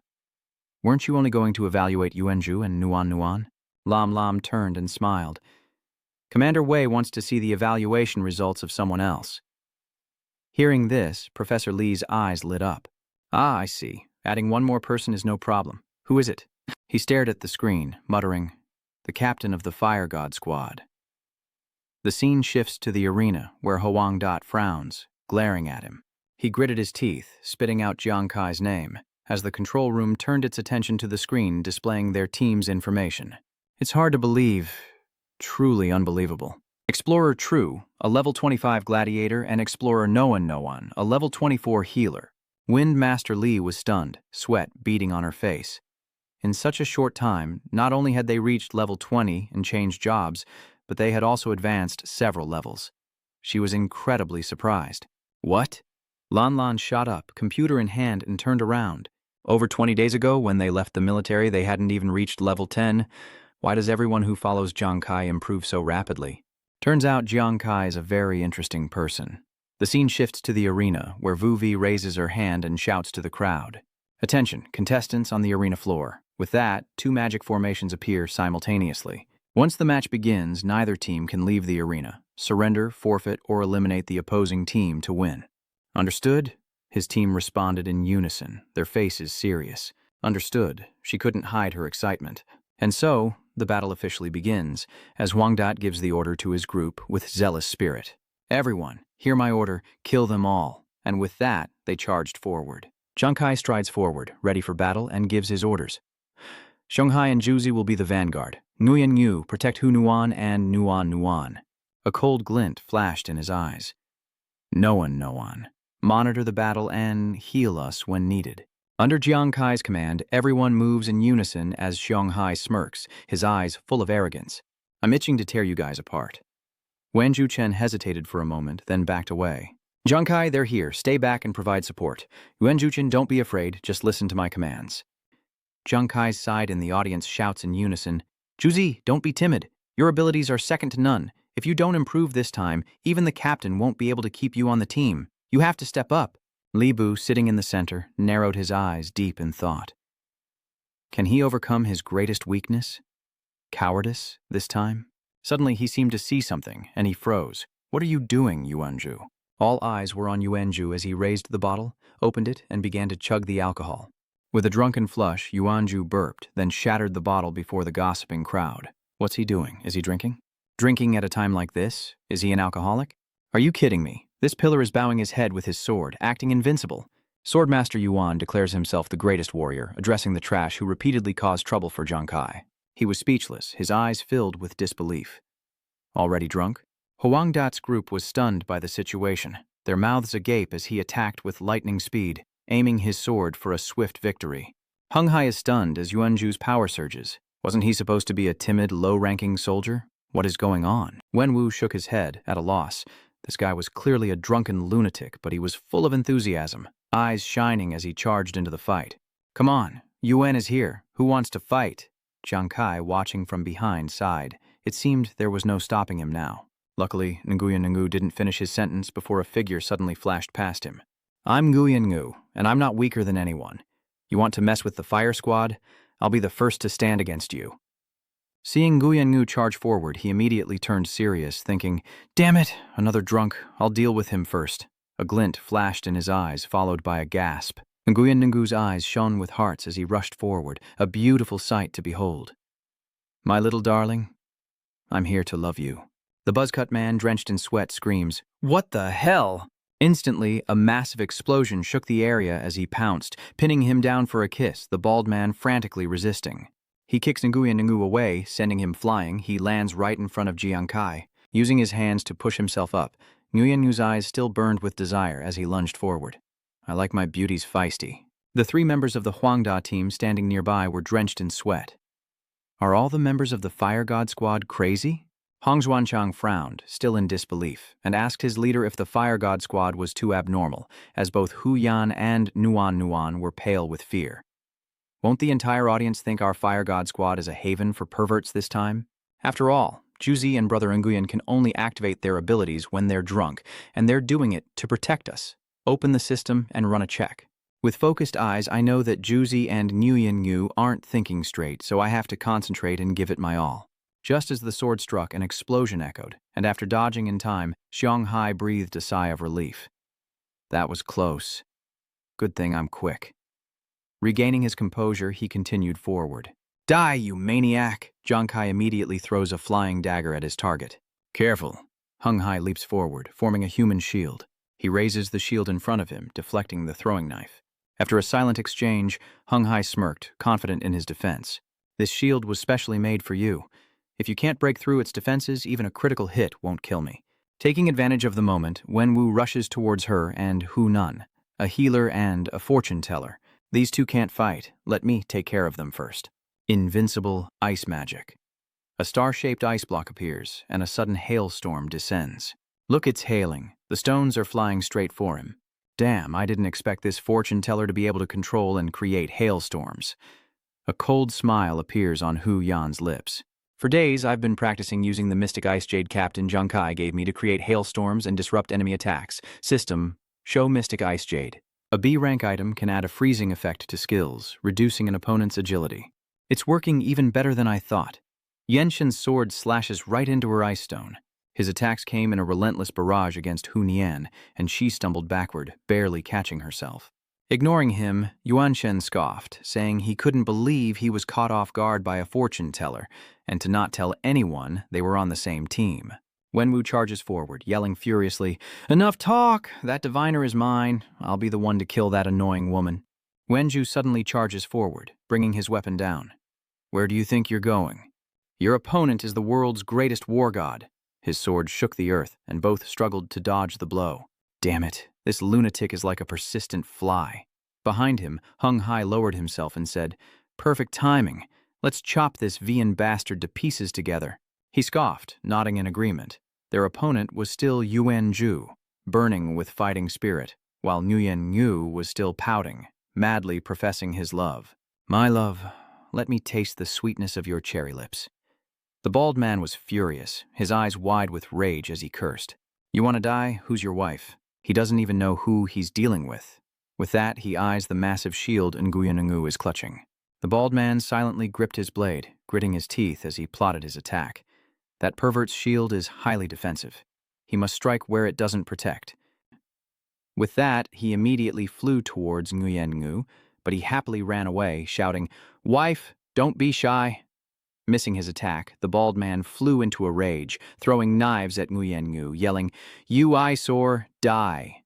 But suddenly someone threw a dart, knocking away the 3 sharp knives and anxiously warned, "Nguyen Ngu, watch out." The bald man was startled and quickly turned to see Jiang Kai. In the distance, Jiang Kai's hand still glowed with power from the throw, and he hoarsely ordered him to return.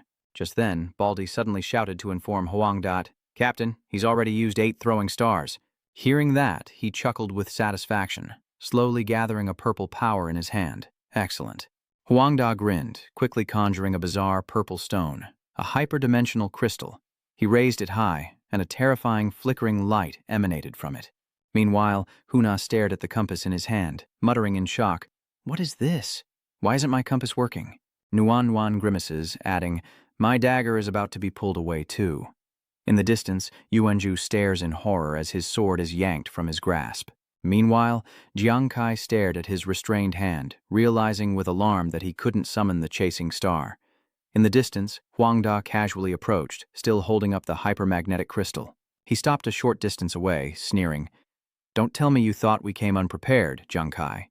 Huang Da looked at the hypermagnetic crystal and explained, "This hypermagnetic crystal was cut from the center of a high-grade hypermagnetic stone, specifically to suppress your throwing stars." With a glint of coldness in his eyes, he grinned. "Now you only have 1 throwing star left. Do you really think you can win?" He pulls out another throwing star, takes an offensive stance, raises an eyebrow, and announces, "Huang Da, I'm afraid you're celebrating too soon." Huang Da is taken aback, wondering, this throwing star isn't affected by the supermagnetic stone? But he quickly dismissed it, sneering to himself as he summoned a shield, tightening his grip as he stared at Jiang Kai, declaring, "No matter, this guy is as good as dead." His eyes flashed with madness as he declared, "Jiang Kai, see this shield? Today, I'll show you what true despair is. Meanwhile, Lu Tuan, watching from his room, muttered in disbelief. Jiang Kai is about to lose. That shield is the Titan Great Shield. Even if its level has been reduced due to the rules of the match, its defense is still a terrifying 72 points. He pursed his lips, his face darkening as he quietly muttered to himself. On Demon Star, the higher the weapon's grade, the higher the user's level requirement.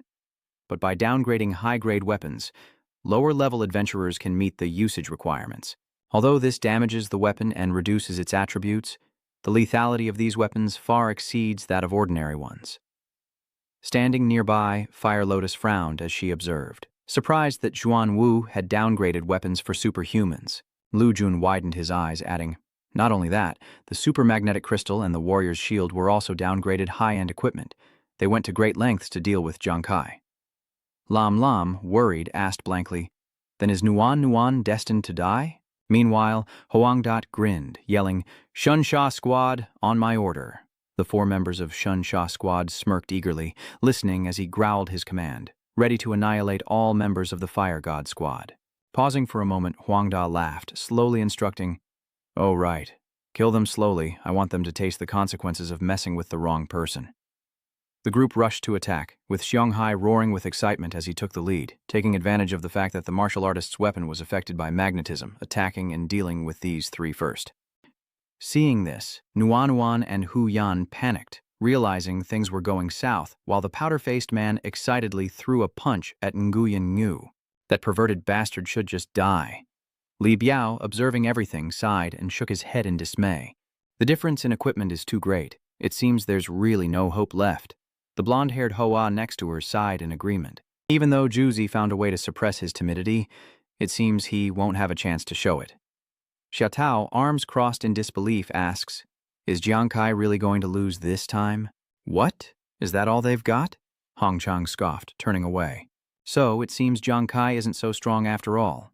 Meanwhile, Huang Da laughs triumphantly, declaring, "Our Swift Squad all wear black inner armor. Contact equipment won't be affected by the force of death. No matter how hard you struggle, you're just fighting a losing battle."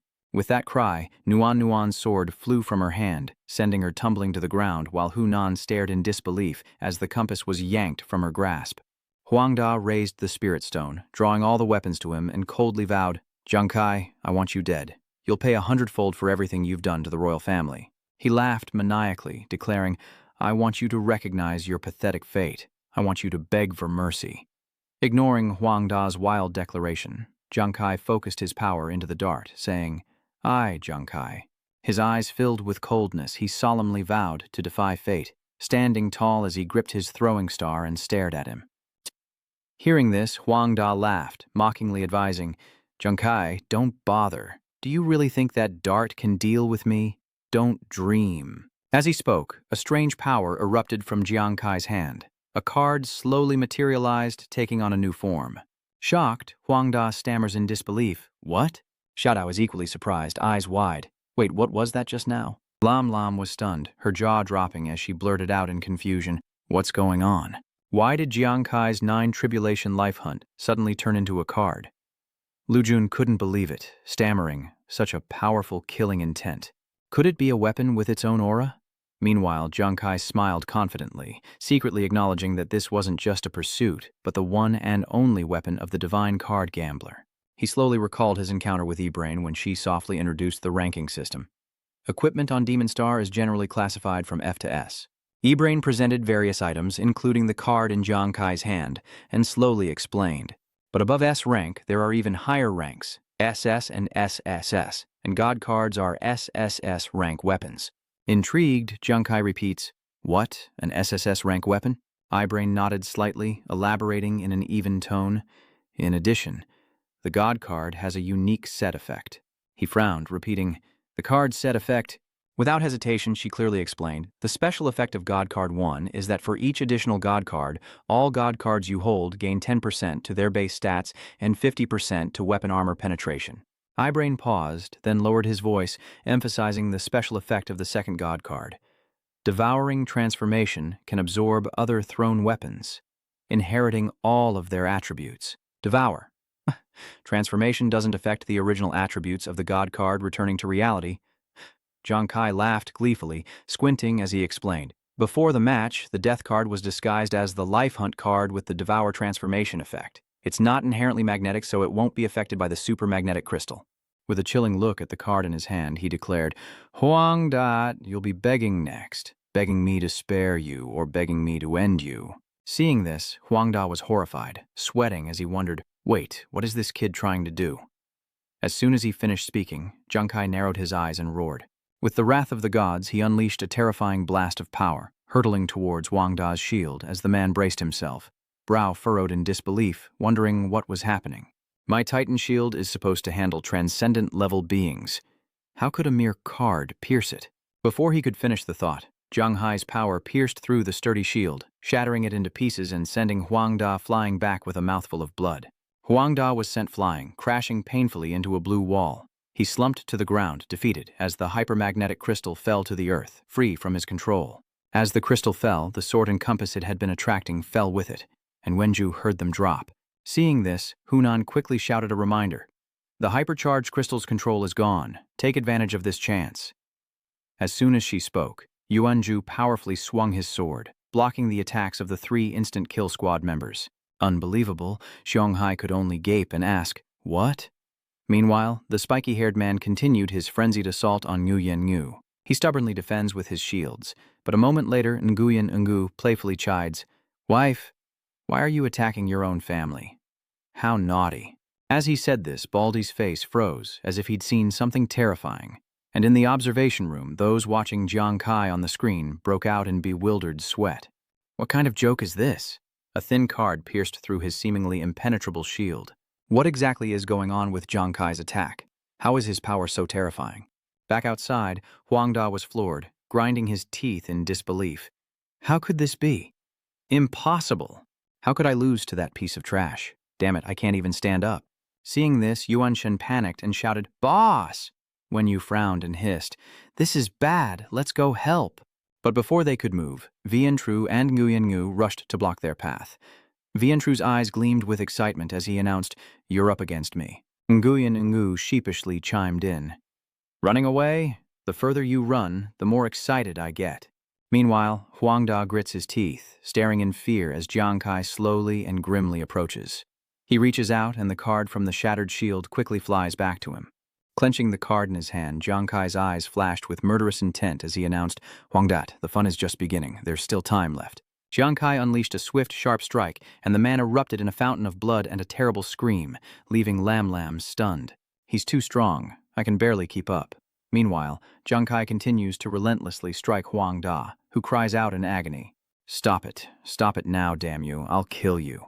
His eyes flashed with intense killing intent as he whispered, You're unrepentant to the very end. But if you think that's all I've got, you're sorely mistaken. Following that, iBrain's notification sounded. Special Effect 1 of the Death card.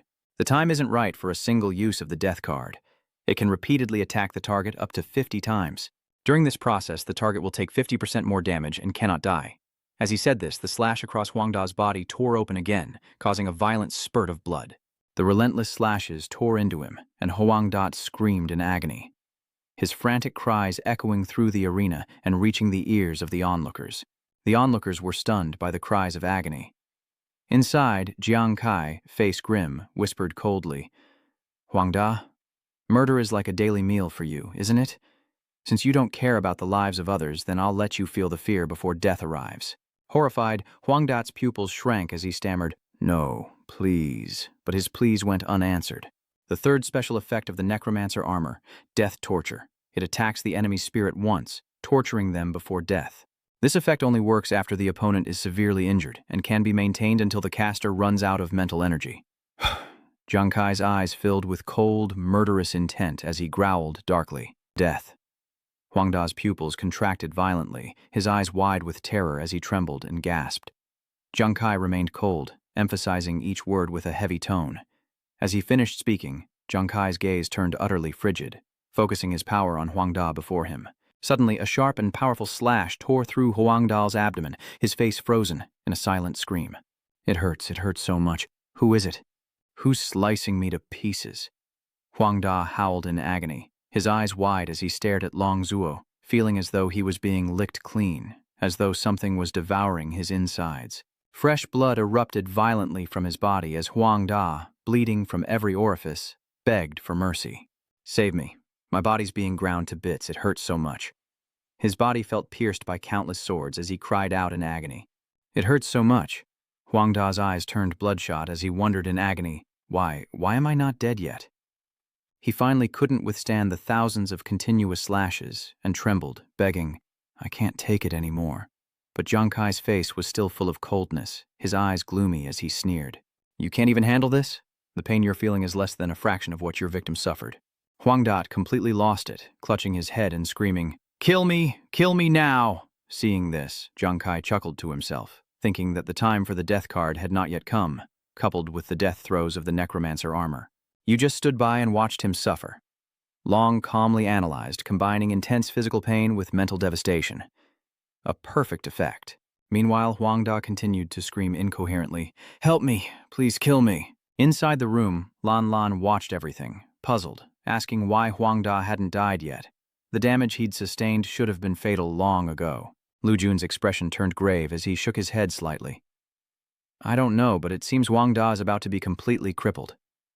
He rested his chin in his hand, his eyes flashing with contemplation, as he wondered what Jiang Kai's secret weapon was, something even he couldn't see through. Outside, Huang Da desperately tried to crawl back, grabbing Jiang Kai's leg and pleading, "Jiang Kai, I swear I'll never touch your family again. I was wrong. I beg you, I'm begging you."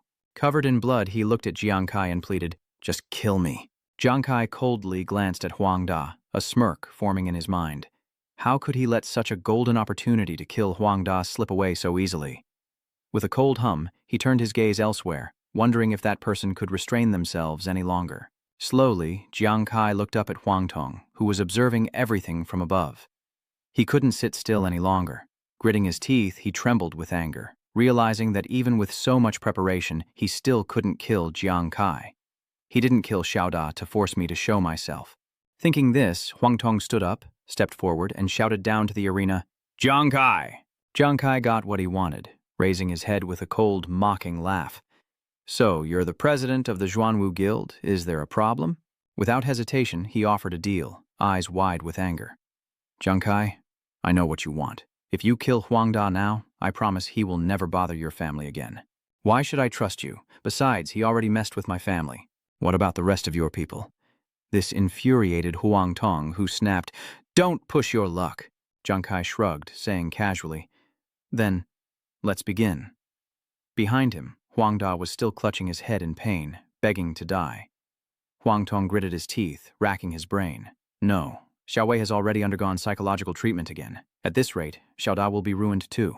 Finally, before everyone there, he took a deep breath and declared, "Jiang Kai, before everyone here, I swear on the honor of the Black Tortoise Guild to guarantee the safety of your family. If you still don't believe me, we'll finalize the agreement in front of the military after the competition." Satisfied, Jiang Kai nodded slightly in agreement. "All right, you can start channeling your power again?" His voice even, yet laced with power, he reminded, "You said it yourself. From now on, if you dare to touch my family again, I don't care if you're royalty or from the Black Tortoise Guild. I will uproot you all." With that, in a flash, Huang Da's head was severed and blood splattered everywhere. Jiang Kai retrieved his card, glanced at Huang Da's body, and said loudly to Huang Tong, "Do you understand?" He could do nothing but grit his teeth and swallow his anger as the soldier behind him fearfully called out, "Guildmaster." Enraged, Huang Tong turned and barked, You fools! What are you waiting for? Log off and get the best psychiatrist to examine Huang Da." He hastily obeyed. "Yes, sir." He quickly turned and left while Huang Thong glared at Jiang Kai, thinking, "Just you wait, Jiang Kai." Below, he remained calm with his arms crossed, his face challenging. Suddenly, a sharp pain shot through him, and Jiang Kai paled and trembled. He bent over, hands on his knees, and sighed, thinking, "That was close. I almost couldn't stand. I've been using Devour, Transformation, and Wrath of the Gods too much. The timing wasn't right, and death was looming." His mental strength was nearly depleted. A sharp glint flashed in Jiang Kai's eyes as he mentally steeled himself. Even though Huang Da was dead, there were still 4 level 40 fighters, and he couldn't afford to fall. A terrifying aura erupts around him as he quickly assesses the situation, knowing his presence alone keeps them at bay. During the fight with the Pillar Society, one will be distracted. Yuanju's strength is enhanced, and he excitedly charges forward with his sword. You cowards tremble in fear. Do you dare face me in battle? Without a word, Yuanju struck Shanghai with a powerful blow, forcing him to grit his teeth and raise his shield in defense. Yuanju's face was full of vigor as he put all his strength into a powerful strike. Shanghai couldn't withstand it and slid back, groaning in pain. He gasped for breath, his eyes wide with disbelief as he muttered, "What? How did his strength suddenly increase so many times over?" Seeing the attack, Hunuan and Nuan cheered with excitement. It was Zhu Zi's talent, the all-around fighter. He must have transferred all his attributes to strength when he attacked, so that even a level 40 fighter could feel the pressure. At that moment, Wenwu and Yuanshen immediately rushed to confront Yuanju, while the others anxiously reminded him. "Be careful, Juzi." Wenwu and Yuanshen charge forward, swords swinging, but Juzi swiftly dodges the attack. Both of them were shocked, eyes wide. Yuanshen stammered, saying he was too fast. Yuanju furiously brandishes his sword, laughing maniacally. "I told you, you're all just trash." Li Bu, witnessing everything, stood up in shock, asking, "Is that really Yuanju?" Sister Hua also stood, praising his unexpected strength and agility. Next to him, Luong Van nodded in agreement. Indeed, he's a gatekeeper. No one can break through. In another corner, Nguyen Ngu was still chasing after Baldi, whining, "Honey, let's get closer." Seeing this, Liang Wen chuckled, shaking his head in amazement.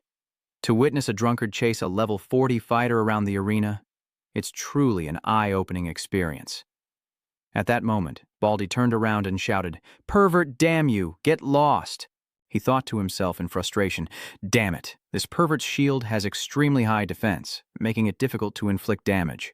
The bald man glanced at Jiang Kai standing in the distance, calculating his next move. If Jiang Kai attacked someone else, I could focus on my opponent, but he's just not making a move. He stopped, a thought flashing through his mind. Wait, why hasn't he attacked yet? Meanwhile, as Yuanju ferociously attacked Yonghai, he shouted, "Is that all you useless lot are capable of? You're a disgrace to the fighter class." Wenwu and Yuanshen also noticed something was off. Wenwu speculated in disbelief. "That's not right. Jiang Kai clearly has the ability to kill us, but why hasn't he made a move? Dragging out the fight doesn't benefit him at all." Then Yuanshen realizes something, his eyes widening as he analyzes. "Wait, I think we've overlooked something. Jiang Kai's level isn't high, and he's already used many powerful skills. Could it be?" Both of them then smirked, realizing the same thing. Realizing this, Yuanshen grits his teeth, stating that Jiang Kai is out of strength. Meanwhile, in the observation room, a technician monitoring the pillar nods in approval as its stats skyrocket. This Yuanju is truly something. Lam can't believe it, wondering what kind of magic the Fire God Squad possesses. Not only did Jiang Kai level 20 crush the level 40 fighter Huang Da, but even the usually timid Yuanju is performing so well. But no matter what, I'm relieved that the Fire God Squad can win this time, and that Nuan is safe. But as soon as he said that, Lu Jun sternly retorted, "Not necessarily." He rested his chin on his hand, his eyes deep as he softly analyzed the situation. Though Huang Da's death diminished their strategy, the remaining 4 members of the Lightning Flash team were still in a life-or-death battle. They wouldn't surrender, mainly because they were wary of Jiang Kai. Meanwhile, outside the arena, Nuan anxiously watches Jiang Kai, as Lu Jun points out that he's been standing there ever since killing Huang Da. Lam's expression turned grave, and no one was filled with worry. Liu Jun bluntly stated that while it might be a threat, couldn't she see that he might not have the strength to continue? His eyes flashed with sharpness as he realized the dire situation. The 4 members of the Lightning Squad had caught on and were launching a preemptive strike. Outside, Yuan Shun quickly grabbed his sword and charged toward the pillar. If Jiang Kai just stands by and watches his brothers fight alone, then just as we predicted. Wenwu tightens his grip on his sword and joins the fray. That's right. Instead of being helpless, Xipeng is now going all out. Meanwhile, Baldi threw a dagger at Nguyen Ngu, laughing, "All right, let's bet on this." 2 minutes later, a sword slammed into the ground with such force that dust flew everywhere. The cylinder trembled, its eyes flashing as it roared in anger. "Damn it!" Meanwhile, Hung Hai coldly stated, "Did you notice that this Vian's strength seems to fluctuate?" Wenwu's expression turned serious as he agreed. "That's right, and not only that, but every time his sword power increases, his speed decreases." "I see," said Zhang A. raising his sword, eyes resolute. He likely has a transfer-type attribute, seemingly powerful, but carelessness is his fatal flaw. Yuan Shen prepared himself, sneering. So, we just need to strike when he can't shift attributes and he's done for. His words dripped with mockery, and Jiang Kai still hadn't made a move. It seemed his mental strength really was depleted. Hearing this, the other two were filled with even more vigor. With that, Wenwu and Xiong Hai charge forward, as one of them shouts with excitement, "If that's how it's going to be, what are we waiting for?" "Come on," Wenwu added. "Didn't you want to fight us for 300 rounds? Keep it coming, then." Yuanju's rage reached its peak as he raised his weapon behind him and roared, "You boastful loser, meet your end." Yuan Shen taunted as he ambushed. "Very well, after I deal with you, Jiang Kai is next. Die." Outside the arena, Li Biao and Sister Hua were on pins and needles. She cried out in alarm, "This is bad! They've changed their strategy. I fear Juzi is about to lose." But then, a mighty voice boomed out from somewhere. Such arrogance. Where did Jiang Kai come from? He unleashes a barrage of sharp weapons upon the enemy below, his voice filled with rage. "You think you can beat my Fire God squad with just a few words?" The enemies below cried out in shock. "What?" Before they could react, the sharp arrows Jiang Hai threw down detonated, obliterating the remaining enemies. As the smoke clears, Jiang Kai is seen dashing forward with incredible speed, leaving a stunned Hung Hai collapsed on the ground. "Jiang Kai," Wenwu was astonished. How could you?" Jiang Kai sneered at them. "Curious, aren't you? The night before the guild challenge, Nuan found Jiang Hai by the fountain and asked him what was on his mind. You seemed preoccupied during dinner. What's on your mind?" Jiang Kai asked, a hint of worry in his voice. "Tomorrow is the guild challenge competition. Huang Da hates me to the bone and will definitely try everything to deal with us. Although he doesn't know what strategy he'll use, he knows you rely heavily on destiny and will likely target your weapon." Nuan asked in a panic, "Jiang Kai, do you have a plan?" He looked at her, his voice firm. "Remember that mysterious card we got from the Fallen Corpse King's treasure chest? With it, I'm more than 90% sure I can take care of Huang Da myself." Jiang Kai closed his eyes, still feeling uneasy, knowing they faced more than just Huang Da, and that using the card would have side effects. Without a sound strategy, the chances of wiping out the Swift Kill Squad might be less than 60%. Nuan opened her inventory, announcing that the Phoenix Tears were all used up. She took out a pill and described its effects, explaining that she had been researching alternatives for this challenge, but unfortunately without much success. "This is the only Devil God pill. With your current stats, it can temporarily restore you to 50% of your peak condition for 1 minute after consumption." She also explained the side effects, a full-body paralysis for 1 minute while it digests. Not only that, this demonic pill has a very strict condition. The user must exhaust all their mental power beforehand, or it won't work. Total paralysis for a minute is dangerous enough, but to willingly deplete your mental strength in a fight to the death is suicide. You should still think of another way." But Jiang Kai clung to her, unable to hide his joy as he exclaimed loudly, "Nuan, you're absolutely amazing," she exclaimed in surprise. "What?" He tried to contain his excitement. "This time I'm 100% sure I can wipe out the entire Shun squad. Just you wait and see." 1 minute before the fight between the three from Hung Hai and Vien Tru, Hung Hai roared madly, attacking the world's greatest war god, telling him to prepare to die. Nearby, Nguyen Ngu chased after Baldy, shield in hand. "Honey, give me a kiss." He waved his hands in terror. "Vanish." Jiang Kai watched, clenching his fist, his face darkening. Realizing time was running out, he popped the pill into his mouth, thinking, "Good, I've dealt with Huang Dat, and my mental strength is depleted, so now..." Then swallowed the pill without hesitation. Jiang Kai's face contorted, his eyes blazing as the 1-minute countdown reset, and small, sharp weapons materialized in his hands, surrounded by a dangerous crimson aura. He sneers, "Too bad you guys won't get the chance to find out." Meanwhile, Nguyen Ngu continues to chase after Baldy. He whined, "Wifey, are you playing hide-and-seek with me?" At that moment, Baldy panicked and threw his weapon. He finally regained his composure, reaching out to Nguyen Ngu in a panic, crying, "It's over my ear." At that moment, the bald man sensed an immense killing intent approaching him, with the pillar right behind him, ready to strike. And in an instant, a sword flashed across Baldy's body, blood trickling from his mouth, his face turning purple. He let out a small cry, How could this be?" And the bald man collapses to the ground. Vian, sheathing her sword behind her head, says, Remember this. To die by the sword of the world's greatest war god is your honor. A cry of anguish pierces the air. No. Nguyen Ngu cradles the bald man's body, weeping like a child, his voice filled with sorrow and rage. Why did you kill my treasure? Yuanju just smiled triumphantly, arrogantly answering Nguyen Ngu's question. Why did I kill him? How ridiculous, you even have to ask. I am the world's greatest war god. Nguyen Ngu quickly changed his tune, running towards Vian Tru and cheerfully suggesting, My darling is gone, so why don't you take his place? Accept my affections. Suddenly, a cloud of murky green smoke enveloped Nguyen Ngu, stunning him. His head spun. Damn, that smell again. Jiang Kai looked at the spray in his hand and sighed in relief. Good thing I had Noan prepare a few cans of wolf repellent for us. He thought to himself, but it seems they need to stock up on a few more bottles. Nguyen Ngu's drunken rampages are even worse than before. He stood up and looked towards the two girls running towards him. Nuan, how are you both? Hu Yan happily speaks up. Don't worry, Captain Jiang Kai, we're fine. The bodies of the others begin to fade away as Yu Wei announces into the mic, I declare this match. Suddenly, a pillar appears, filled with murderous intent. Who is it? Have they come to fight Yuan Mo? For a moment, Wu Wei didn't understand what was happening, standing there dumbfounded as the three of them cried out in alarm. Oh no, Jiang Kai and Hu Yan rushed to intervene. Jiang Kai tried to calm him down, saying, You're the top warrior, Juzi, calm down.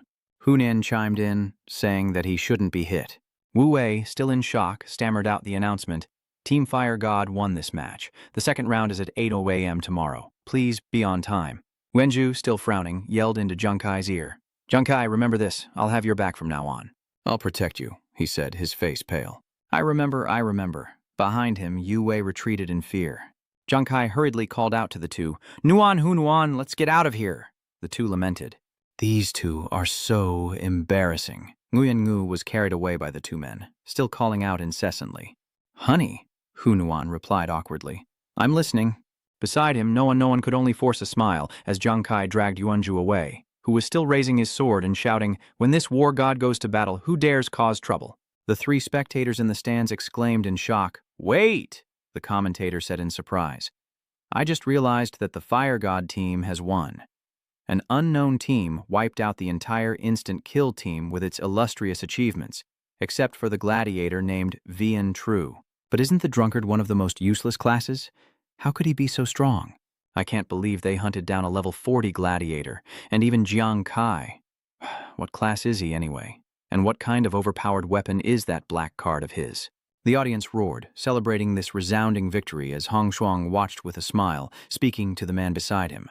Brother Jia, now I understand why you brought us here to watch the Fire God Squad's match. Over here, Lan Lan exclaimed in surprise. Oh, Jiang Kai, they actually won. Lu Zhen looks towards Jiang Kai's team. No wonder it's Jiang Kai. Even the Fire God Squad he leads defies all expectations. I bet Commander Wei is eagerly awaiting the new rank assessments. Suddenly, an announcement draws their attention, revealing the results of the latest rank assessment. Wenju has reached SS rank, but since Su Nuanwen hasn't shown any other abilities, her rank remains at Si Lan Lan exclaims in surprise, SS rank? It's been so long since Zhang Zhong had an SS rank below level 40. Lu Jin couldn't hide the surprise on his face. If Yuanju could reach SS rank now, he could directly enter the Holy Radiance War God Hall's reserve team once he reached level 60. He continued, delving deeper into the issue, explaining that to combat the rampant beast gods, nations have established national and local war god temples, along with reserve teams, selecting and training talents with the hope of becoming war gods. Lu Jin analyzed and divided it into two ideas, in which there are two paths to enter the reserve team. First, demonstrate exceptional combat skills and talent in local assessments and selections, the path most people attempt. He explains the second path. Selection by the military after meeting job-level requirements, followed by direct recommendation and recruitment. There are very few who can take this path, Lam Nam immediately stated, his voice filled with surprise, straight into the reserve team of the Holy Radiance War God Palace. Not even one person in the entire Holy Radiance nation could do it in a year. Yet Yuanju has this potential. Lu Jin turns to Professor Li and speaks. That's right, Professor Li. As for Jiang Kai's ranking, Professor Li frowned, his voice grave. It can't be determined. Lucian and Lan Lan exclaimed in excitement. What? Professor Li calmly explained, Jiang Kai's data shows some serious inconsistencies. First, Genkai's stats at level 20 are exaggerated, but considering his unknown class, we'll let it slide for now.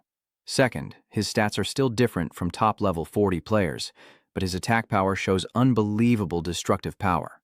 A human body simulation appears as he continues, saying that in one test his attack coefficient reached 24,000 tada. Truly unbelievable. Professor Lee turned to Genkai's weapon card, saying that not only could they not find any data in the weapon database to evaluate it, but it even caused errors in the calculation order. He analyzes that the only thing certain is that in this combat display, although Genkai won unexpectedly, he exhausted himself too early, and as captain, he let his teammates act too freely. Professor Lee stroked his chin, musing, if we absolutely have to assign a rank? His decision surprised the other two. Let's leave him at D rank for now. They questioned the D rank, but after a few seconds, Lutan replied, Understood, Professor Lee. I'll report the final results to the commander. Thanks for your hard work. After leaving Professor Lee's lab, Lan Lan chased after Lu Jin, indignantly saying, Genkai's rank can't just be D. He sat down and calmly replied, Of course he can't be D. Lam Lam angrily asks, Then why didn't you object earlier? Lutan glances at her, offering an explanation to soothe her rising anger. Professor Lee's assessment isn't the problem. The entire framework is. This evaluation system, though based on countless predecessors and vast amounts of data, has its flaws. Lam Lam, have you ever considered, he continued, that if someone is walking a path no one has ever walked before, then using this system to measure them will inevitably be problematic? His expression turned grim as Lu Jin softly said, Jiangkai, like Wei Zhihui, I'm looking forward to your next performance. The next day, Jiangkai and his group passed a pharmacy, and Hunian quickly suggested, There's a pharmacy here. Why don't we stock up on some ingredients for the bone-strengthening spray? Everyone agreed and stepped into the shop, where they were immediately greeted by the clerk. Welcome. What ingredients do you need? Without delay, Hunuan immediately asked for what she needed. Do you have dreamy glass mushrooms and crow acid berries, sir? The blonde Van Fie quickly stepped forward. Yes, we have everything you need. Please, follow me. Jiangkai looked around, and when he didn't see a familiar face, he was shocked and confused. Where's Nuan? He quickly searched for Noan, spotting her in front of a shelf of medicine, observing. Jiangkai slowly approached, squinting as he observed, and said, So, this place sells prescriptions like these. He frowned slightly, staring at 3 old scrolls tucked away in a corner, labeled Eternal Winter Poison, Blood-Colored Fall, and Emerald Water Devil. Noan quickly picked up a scroll, her eyes wide as she quietly explained, Their poison formula's just a bit strange. I don't think I've ever seen Emerald Water Devil at the exchange. Just then, the pharmacy's owner approached, sternly explaining, This green water devil is extremely rare, recently obtained from a mutated war general-level water demon's treasure hoard at Tai Bin Sondao's Green Water Lake. Jiangkai frowned slightly, his eyes questioning. The Water Ghost Lake? Who would willingly go there? The shopkeeper chuckled, remembering the lake, and affirmed, Of course, there are those who would. For example, ascetic monks, a mysterious profession, often seek desolate and dangerous places. Luckily, he happened upon a dying prey. At this, he shook his head, clicking his tongue as he sincerely advised Nuan. But child, the toxicity of the green water devil is too strong, and the conditions for it to take effect are extremely harsh. Not only is it easy to get poisoned during preparation, but even if you succeed, it's inconvenient to use, so despite its rarity, it's never sold. I advise you to consider something else. But she just stared, her face grave, and asked loudly, Boss, what kind of poison is the green water devil exactly? Not hiding anything? The shopkeeper frowned, explaining slowly, The green water devil is a deadly poison that penetrates armor and clings to the body, but it only works if the enemy is fully submerged in water. Both Jiangkai and Nuan's eyes lit up as they asked, Water? The shopkeeper nodded solemnly, and with a look of dedication, Dam Chio explained further. That's right. Even if you risk concocting the green water ghost and successfully apply it to your enemy, it's still not enough. You have to knock them into the water. Not to mention whether there are ponds or lakes where you two are fighting, even if there are. Before he could finish, Jiangkai and Nuan exchanged knowing glances, quickly reaching the same conclusion. Before Lu could finish, they declared with great enthusiasm, Perfect, we'll buy it. Lu, bewildered, stared blankly at them. Moments later, an earth-shattering rumble echoed from the pharmacy. Soon after, in Jiangzhou City, at the Xuanwu Private Hospital, it was late, and the moon shone down upon the towering building. In a darkened hospital room, a figure sat slumped and motionless in a chair as Huang Tong watched from the crack in the door, observing every move of the person inside. He slowly recalled when the assistant respectfully reported Huang Da's condition, while holding a stack of documents. Chairman, the young master's condition is worse than the second young master's. His spirit has suffered a devastating blow, and he's showing early signs of mental collapse, requiring immediate treatment. The conference suggests that the young master not come to Demon Star for the time being. We will conduct psychological counseling for him for at least 3 months. Now, after the fight with Jiang Kai, Huang Da is a shell of his former self, drooling and unresponsive, and Huang Tong's rage boils over as he recalls the sight, and he punches the wall in fury. He gritted his teeth, his eyes burning with hatred as he hissed, "Xiao Wei hasn't healed, and now even Xiao Da is in this state." That boy was the most outstanding member of the royal family, and it's all Jiang Kai's fault. Huang Tung recalled the moment Jiang Kai decapitated Huang Da, and his anger flared up as he swore an oath. "Jiang Kai, I promised not to touch your family in front of everyone, but don't forget, I didn't say I couldn't touch you. After all, the guild challenge hasn't ended yet. You've come at the perfect time." He narrowed his eyes with glee, asking with a crazed tone, "Is it about the guild challenge?" In the days that followed, the guild challenge continued, and the massive stadium was packed with spectators, all eyes glued to the matches. Some teams, having witnessed Jiang Kai's ruthless methods in killing Huang Da, forfeited before the match even began, while others fought fiercely, only to fall before the Fire God squad. And so Jiang Kai led the Fire God squad into the top 16. On the screen, only Jiang Kai's face remained uncrossed.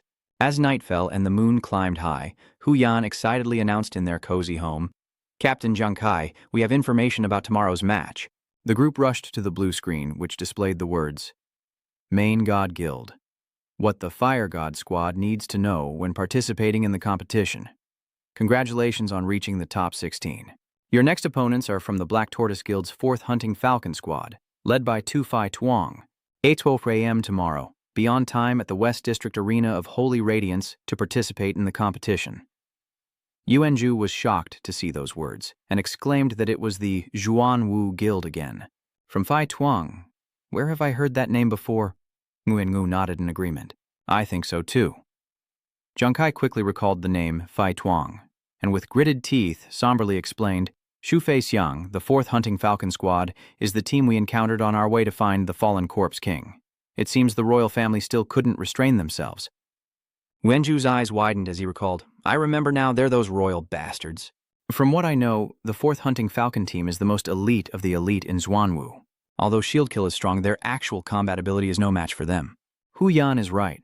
Almost everyone in shield kill is the offspring of high-level Zhuanwu managers, with abundant resources and superior equipment. Shu Fei Xiang's team, however, is made up of masters who have experienced many real battles, making their combat and adaptability extremely strong. Speaking of which, No-Wan couldn't help but worry, glancing at Jiang Kai and warning him, "Especially Shu Fei Xiang, I've told you, he's extremely agile, Jiang Kai. You have to be careful of him." His expression mirrored hers as he nodded solemnly in response. The next day, the match resumed, and the crowd roared with excitement. It's quite interesting to see Zhuanwu's Ye Ying team face off against the main god's Fire God. Below, Fei Xiang's group and Jiang Kai quickly confront each other. In the stands, the crowd buzzed with anticipation, the feud between Jiang Kai and Xuanwu well known. This match is sure to be intense. I even heard Shu Fei Xiang made some harsh remarks, saying he's Jiang Kai's nemesis. In the arena, Fi Tuong was thrilled to see Jiang Kai, raising a thumb to reiterate his previous vow, "Jiang Kai, we finally meet again. Do you remember what I said? I'll personally cut off your arms." He lowered his head, wordlessly raising a hand to stop the enraged Yuan Zhu from cursing. "Don't speak too soon," Jiang Kai said with a chuckle. "Remember Huang Da? He was so arrogant, and now the grass on his grave is several feet high. Let's let our strength do the talking."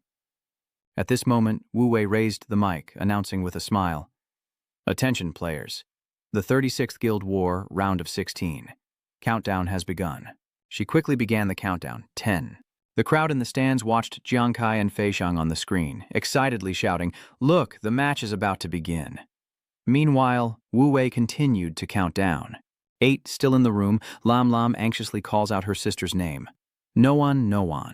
Lu Jun, full of anticipation, wonders, Jiang Kai, against the Ye Ying team, can you create another miracle?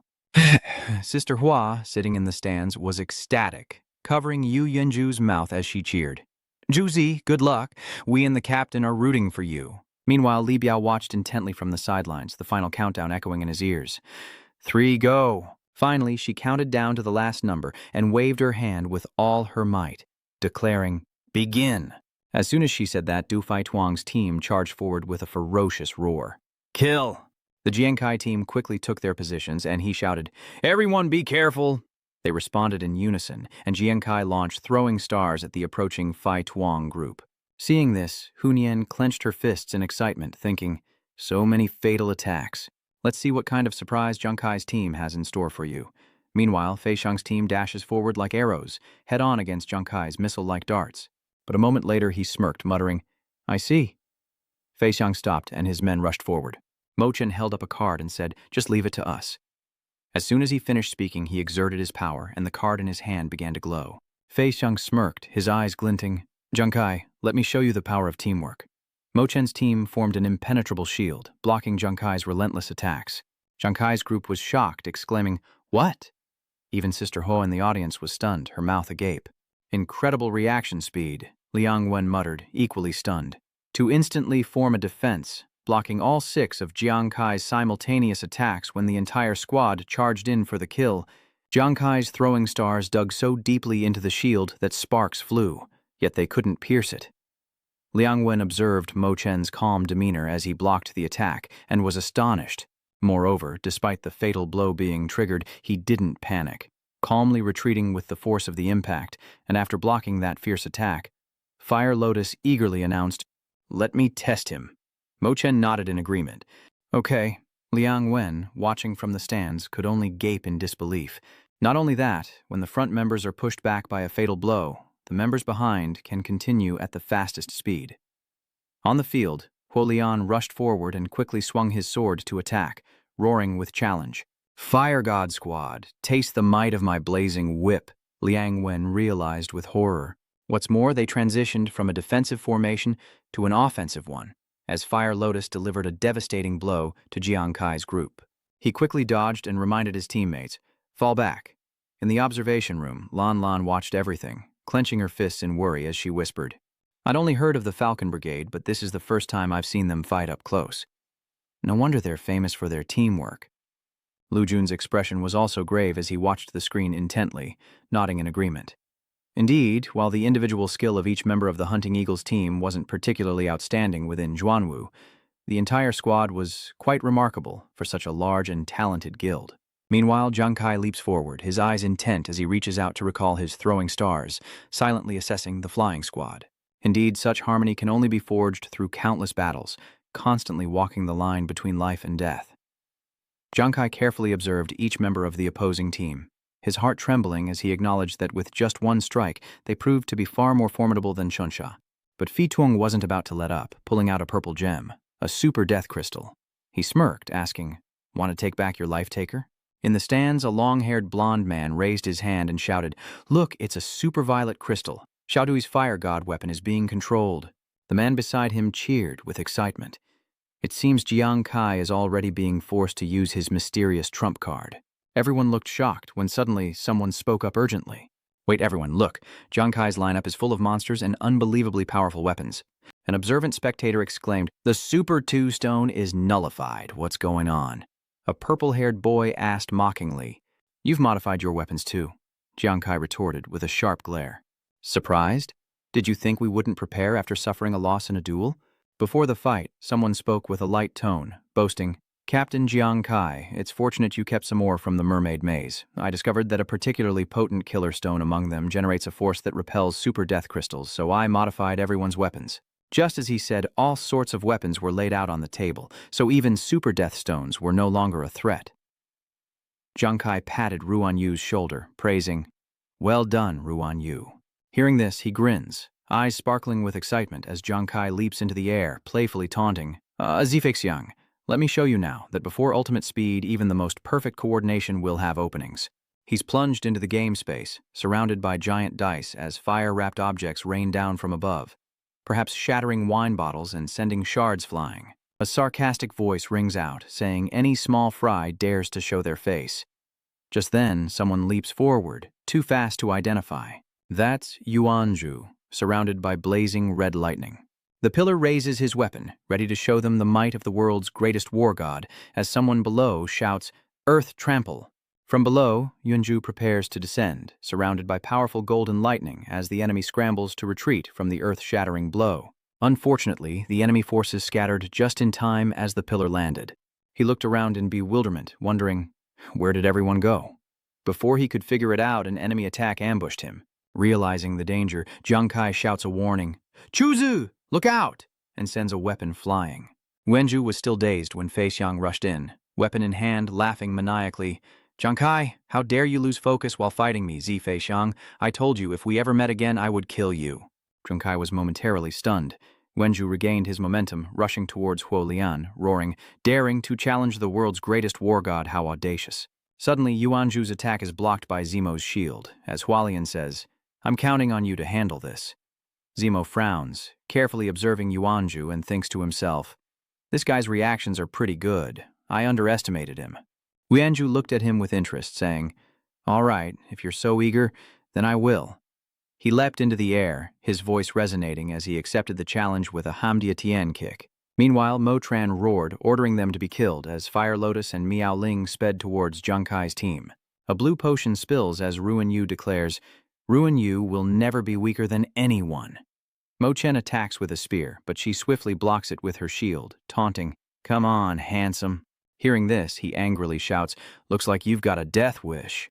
As Hualian drags Miao Ling away, she laughs, "I think you're better off dealing with this perverted drunk." Ling Miao happily agreed. "That's right, leave those two useless girls to us."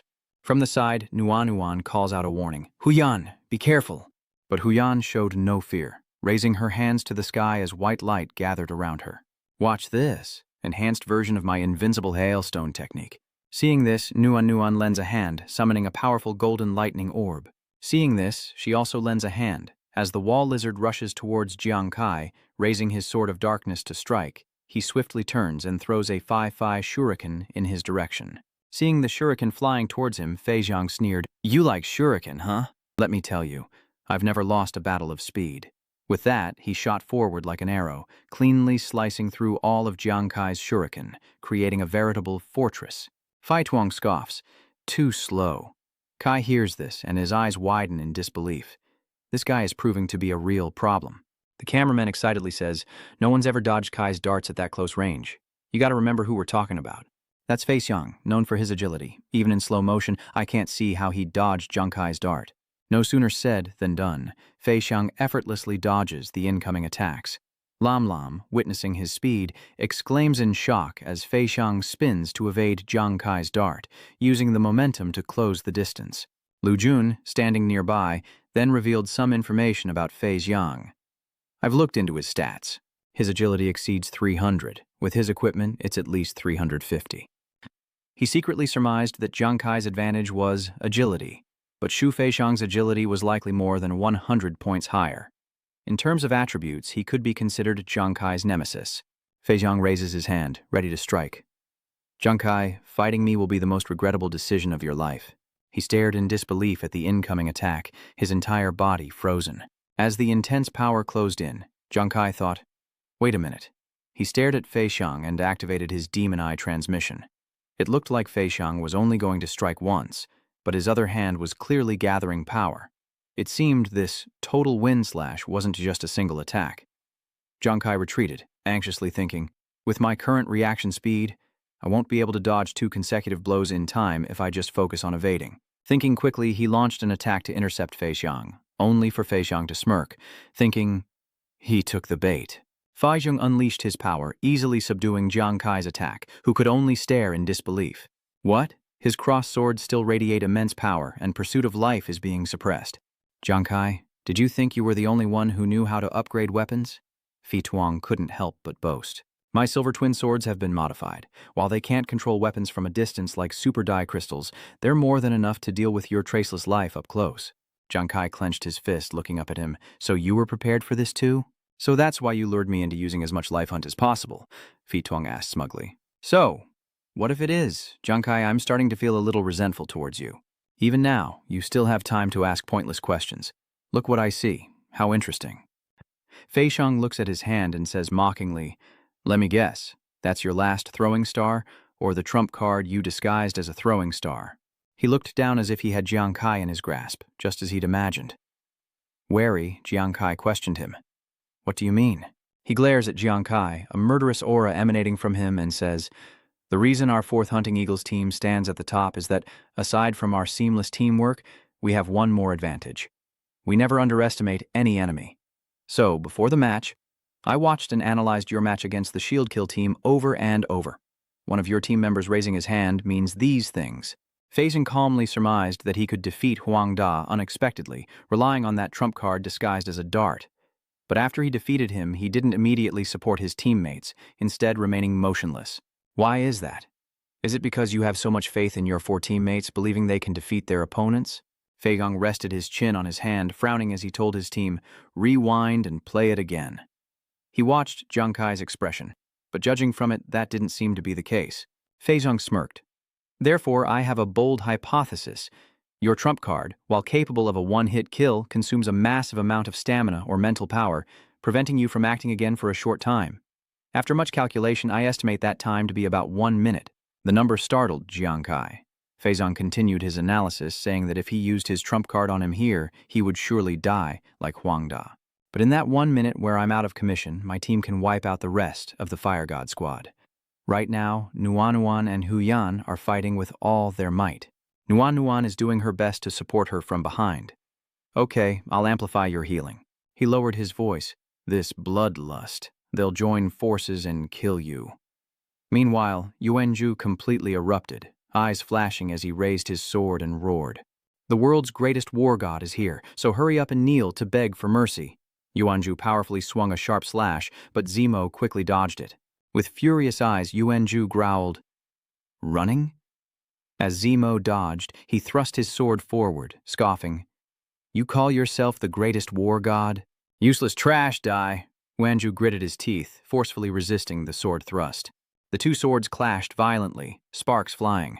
Yuanzhu swung his red sword, forcing Zemo to leap back, and he angrily roared, "How dare you doubt the power of the #1 war god? Taste my blade!" Meanwhile, in the stands, Hua, Li Bu, and Liang Wen stared in stunned silence, quickly realizing something was amiss. This member of the Hunting Eagles had finally disengaged from direct combat with Juzi. He advances as the enemy retreats, and retreats as the enemy advances, as if toying with Zemo. Li Biao frowned, intently observing the fight, and quietly analyzed, he knows Zemo has the talent to shift attributes, so a head-on clash wouldn't guarantee victory. So he's constantly testing Jutsu's patience, while also draining his stamina and searching for weaknesses. Hua, looking worried, angrily scolds, "Isn't the 4th team of the Hunting Eagles supposed to be strong? Using these tactics is a bit of a blow to their reputation."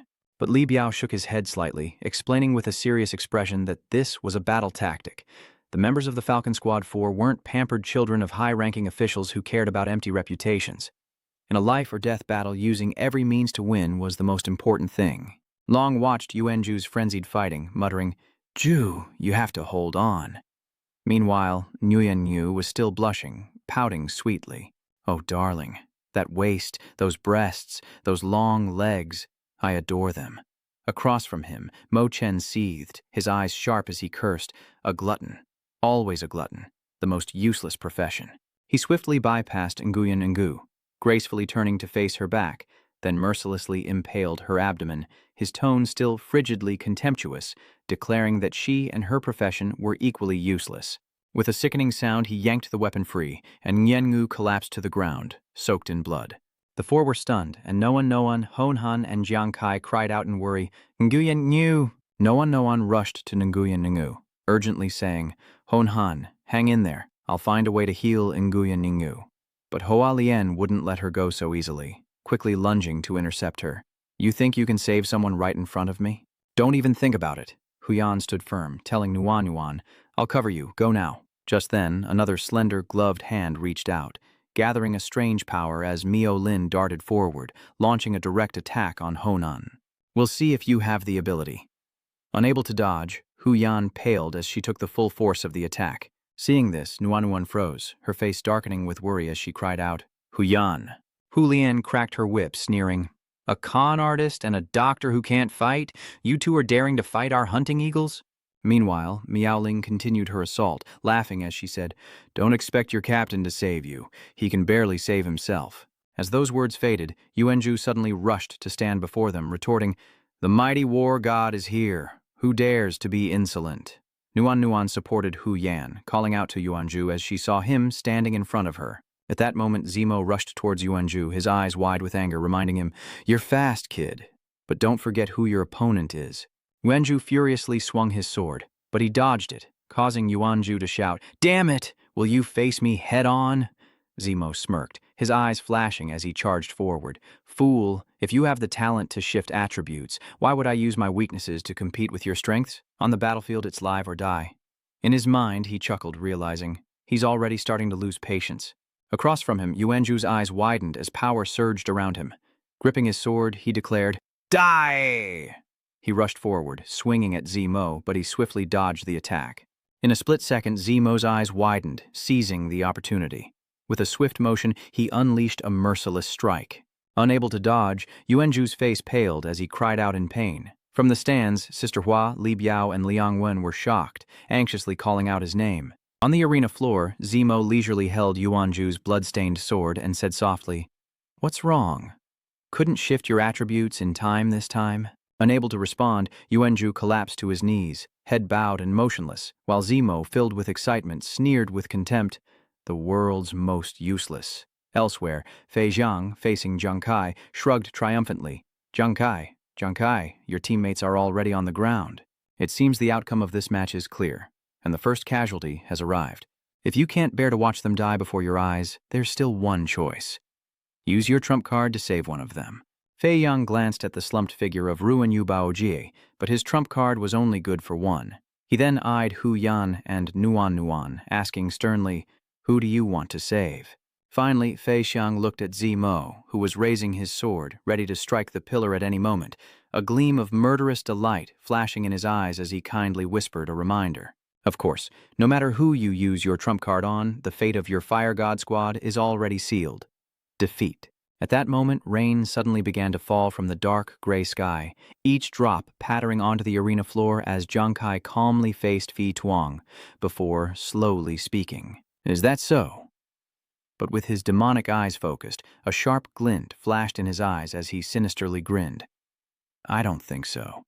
With a cold snort, Huolian readies an attack, scoffing at their chances. Is that all they've got? A pathetic rain summoning? Overestimating themselves, are they? Miaoling tightened her grip on her fan, declaring that she would send them to hell. But as soon as she said that, Nuan quickly threw 2 bottles of green liquid, retorting, "Who says rainwater can't take your lives?" The 2 glass bottles shattered on the ground, and the strange liquid inside splashed onto Huolian and Miaoling. Miaoling frowned, her eyes disgusted and annoyed as she asked, "Damn it, what is this?" Fire Spirit looked at his hand and coldly reminded, "Whatever it is, let's kill these 2 first." With that, the 2 quickly launched a direct attack on Nuan and Hu Yan. "Just die already." In the stands, a black-haired man watched everything unfold with a puzzled look. "Mua, what's that fortune teller doing?" The long-haired blonde next to him chimed in, wide-eyed, "And did that doctor just throw some kind of low-grade toy weapon?" These 2 are like lambs to the slaughter before a gladiator. Inside the observation room, Lan anxiously covered her mouth, her heart pounding as she called out to Noan. Just a second later, Lu Jun, who was nearby, suddenly widened his eyes and shouted at her, Lam, look!" Outside the arena, a sword falls to the ground. Miaoling stares in confusion at the strange blue substance on her arm, asking, "What is this?" Nearby, Hualian cried out in agony, staring in disbelief at the poison covering her body, her eyes bloodshot and wide with rage. "You used poison?" Nuan and Hu. Nuan exchanged sharp glances, their silence a tacit confirmation, driving Hualian into a frenzy as she charged forward, screaming, "I'll kill you!" But Hu Nuan wouldn't take it lying down, quickly summoning the Lapan to counter, "You think you can kill us now? Dream on." Hailstorm. As soon as she spoke, a hailstorm rained down, piercing through the bodies of Huolian and Miaoling, who could only stare in horror, their faces pale. Finally, Huolian and Miaoling collapsed to the ground, defeated by the relentless rain. In the room, Lan Lan watched in disbelief, questioning what she was seeing. What kind of poison is that? So potent it completely robs a fighter of their ability to battle? Lu Jun, who had noticed it earlier, slowly explained with amusement. It's the rare greenwater ghost poison, which requires the target to be completely soaked for it to take effect, a condition so harsh that no one has ever used it before. He actually combined it with rain summoning. Outside the arena, Fei Zhang was shocked to see his two teammates defeated. How can this be? Jiang Kai, standing nearby, smirked and calmly explained. In battle, a seemingly useless profession, a skill that appears ineffective, a poison that seems harmless. With the right combination, they can have amazing effects. In the stands, the crowd watching the match suddenly cried out in surprise, as if seeing something unbelievable. Look, that drunkard is getting up again. In the arena, a figure slowly rises, kicking up dust with his feet. It's Nguyen Yu.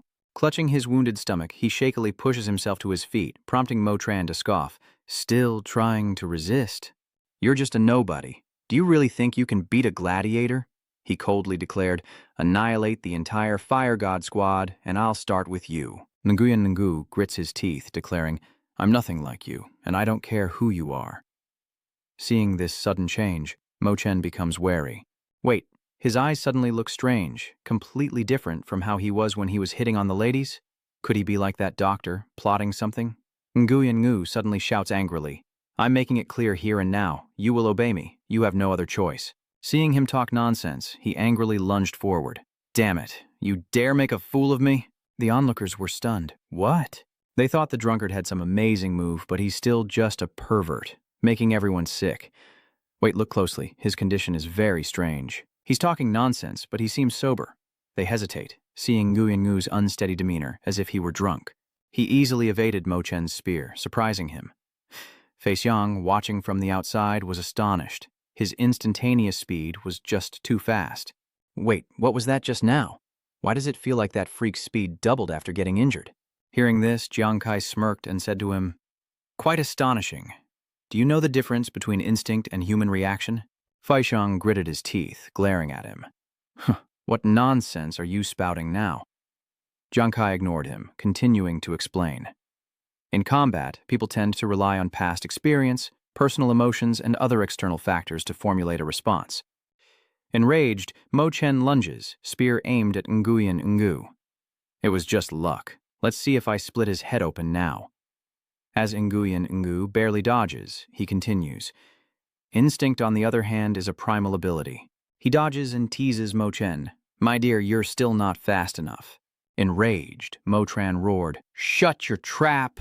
Jiang Kai analyzed from the sidelines, but no matter how much combat experience or mental fortitude he had, he was watching Nguyen Ngu prepare to counterattack based on the most primal instinct of man. With a hair's breadth to the spear, he dodges and appears behind Mo Chen in a flash. He swings wildly backward, Zhang Yan exhausted from the chase. Damn it, he's clearly injured, so why is he dodging so accurately every time, even more agile than before? His moves are completely unpredictable. Then, as realization dawned on her, Hu Yan shouted, I get it now. So this is Nguyen Ngu's new talent. Drunkenness unleashes his most primal abilities, instincts from the body. Honan remembered him scratching his head, embarrassed, saying that being drunk would stimulate her subconscious, pulling her from complete intoxication into a subtle state between drunk and sober. Anyway, she figured it might be pretty liberating. Hu Yan knelt down to pick up the sword. Might as well give it a try. She threw Meng Qing towards Nguyen Ngu and shouted, Nguyen Ngu, catch! He caught the sword, a slight smirk on his lips as he muttered, My dear, are you tired? I'm still waiting for your hot lips to kiss me senseless. Mo Chen rushed forward, angrily shouting, You want to die. Today, I'll cut you into 8 pieces to vent my anger. His speed increased, surrounding Nguyen Ngu. The audience gasped, Look! Though the drunkard's steps were erratic, he dodged every attack. Sweating profusely, Mo Tran couldn't believe it. How could he, a master, be losing to a drunken bum, the lowest of the low? He charged forward with all his might, screaming, Die! A clean strike cuts through, silencing the crowd as a drop of blood falls to the ground, and Mo Chen trembles before Nguyen Ngu. Gritting his teeth, he stared at the blade before him, sweat dripping as he looked up. Nguyen Ngu, flushed with excitement, grinned and said, Strip yourself bare. Humiliated, yet trembling with rage, Motran coughed up blood, his eyes wide with resentment. The arena erupts into unprecedented chaos. Can a so-called trash profession defeat a fighter, defying everything the Holy Radiant sect believes? With 3 members of the 4th Hunting Squad already eliminated, could the Fire God Squad be making a comeback? Seeing this, Junkai blocked Fei Xiang, preventing him from advancing, and drew the card he'd been hiding all along. What's wrong? Can't take it anymore? Fei Xiang, weren't you here to deal with me? Fei Xiang gritted his teeth in dissatisfaction. Jiang Kai, so that mysterious trump card was in your hands after all. He suddenly smirked, a sneer full of contempt directed at Jiang Kai. Laughing maniacally, Fei Xiang said, "Don't get too cocky, my men haven't lost yet." With a slash, he shattered the vial of poison. Nuan, panicked by her poison vial, shouts, "This is bad!" Fei Xiang immediately retorts, Nuan, this annoying doctor dared to use poison against me? Fine. If you want to die, I'll kill you first, then that cowardly gladiator. She stared wide-eyed at the approaching sword, breaking out in a cold sweat as Fai Tuang rushed in like lightning, his speed leaving no one frozen. But when she opened her eyes expecting pain, a figure rushed in to take the blow for her, shocking her. Yuanzhu suddenly stepped in to take the stab for Nuan, causing Zai Mu to stare in disbelief at the sword, piercing him. It was all a ruse, as Yuanzhu suddenly grabbed his sword-wielding wrist, tightening his grip and unleashing a power that left Zimo speechless. With a flash of murderous intent, Yuanzhu raised his sword, explaining that Juzi used his body as bait to transfer attributes into his physique. Then, Zimo's eyes turned bloodshot with disbelief as Yuanzhu ruthlessly plunged the sword through his throat, causing blood to gush out violently. Fei Xiang, witnessing this, paled and exclaimed in disbelief, "How is this possible?" Zhang Kai-ru, anticipating this reaction, smirked and repeated, "What did I tell you? You want to kill my teammates? It won't be that easy." No. Damn it, how did those useless fire god bastards suddenly get so strong? Fei Tuang wondered, grinding his teeth in hatred. Based on the previous analysis, they clearly had no chance of winning. Before he could react, Zhang Kai quickly pulled out a card and announced, "So now, it's a showdown between us, and I'll make you admit defeat." Fei Tuang was completely enraged, gritting his teeth and trembling as if about to explode. His eyes bloodshot, he stood tall and declared, "Zhang Kai, don't get cocky. My men may not be able to handle the trash around you, but I, Fei Xiang, will definitely take your head." Zhang Kai didn't reply, silently gritting his teeth and calculating. In battle, the most decisive way to seize victory is always a full-force attack, a crushing blow. Across from him, Fei Qiang charged with his sword, eyes blazing as he roared, "Die!" Violent thrust and sever. Zhang Kai stood still, a strange green light in his eyes, thinking, a noble's blessing, such explosive power.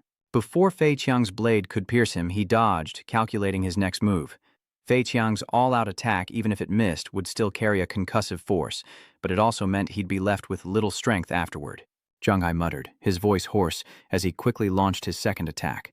As soon as he spoke, he leapt into the air, causing Fei Xiang's slash to strike the earth. His eyes widened after the missed strike, his voice incredulous. "What?" Zhang Kai dodges to the side, his face dark as he somberly declares, "You've lost, Tu Fei Tuang." No sooner were the words out of his mouth than he activated the death card, unleashing a torrent of power. And with lightning speed, Zhang Kai hurled the card straight at Fei Xiang. He'd already lost his mind, power erupting around him as he raised his sword and roared, "Who said I lost? Zhang Kai, you dare play me? I'll kill you." Zhang Kai calmly watched Fei Tuang's crazed state, secretly assessing that the more emotions are suppressed, the easier it is to go astray. He stood there, watching the card he launched pierce straight into his chest. Long calmly observed that the previous soul-seizing arrow was suppressed, unable to trigger a critical hit, but after the death card devoured his 9th soul-seizing arrow, it inherited a 90% critical hit chance, and Fei Xiang stared in disbelief as the card pierced his chest. Meanwhile, Jiang Kai was lost in thought, considering the enhanced attributes of his death card. Its penetration power had increased by 50 points, its critical hit rate permanently increased by 15%, and its critical damage increased by 150%. Fei Tuang's face contorted in fury as he gasped, "How could this be?" Jiang Kai smirked inwardly. Fei Qiang was sure to die. With a bang, Fei Qiang's body exploded, accompanied by his agonizing scream. The sky darkens and rain begins to fall as a bloodied hand lies limp on the ground. Unfazed by the downpour, Zhang Kai calmly reaches out to retrieve his spirit energy. He glanced at the figure on the ground, I told you, you've lost. At the sight of this, the second squad was dumbfounded, their pupils contracting in shock. Heavens! And then the entire audience rose to their feet, cheering with elation. Good heavens, the Fire God Squad has won again. They've defeated Zhuanwu's elite squad twice in a row. A true miracle. Lam Lam shot up from her seat, her eyes wide with disbelief. It's over? Luo Jun slipped his hands into his pockets, strolling along. It's over. Quite the spectacle. Jiang Kai performed as brilliantly as ever, and Yuanju didn't disappoint.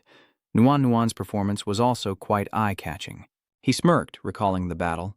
Healers who use poison rarely fight, but that girl could arrange complex poisonous traps and use them in battle, showing a high level of skill.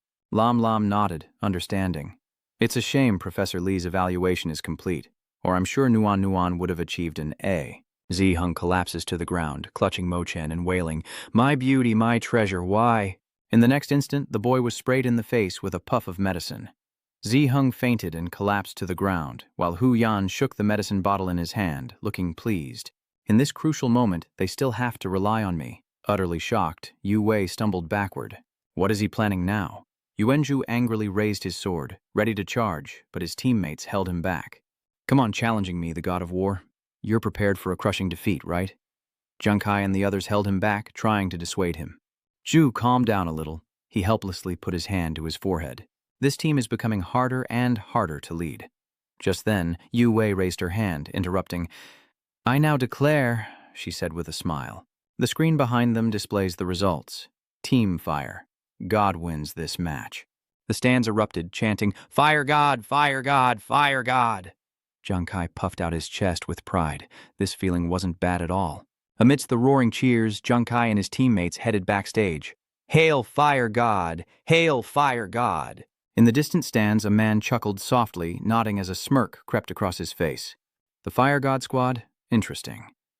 As night fell and the moon rose high, hurried footsteps echoed through the halls of the Main God Association days later. Captain Jiang Kai, Captain Jiang Kai. The group, including Yang Jiang Kai, stopped and turned back in surprise. What is it? Why are you so excited? Huyan breathlessly pulled Zi Heng along, announcing, Nguyen Yu and I just heard that Wineworm and Feng Shui Master Job Change materials have not only increased in price, but are completely sold out. The boy struggled to catch his breath as he added, Ever since the military abandoned Soul Weaver and Geomancer, job change materials have been gathering dust. Until now. Her eyes lit up with anticipation. That's right. Does this prove that our professions aren't useless? Jiang Kai nodded, arms crossed in approval. That must be it. In the battle against the Falcon Squad, the two of them performed exceptionally well, especially Nguyen Yu. The entire stadium was shocked when he killed that cavalryman, but I think even with the same job class, everyone's talent and opportunities are different and their success is hard to replicate. Zai Heng and Hu Yan beamed at the praise, as Yuanju patted Zai Heng's shoulder, pointed to himself, and chuckled, Of course, our Fire God Squad is anything but ordinary. An alarm blares as Hu Nian checks the stats, her brow furrowing. The latest news, the hunting squad fought the Crouching Dragon Squad, and only one survived. But in a stunning turn, the leader of the Crouching Dragon Squad turned the tables, wiping out the entire Hunter Squad. The shocking news caused everyone to turn and exclaim in unison. What? Jiang Kai pursed his lips, lost in thought. I remember the Leopard Squad is under the Zhuanwu Guild, and they're no pushovers. The captain of the Wolong team single-handedly wiped out the entire Jibao team. Just who is this ruthless character? Jiang Kai, looking grim, carefully instructed Nuan Nuan. We can't underestimate the Wolong captain. Investigate when you have time, so we're not caught off guard if we run into them. She immediately nodded in agreement. Yes. He looked at his four teammates, his tone calm as he solemnly announced, Speaking of which, I have an announcement to make. The battle situation is becoming increasingly fierce. Squads have been losing members, and our next opponent, short on manpower, saw no chance of victory against us and withdrew. Therefore we, Jiang Kai draws out the word, eyes shining, we advance directly to the finals. Hearing this, Hu Nuan jumped for joy, celebrating their advancement to the finals with all members intact. Yuanju cheers with a fist pump. We're the only team without casualties. Nonnuan chuckled, looking at Jiang Kai. It was all thanks to Gong Kai's great leadership. Nguyen Yu nodded in agreement. They were lucky to have Captain Kai. Jiang Kai modestly shook his head, a slight smile playing on his lips. This victory was thanks to everyone's teamwork. I can move forward without worrying about what's behind me. Otherwise, no matter how skilled I am, I couldn't have turned the tide and made it to the finals. This victory belongs to everyone, he declared magnanimously, erupting in joyful laughter. All right, you've all worked hard. The finals are a ways off, so take a day to relax and recharge. The group cheers in excitement. Jiang Kai began making his own plans, resolving to use this time to visit home, and so he returned to Jiangzhong City and his lavish mansion. Inside, Ozzy carefully supported his brother's arm, urging him, "Let me help you back. You just got out of the hospital. Don't overexert yourself." He shook his head with a helpless smile, explaining, "Z, I'm not that weak. I still want to train more so I can help Kai soon." But moments later, the elder brother was panting with exhaustion, startling Z, who anxiously asked, "Are you all right?" Just then, a large, mysterious hand gently rested on his shoulder. "So it was you, Jiang Kai." He chuckled teasingly. "Brother, how can you help me if you catch a cold?" Seeing Jiang Kai, Antu's eyes sparkled with joy as she exclaimed, "Brother, why are you back?" But their reunion was short-lived, as Jiang Kai soon found himself speechless. He looked at the table laden with delicacies and sighed. "This is too much." Antu brings out more food, but seeing that they haven't touched it, she asks why, then starts to imagine reasons. With passion, Antu turns to head back to the kitchen. "Is it not to your taste? Then I'll go cook something else." Jiang Kai's face pales as he quickly stops Antu. "Antu, that's enough. I'm not a pig." The eldest brother chuckled, explaining, "Kai, Antu is just worried you've lost weight." Antu turned and sat down, asking Han Jiang Kai sweetly, "Brother, can you stay longer this time?" His brother nodded in agreement, thoughtfully placing food on his plate. "That's right, Kai. You've sacrificed too much for this family. Now that I'm better, you don't have to risk your life at Quitin like before." Han Jiang Kai held his full bowl of rice, gently reassuring them. "Brother Z, I still have things to do and can't stay long, but don't worry, I'm doing well and I came back to see how you both are." Remembering something, he asked seriously, "By the way, are the royals still bothering you?" Hearing this, she couldn't help but recall the countless eyes that had once followed her, and Jiang Kai nodded in satisfaction, secretly thinking, "Brother Lu really keeps his word. I must thank him when I have time." The older brother nodded in agreement, looking at Antu with concern. "That's right. Antu is living peacefully at school now. You must have made a lot of friends, right?" The girl immediately nodded in affirmation. "Of course." He chuckled with delight, Kwang Trio's eyes full of praise. "After all, our Tu is smart and kind. Everyone loves her." Jiang Kai smiled softly. "That's great." Ozzy didn't say anything, quietly bringing food to her mouth, a hint of confusion in her eyes. But a moment later, she happily closed her eyes, savoring the delicious food. Still, Jiang Kai was stunned, wondering if he had imagined it. It seems Ozzy has something on her mind. The next day, Jiang Kai hurried back to the Fire God Squad to prepare for the final battle. Days later, in a vast forest, a ferocious boar rampages as an announcement rings out. A level 23 elite razorback boar is swiftly cut down by a flash of steel. Yuanju strikes a decisive blow, cleanly dispatching the boar. With the beast slain, he proudly hoists his sword, a smug grin on his face, having dealt with the elite-level fang-tooth boar. A piece of cake for this war god. Huyan, sitting nearby, pouted and reminded him, "Chuzi, you're not the only one improving." Nguyen Ngu nodded, puffing out her chest as she chimed in, that's right, I took down at least 3.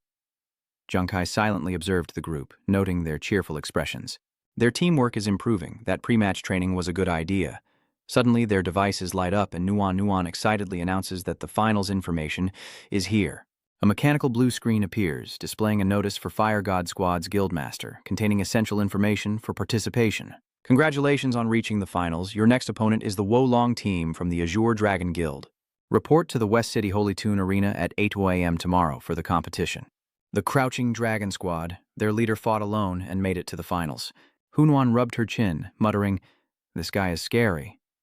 Nuan then solemnly reported to Jiang Kai, "Kai, I have news about the leader of the Crouching Dragon Squad that you asked me to investigate." She pursed her lips, slowly introducing the leader of the Crouching Dragon Squad in a steady tone. His name is Dij Tang, a level 40 fighter. His weapon is a silver longsword and he's a newcomer to the Azure Dragon Guild this year. Upon joining, Dij Tang set about forming the Wolong, or Crouching Dragon Squad. Under his leadership, the Wolong team developed rapidly, becoming a formidable opponent within the guild in less than half a year. Noan swiped her finger across the screen, her eyes serious as she continued. Because Di Tang is new, the Wolong team isn't as arrogant as the Falcon, so there isn't much information about him, but luckily I found some videos of his previous battles. She paused, recalling Dai Tang's attacks, and offered her opinion. I noticed his Ghost Shadow strike is incredibly fast, capable of killing an opponent in a single blow. After listening, Hunuan rubbed her chin, her brow furrowed in thought. Ghost Shadow Flash sounds like he's another agility type like that Tu Fitong before. Junkai nodded in agreement, his expression grave as he analyzed. Huyan is right, but to show such talent in a major guild in just half a year, and fight solo all the way to the finals, his strength must be far greater than Zifeixiang's. Just then, a strange noise came from the bushes behind him, and a mysterious wind suddenly blew. A flurry of sharp leaves suddenly flies toward Junkai's back, but he swiftly dodges and grabs his attacker. It's Di Teng. A hooded figure silently assesses him. His reaction speed is faster than I anticipated. Junkai watches him in silence, observing. Suddenly, he leaps from his hiding place, rushing towards him, sheathing his sword and marveling at the man who led his team straight to the finals. Fire God's captain, Jiang Kai. Contrasted against that silence is the image of the pillar. Nguyen Yu and Hon Han kick up a fuss as a masked coward suddenly appears. That's right, if you're so tough, fight us fair and square. Nuan seems to realize something. Wait, that height and build? Seeing Jiang Kai stop him, Yuanju protested. Kai, why are you holding me back? He was just trying to kill you. Jiang Kai chuckled, calmly explaining, no, he was just testing me, not trying to kill me, especially since the penalty for killing an opponent before the finals is severe. He continued, isn't that right? Upon hearing his name, Di Tong removed his face covering and said with a smile, so I've been discovered. Startled, Yuanju blurted out, it really is him. Di Shang approached Jiang Kai, teasing. Seeing him up close, he really is just a kid. Hey, you're the leader of the Crouching Dragon squad, right? Don't think I'm afraid of you just because you made it to the finals. If you keep talking nonsense, I'll teach you a lesson right now. Seeing the situation was critical, Di Tang waved his hand to explain. You don't get me wrong, I don't mean to be hostile. Jiang Kai, the truth is I'm here to negotiate with you. Hearing the word negotiate, Jiang Kai asked with doubt. Negotiate? Di Tang looked at the team and began to share. Yes, I've watched all of your matches. You've performed exceptionally well, especially you. To be honest, after fighting your team, I'm not sure I can win. He shared with a smile, especially with Jiang Kai, your trump card who has left a deep impression on me. But Jiang Kai wasn't one for beating around the bush, asking bluntly, what exactly do you want? Di Tang's smile widened. I hope you'll duel me one-on-one, and let our victory decide the outcome of the competition. Furthermore, during the duel, you can't use your trump card. He frowned at him, silently on guard. Dai Tang grinned wickedly. Of course, in a fair exchange, I won't use any weapons other than your throwing knives, including shields and armor for defense. Unable to contain himself, Yuanju stepped in front of Jiang Kai, his voice laced with displeasure. Hey, are you so desperate to win that you've lost your mind? What kind of ridiculous condition is that? We're not stupid enough to agree to that. He put his arm around Jiang Kai and pulled him away. Kai, let's go. Just ignore this lunatic. He responded to Di Tang's offer with a simple, sorry, I'm not interested in working with you. Di Tang chuckled. Clearly, you haven't given up yet. Jiang Kai, your new class, and with your abilities, you still haven't changed classes. I'm guessing you don't know what your class change materials are. He continued. What if I told you our guild could provide you with the coordinates to a secret dungeon, solving your problem? Would you still not be interested? These words from Di Zhang gave Jiang Kai pause. Clearly, this man has touched upon something he desperately needs, and Jiang Kai turns back to him, asking, a secret realm, Di Tang replied. That's right. Sensing his interest, he elaborates, explaining that secret realms are unverified, mystical areas containing resources vital for adventurers to level up. The military manages all countries' dungeons, especially the large-scale ones. From the blue gate known as the dungeon, a few people emerge, Di Tang continues. Of course, some small dungeon exploration quotas authorized by the military are also distributed to major guilds, thereby encouraging their members, he elaborated. Within these secret realms, a guardian often sets a challenge. Overcome it, and the guardian will bestow rare resources as a reward, or answer a question of a certain difficulty for the adventurer. Then, Di Tiang produced an introduction card. This card contains the coordinates of a secret realm discovered by our guild. The pillar on the opposite side asked in astonishment, is that true? The others on the team listened silently for the answer. Nuan spoke up first. It must be true. I heard you mention it before. The Azure Dragon Guild discovered a secret realm in a nationally designated exploration zone. Ditang pockets the card, changing the subject. I hear the royals are always causing you trouble. You must want to keep advancing your class to become even stronger, right? He declared that if he won, the secret realm intel would be his. Jiang Kai pondered for a moment, and Ditang asked with a smirk, "So, Jiang Kai, what do you say? This deal must be very tempting for you, right?" But he flatly refuses. "Your terms are tempting, but I cannot accept." He was taken aback, completely stunned. Yanju was also shocked, asking Jiang Kai why he refused, saying, "Kai, isn't that what you've always wanted?" Hu Yan nodded in agreement, adding that if he completed the transfer, he could continue to level up smoothly. At that moment, Ditang approached Jiang Kai and asked, "Jiang Kai, are you sure?" You didn't even answer him. "They've worked so hard to get to the finals. As captain, how could I abandon the Fire God Squad's glory for my own selfish desires? What kind of friends are we, let alone trust?" They smiled, touched, but Yuanju kept his head down. With that, Jiang Kai turned to leave. "If there's nothing else, we're going back to training." Suddenly, Yuanju rushed forward and punched him in the face. Clutching his reddened cheek, Jiang Kai shouted, "Ju, what are you doing?" His face darkened as he asked seriously, "Kai, do you not believe in yourself or do you not believe in us?" Yuanju glared and shouted, "You wouldn't abandon the team's glory for personal gain, so how could we watch you sacrifice yourself for our personal desires?" Hearing this, Jiang Kai hesitated. "Honestly, I'm dying to see Captain Kai beat this jerk," Hu Nian says excitedly. Nguyen Ngu chimes in, "That's right, Captain Kai. I'm waiting for you to lead us to the next level after your class change." Nuan approaches Jiang Kai, urging him not to hesitate. Just as he's always believed in and thought of everyone, the team wants to believe in and support him unconditionally. She smiles, saying that this is the meaning of a team, isn't it? Looking at his teammates trying to persuade him, he was taken by surprise. Jiang Kai lowered his head, a helpless smile creeping onto his face. Touched by their sincerity, he smiled and said, "Don't blame me if we lose." Hearing this, the four of them grinned with excitement. He turned to Ditang and said, "I accept your terms, Ditang, but you'll regret betting against me because," he confidently declared, "I will personally kill you." Hearing this, Ditang smiled with anticipation, eagerly awaiting the outcome. At the arena, where thousands of spectators have gathered, Wu Wei takes the mic. The moment everyone has been waiting for has finally arrived. The finals of today's level 20 to 40 challenge are officially beginning, and by agreement of both teams and the organizers, this match will be a one-on-one duel. The screens light up, showing Jiang Kai of the Fire God Squad versus Deech Tang of the Crouching Dragon Squad. Two figures in the stands look on in astonishment. What? A one-on-one fight? Didn't the entire Fire God Squad rank up? Why give up such an advantageous opportunity for a solo match? Is he crazy? Jiang Kai is getting a little cocky. The guy next to him is wide-eyed too.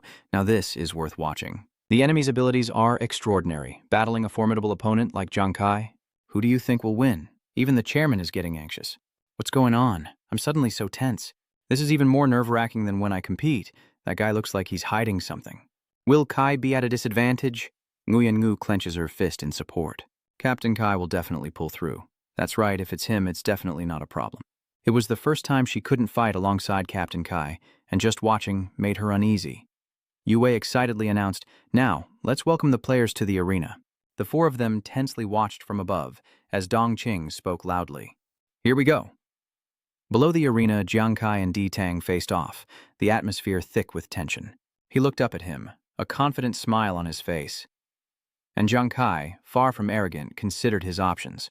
Wu Wei reiterated the rules. The only standard for this match is that the player who kills their opponent wins. She asked again, "Are both team leaders clear?" Jiang Kai and Di Tang replied in unison, "Clear." Excited, Wu Wei announces, "All right, I now declare the match officially underway." Upon hearing the command, Di Tang immediately charges forward. "Jiang Kai, let's see if your throwing stars are better than my swords."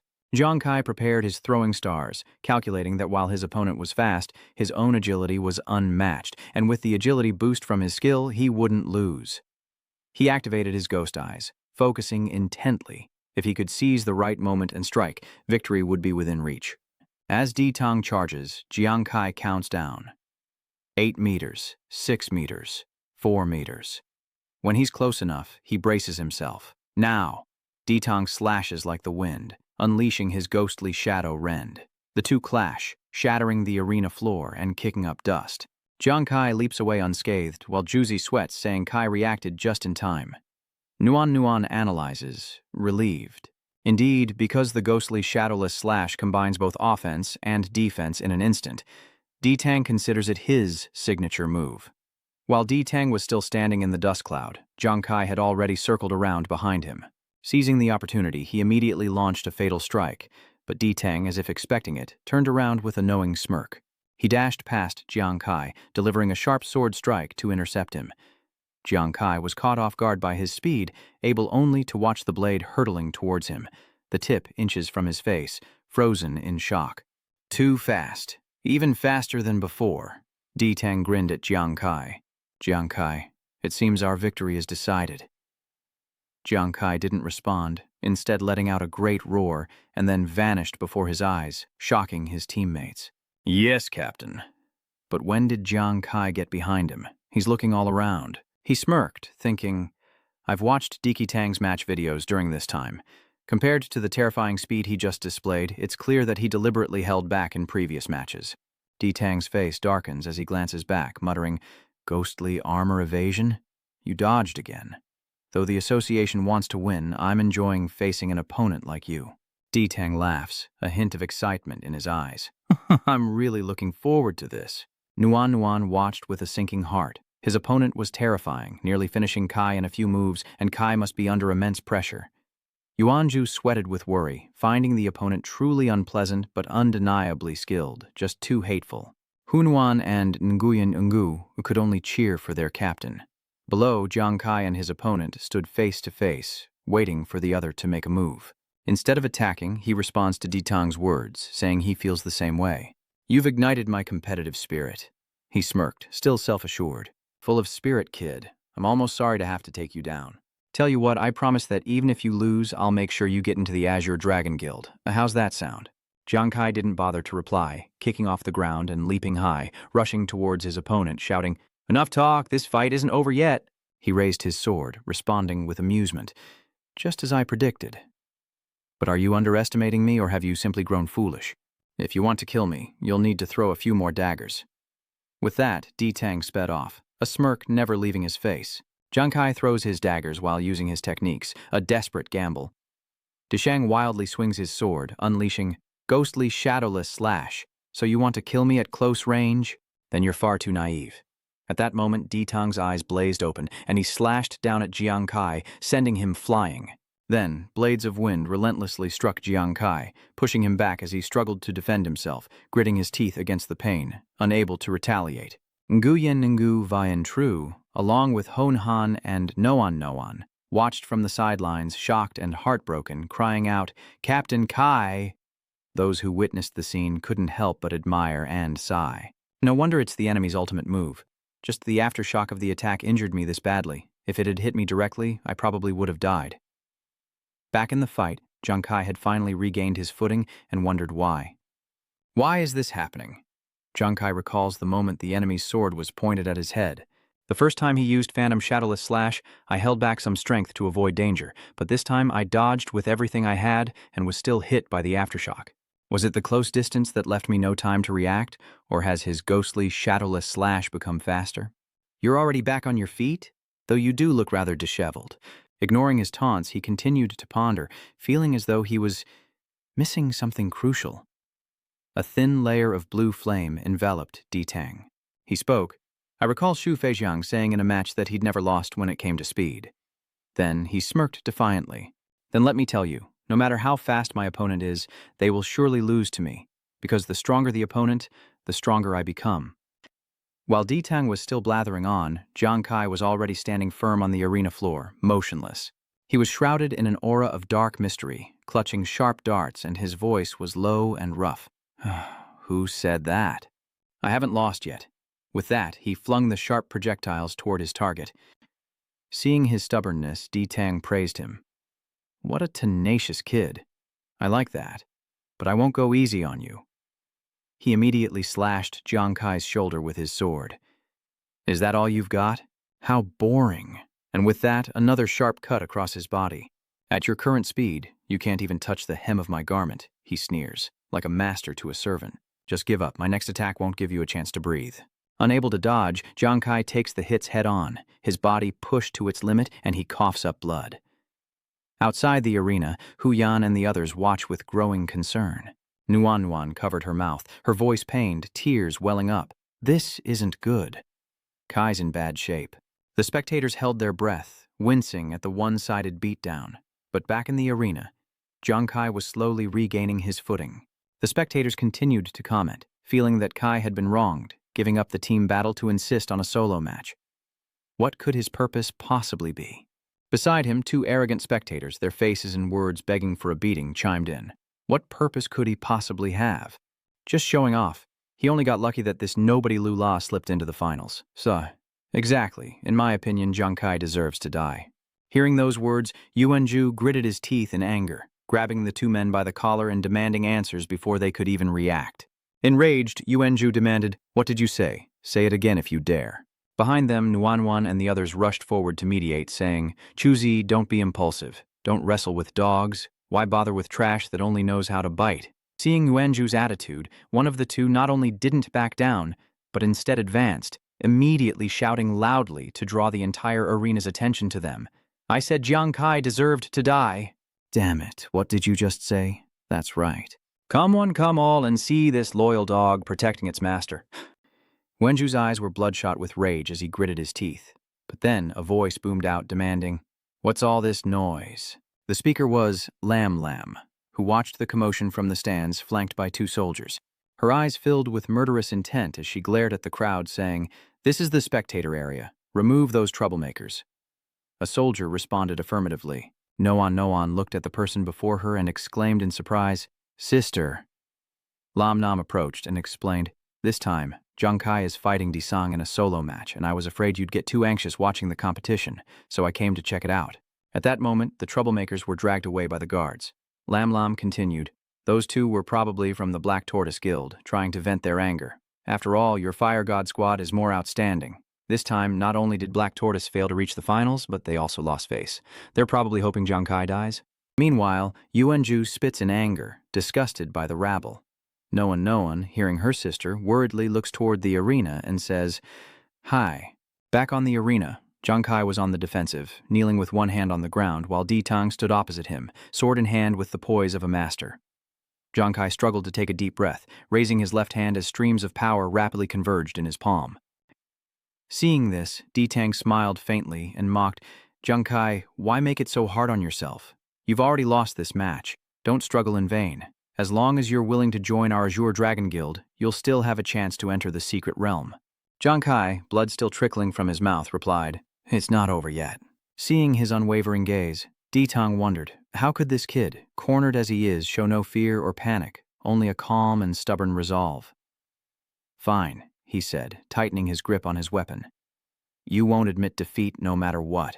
Tang suddenly attacked, his voice continuing, "Then I'll just have to crush your confidence completely." A sharp sword aura flew towards Jiang Kai, ghostly shadow strike. Outside the arena, Jiang Kai's team was shocked, one member anxiously asking, "What's going on? Why is Captain Kai Chu dodging?" Nuan, terrified, couldn't bear to watch, covering her eyes as she sobbed. In the arena, Jiang Kai remained motionless as the sword energy drew closer, leaving visible cuts in the air.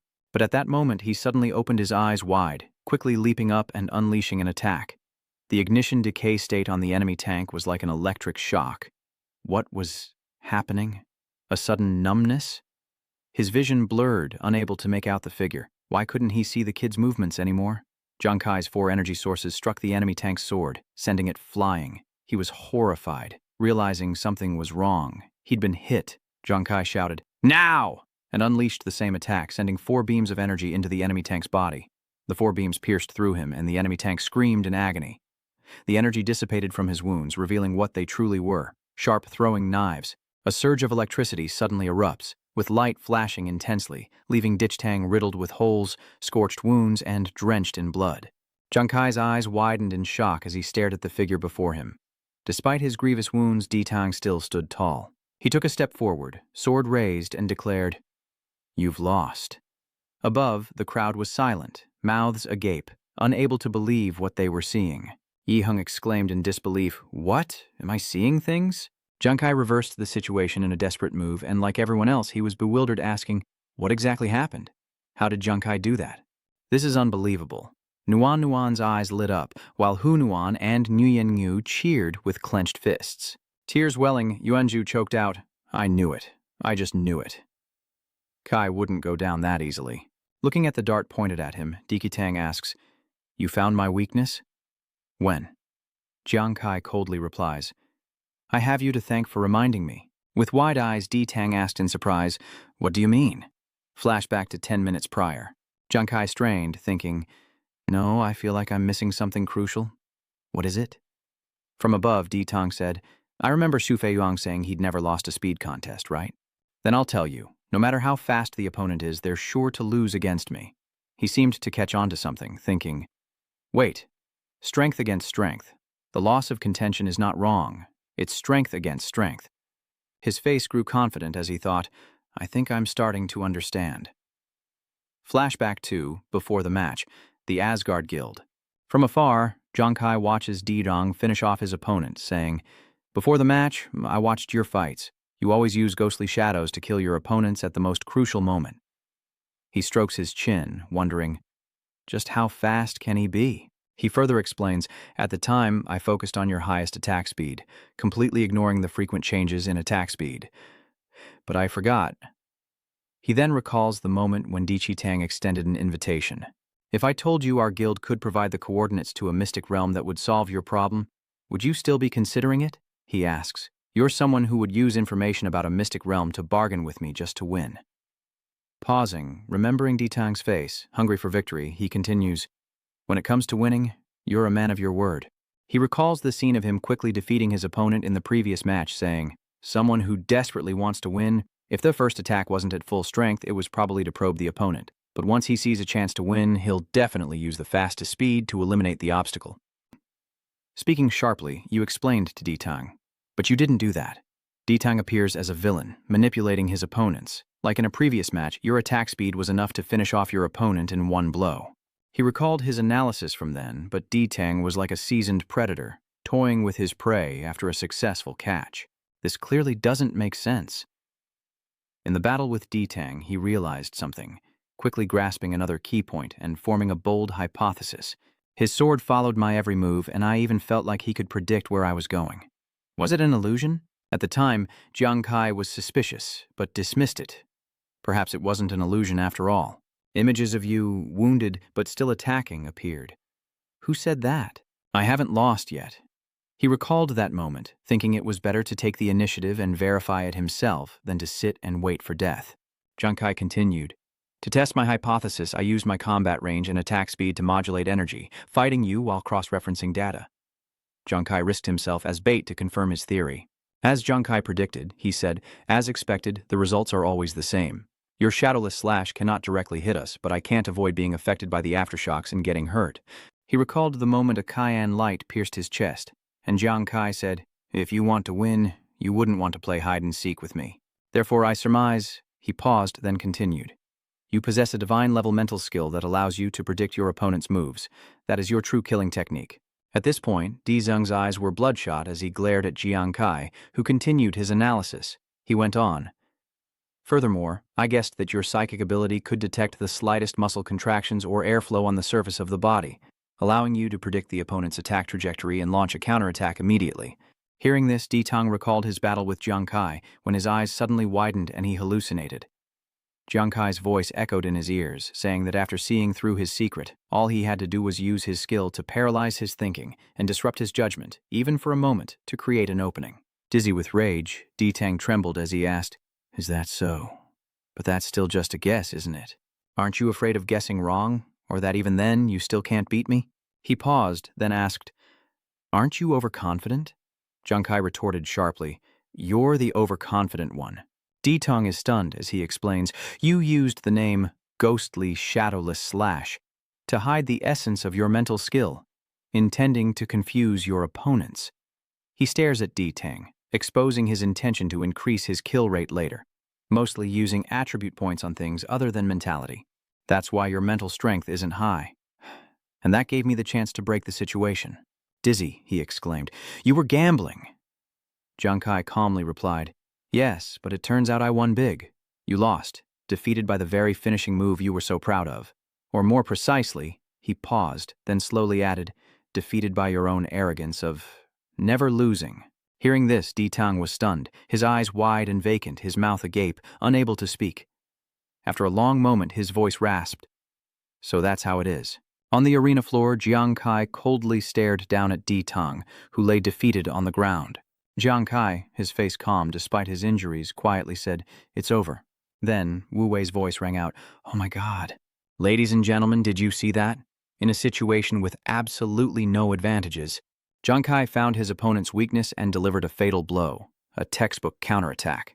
A classic moment, the massive 3D screen in the sky displays Jiang Kai's stoic image as the stands erupt. Jiang Kai is the best. This fight was epic, and no one can tell me otherwise. Jiang Kai is now my one and only god. Jiang Kai. The group of four hurried over, and Yuanju said, "Amazing, Kai, your performance was so cool, I'm speechless." Nuan added, "That's right, Kai, I was so nervous I couldn't breathe."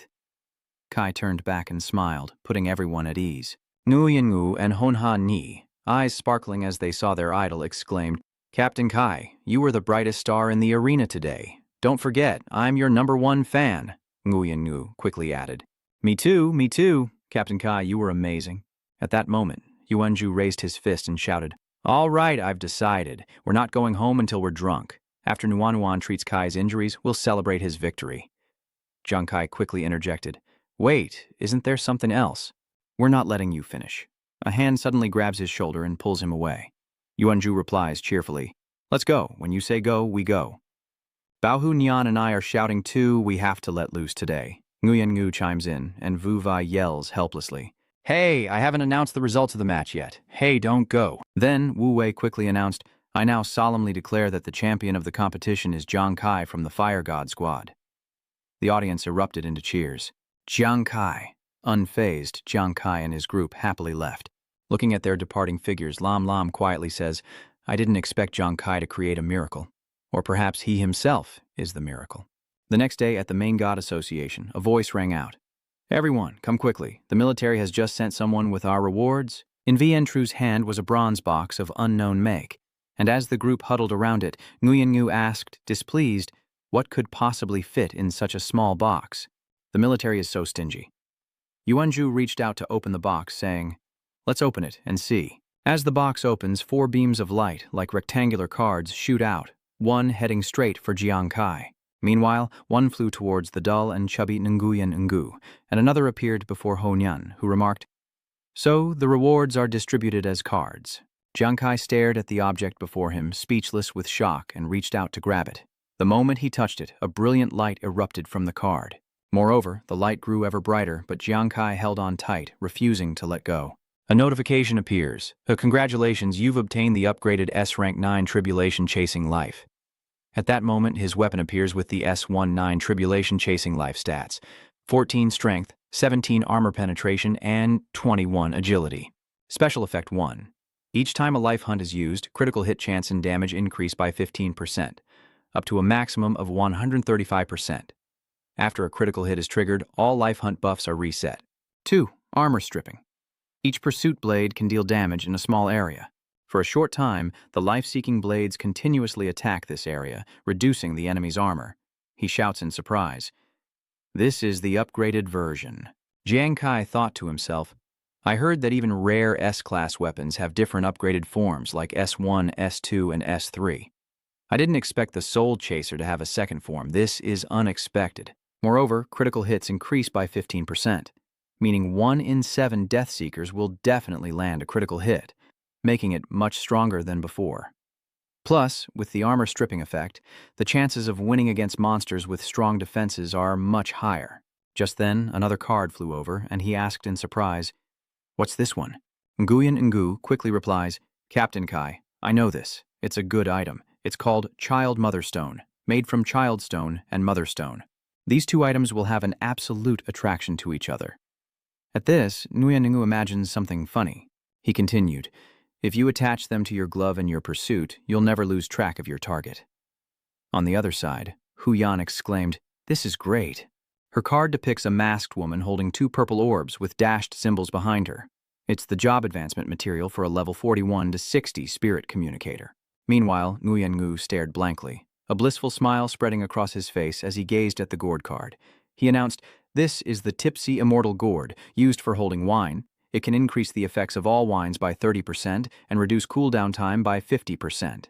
As for Jiang Kai, holding 2 cards in his hand, he says, "These rewards are like they were custom-made for us." He suddenly remembers and asks, "Wait, Yuanju, Nuan, what about your rewards?" Yuanju explained, "Kai, don't worry. No one and I are still in the military, so our rewards were sent to Captain Li Biao beforehand." Yuanju then put his arm around him, whispering something else. "You guessed right. These rewards were tailored to each of our fighting styles and needs." Nuan adds, "That's right, the person who delivered the rewards was actually from Brother Lu. Commander Wei personally requested these gifts," Lu told him to say. Jiang Kai asked in surprise, "Commander Wei personally requested them?"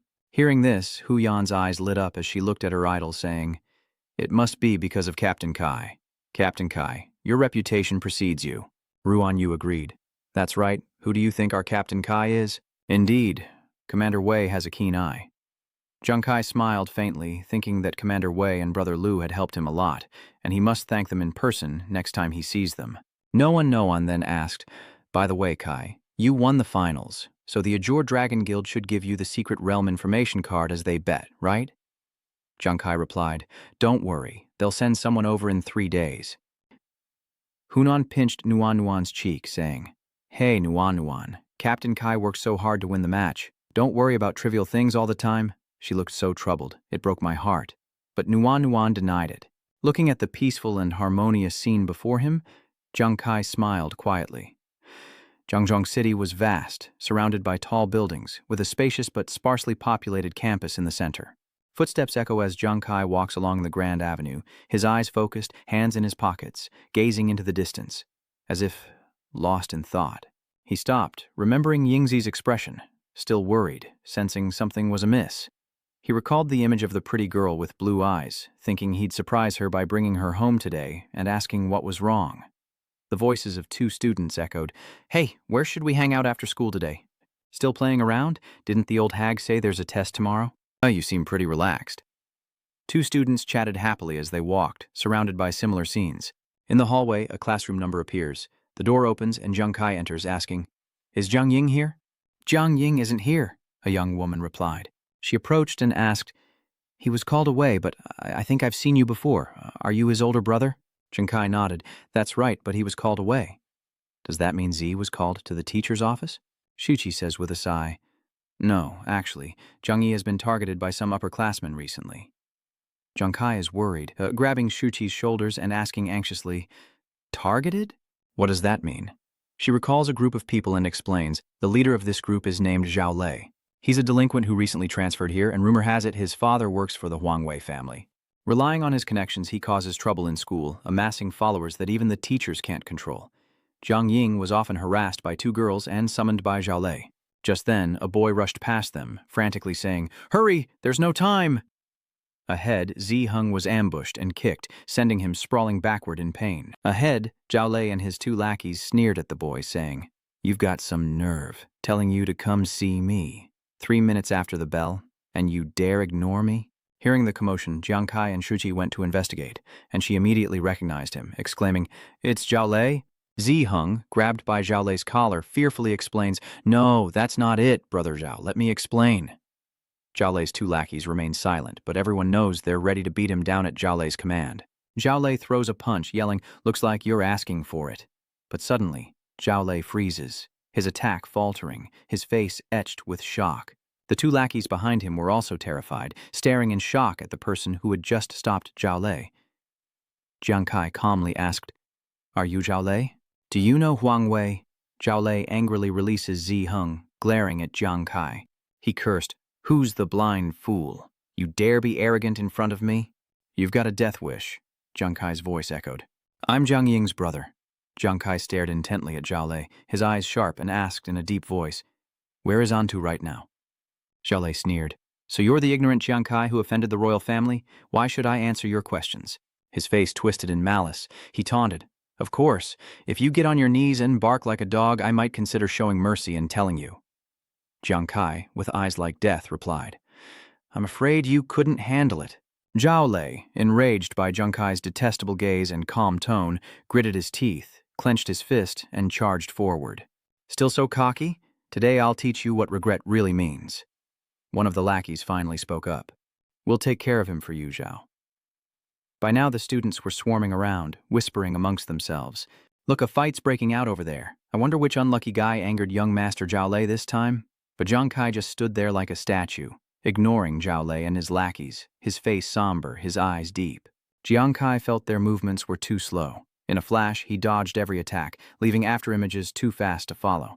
The two lackeys panicked, disbelieving. What? Jiang Kai slides one foot forward, using the other as a pivot, and swiftly strikes the two punks.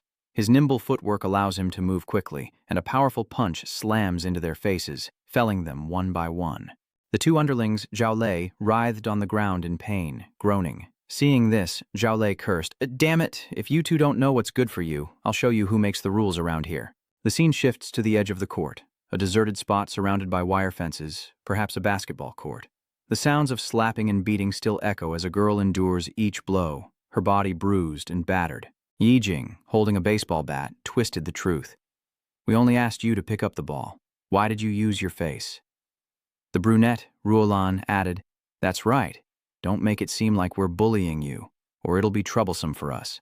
The two wicked girls, Jiashuo spoke, watching Anza tremble in pain on the ground. Trying to remain calm, Antu clutches her head in pain, one hand on the ground for support, and apologizes. I'm sorry. One of the wicked girls replies, It's good that you know you're wrong. She then snatched the girl's bag and dumped its contents out, saying, Look how filthy your backpack is. I hope the books inside aren't all moldy. Suddenly, a photo of 3 people appears.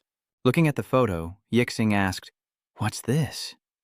Anzi was startled, and she immediately stood up, ran over, and reached out to snatch the photo back, saying, Give it back to me. Her mind raced, recalling the photo from her birthday last year, the first time they made her a cake. Holding the photo, Yixing said, Why are you shouting? How fierce. Look at how tense you are. Looks like we found something interesting. While Z was restrained by Ruolan, she struggled and shouted, Give it back. Holding the photo, Yixing smirked. If you keep nagging, I can't guarantee I won't tear it. But just then, a phone rang in his pocket, and Yixing answered it. Hello? I'm busy. What is it? She was shocked by what she heard on the other end and asked again. What? Some guy named Jiang Kai came to the classroom looking for Jiang Ying and got into a fight with Zhao Lei? Could there really be someone so reckless? Antu overheard the conversation, shocked and disbelieving, thinking it was him. Thinking quickly, Antu bit down hard on the arm that held her, and Nuoc Lan cried out in pain. She was shocked, then cursed. You little bitch, damn you! You dared to bite me? Was she crazy? By this time, Yingzi had escaped. Her face etched with worry, she mustered all her strength and ran. Her delicate legs seemed to gain power as she raced towards the classroom without hesitation. Breathless, she ignored her facial wounds, anxiously thinking, Hurry, I have to hurry, there are so many of them. He'll be hurt. Antu's terrified shout echoed, fearing Jiang Kai would be brutalized by those cruel men. He was in the hallway, with Zhao Lei's 2 henchmen lying on the ground behind him, and the furious Zhao Lei in front. Anne, too, had just arrived, and before her worry for Jiang Kai could subside, she was stunned by the scene before her. Hearing her voice, Jiang Kai turns back, relieved, and says, Antu. He sees her there, breathless, covered in scrapes, looking at him with worry. Just then, she asked, Are you okay? But before the words were even out, her eyes widened in horror, staring at something behind Jiang Kai. Seeing Antu's battered state, Jiang Kai flies into a rage, his fists clenching until his knuckles turn white. All he can manage to say is, Antu. It's too late for apologies, even if he were to beg for forgiveness on his knees. The villain ambushes Jiang Kai from behind, but he stands frozen, unmoving. Ozzy screams in terror, trying to warn Jiang Kai, as time seems to stand still, leaving only the image of Zhao Lei and Jiang Kai in her eyes, like a slow-motion film. Suddenly, Jiang Kai's leg shot out like lightning, spinning into a devastating kick aimed squarely at Zhao Lei's face. Before he could react, a dark blur slammed into him with incredible speed. Zhao Lei takes the full force of the kick, collapses, eyes wide with burst blood vessels and blood gushing from his mouth. Meanwhile, a group of students carrying desks and chairs chat as they walk. Third trip, while the teachers relax with massages and air conditioning, we're stuck hauling furniture like pack mules. I wish lightning would strike these tables to splinters. Stop dreaming and move it. They finish moving things and get to go home early, as the 2 venomous women scream. Yixing and Ruolan rush over, yelling, Get out of the way! Ruolan, consumed by hatred, her eyes murderous, asks, "Jiang, where are you? This bitch dared to bite me and draw blood. Just wait until I knock her teeth out." Suddenly, a blinding light appeared at the end of the hallway, startling her. "Wait, is that Zhao Lei?" He flew backward like a rocket after Jiang Kai's kick, crashing into Ruolan. His underlings cried out, "Brother Zhao, boss!" The students moving desks watched Zhao Lei crash into them, breaking the furniture, and stammered, "It's really trash now, so we don't need to move it anymore. Should I go buy a lottery ticket?" At this moment, An Tu blankly stared at Jiang Kai's back, still in shock. He stood firmly, a strong and reliable figure protecting her, his hands still clenched, a valiant stance defending his sister. Looking at her brother, Yingzi stammered, "Brother Zhao Lei is in pain over here. He's nothing like the weakling that young Master Huang described." A foot stands firmly in front of Zhao Lei, who is kneeling on the ground. It was Jiang Kai. He approached unnoticed, gazing down with eyes like a death stare, radiating murderous intent, his eyes like a demon's. He slowly said, "You shouldn't bully her." Zhao Lei, pale and sweating, stared at the figure before him, thinking, "This guy's aura is too strong, too terrifying." Just then, a female student outside exclaimed, "Jiang, you have such an amazing older brother?" Amidst Zhao Lei's terrified paralysis, a student asks, "Why does his brother look so familiar?" A classmate replies, "I remember now, he's Jiang Kai, the rising star adventurer of the demon realm, my idol." Meanwhile, Jiang Kai grabs Zhao Lei's face menacingly, asking, "So, you said you're the rule of this school?" Terrified, he stammered, "What do you want?" Jiang Kai punched him in the face, continuing, "If you like to think of power and violence as the rules." Zhao Lei was having an existential crisis. Who am I?" Jiang Kai's voice echoed. "Today, I'll make sure you remember with this body." Another punch lands on his right cheek as he continues, "You only have the right to talk about rules if you can stand firm."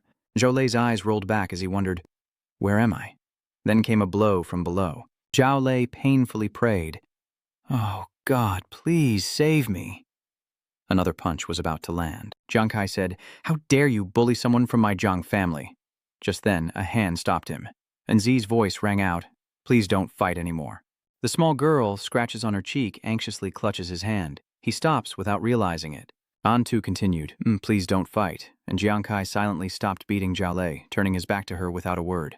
He suddenly turned, his green eyes looking at An Tu, his face much better, no longer as dangerous as before. He replied softly, "Okay." Zhao Lei was now sitting on the ground with a swollen face, and behind him, Ruolan wasn't doing much better, huddled on the ground. Leaving them behind, Jiang Kai and Yingzi happily left. He looked at his sister with affection as Jiang Kai said, "Zi, wait for me by the stairs. I'll be there in a moment." Zi obediently replied, "Okay." Without turning around, he spoke, and the two women listened intently. Startled by his murderous tone, Ruolan and Yaxing broke out in a cold sweat and quickly replied as he continued, "Come here. I have something to say to you both. Brother Jiang, let's talk this over." The moon shone brightly in the night sky, and a light flickered from a room in the school where Jiang Kai was. He carefully disinfects the wounds on An Tu's feet as she sits quietly. Her soft feet were covered in cuts and scrapes, big and small, and she winced in pain each time Jiang Kai cleaned a wound. He looked up, worried, and asked her, "Zi, am I hurting you?" But Zi stubbornly denied it. No, it doesn't hurt at all." "Really? Oh, right. Aren't you busy in Demon Star? Why did you come to pick me up from school?" Jiang Kai replied, "If I hadn't come looking for you today, when would you have told me you were being bullied?" He paused, looking at An Tu with affection, and continued, "You've been like me since you were little, keeping everything to yourself." Zi turns away shyly, saying, "And what about you? You never tell us about the dangers you face on Demon Planet." Jiang Kai stammers, "That's because..." before Zi cuts him off. She said, "Brother, even though you always come home with a bright, smiling face, even Commander Weidru wouldn't act rashly against the royal family's power. With the money you bring home, I'm afraid you had to take risks on Demon Star, didn't you?" She continued, heartbroken, "I just hate that I'm powerless to go to the Demon Star and help you. All I can do is try my best not to worry you." Seeing Jiang Kai's silence, she quickly asked, "Brother, why aren't you saying anything? Are you angry? But I'm sorry." Without a word, he put a bandage on her and praised, "You've grown up without me even noticing." Standing up, he continued, "Zi, you don't need to apologize. You're not the one who did wrong, it's those bullies." He reached out and patted her head, reassuring her, "Don't worry. Those bastards on Kwai Tin can't kill me." From now on, I'll video call you every day after work to let you know I'm safe, so you won't worry, okay? But if you ever get bullied and keep it to yourself, your older brothers will level that school." At this, his face lit up, saying of course that it was only natural for a brother to protect his sister. Antu's eyes welled up with tears as she looked at her brother, deeply moved. Junkai returned the family photo of the three of them to her, saying, "Keep this." It was a picture of Antu, beaming with happiness, holding a birthday cake, with Junkai and her older brother looking at her lovingly. Holding the photo, tears welling, Antu replies, "Yes, I understand, thank you." Junkai spoke up, "All right, let's go home." "Big brother will be so happy to see us back together," Antu replied cheerfully. "All right." A few days later, at Demon Star, a wooden house stands surrounded by towering trees, bathed in gentle sunlight. Naoya Nungu's voice echoes, "Captain Kai, this is the secret realm location where the enemy is hiding. Could it be that the Azure Dragon Guild is playing us?" "This is just an ordinary cabin." Huya quickly replied, "That's right, there are no mechanisms here." Junkai looked around, concluding, "It doesn't seem fake." "Let me explain. Although the cabin looks old, it's neat and tidy inside, spotless, clearly searched thoroughly. Also, I noticed the uneven ground in the yard, like it's been dug up and buried, probably traces they left while searching for the entrance to the secret realm." Here, he recalled Dai Tang's appearance, explaining, "Moreover, someone as arrogant and conceited as Di Tang wouldn't leave the game even if he lost." Hu Yan replied, "So, a large organization like the Azure Dragon Guild has already searched this place thoroughly without finding the entrance. How are the three of us supposed to find it?"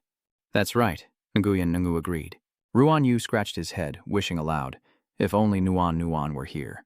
Her intelligence-gathering skills are top-notch. She definitely knows something." Hu Nian, recalling Yuan Zhu and Nuan Nuan's farewell, replied regretfully, "It can't be helped. They were summoned back to their team by the military." Zhang Kai responded, "After all, we only borrowed Yuan Zhu and Nuan Nuan for the guild challenge. Now that it's over, it's time for them to return for training." As twilight approached, he continued, "Let's camp here tonight and observe further." The gentle pre-dusk sunlight cast a dreamy glow on the house and its surroundings. As night falls, the bright moon replaces the afternoon sun, casting an ethereal glow all around. Nguyen Ngumui babbles in her sleep, hugging a rock tightly with a smile. He mumbled in his sleep, saying she'd gotten thinner lately and wasn't as soft to hold, but she was still the wife he loved most. Meanwhile, atop the hill, Junkai quietly watched the house and surveyed the surroundings. He remained silent, wondering if he was wrong to suspect something, having found nothing amiss after all this time. Unbeknownst to him, a long-haired figure had silently appeared behind him. Feeling a hand on his shoulder, Junkai said dismissively, "Huyan, I'm not tired yet. No need to switch shifts, just keep sleeping." As he finished speaking, the leaves suddenly blew away, and a strange feeling arose in his mind. Junkai quickly realizes something's wrong. He turns around but sees only grass and leaves rustling in the wind. No one is there. Junkai returned to see Hunan lying next to Nguyen Ngu, still half asleep and muttering, "Kai, team leader Kai, let me take this one down." "You demon, taste the power of this fox heroine." A dark shadow suddenly appears above him. Startled, Junkai's pupils contract as he looks up to see a creature with crimson eyes, a pale face, and long, flowing hair staring back at him. The name, Spectre, flashed in Junkai's mind, and he instantly rocketed backward, creating distance between them. Junkai unleashed his attack, Soul Chaser, but it passed right through the Spectre, leaving her unharmed. Junkai was shocked, thinking, "What? My attack didn't work on her?" Meanwhile, the demon woman sped away, her face contorted in a wild fury, her hair flying. She zigzagged through the air, rapidly heading somewhere else. Seeing this, Junkai thought to himself, "She's too fast, and she's heading towards the cabin." With that thought, he exploded with power, chasing after the demon towards the house. Determined to catch up, Junkai focused his demon eyes and sped like a rocket toward the house. He burst through the door, splintering wood flying everywhere as his heavy footsteps echoed on the floorboards.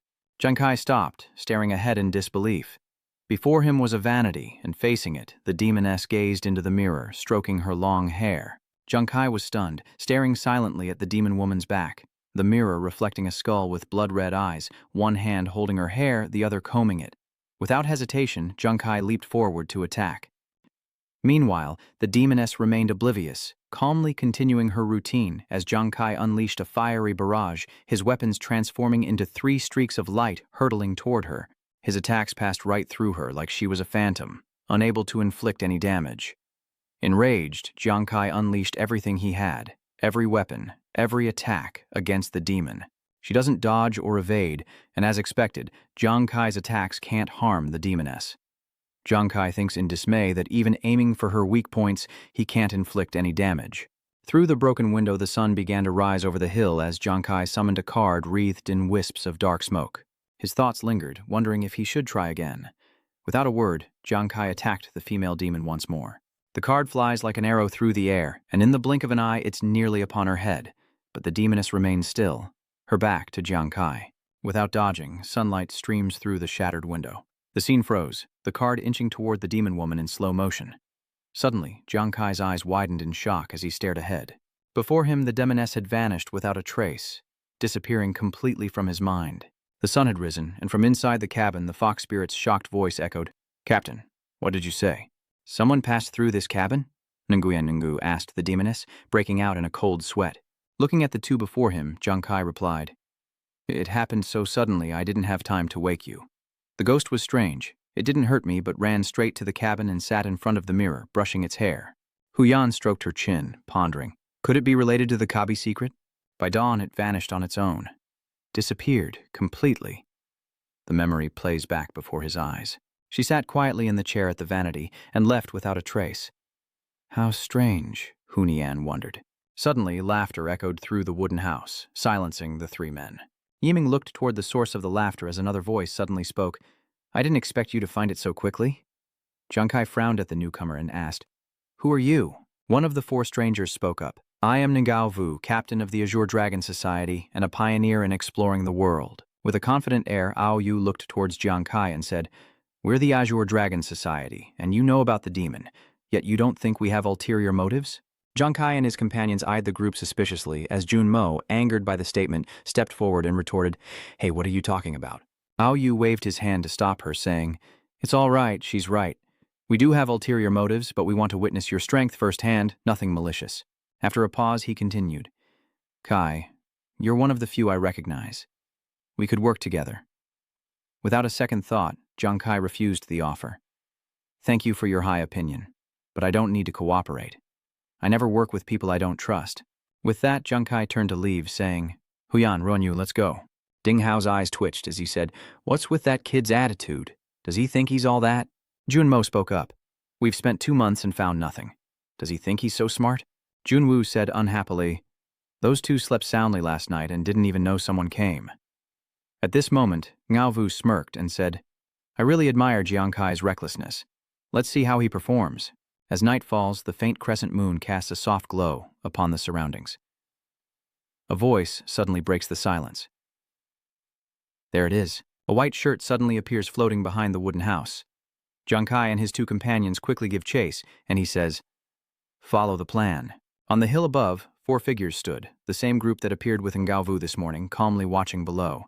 Quan Mak spoke up. "Captain, shouldn't we go in and see?" Meanwhile, Ao Yu casually says, "No rush. If Jiang Kai wants to fight, let's give him the chance. It's been too long." Nearby, Ruan Yu holds her weapon, saying longingly, "I really missed this." He rushes to the house, like a missile piercing the wall where the demoness sits. Speechless, Hun Yan asks, "Are you okay?" The demon was brushing her hair, glancing back with a sudden, subtle smile. Jiang Kai spoke. "Even Nguyen Vu's attack was ineffective. As you said, attacks are completely useless against this ghost." Huyan angrily grabs the foot of the fat Nguyen Ngu, who lies unconscious on the ground with a swollen head, as Jiang Kai struggles to come up with a plan, saying, "This is really tough," thinking to himself, "What is the core issue here?" Jiang Kai studies the demoness's reflection as she seems to stare back at him. Her mesmerizing red eyes glance over something, too quick for him to catch. Startled, Jiang Kai thought something flashed by as Hunyan urged Nguyen Ngu to quickly drink the hangover cure. Hunyan then looked up at Jiang Kai, asking suspiciously, "Hey, what's wrong?" Meanwhile, Nguyen Ngu is waking up, and Jiang Kai, his eyes filled with strange characters, says, "Something's wrong with the demon's eyes in the mirror. Do you see it too?" But Huyan saw nothing amiss and replied, "No, I don't see anything." She turned to Nguyen Ngu and asked, "What about you?" Nguyen Ngu replied, "Me too." Hunyan asked suspiciously, "Are you seeing things?" Team leader Jiang Kaiku, are you thinking? My mystic eyes are focused. There's no way I'm wrong. Her eyes stared intently into the reflected eyes in the mirror. He concluded, terrified. Junkai thought to himself, it's not over yet. The actress's face in the mirror was now dark, and whether it was the lighting or the mirror itself, only the words terror were visible in her eyes. Hunha looked at Junkai worriedly and asked, "What are you mumbling about?" Jiang-e muttered in disbelief. A terrifying nest? No sooner had he spoken than the demoness's head spun 360 degrees, her wide, bloodshot eyes glaring at him. She opened her mouth slightly, revealing rows of white teeth, and slowly said, "You?" Her voice was heavy, cold, and utterly terrifying. A horror show. As she finished speaking, Junkai's eyes widened, as if sensing something was about to happen to him. Boom! Junkai suddenly vanished before Hunan and Ruanyu's horrified eyes. The two screamed in terror. "Captain!" At that moment, Hunan angrily shouted at the demoness, "Damn you! Give Captain Kai back now!" With that, she lunged forward, intent on attacking the female demon, who calmly sat before the mirror, brushing her hair as if nothing were amiss. The demoness vanished like a phantom, dodging Hu Yan's attack, who stumbled and crashed into a table, the noise alerting Ao Yu to the trouble. He said, "Something seems to be happening." Just then, Ao Yu and the others entered the wooden house, and Junmo shouted, "Hey, what are you guys doing?" Ahead, Hu Yan and Ruanyu Dong flail wildly, shouting, "Where did you take Captain Kai, you stupid mirror?" Seeing this, Ao Yu steps in to stop them. Ding Hao quickly responded, "Yes." Ding Hao and Junyu stepped forward, holding the two back to stop their rampage. Hu Yan struggles, shouting, "Let me go!" But Ding Hao retorts, "Don't be reckless. This mirror might be the key to solving the mystery of this secret realm. We can't let you two destroy it." Then Govu approached and asked, "Tell me what happened just now. Where is your captain?" As he asked, he wondered, "Strange. It's not even dawn yet. So why has that succubus disappeared?" Hu Yan anxiously pointed at the mirror, saying, "The mirror." Captain Kai was sucked into the mirror. Startled, Ao Yu thought, "Sucked in?" Suddenly startled, the group turned to look at the mirror behind them, their faces filled with horror as lines of green text twisted and shimmered, indecipherable to all. The mirror emanates terrifying dark blue light as the words above become clear. The personal terror labyrinth has been activated. Whether the explorer overcomes it or not, this labyrinth will vanish forever. Seeing the message, Ao Yu exclaimed in shock, "What?" Another blue notification appeared. The Mirror of Revelation displays the explorer's progress in the terrible craft. Next is the mission progress bar. 0 out of 1 million. Time elapsed, 0 seconds. Junkai's eyes flashed as he scanned the information on the notification panel, then looked around, wondering what was going on. Was I pulled into the mirror? The notice board then refreshed, displaying a stack of information.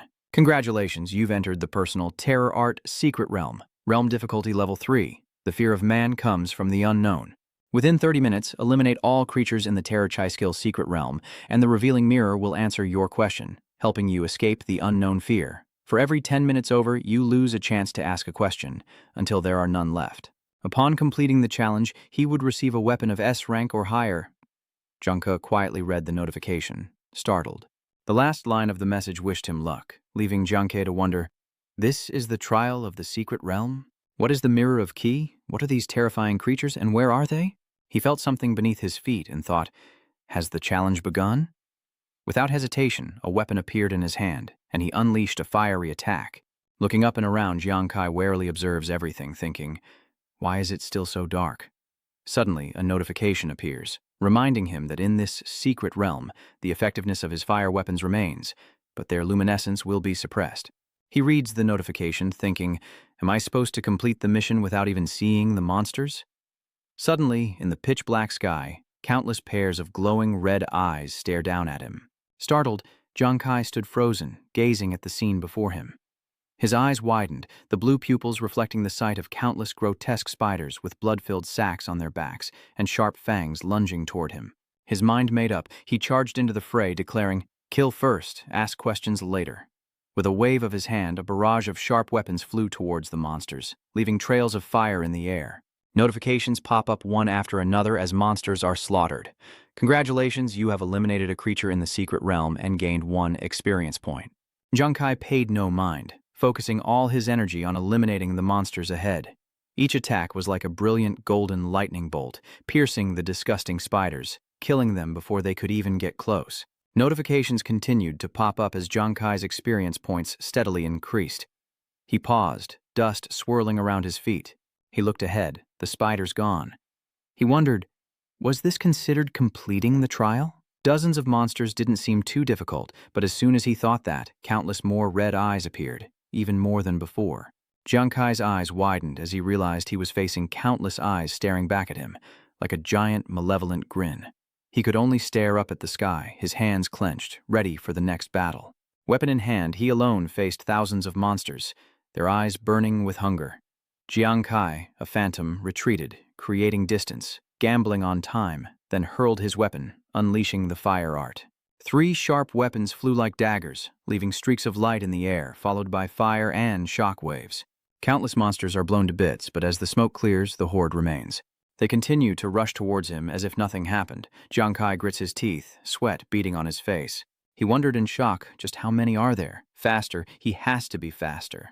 On the mirror, the number 77 out of 1 million appeared, along with a time of 44 seconds. Seeing this, Ngao wondered, do those numbers mean Jiang Kai killed 77 monsters in 44 seconds? Junmo speaks up. The monsters in the secret realm must be strong, and he killed 77 in 44 seconds. This guy's insane. At this, Din Hao wondered, does that mean there are 1 million monsters inside? Junyu, drenched in cold sweat, exclaimed, a breeding ground for terror. No wonder it's called that. It's no place for humans. Meanwhile, Hu Nian, pale-faced and gaping, thought in horror, a million monsters. Lost in thought, she recalls another battle. Back then, during the fight with the Merman Lord on Eternal Winter Island, they at least had hundreds of thousands of players working together. But now, Captain Kai is all alone. How can he possibly kill that many monsters? Thinking this, she struggled, trying to escape Quan Mac's grasp to save Jiang Kai. No, let me go. I want to go in. I want to save Captain Kai. Suddenly, Ao Yu's voice echoed, telling her she couldn't enter, prompting her confused question. What do you mean? Gao Yu replied sternly, because this is a personal secret realm. He continued, a personal secret realm is different from a normal one. It only allows one explorer to enter. The rewards in these personal realms are greater, but the adventurer must face unknown challenges alone, and the difficulty is far greater. With regret, he closed his eyes and continued, though I hate to say it, I don't think Jiang Kai will last much longer. Hearing this, Hu Nian was shocked, her eyes brimming with tears, as Jiang Kai faced the gruesome monsters within the personal secret realm. He leaps into the air, escaping their grasp, but only for a moment. The monsters surround him, cutting off his escape. Jiang Kai couldn't evade them any longer, and they swarmed him, tearing at his flesh. He thought in agony about the pain in his body. The spiders swarmed him, covering his entire body. Exhausted, Jiang Kai despaired. Too many. Can I really not win this time? Clenching his fist, he thought, to be defeated by such low-level creatures. He gritted his teeth, blood trickling down his chin as sweat beaded on his face. In his hatred, he declared, I refuse to accept this. But in that critical moment, a notification appeared, detecting an adventurer on the verge of death. A dark blue card suddenly appears, floating in the air before him, surrounded by blue patterns with an image of the Grim Reaper smiling as he holds his scythe. Card information appears. A gambler's unique weapon, the Death Card, its hidden special effect. The Wheel of Fate has been activated. A question suddenly arises in Jiang Kai's mind. What was that sound just now? His consciousness drifted to a place bathed in light, his body dissolving into blue smoke. He gazed at the hazy card ahead, a strange pattern appearing in his eyes. Demon eyes, focused. Suddenly, his thoughts seemed to freeze as he saw the reflection of a white-haired girl holding a card. A notification appeared. Congratulations, you have activated the hidden Wheel of Fate effect of the Death Card in a near-death state. Spin the Wheel of Fate, and it will randomly choose an outcome for you. Looking at the card in Brain's hand, he wondered, the Wheel of Fate? The Death Card has a hidden effect? With her hands raised high, a mechanical voice announced that each outcome carried a dual effect, reward and punishment. Once the user set the Wheel of Fate in motion, they would have to accept both. The Wheel of Fate's effects are amplified by the gambler's innate talent, but this effect can only be used once a month, and refusing to spin the wheel still counts as using it. Staring at the card, Jiang Kai wondered, double-edged rewards and punishments? A chance to survive, or eternal damnation? As he pondered, the question arose, will you spin the Wheel of Destiny now? Blood still trickling from his lips, he grinned and said, "Is that even a question?" Of course. He paused for a moment, then shouted, "Move for me!" The card suddenly emitted waves of blue energy, forming strange patterns that shone all around. At that moment, everything became strange and inexplicable. Jiang Kai's body turned white, with only his signature green eyes unchanged. Waves of power emanated from him, and Jiang Kai realized the pain in his body had vanished. Examining his body, he wondered, "Is this my mindscape?" Suddenly, a brilliant golden light appeared, and he frowned, looking back. Jiang Kai mused, "That's..." A giant clock appears, surrounded by streams of golden energy, forming mystical characters, gracefully rotating. Gazing at the object before him, Jiang Kai concluded it was the Wheel of Fate, and the clock hand suddenly moved from the dead center to 1 o'clock. Sensing something, Jiang Kai thought, "It begins." As soon as the thought ended, the hand spun faster and faster, round and round. Jiang Kai stood frozen, able only to watch as the scene unfolded. The clock hand spun relentlessly, then suddenly froze in a new position. The notification appears, "The Wheel of Fate has completed its rotation." Jiang Kai stares wide-eyed at the continuing message. The notification states that beneficial effects recover quickly and combat losses will be rapidly restored. Lasting 60 minutes, talent activation is multiplied and rapid recovery is upgraded to extreme recovery. All consumption can be restored at the fastest speed, and the body reaches its peak condition. But the negative status, exposed flaws, has changed again, making injuries more fatal. Lasting 60 minutes, his doubled talent activates and exposed weakness evolves into fragile physique. Any wound now has dire consequences, inflicting double the pain. Golden light then envelops Jiang Kai's body. The energy surged faster and stronger, his entire body glowing with brilliant light. Jiang Kai felt as though he was immersed in a warm spring. Energy surged within him, igniting his body in a blaze that radiated outwards. In reality, having received this immense power, Jiang Kai now looked upon the monsters as a god would look upon mortals. The grotesque spiders continue to rush in, eager to tear Jiang Kai apart, unaware of what's about to happen. With a single spin, Jiang Kai sends them flying. He shouts, "Death," and the card appears, piercing through the spiders at terrifying speed. From a distance, Jiang Kai controls the card, instantly killing spider after spider, leaving none alive in its wake. He gestures slightly, and the card returns to his hand as if summoned. With the death card floating in his hand, Jiang Kai turned and calmly said, "Now that the pieces are in place, it's time for the next move." A flicker in his eyes, a slight smile on his lips. This is a battle for life. Golden flames erupted from the card, piercing through monster after monster, their blood splattering across the ground as spiders swarmed around Jiang Kai. He had killed many, but it was a drop in the bucket. Analyzing the situation, Jiang Kai realized the gambler's time only lasted 10 seconds, followed by a long cooldown, making a drawn-out fight impossible. Suddenly remembering something, he realized that after the death card devoured the upgraded version of Life Hunt, its attack efficiency seemed to have increased significantly. He unleashed a devastating blow, the immense energy sending the surrounding monsters flying. A card appears in Jiang Kai's left hand, the same card from before, radiating energy. Without hesitation, he throws the card with force, saying, "Go." The card hurtles forward with explosive force, leaving a trail of fire in its wake as he counts down the seconds, each number marking another wave of spiders incinerated to ash. 3, 2, 1. As the countdown ends, a series of explosions erupts around him, the shockwave rippling outwards. The ground beneath his feet is blown away by the sheer destructive force. Jiang Kai calmly turned his back, leaving the monsters to burn. A satisfied and confident look on his face, he thought to himself that he just needed the death card to carry the flames and burn a larger area. With that in mind, he smirked, determined to explode as many monsters as possible, waiting for critical hits to occur during the burning process to trigger a chain reaction. The continuous explosions still hadn't stopped, and the massive swarm of spiders couldn't withstand such a terrifying rate of slaughter. From afar, Jiang Kai controlled the card, swiftly decimating the monsters, realizing that the death card, controlled by thought, had a far greater range than the 9 Tribulation Life Chaser, a fact he could exploit to incinerate the entire battlefield. The death card seemed to grin, reveling in the carnage as the inferno raged on, slowly decimating the massive spider horde. After a while, the smoke cleared, revealing piles of charred corpses littering the ground. Jiang Kai scoffed, "What's with this? These guys are moving way too slow." Seriously, you're supposed to be dungeon monsters. Can you at least try to be a little stronger? Forget it, I'll go find you guys.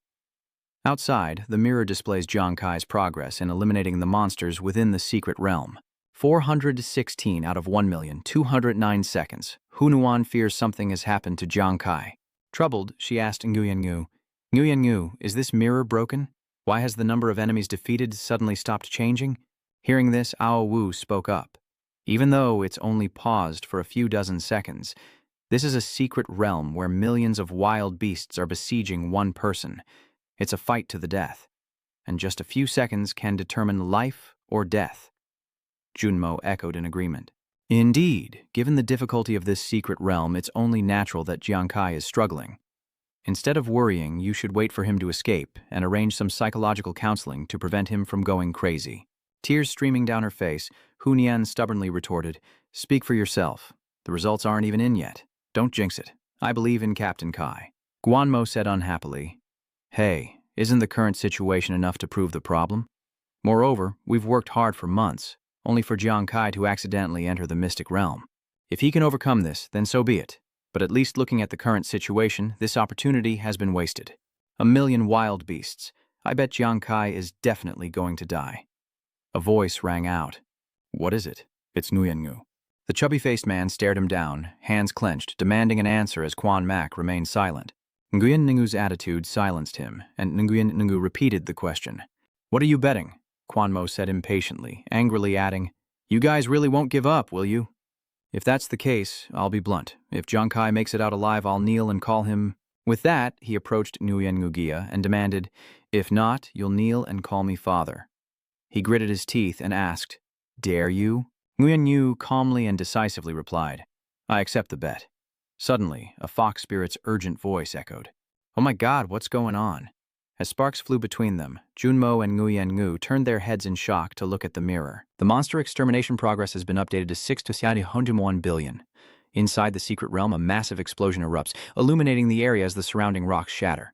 More reapers appear, lunging at Jiang Kai, who descends from the sky, saying, "So this is where they all were? Hey, you guys are supposed to be monsters from a secret realm," he said, attacking with explosive force.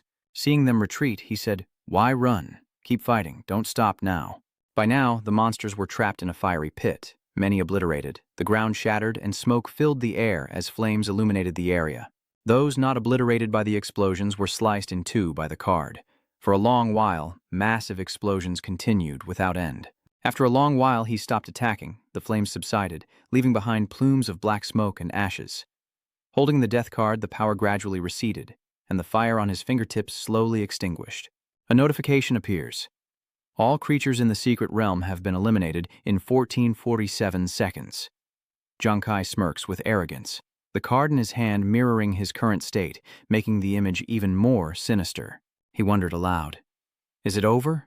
I still had my super-fast recovery state for another 30-odd minutes. What a waste."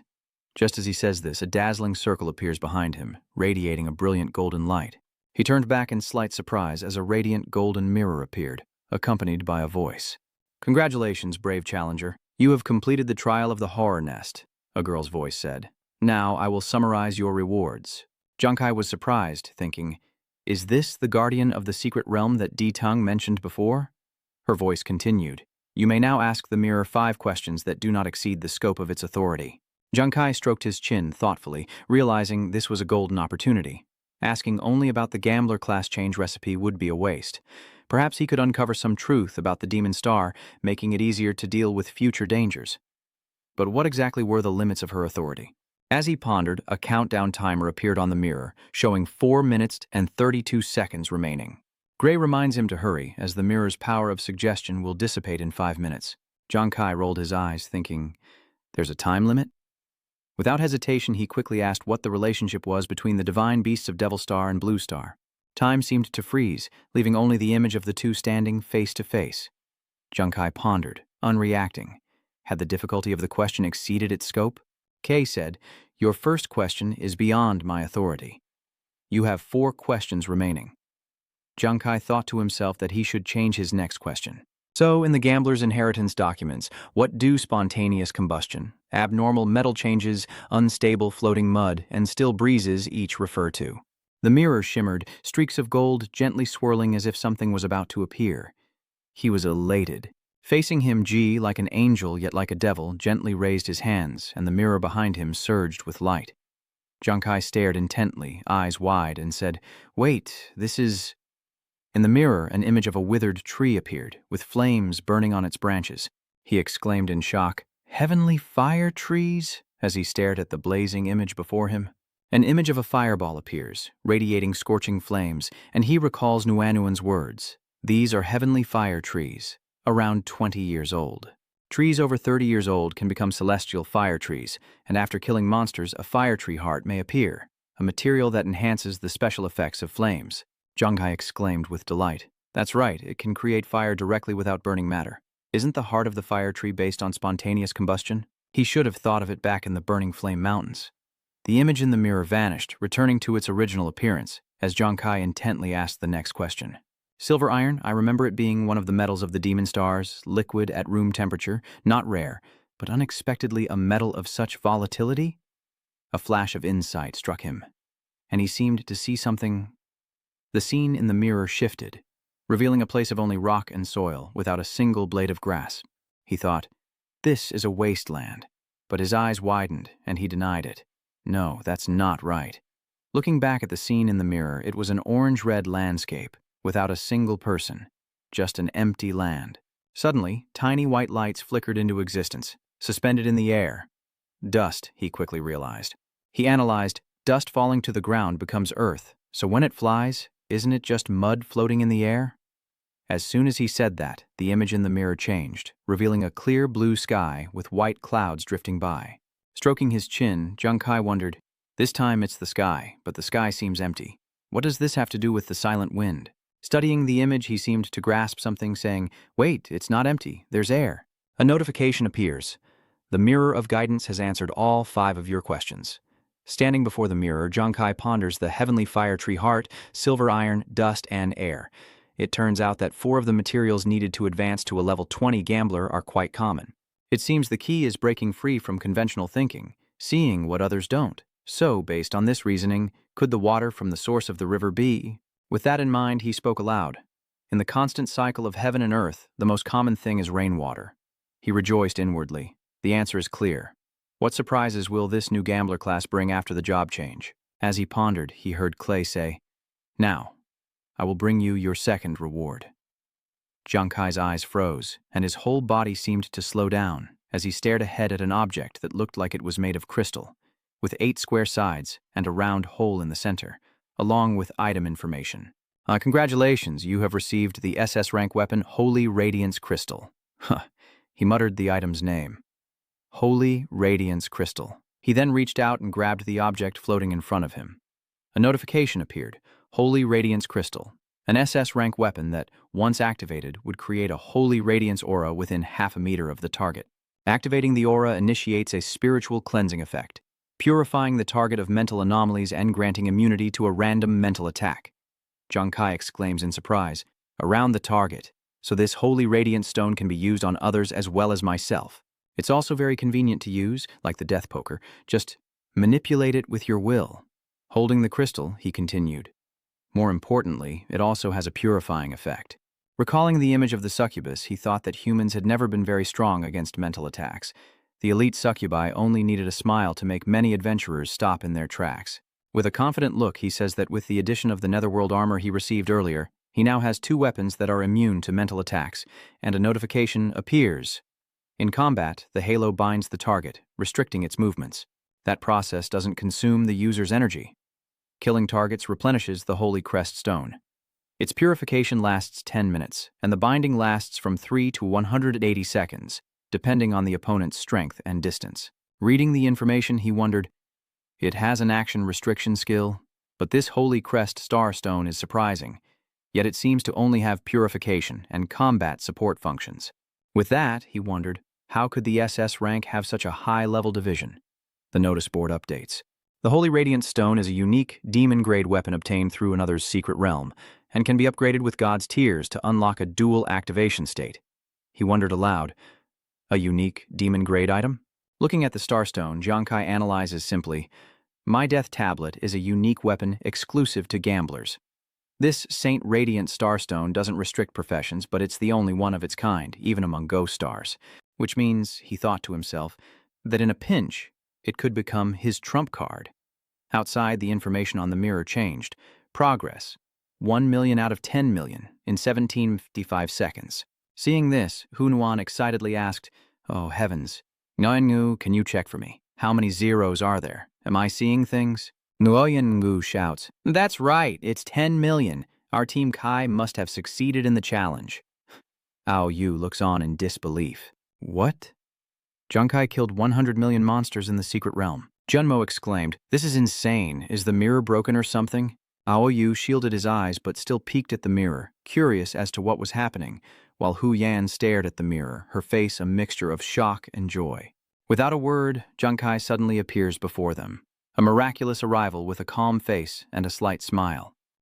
Cheers of joy erupt as a series of glowing orbs appear outside the cabin, like pixels suspended in the air, revealing the surrounding hillside, as Nguyen excitedly asks, "Did that terrifying lair really have 1 million monsters? How did you kill them all?" Hu Yan added, "Yeah, and were there traps in the dungeon? Did the dungeon overseer give you any trouble?" Junkai said with a slight smile. "Hon Han, Nguyen, one at a time. I can't answer all of you." Gao Fu's voice suddenly rang out. "Junkai, honestly, I don't know how you did it, and I'm a little unwilling, but congratulations on clearing this personal secret realm." He paused, then extended his hand and continued. "Also, I apologize for my previous arrogance. I apologize for hiding the succubus matter to test you, and for underestimating you. Junkai, I can't deny that you're the most outstanding young explorer I've ever met." "What kind of person am I?" Junkai said with a smirk. "I don't need anyone to define me." Ao Yu was stunned, surprised to see Junkai reach out his hand. Junkai looked at him and continued, "But thanks for the sincere compliment. I accept your apology and you're not so bad yourself." Ao Yu reached out and grasped Junkai's hand, their hands clasped tightly, a sign of newfound friendship. Ao Yu spoke up. Outside, Hunhan and Nguyen smiled happily as they watched the two, while Junmo's group looked at their captain with radiant faces. Hunhan crossed her arms and said, "What was that bet someone made about what they'd do if Captain Kai made it out alive?"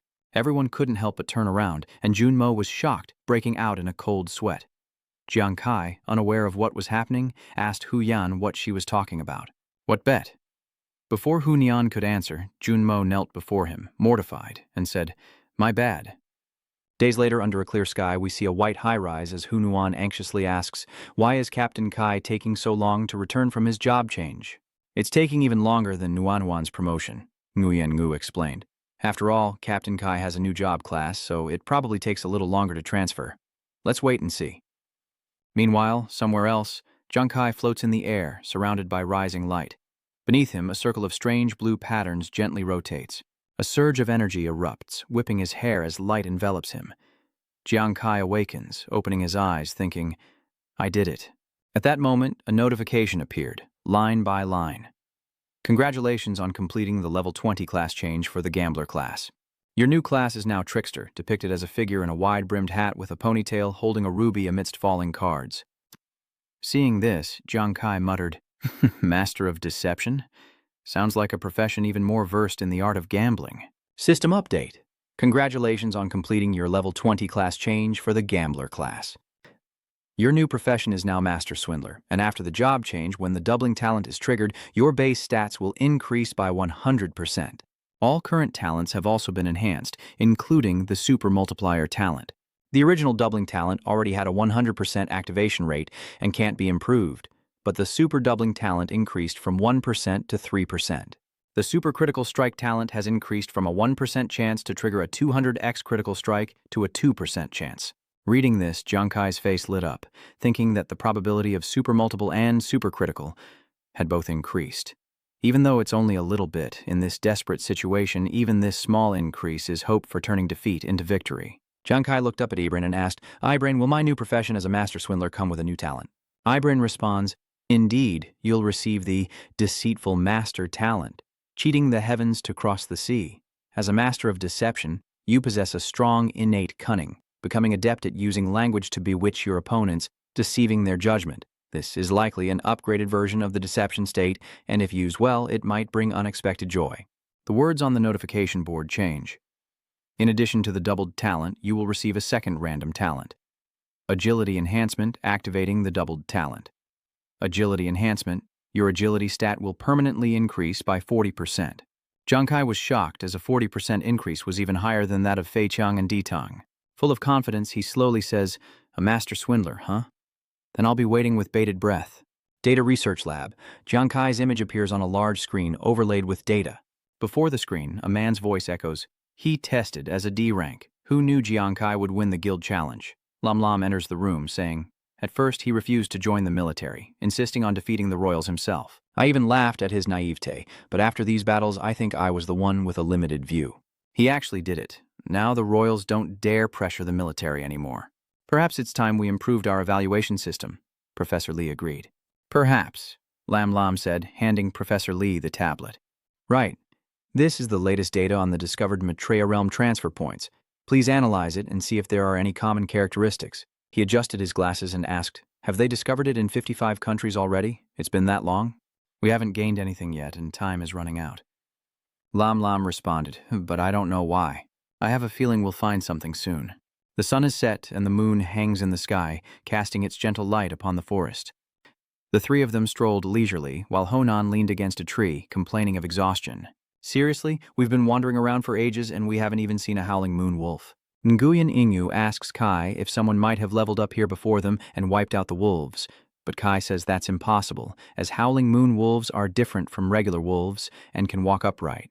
This means they not only have sharp teeth and claws and incredible leaping ability, but their combat style is also very flexible, making them extremely difficult to deal with. He turned to Nguyen Ngu and continued, "Small guilds usually don't provoke these monsters, and if a large guild had been here, there should have been news." Suddenly, a doubtful voice broke the silence. "A blood moon night?" Hunian, holding a bagua compass, said in a cold sweat. "It can't be that unlucky, can it?" Seeing her unease, Jiang Kai asked, "Hunian, what's wrong?" Hunian quickly replied, "Captain Kai, I idly cast a divination and discovered tonight is a blood moon. A blood moon can awaken the ancient blood of the wolf clan, transforming them into humanoids, boosting both their battle prowess and intelligence." Nguyen Ngu, slightly frightened, added, "I heard that before a blood moon the wolf demons lie in wait. No wonder we haven't seen any today." Jiang Kai then spoke up. "The concentration of howling moon wolf demons is no less than 100. After they transform, their abilities will likely be no weaker than the armored Tishlong battle general from before." He paused, then continued, "There are at least 100 monsters here with strength comparable to a general-level armored rock dragon." Nguyen Ngu, sweating profusely, fearfully asked, "Captain Kai, should we retreat?" Jiang Kai's gaze remained unwavering as he coldly replied, "It's too late." The three of them simultaneously looked up at the crimson moon in the sky. Jiang Kai continued, "The night of the blood moon has arrived." Above them, the moon turned an eerie crimson, its red glow casting an unsettling pall over everything. Below, only the rustling of leaves could be heard as the wind scattered grass and trees through the air. Unknowingly, Hu Nian shielded her eyes, and the bagua compass slipped from her hand as the wind blew past. The compass falls and rolls away as she rushes to grab it. "Oh no, my compass." From behind the trees, a pair of blood-red eyes appeared, staring intently at the group in the forest. Meanwhile, Hu Nian was still frantically searching for her belongings. Unaware, a terrifying presence lurked nearby. A dark figure with crimson eyes suddenly lunged, an arrow aimed at Hu Yan. Frozen in shock, she could only stare as the creature approached, a shadowy blur zigzagging through the air, closing in fast. Jiang Kai quickly readies an attack, shouting, "Hu Yan, get out of the way!" Hu Yan instinctively reaches out, her face a mask of shock as she stares at what she's caught, her purple eyes wide with disbelief. Picking up the tiny cat, she exclaimed, "Oh no, the compass!" Jiang Kai rushed to help, but seeing the cat in Hu Yan's arms, he was speechless. What is this? In her hands is an adorable fox spirit, its soft pink fur wiggling playfully. Ho Nahan's face is a question mark, her brain seemingly overloaded. Looking at the creature in her hands, she whispers, "Let's make a deal. Can you spit out whatever's in your mouth and give it back?" The fox spirit seemed to choke, its whole body shaking violently as if it was about to vomit something. Then its strained expression vanished, replaced by a human-like, gleeful smile directed at Hu Yan. Her face froze, and she was at a loss for words, her laughter more strained than tears as she cried out in anger, "You idiot! Give it back to me!" Jiang Kai and Nguyen Ngu hurriedly stopped Honan, telling her to calm down. Meanwhile, Jiang Kai's group was still joking around in the eerie forest, lit by the blood moon. He suddenly turned, sensing something was amiss. Wait, this feeling... Unbeknownst to him, eyes stared from the darkness behind, focused on a large figure with burning red eyes. One by one, the monsters emerged from the shadows. Wolf-like figures walking on two legs, their bodies covered in fur, and their jaws lined with sharp teeth. A notification appeared. Using strength, mutated monster, howling moon wolf. Jiang Kai shouts, "Their mutated wolf demons were surrounded. Prepare for battle." Nguyen Ngu protects Honan. Nguyen Ngu shattered the bottle in his hand, grabbed his shield, and charged into the monsters, saying, "So many beauties? I am the Wolf King. Line up and I'll show you all some love." Jiang Kai exclaimed in shock. "This is bad. Nguyen Ngu hasn't entered his berserk state yet, and his Han Zhuang Thop shield alone can't withstand the attacks of so many mutated wolf demons." He hurriedly followed, saying, "Huyan, let's follow Nguyen Ngu." Huyan quickly responded, "Okay." 5 mutated wolves have lunged at Ruan Yu. From behind, Jiang Kai unleashes a fiery attack. He thought to himself, "I remember these creatures have strong attacks but weak defenses. Keep your distance and continue to attack from afar." The powerful attacks came swiftly, and they didn't have time to react. They were killed by attacks piercing their bodies. Then a massive burst of energy erupted from within, and a progress notification appeared. Eliminated 5 level 45 mutant howling moon wolf demons. Nguyen Ngu, now hysterical, screamed, "My prey! Someone dares ruin this king's plans." Behind him, Jiang Kai frowned, finding it strange that the numerous wolf demons hadn't attacked all at once. Suddenly a thought sparked in his mind. Wait, are they testing our strength? As their comrades were annihilated, more monsters emerged. As Jiang Kai thought, he faced the monsters and confirmed his suspicions were correct. Without hesitation, he waved his hand. Flames erupted, and the weapons in his hand flew, quickly firing at the monsters. Immense energy explodes, unleashing a torrent of fire. At the epicenter, monsters are incinerated. As the explosion dissipates, thick plumes of black smoke rise, and behind them, the ferocious mutated wolves fearlessly advance, continuing their assault. Hunan cries out in alarm, "Captain Kai, this mission's pursuit order has crit 4 times, 17 mutated wolf demons, and we've only killed 4. Jiang Kai is silent, quickly searching for a solution, thinking, "These things are cunning. They're too scattered. I can't create a wide area of effect." Like a jolt of electricity, Huyan frantically looked back, shouting a warning. A mutated wolf had flanked Jiang Kai, claws raised to strike from behind. Time seemed to slow as he stood motionless, back to the monster, expressionless. The mutated wolf's claws descended without hesitation. Jiang Kai's eyes flashed as he glanced back, a murderous aura in his gaze. The massive hand and claws swiped through an afterimage of him. Jiang Kai vanished like a phantom from where he stood, a masterful deception. Appearing in the sky, he says, "What you see is only what I allow you to see. Now, savor the pain of death in this moment." He turned and shouted, "Life hunt, go!" The weapon shot forth, piercing the monster's body. A blinding surge of energy erupts from within the explosion, and the creature roars in agony. A notification appears. Level 55 Howling Moon, Demonic Wolf killed. Meanwhile, Nguyen Ngu charges towards 3 monsters with a shield, saying, "Nunan, your Wolf King is here." Unbeknownst to him, streaks of fire flashed before his eyes, instantly obliterating the 3 mutated wolves, triggering another notification of level 55 Crescent Moon Wolf Demon slain. Seeing this, Nguyen Ngu knelt down and cried loudly on the ground. Honhan said, "That was dangerous. If it weren't for Captain Kai's timely intervention, Nguyen Ngu would have lost his life." She picked up the cat and pinched its cheek. "Don't think you're too cute to handle. Spit out my compass or I'll feed you to the wolves." Jiang Kai looked back in alarm, as a horde of monsters appeared in the distance, charging towards them. "Huyan," he called out. 4 o'clock. Startled, Hunan looked back, shocked by the scene before her. A mutated wolf lunges forward, its claws closing in. Nervously, Hunan thought it was over. A claw descended from above, and blood splattered. Huyan is struck by the wolf, its claws tearing 3 deep gashes in her arm, blood dripping onto the ground. Huyan collapses, clutching Huling tightly despite the searing pain in her arm, as the wolf demons recoil in terror, their eyes fixed on something horrifying. Seeing this, Jiang Kai thought to himself. These wolf demons seem to be terrified, as if sensing an extremely terrifying presence. Wait, he looked back in alarm. The direction they're looking is... He shouts Honhan's name. Ho Ling's dangerous transformation has her standing in front of Hu Yan, and Jiang Kai immediately attacks, sending his weapon hurtling towards her. But halfway there, his weapon is stopped mid-air by an invisible force. As a surge of power envelops her, lifting her into the sky, Jiang Kai stares in disbelief. What? At that moment, Hu Ling's immense power erupted, and he began to float into the air, taking Hu Yan with him. Jiang Kai cried out in fear, "Hu Yan!" The red light intensifies, radiating from the fox spirit's body as Jiang Kai shields his eyes, struggling to see. As the dust settles, the crimson sky slowly comes into view. Jiang Kai stares in shock. It's an orb, radiating a brilliant pink light, its energy scattering ethereally. Immobile within the sphere, Hunan suddenly awakens, groaning in pain as her violet eyes flutter open, and she asks, "Who are you?" Ho Ling, now in human form with pink hair, clothes, and ears, stares at Hu Yan, caressing her cheek as she says, "You've lasted longer than I expected." Hu Ling suddenly smiled at Hu Yan and continued, "You're clearly as weak as a rabbit, but you're surprisingly resilient."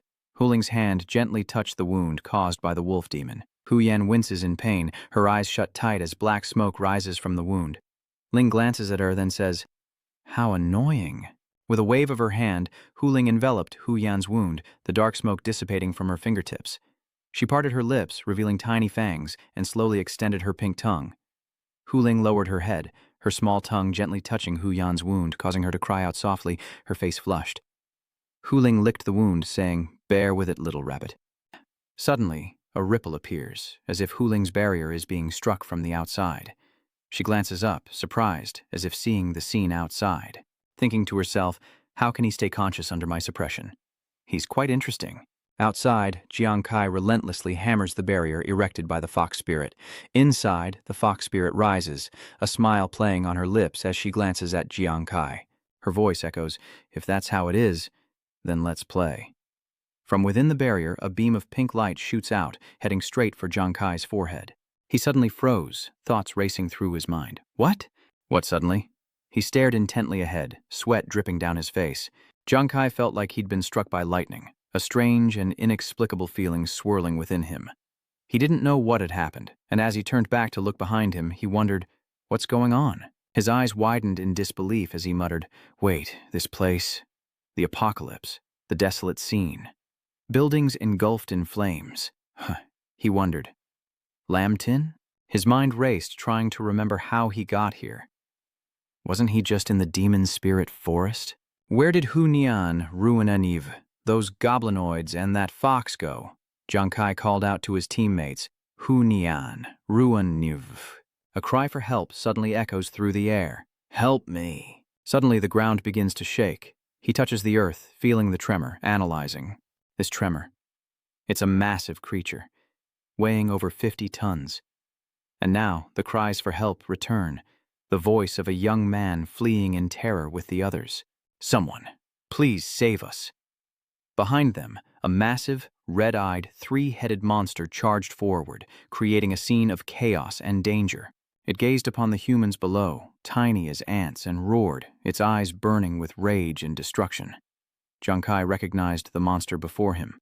A divine beast, he thought to himself. The three-headed beast, massive yet terrifyingly fast, lunged at the fleeing crowd as Jiang Kai stared in disbelief, wondering how he got here and why a divine beast had suddenly appeared. His hand clenched. Confused, he thought, "Damn it, what's going on?" Seeing the crowd about to be attacked, Jiang Kai shouted, "Life hunt," but nothing happened. He guessed, as expected, he couldn't use his skills. Could the system have suddenly teleported him back to Blue Star? He quickly dismissed the thought, searching for a reason. No, this isn't an illusion, but that fox's strange ability. Looking at the monster roaring madly ahead, he analyzes that after all, in the battle with the true beast god, the proportion of ordinary people appearing is very low. As he sprinted away, his mind raced and not a single superhuman had appeared. With his enhanced physique, he quickly outpaced the ordinary people, when a terrified scream echoed from behind. "Please, someone, save my child." It was the woman who had been running with her baby. The monster clamped down on her and the baby slipped from her grasp, its terrified cries echoing unheard by all.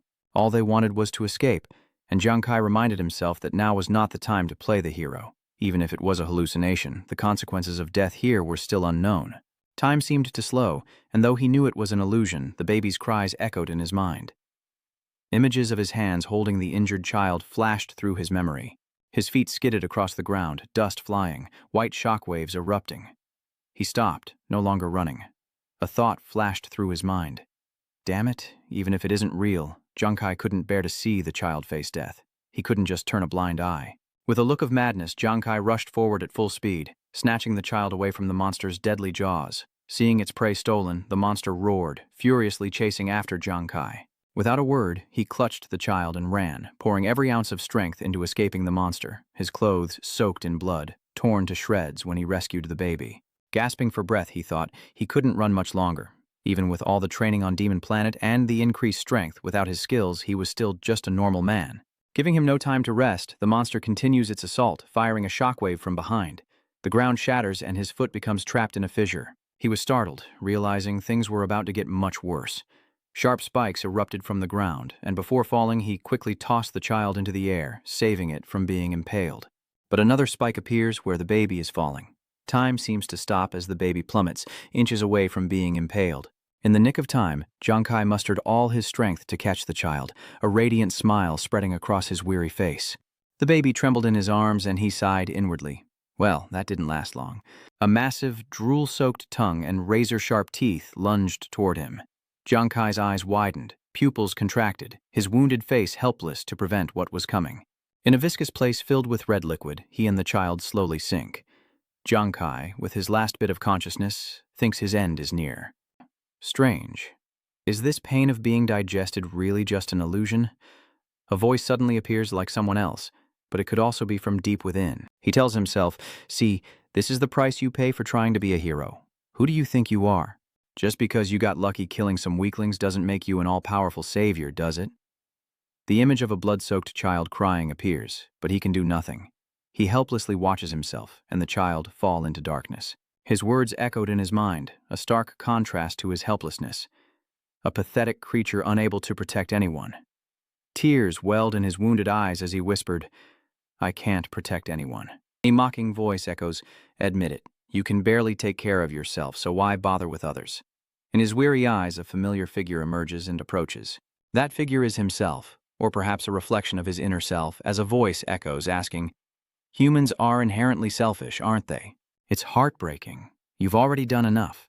Here, another Jiang Kai gently strokes his wounded face and embraces him, the voice still lingering in his mind, telling him not to push himself so hard and to rest. It was as if he was sinking into the ocean, bubbles passing by, the sunlight barely reaching him. The scene changed, and a woman's voice called out, Xiaokai, what are you staring at? Come sit down and eat while it's hot. Beside her, the man reading the newspaper said, the boy is exhausted. He's been pushing himself too hard lately. A warm scene unfolds, a happy family of 3, a table laden with simple, delicious dishes. Jiang Kai is startled, still in his battle suit, body covered in wounds, suddenly finding himself in the middle of the house. The woman chuckled softly. Of course, he'd always fall and clearly be on the verge of tears, but he'd insist he wasn't hurt. The man beside her agreed. That's right. Our Xiao Kai is always a tough guy, but no matter how strong he is, he's still just a child. He froze, his shocked expression turning to disbelief, then to longing as he gazed at the figures before him, his lips trembling as he bit down hard, choking out, Mom, Dad. Little Kai, if you're tired, let's go home. A choked voice, as if carrying 1,000 unspoken words. Mom, Dad. It was as if he had returned to his childhood, with a chicken leg and a full bowl of rice before him, reaching out with clumsy, childlike hands, as if to touch their figures. He softly asks to go home, as young Jiang Kai tremblingly reaches for the rice bowl. Not to mention his voice was also faltering. Mom, Dad, I'm sorry. But as they sat across from him, his parents listened in silence, until suddenly his small hand transformed into a powerful armored arm that slammed down on the table. This is the choice I've made. The grown-up Jiang Kai has declared it.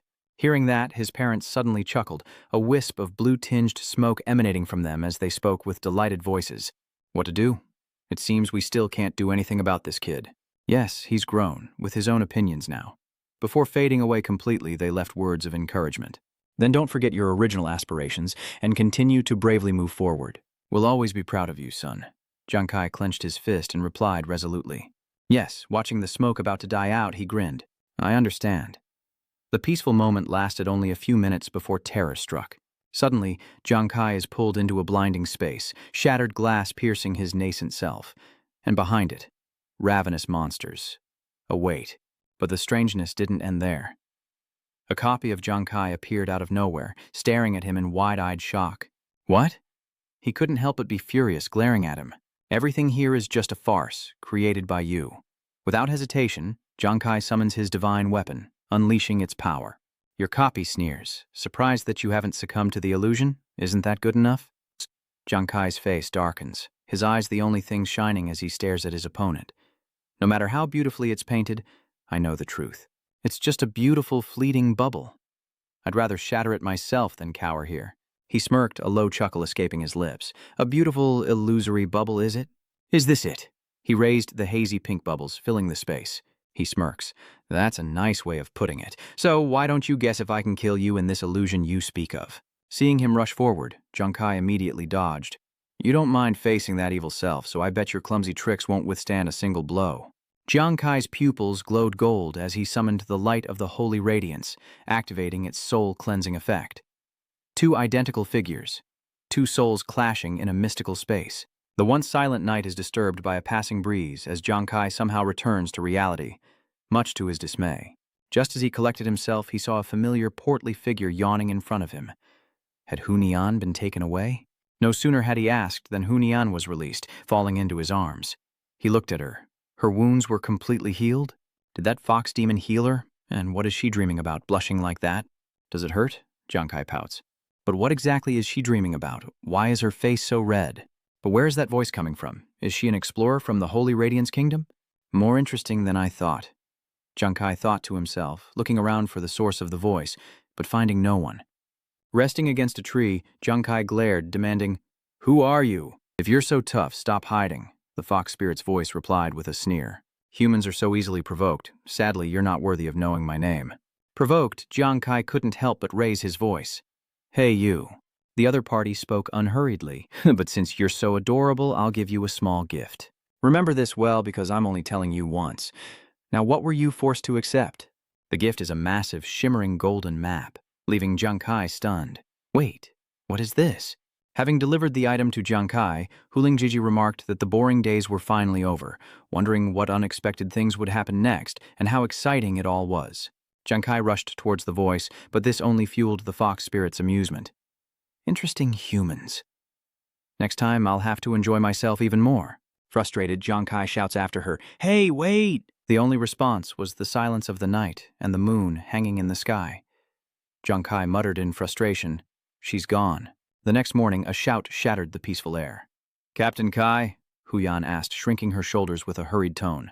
I almost died yesterday, so that fox spirit saved me? He carefully asked Hu Nian why the fox demon had saved her, and if she had said anything strange. Do you remember anything? Hu Yan was bewildered. Huh? She could talk? My mind is damaged. I must have fallen asleep because I don't remember anything. But then, a blush crept across her pale face, and the fox spirit wondered if it was more than just a dream. In her dream, the fox spirit tenderly flew to her side, and she clearly heard his gentle voice in her ear. This is a thank you gift, much sweeter than blood. So, little bunny, don't get hurt so easily next time. Thinking back, she still felt a vague, dream-like sensation. It was a strange dream indeed. Jiang Kai cleared his throat, calling her back to reality.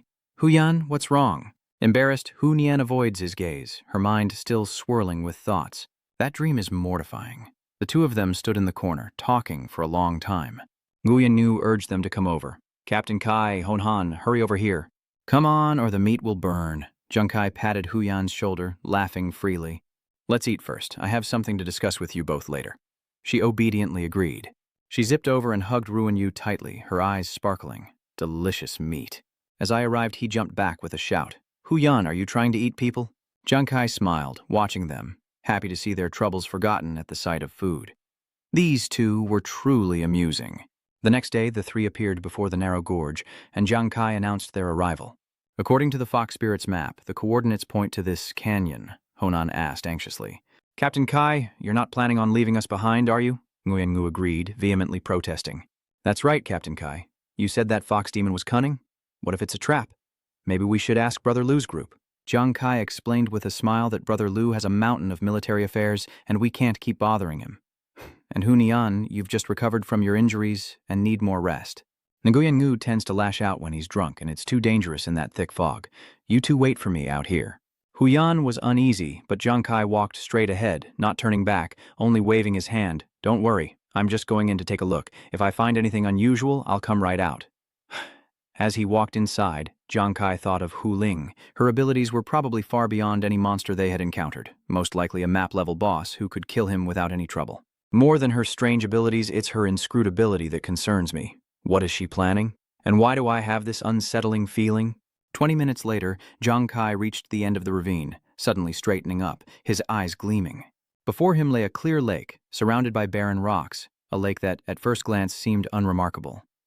Suddenly, a stone fell near Jiang Kai's feet. He kicked it into the still water, immediately causing ripples that grew stronger with each passing moment. Jiang Kai dismisses his initial guess. His nerves tighten.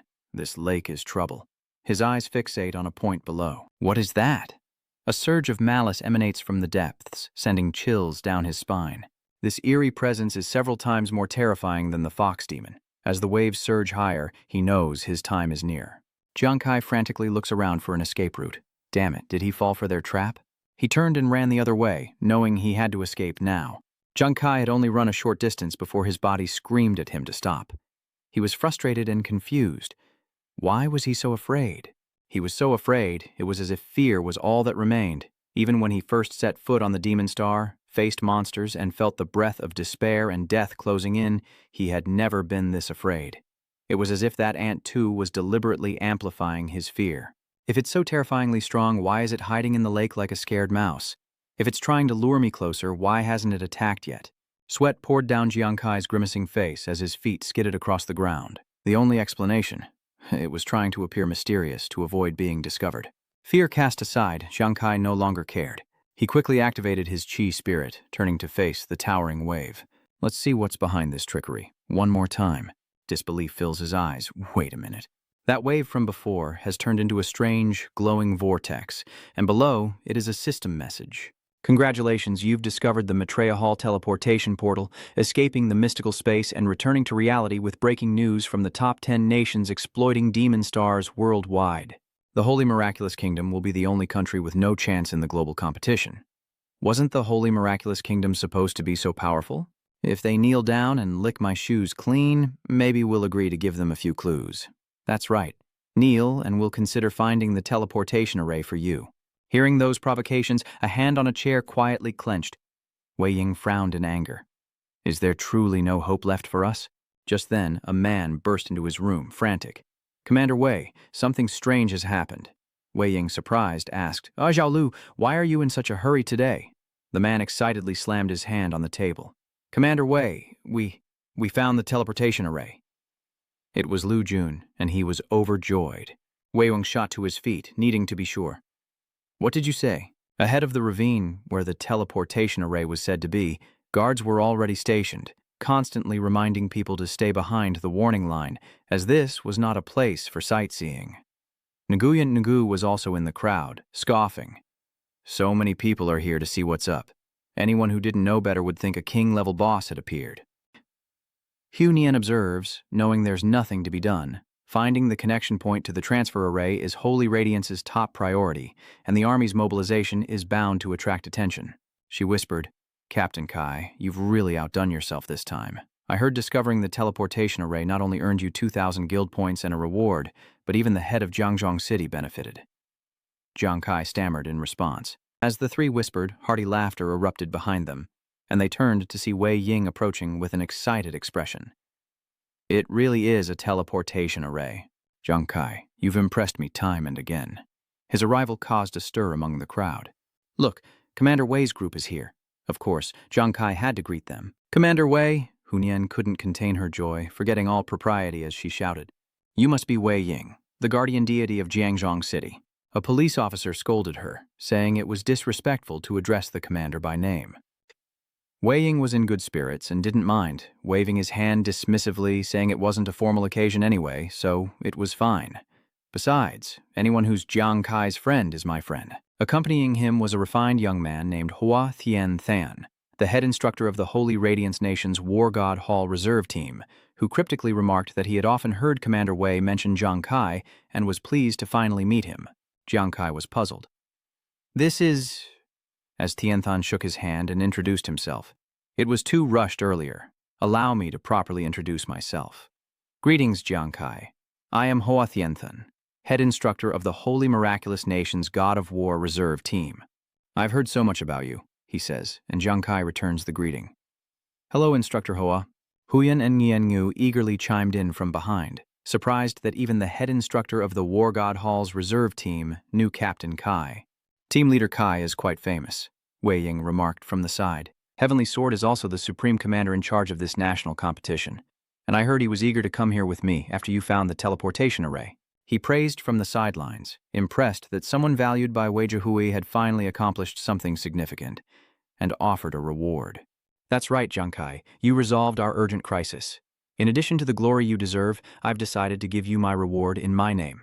Hunian and Ruan Yu's eyes lit up with joy at the news of such a huge reward. But Jiang Kai refused, saying, I don't want any extra rewards. The four were immediately surprised. What did you say, Captain Kai?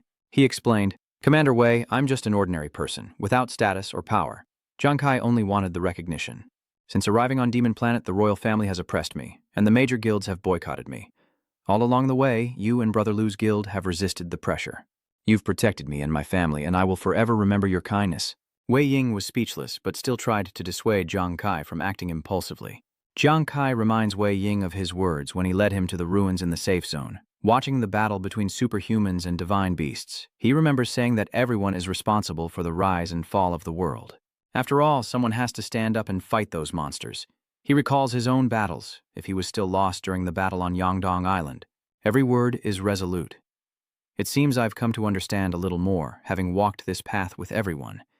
Nguyen Ngu is moved by Jiang Kai's words. Captain Jiang Kai once again refuses the reward, saying that without Commander Wei, he wouldn't be standing here.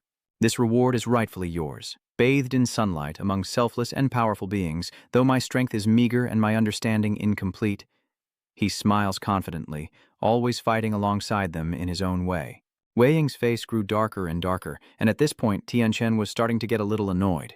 The commander personally offered him a reward that many would kill for, yet he refuses it time and again in front of everyone. Enraged, he throws a punch, daring the kid. Nguyen Yu cried out, Captain Kai! Wei Ying's fist stopped right in front of Jiang Kai. His hand froze. When he's determined, nothing can stop him.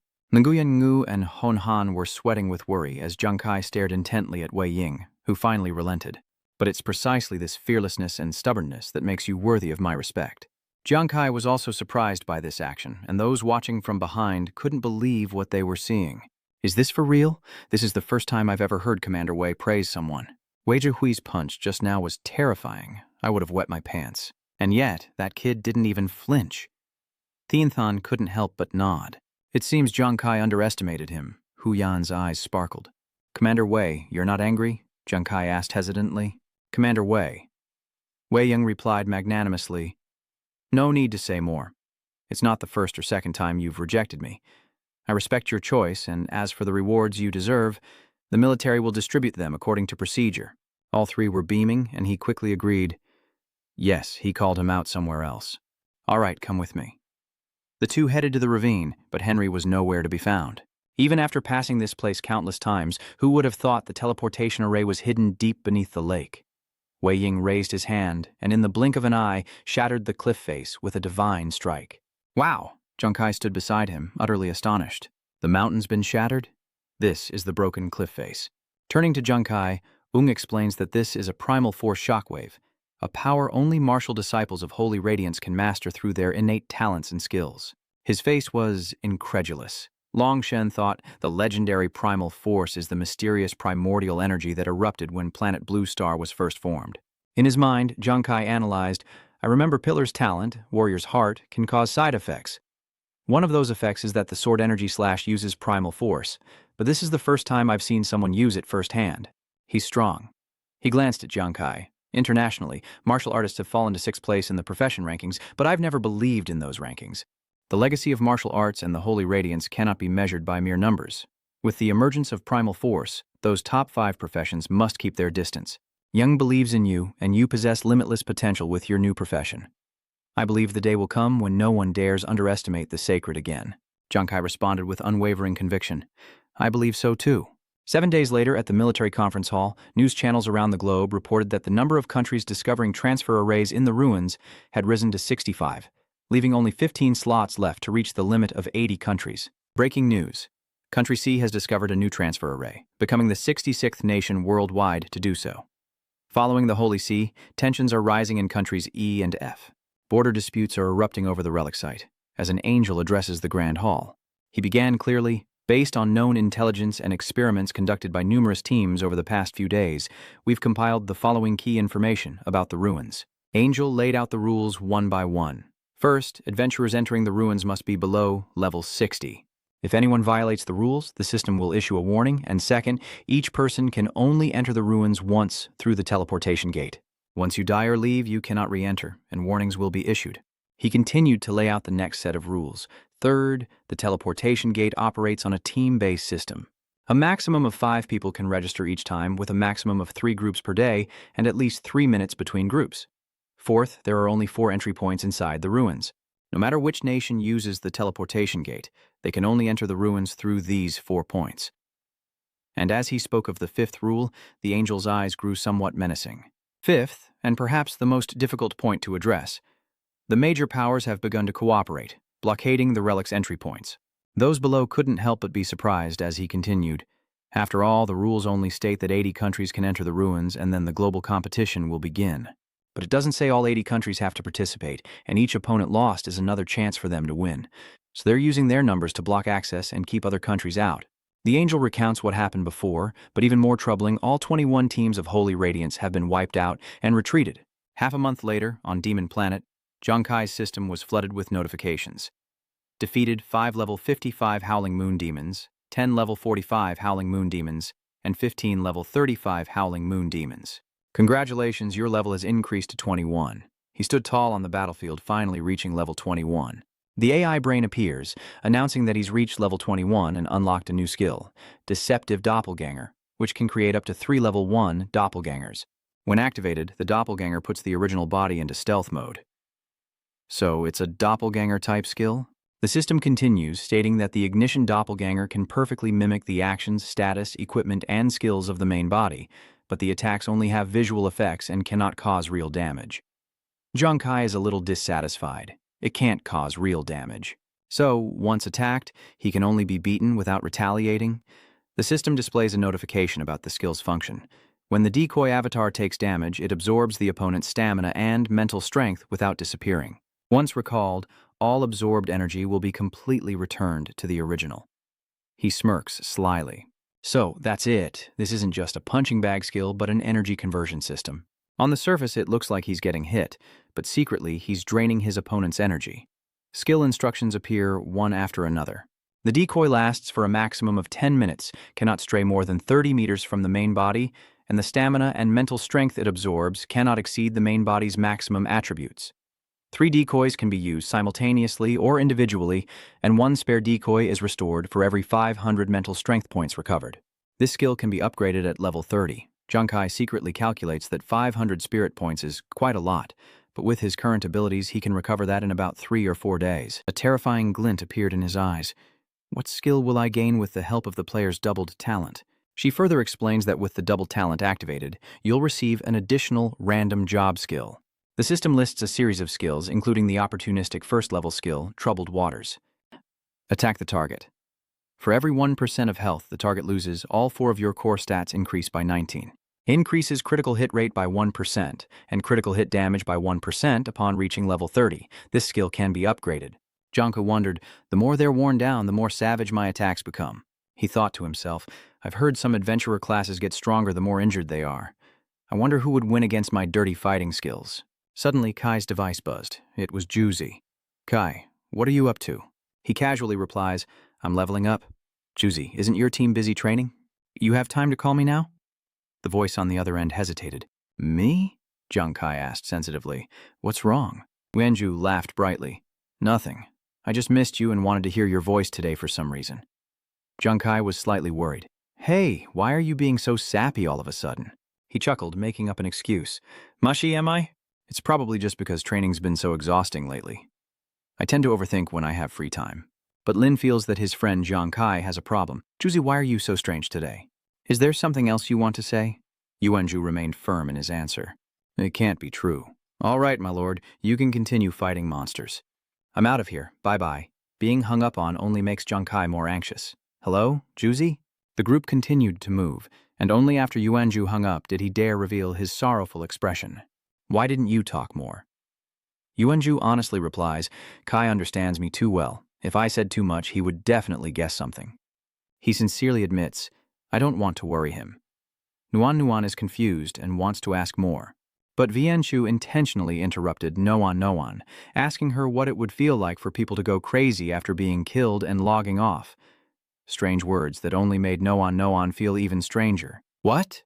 Yuanju didn't explain, covering it up with a bright smile, saying maybe they don't know anything and have no more worries. Thinking that way, I don't feel so scared anymore. Noan pursed her lips, already seeing that Juzi was struggling with this mission, and the memories in her mind replayed the events of 3 days ago. In the vast control room, 3 squads gather: the Tiger Squad, the Tianheng Squad, and the Fervor Squad. The 3 squad leaders speak out boisterously as Commander Hua, like an angel, announces that time is short, so they'll keep it brief. The 7 of them were assigned to face high-level opponents, sharp teeth bared in a mocking grin. You think you trash are worthy to compete with us? Listen up. Either defeat us with your own skills, or this hulking brute.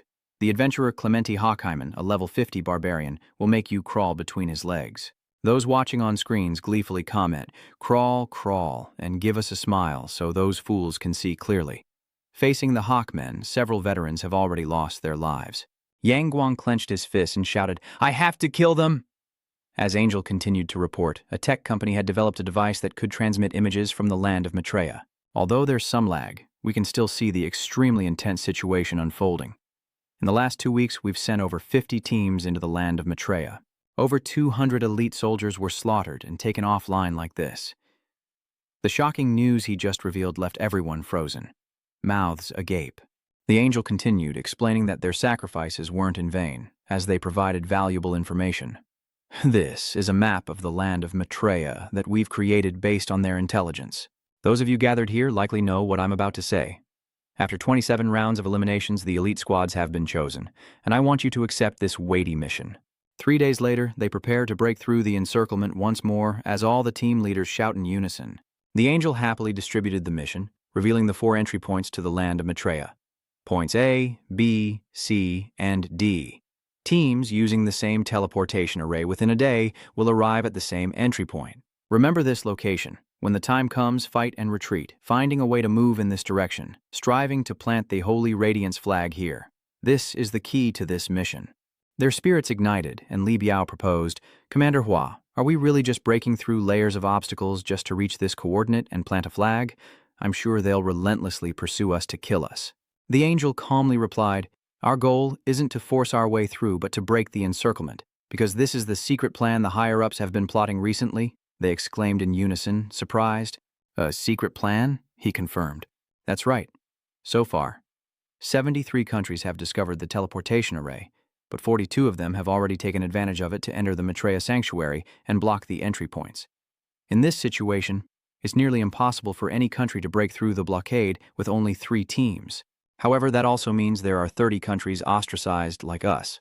So we contacted a few countries, and in 3 days at 6 a.m., each country will send their 3 strongest teams to form a temporary alliance and enter the land of Maitreya.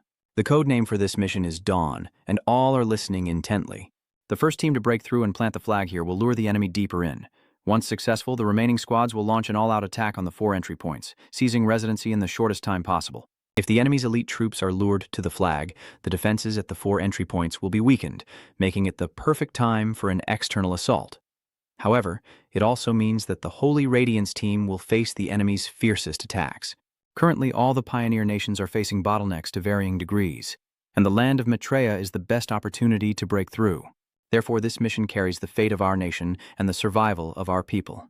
I repeat, even if only one of you remains, you must carry the honor of holy radiance and fight to the end. Do you understand? Answering the angel's trust, the chosen warriors roar in unison, vowing to fight to the bitter end. This mission requires crossing a narrow path through the Rocky Mountains, leading to a churning whirlpool, and the immense sound stuns everyone. A pink-gloved hand reaches out as no one gives Yuanju a reassuring look. Chuzi, I believe we can definitely do it. He regained his confidence and nodded with a smile. Suddenly, everyone's watches beeped with an alarm, and they looked in surprise at the vortex-like gate. The first team of the Tianheng squad has successfully broken through the encirclement.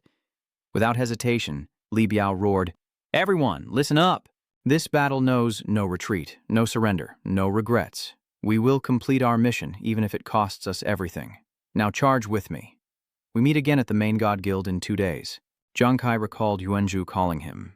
It wasn't anything important, just that he missed him and wanted to hear his voice today for some reason. Corny, huh? I guess I'm being a little sentimental. Probably just tired from training lately. Idle hands are the devil's playthings. His expression darkened, his brow furrowed. Chuzi, is he really just tired from training? I haven't been able to reach him or Nuan for the past 2 days, and I have this strange feeling of unease. A troubling thought then surfaces. Perhaps he should go find them. Just as he placed his hand on the fingerprint scanner, the two rushed over, shouting, "Captain Kai, something's happened." His eyes narrowed at the two of them. Huyan, Nguyanungu. What's the rush? With a pale face, Hunhan quickly explained, "We just saw a trending video on the forum. Guildmaster Z and Nuan are in trouble." Zhang Kai's eyes widened in shock. What? She touched the watch, and a virtual screen popped up. After this video went viral, the Holy Radiance government quickly found and deleted it, but I managed to save it. Sharp teeth appear in the frame, as a mocking, defiant voice rings out. Hey, I bet Holy Radiance has plenty of people watching, right? Come and save her if you dare. He cast his gaze upon the prostrate ranks, then lingered on a bound and screaming, Noan. After all, you're all so reasonable. If a commanding officer comes here to beg for mercy, maybe we'll let her go. Of course, if you admit you're all useless cowards afraid of everything, then he hurled insults by giving an order. Where are they? Hang these two up. The criminal grins into the camera, then wait and see their blood drip dry. His emerald eyes locked onto the man, and the faces of his two friends paled. Zhang Kai's face darkened as he clenched his fist. What was going on? To understand what happened, we must go back 2 days prior, when Li Biao led his team through the gates of the Maitreya Sanctuary. You have entered the land of Maitreya. We will provide simultaneous translation for you. The language you hear will be translated into sacred speech, but before you lies a pool of frozen blood. Is this place completely devoid of troops? Mojun asked sternly. The renowned and valiant Tianheng and Niet Huyet teams likely coordinated with other alliance teams to lure the troops away. Captain, our current entry point is Point A. Should we head southeast immediately? It was Hoachihoi calling. The following information left Lu Banghuang and the others stunned. Attention all members, our operation has been compromised. The Tianheng and Niet Huyet teams have arrived at the rendezvous point, only to be ambushed by garrison forces, as countless shadows emerge from the mist. The ambushers emerged, completely surrounding the five, as their leader smirked and stepped forward with a nod from his subordinates. Fools, you came running the moment you got the signal.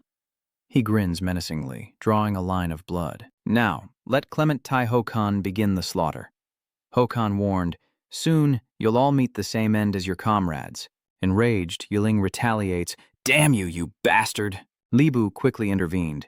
Nguyet Lin, don't be reckless, get back here now. But he rushed at Hawkman, stabbing wildly, yet Nguyet Lin's sword couldn't pierce his armor. He panicked. How could he not penetrate it? Hawkman taunts, Are you just tickling me? He laughed triumphantly. Oh, right. I forgot to mention, unless you can kill me in one blow, your wounds will only make me stronger. Then his hand shot out, catching Yue Ling off guard. What's this? Now it's your head's turn to bloom, Horkman sneered. The immense power turns his eyes bloodshot, and in the next moment, Yue Ling meets her end at Horkman's hands. The others scream in disbelief. Moon Spirit! Yuanju and Nuan stared in disbelief, along with Brother Chen. Just then, another figure appeared behind Hawkman. Hawkman, you're always so brutish. He toyed with the sword in his hand, warning, If I scare my lovely prey to death, I'll be heartbroken. This man is the adventurer W.H., a level 50 swordsman. A blue-haired girl then chimed in, You two are so boring. Stop the chatter and finish this quickly. The adventurer Christina, a level 50 witch, appears as Hawkman teases, "Hey W, what are you two doing here? Weren't these prey supposed to be mine?" He won't listen, and that just won't do. "Hawkman, you're too greedy." Wanju assesses the situation. "These three are too strong. I have to hold them off." Libu ordered, "Chuza, break through the encirclement with me. Ziyan, protect Nuan Nuan." Then they began to fight, with Yuanju leading the charge. "Holy Radiance fighters are here. I am Yuan, the world's greatest warrior. All you trash, come at me." He leaps into the air amidst a flurry of lightning, striking down upon his foes, who cry out in pain and excitement, eager to fight back. "The world's greatest war god, eh? Then let me test my strength against you." Hawkman refuses to back down, and don't try to lecture me. This guy's aura and skills are pretty interesting. I want to crush his head with my own hands. But Libu charged forward, saying that he would be his opponent, as W confidently declared that he would be the one to kill him with the Azure Sword. Wanju focuses his power. "What is this nonsense? As the world's greatest war god, I won't let you get away with this." The swords clash, and WWH marvels at the immense power. Even so, he smirks deviously, using illusory afterimages. The next moment, he vanishes before Yuanju's very eyes. WH circled around, taunting Yuanju. "I'm right here." A sharp blade quickly followed. Fortunately, Yuanju reacted in time, leaping into the air to dodge the attack, but he gritted his teeth in frustration. "He's too strong. I can't even follow his movements." WH is appearing and disappearing before Yuanju. A worthless piece of trash is still trash, no matter how much they brag. "Now die." His eyes light up as if he's realized something. WH attacked from behind the light flare slash, and a burst of blood splattered, staining the air crimson.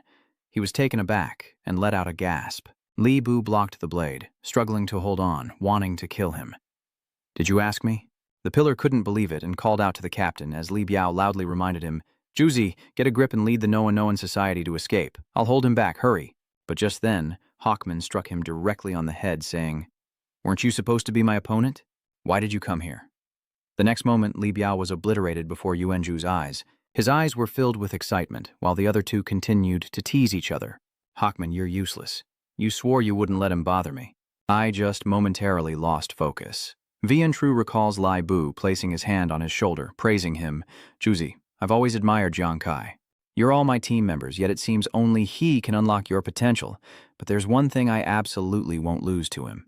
He confidently affirms with a smile, "I will protect my team members until the very end." Wenju stands before Li Biao's bloodied corpse, unable to contain himself, while Christina defeats Sister Hua with her magic, not knowing her own limits. Behind Nuan Nuan, another seized the opportunity. "Die, you're too distracted to notice." Sister Hua, Shaman, and Wao have continued their challenge. "So much for the Holy Knights, just a bunch of useless trash." "Come on, let's see who gets to kill this prey first. I won't let you have it." Yuanju roars, unleashing a powerful force. "You bastards." An act that leaves Man and Wao stunned. "What?" Nuanuan kneels before Hoa's lifeless body. "Sister Hoa." Vientru pulls her arm to help her up. He reminds her that she's no longer breathing. They have to leave. Just then, a glowing card appeared in Yuanju's hand, and WH recognized it and rushed forward. "So, it's primal energy, the thing you martial artists are so proud of. So, the Holy See has finally sent someone competent. Does Hawkman want to fight or flee, now that I'm exuding this killing intent? Today, you'll pay with your lives. None of you will escape." Nuanuan fearfully warns him to be careful. Wenju leaves her behind and rushes to confront them, his swords clashing with theirs. He scoffs, "Your energy is too weak. That last hit was just luck. Now taste the power of my soul-devouring blade." Yuanju grits his teeth, struggling to hold on. Then, the sword in his hand snaps in two. Hawkman ambushes Yuanju from behind, striking him. "Die, you fool." He flew backward from the impact, and Nuan Nuan had been captured. No. Christina hovers above, urging them on. "Enough, you've been fighting for hours." She uses her spiritual power to bind the pillar, as he struggles to break free. "Let me go," Christina taunts. "Still not giving up? To be honest, you're quite strong to have lasted this long against so many skilled fighters." She's arrogant, but your plans have already been exposed. We've long since prepared for your every move, so what's the point of resisting? Yuanju glares at them with hatred, as Christina remarks, "Don't look at me like that. You allied with many countries to break through, which may have increased your chances of winning, but it also increased the risk of exposure, didn't it?" A sinister smile creeps across her face. "Like, say, a certain country using your plan as leverage for a seat at the table. It seems Yuanju understands what they want, and his face immediately pales as Hawkman stomps on him. "Hey, Christina, what are you whispering about with this guy?" he taunts. "Don't tell me you've fallen for him." "What? Are you saying that I, Huokaiman, am inferior to this piece of trash?" WH adds fuel to the fire, but toying with a lady like this is hardly the behavior of a gentleman. Christina ignores this and orders them to grant the men a swift death. She held them in high regard, worthy adversaries. But Hawkman intervened, wanting the healer alive to treat their wounds and the stubborn one for the Holy See to play with. On the other side of the forest, heavily guarded, a figure emerges behind a sentry, striking a blow to the back of his neck. The guard foams at the mouth and collapses instantly. That person was Zhang Kai, and he was determined. "Chuzi, Nuan Nuan, I will bring you back safely." Back at the gate, Lan Lan recalled what the others had said. "Hey, has everyone seen that video? It's been 2 days, and the military still hasn't organized a new breakthrough squad? Arrangements take time. Going in now would be a pointless waste of life. The military isn't stupid. The humiliation of Saint Dios. Now the whole world is laughing at us." Her fist clenched in bitter resentment. "Is there really no one who can stop those beastly Hawkmen? I wish I could charge in there and destroy them all." Imagining Nuan Nuan being beaten, she blames herself. "Nuan Nuan, I'm sorry I don't have the power to protect you." Professor Lee reminds her to quickly compile the data after returning. "Yes," Lam Lam hurriedly called out. "Professor Lee, is today's data sampling finished?" he asked. He nodded, confirming that it was. The Demon Star was already a massive enigma, and the teleportation to the land of Maitreya only confirms it.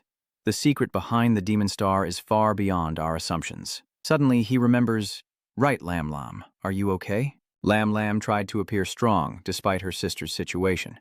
"Professor, I understand. The military has its strategies, and having access here is enough." Seeing her distress, Professor Lee reassured her. "Though young, Nuan Nuan's courage is admirable. You must be proud of her. As a member of the military, you should understand the bigger picture." Lam Lam steps forward. "Professor, let's go back." Suddenly, she recognized someone among the soldiers. It was Zhang Kai. He had indeed disguised himself to get in here. Someone spotted him. Stop them. "Everyone, freeze and turn around." Zhang Kai's eyes flashed, and he quickly ran off, leaving the others in shock. Someone asked Instructor Su to capture him. Zhang Kai sped past Lan Lan, glancing at her, then released a smoke bomb, instantly filling the room. The soldiers are in an uproar about smoke bombs. What's going on? Zhang Kai is confused. Lam Lam watched, unmoving.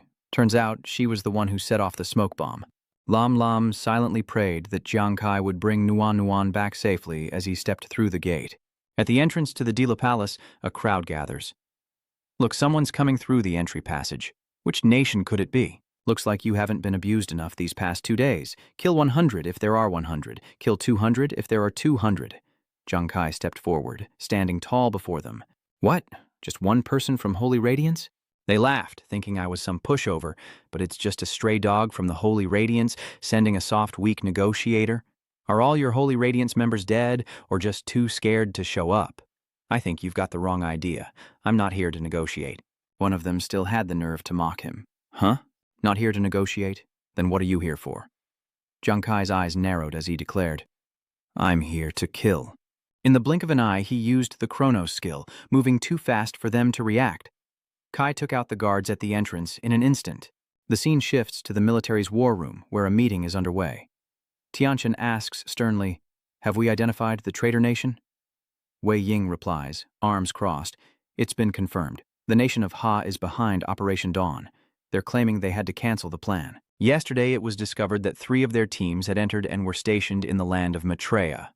Shenfeng angrily slams the table, cursing the High Commander, as the traitors occupy a spot in the national competition. While our people are trapped in the land of Maitreya, their fate unknown. Tianqian worried was their only option to sit and wait for death. Just then, a soldier rushed in to report, "Commander Hua, someone has infiltrated the land of Maitreya alone."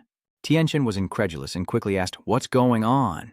Immediately, a detailed report was given, with the person opening their system panel to provide specifics. 10 minutes ago, Zhang Kai of the Fire God Squad, disguised as a patrolman, infiltrated the fissure. Shenfeng exclaimed, "Reckless! How reckless? Just who is this Zhang Kai, and what's with this solo hero act? Who does he think he is? He's just throwing his life away." But the next words left him speechless. Incredibly, after Zhang Kai had been in there for 15 minutes, all 15 guards at entry point A had been taken out. Tianqian, Wei Ying, and Shenfeng couldn't believe it and cried out. What? The angel quickly commanded, informing the leaders of each country that their people had taken the lead in breaking through the login portal, and Plan B could be initiated in half an hour. Ngok Sam was a little apprehensive. Commander Hoa, Plan B is extremely important. Shouldn't we screen again to avoid another double agent? Wei Ying couldn't interrupt in time. 74 nations have already discovered the teleportation array to the land of Maitreya. Jiang Kai has created an opportunity for us, and we must seize it. Initiate Plan B, invest military forces, and prepare to seize the Maitreya zone. Cut to Zhengzhong City, the military region's psychological treatment center. Everyone's talking. Who is this person? He doesn't seem to be one of our military personnel, does he? Li Biao wonders. Jiang Kai, someone wondered. Who is Jiang Kai? From another class in the second year? On 2's class. The boys are buzzing. This is huge news. Who is that? How cool. I can't believe he stormed the Dilac Palace alone. She leans forward to see who it is, and upon seeing Jiang Kai on the screen, Z incredulously calls out to him. Meanwhile, news of an unidentified Holy Radiance explorer infiltrating the Maitreya Palace was broadcast on the big screen. Meanwhile, back at the pillar, no one, and the Water Tribe are singing, and no one calls out in worry. Chuzi, are you asleep? He weakly replied. Nuan, my body hurts so much. Are we going to die? I'm a little scared. Hearing this, tears streamed down Nuanuan's face as she encouraged him. Chuzi, buck up. You're the world's greatest war god. She reminded him, many people are watching us. We can't disgrace the Holy Radiant soldiers. Wenju was filled with self-reproach.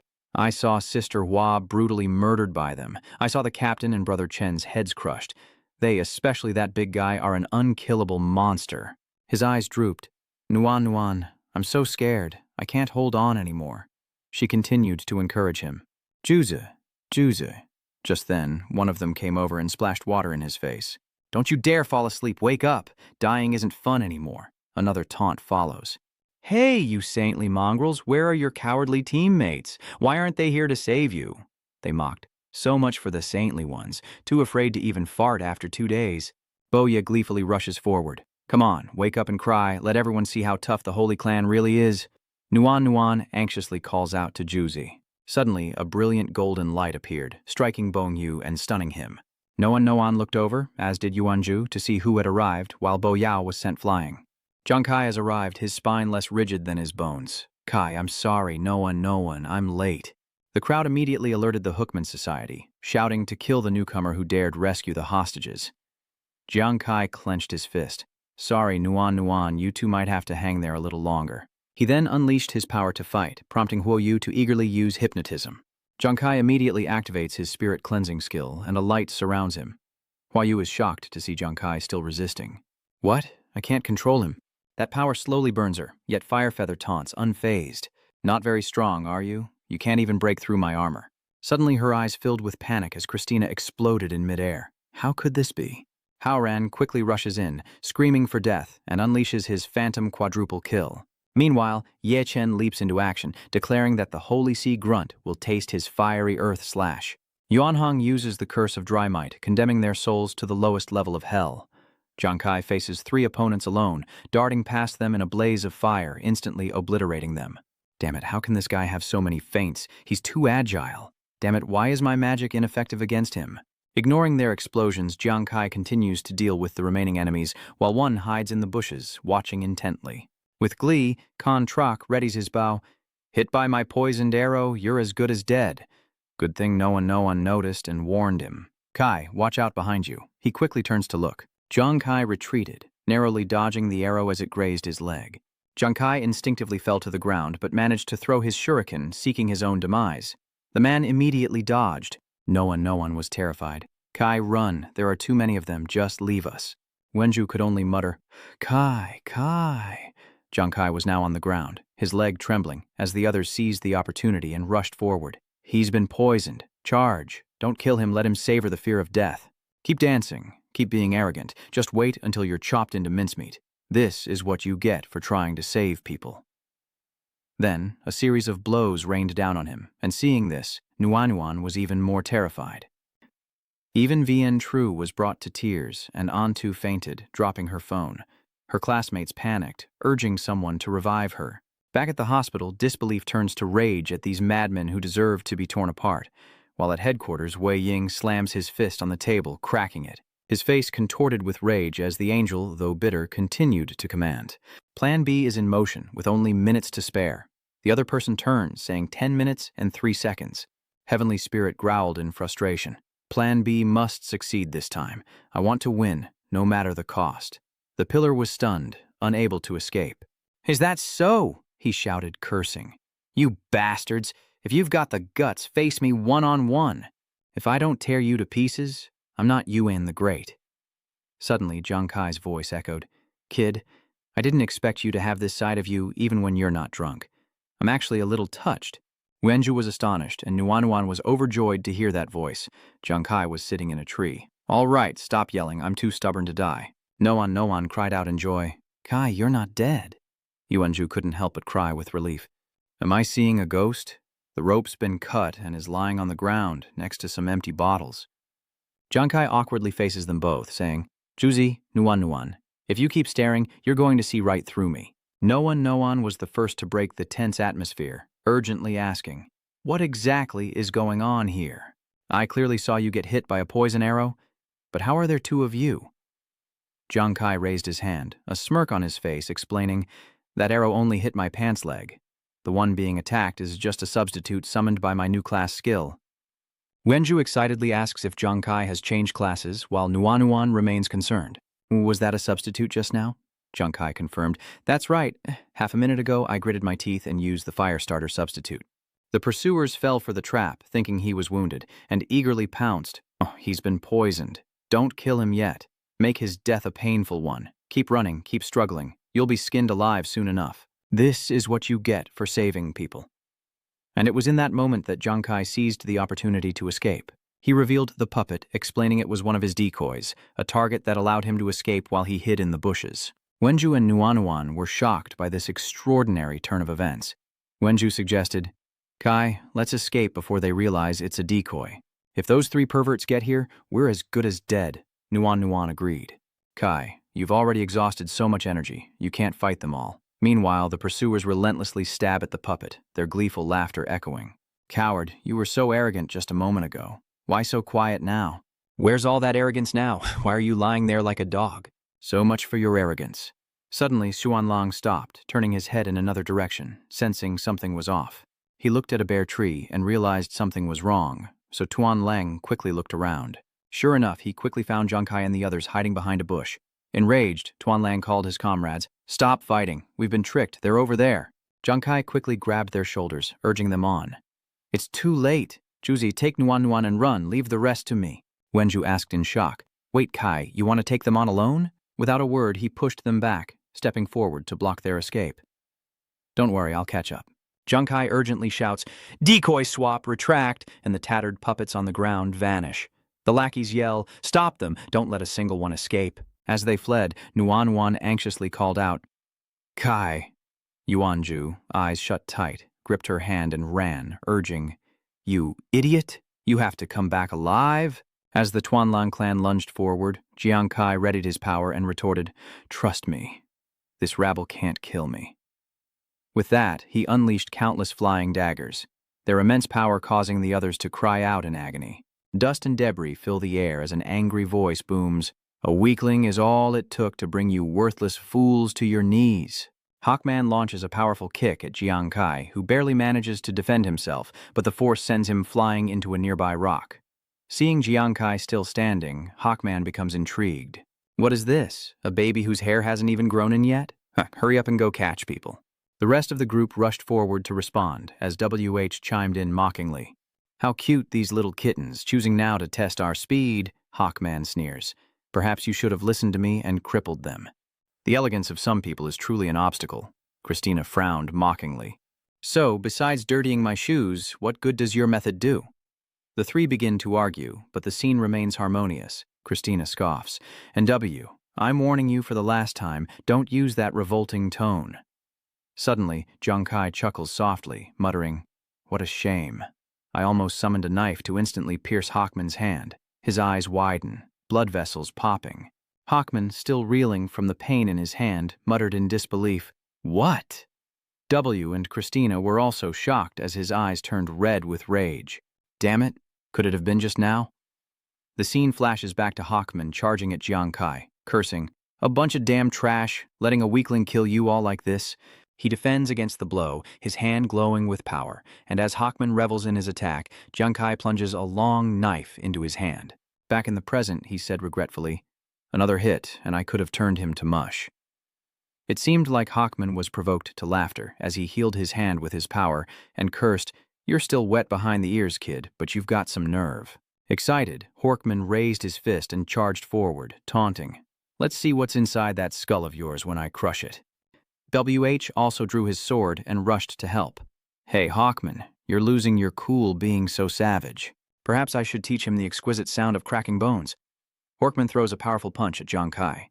Luckily, he managed to step back in time, widening the distance as the punch landed, shattering the ground. Jiang Kai slides back, trying to keep a safe distance, but before he can react, the attacks come again. Wao's sword thrust is dodged, and Jiang Kai seizes the chance to strike back with throwing knives. Wao easily dodges them all, taunting, "Not bad?" He excitedly attacks again, finding pleasure in watching his prey struggle to the death. But it's even more fun when they obediently wait for death. W uses the Void Piercer technique. Haman roared as he charged, fist raised high, "You little brat, I'll smash you into paste." Christina, using her interference sorcery, cursed, "What are you two idiots doing? Hurry up and finish this." 3 attacks came at once. Haman's powerful strike, W's sharp sword, and Christina's thorny vines, all dodged by Jiang Kai, who used his toes to gain momentum. Then, like lightning, Jiang Kai sped past Wo and Haman before they could react, leaving them stunned and bewildered. He continued to use his superior speed to dodge all the thorny vines and approach Christina. Suddenly, one of her vines wrapped tightly around his ankle. Christina smugly said, "You think my vines are weaker than those two? Then you've underestimated me too much." Jiang Kai didn't say much and threw out countless flying knives. Christina sneers arrogantly, "Don't think that blowing up these vines will get you out of this. How naive." However, Jiang Kai's knives are plunged into the ground. Christina realizes, wait, his target is the ground. She stares in disbelief as the knives pierce the roots of her vines. Then flames erupted, incinerating all the vines. Christina screamed in terror, "How is this possible?" The entire battle was displayed on the big screen in the meeting room for everyone to observe. Jiang Kai chose to fight head-on to break the witch's magic, Angel exclaimed in surprise. So, from the start, he wasn't trying to avoid the vines, but to draw Huo Chiman and Wai Ho in, leaving Christina alone. Shen Feng nodded in observation, feigning retreat, but actually attacking. "So, the kid knows how to deceive people, huh?" boasts Wei Ying proudly. "This kid's specialty is making you think he's crazy right before you fall into his trap. For him, this may just be the beginning of turning the tide of battle." Unaware of the conversation taking place. Meanwhile, he continued to hurl throwing knives at Hua and Haman. They quickly jumped back to dodge the attack. Jiang Kai turned to face Christina, knives still in hand, and said, "Christina, you're the only one who respects the Holy Radiance warriors, so I'll grant you a swift death." Enraged, she summons her weapon, scoffing. Christina, staff in hand, retorts haughtily, "We'll see who dies. Don't get ahead of yourself." She scoffed. "You dare compare your flames to mine? Let me show you the true power of nature." With that, Christina unleashed a fiery magic orb, but Jiang Kai confidently fired an arrow, declaring, "Let's see who's stronger." Her flames surged forth with immense power, obliterating everything around them, but Jiang Kai's knife fearlessly hurtled straight towards the inferno. Even more surprising, the small blade withstood the fireball's power and pierced through, flying straight ahead, causing Christina to cry out in horror, "Impossible! Just how powerful is his attack?" Seeing the knife hurtling towards her, Christina quickly raised her staff and chanted, invoking the Dark Knight to create a wall of black magic. However, the knife's power was so great that it shattered her shield, piercing through and striking Christina. She looked at the dagger in her chest and said with resentment, "I can't believe he broke my dark magic." A massive explosion erupted from the dagger, and Christina screamed in despair. But as the dust settles, Christina's mangled body lies in the ruins. Standing at the edge of the crater, Jiang Kai says with cold eyes, "You were a worthy opponent, but you chose the wrong side." With that, he calmly turned and left, when suddenly Christina's body began to glow. Startled, Jiang Kai turned to see a purple light hurtling toward him as a system notification appeared. "You have received the Retribution Curse. A revenge curse is cast upon the murderer when a witch dies.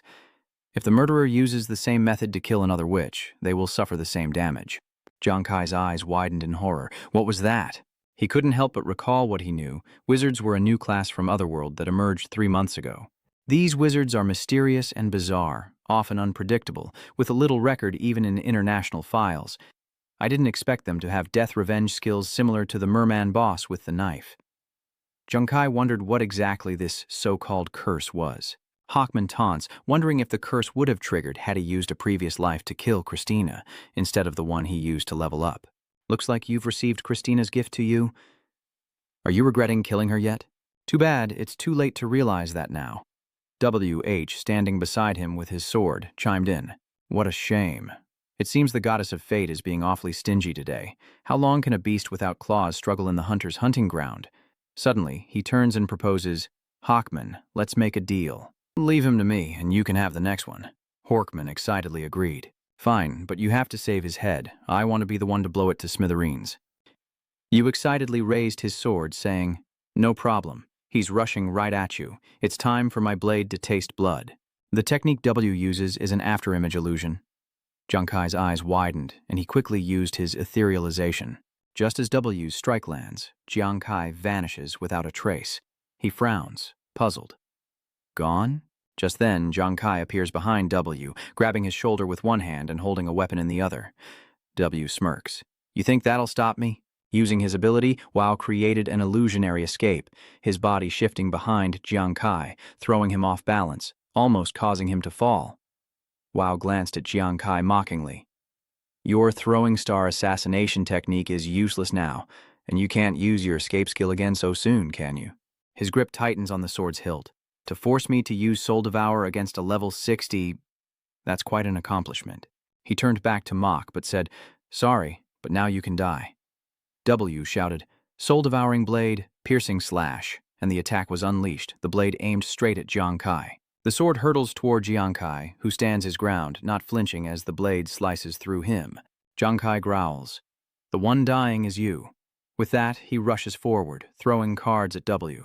He gritted his teeth, quickly tilting his head back to dodge, and watched as his beautiful face was slashed. W realized it was a throwing star.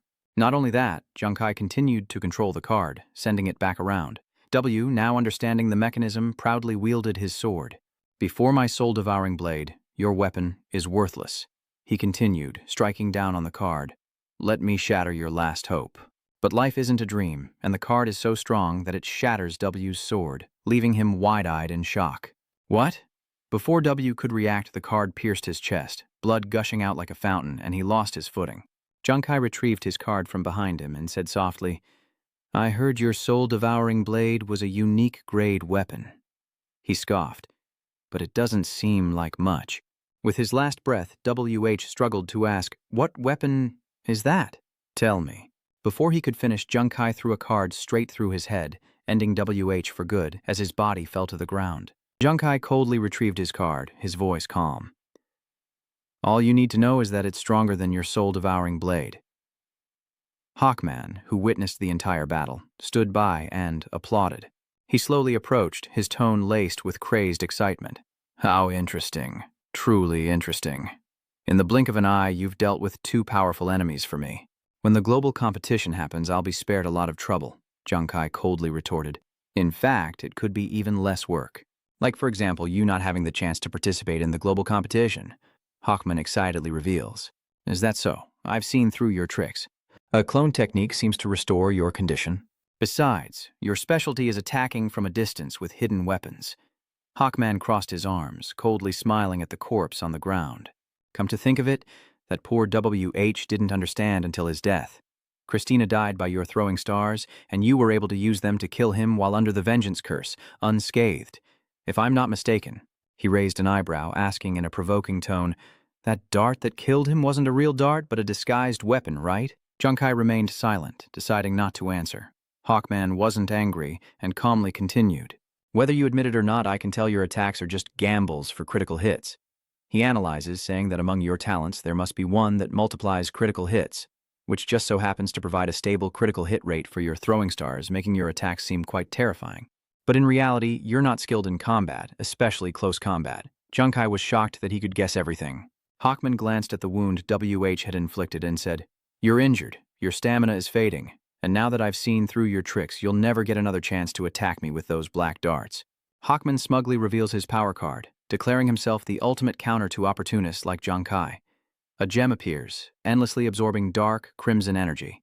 Jiang Kai is startled as the scene of Hawkman holding the gem is projected onto the screen, causing everyone in the meeting room to jump to their feet in alarm. What is Berserker blood? It's as if Hawkman's body has been injected with it.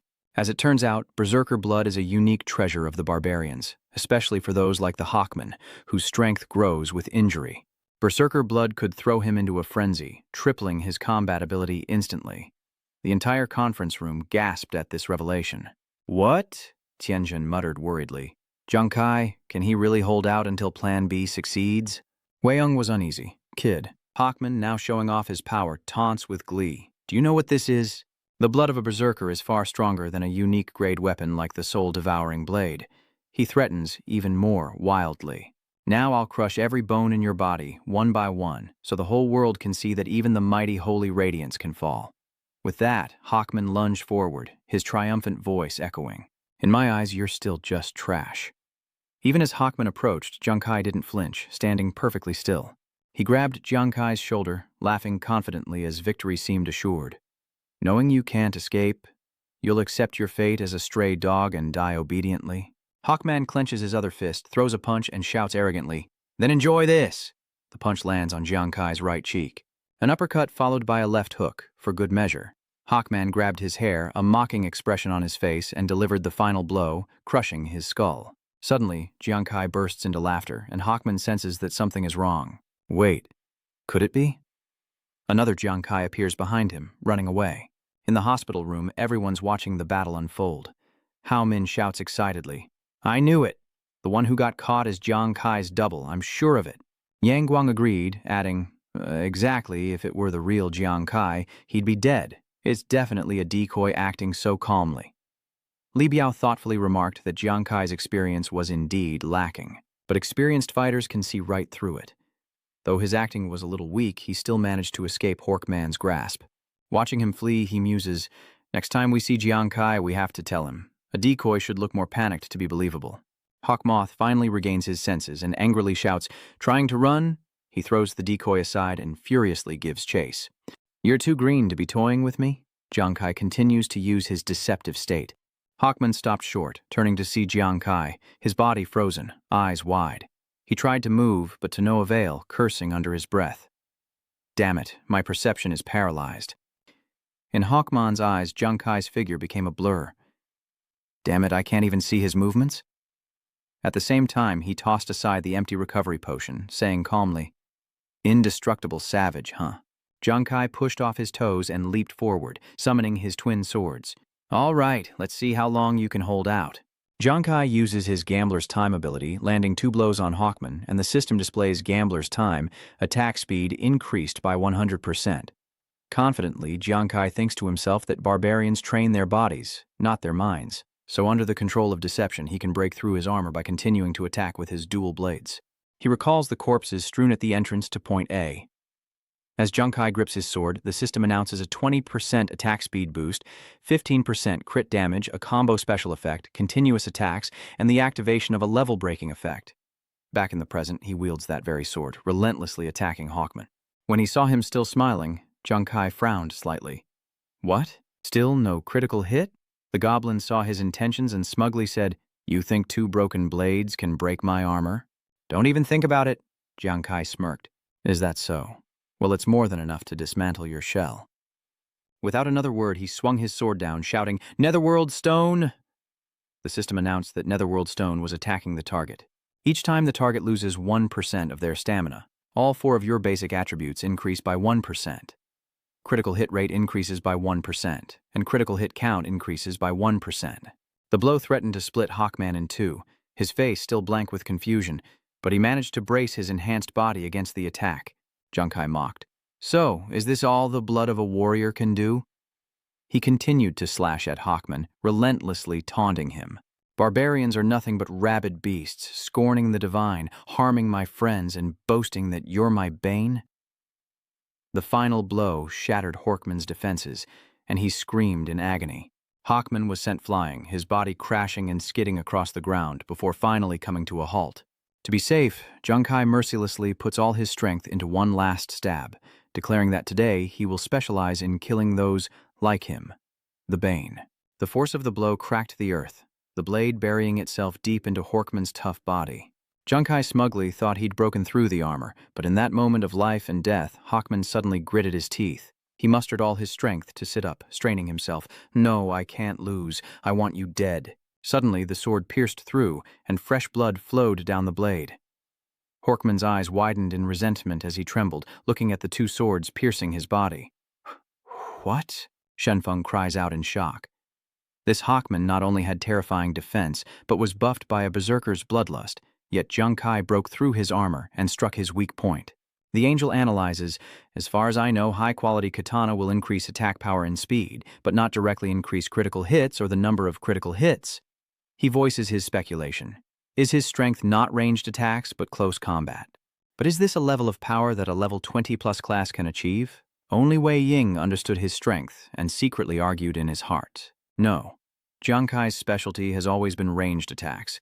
But thinking back to the fight, he hesitates, because today, with melee weapons, his critical hits are even more terrifying. Junkai's confident smirk appears, further convincing Wei Ying, who fights even harder. Back with Junkai, he glances at Hawkman's ruined body and taunts, "Big guy, didn't you like crushing people's heads?" Junkai draws a card, sneering, "I actually have a hobby too, maybe we can share notes." Hawkman is terrified as Kai coldly swings his sword, warning, "Remember, don't you ever lay a hand on anyone from Holy Radiance." The death card appears, and an ominous voice echoes through the space as Hawkman feels his body tear apart before his time. He screamed in agony. "Damn it, what is this? I can't take this torment." Hawkman's tone became tormented. "Kill me, if you dare, just kill me." Junkai smiled, but it was a chilling expression, his face like a devil, as he softly said, "What's the rush?" "I told you the time hasn't come yet. I'm afraid you'll have to enjoy it a little longer." Back at headquarters, inside the meeting room, many people sat around a table in contemplation, when Christina rushed in and, despite being stopped by the guards, shouted, "Commander Mack, please send people to the land of Maitreya immediately." 15 minutes prior, Christina witnessed Hawkman screaming, "Kill me!" and thought in terror, "What? That holy warrior kid tortured a monster like Hawkman to this extent? Even begging for death is a luxury." She recalled Jiang Kai saying, "Christina, you're the only one who respects the holy warrior, so I'll grant you a swift death." Christina covered her mouth in fear, realizing that he wasn't pretending to be nice back then. A swift death was already a mercy, and an extreme one at that. Witnessing Hawkman's torment, she fears for her own fate. That kid is truly terrifying. Back in the present, Mac coldly questions, "Christina, didn't I order you to self-reflect? Who allowed you to barge in here? Daring to interrupt my meeting with the esteemed commanders of other nations is simply outrageous." Christina, still terrified, hurriedly reports, "Commander Mac, the boy who barged into the land of miracles today is no simple foe. What if the Holy Order and their allies seize this opportunity?" Enraged, Mac roared, "Shut your mouth!" Veins popped on his hand as he growled, "Are you teaching me how to do my job?"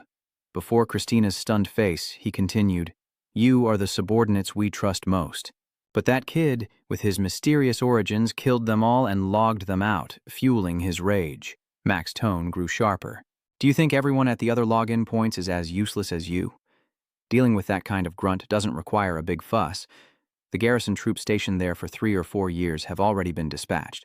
He raised his hands, making no secret of his ambition to crush him to pieces within 10 minutes. With that, MX ordered Christina to leave, and she could only obey. Yes, at the same time, Hawkman was still screaming miserably, each stab tormenting his body and mind. Now completely despondent, Hawkman begged for death, promising to never do it again. "I, Hawkman, will never dare to touch another member of the Holy Order again." With tears in his eyes, Hawkman's gaze faded, becoming hollow as he repeated himself. Begging him to just end it quickly, Junkai coldly manipulated his power, mocking, "I thought you were so tough, but you're just a scared piece of trash, a bully, mocking others as useless, when you're not even that." He warned, emotionless, never to cross a saint again, and to kneel and detour if they did. Finally, Junkai delivers the finishing blow, sending the hobgoblin ahead as its body dissolves into the ground. Junkai casually dusts off his hands, retrieving the death card, but suddenly his eyes widen as his injuries intensify. and he coughs up blood. Jiang Kai's body trembled as he realized that with the man's death, the effects of the Laktin Hathash had vanished, and the pain in his body had suddenly intensified. Just then, a shout startled him, accusing him of killing the Hawkman Guild. Jiang Kai quickly looked up and surveyed his surroundings, as a squad in armor and weapons charged out of the forest straight toward him. He realized they must be the defense force dispatched from another login point. They seemed strong. He quietly observes them, especially their leader. The leader stepped forward, taunting him. "Kid, you think you can defeat the elite of multiple nations with just your strength? Since you're here, don't even think about leaving." Jiang Kai smirked, feigning mockery. "Is that so?" he thought to himself. At this moment, there can be no backing down. Jiang Kai stood tall, summoned his flying knives, and confidently replied, "Perfect timing. Today I, Jiang Kai, will play along to the very end." Jie Yigao sneered, "You're about to die, and you're still running your mouth." He then shouted, "Kill them all!" The army behind him immediately charged forward, yelling, "Kill!" Jiang Kai gritted his teeth and used the fire retreat. Suddenly, a familiar voice rings out, stopping him in his tracks. "Captain Kai, going into combat without us? That's not cool." Dark clouds fill the sky, and lightning strikes repeatedly. Jiang Kai looks up in astonishment as the voice echoes like soft raindrops. Like a goddess descending from the heavens, Hunan confidently declares, "Superpowered rain summoning unmatched in the universe." The enemy soldiers scramble for cover, and even the spellcasters are forced to halt their incantations. What are they panicking about? The entire formation is collapsing and their attacks are backfiring. "Damn, the chains are out of control!" Jiang Kai exclaimed in shock. "Huyan, wait, when did your rain summoning become so powerful?" With a wink and a smile, she replied, "Captain Kai, it's not just you, I have a new talent too." Just then, Yuanju charged from behind, shouting, "The world's greatest war god, Yuanju, has arrived. Prepare to die, you rabble." With a single blow, he sends countless enemies flying. Jiang Kai is stunned by his master. At that moment, Nguyen Ngu charged forward with his sword, his twisted expression unchanged. "My beauties, your weapons and virgin souls are mine." Before Jiang Kai could recover, he turned to see Nguyen Ngu and a massive army, several times larger than the enemy, surrounding them. Lu Daichuan, leader of Plan B in Operation Dawn Rides the Tiger, commands, "Protect Jiang Kai, seize the garrison point. All together, protect the hero of Holy Radiance and kill." Jiang Kai was stunned, thinking to himself, "That's a lot of people." Just then, Nuanwan appeared and asked, "Kai, are we too late?" He quickly asked Nuan, "What exactly is going on? Why is everyone here and with so many reinforcements?" She then recounted what happened after Jiang Kai pushed them away, saying, "Actually, he told Juzi and me to go first. We didn't want to leave you, but we were afraid of holding you back, so we retreated to recover and then come back to help. Yuanju comforted me as we ran, telling me to hang in there." "They were getting closer," Nuan continued, "but before we could escape, the enemy caught up to us. We had no choice but to keep running." Suddenly, she stopped in shock, recalling Daichuan leading his troops. Nuan continued, explaining that just as the enemy was about to catch them, Lu and his forces appeared. The two were quickly taken for treatment as everyone reassured them, "Leave everything to us, your injuries are severe and require immediate stasis treatment."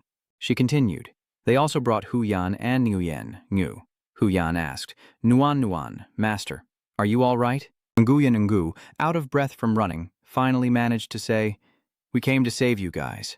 Nuan also recounted how they surrounded the enemy. Moreover, it wasn't just them. The allied nations of Holy Radiance, previously defeated, had also joined the offensive. Jiang Kai looked around happily and said, "To mobilize the allied forces for a second offensive so quickly, it couldn't have been a spur-of-the-moment decision. It seems the army had a contingency plan in place." No one cast healing magic while saying, "Kai, if you hadn't held back the garrison at Point A, we wouldn't have had a chance to break through, but enough talk, let me heal you first." Observing the scene with concern, Jiang Kai said, "There are many experts here, especially that Not guy. He's no ordinary fighter."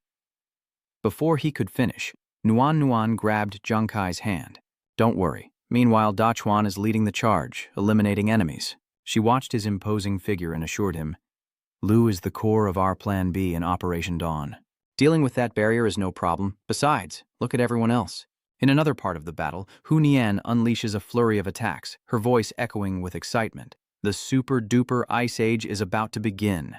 Ice shards rain down on the enemy, causing chaos and cries of pain. Meanwhile, Nguyen Ngu fearlessly engages in close combat, delivering decisive blows while taunting his enemies. "Darling, don't resist. The more you struggle, the more excited I get. Wanju says nothing, unleashing a relentless assault. The world's greatest war god is here. Who dares to be insolent? Hamdia Tien kicks. The enemy fell in droves, their pained screams echoing across the battlefield, and witnessing the scene, Ket gritted his teeth in anger, immediately ordering a retreat back to their encampment. Just then, someone from Jiang Kai's army shouted that Point B had successfully broken through the encirclement and was heading towards the stronghold. Jiang Kai and Nuan rejoice, saying in unison, "We did it." A stark contrast to the horror that grips Jai and his forces. What? Da Chuan, atop his steed, raises his sword high. "All troops, listen. Today, let these seasoned soldiers know what true holy radiance spirit is." He leads the charge, shouting, "Kill! Fight for holy radiance." And just like that, the enemy fell into disarray, slaughtered by Da Chuan's army, losing all semblance of their original formation. Nuan couldn't help but share with him. "Kai, it's great. We won. The holy radiance won." Jiang Kai smiled. "Yes, it's good." Suddenly, his eyes went dark, losing focus. Jiang Kai muttered that it was over, and then collapsed from exhaustion. Alarmed, Nuan caught him as he fell, calling out his name, relieved to find he had only fainted from exhaustion. Noan smiled, whispering, "You've worked hard, rest easy." News reports flooded the airwaves with urgent updates. Today, the Allied forces launched their second raid, successfully breaking through 4 major garrison points in the land of Maitreya. After the garrison troops fell, they launched several counterattacks, but were crushed by the Spirit troops' fortifications. The news anchors continued to warn that the latest war intel showed heavy losses for the garrison forces, with a casualty ratio of 3-1 and a detailed report of the battle.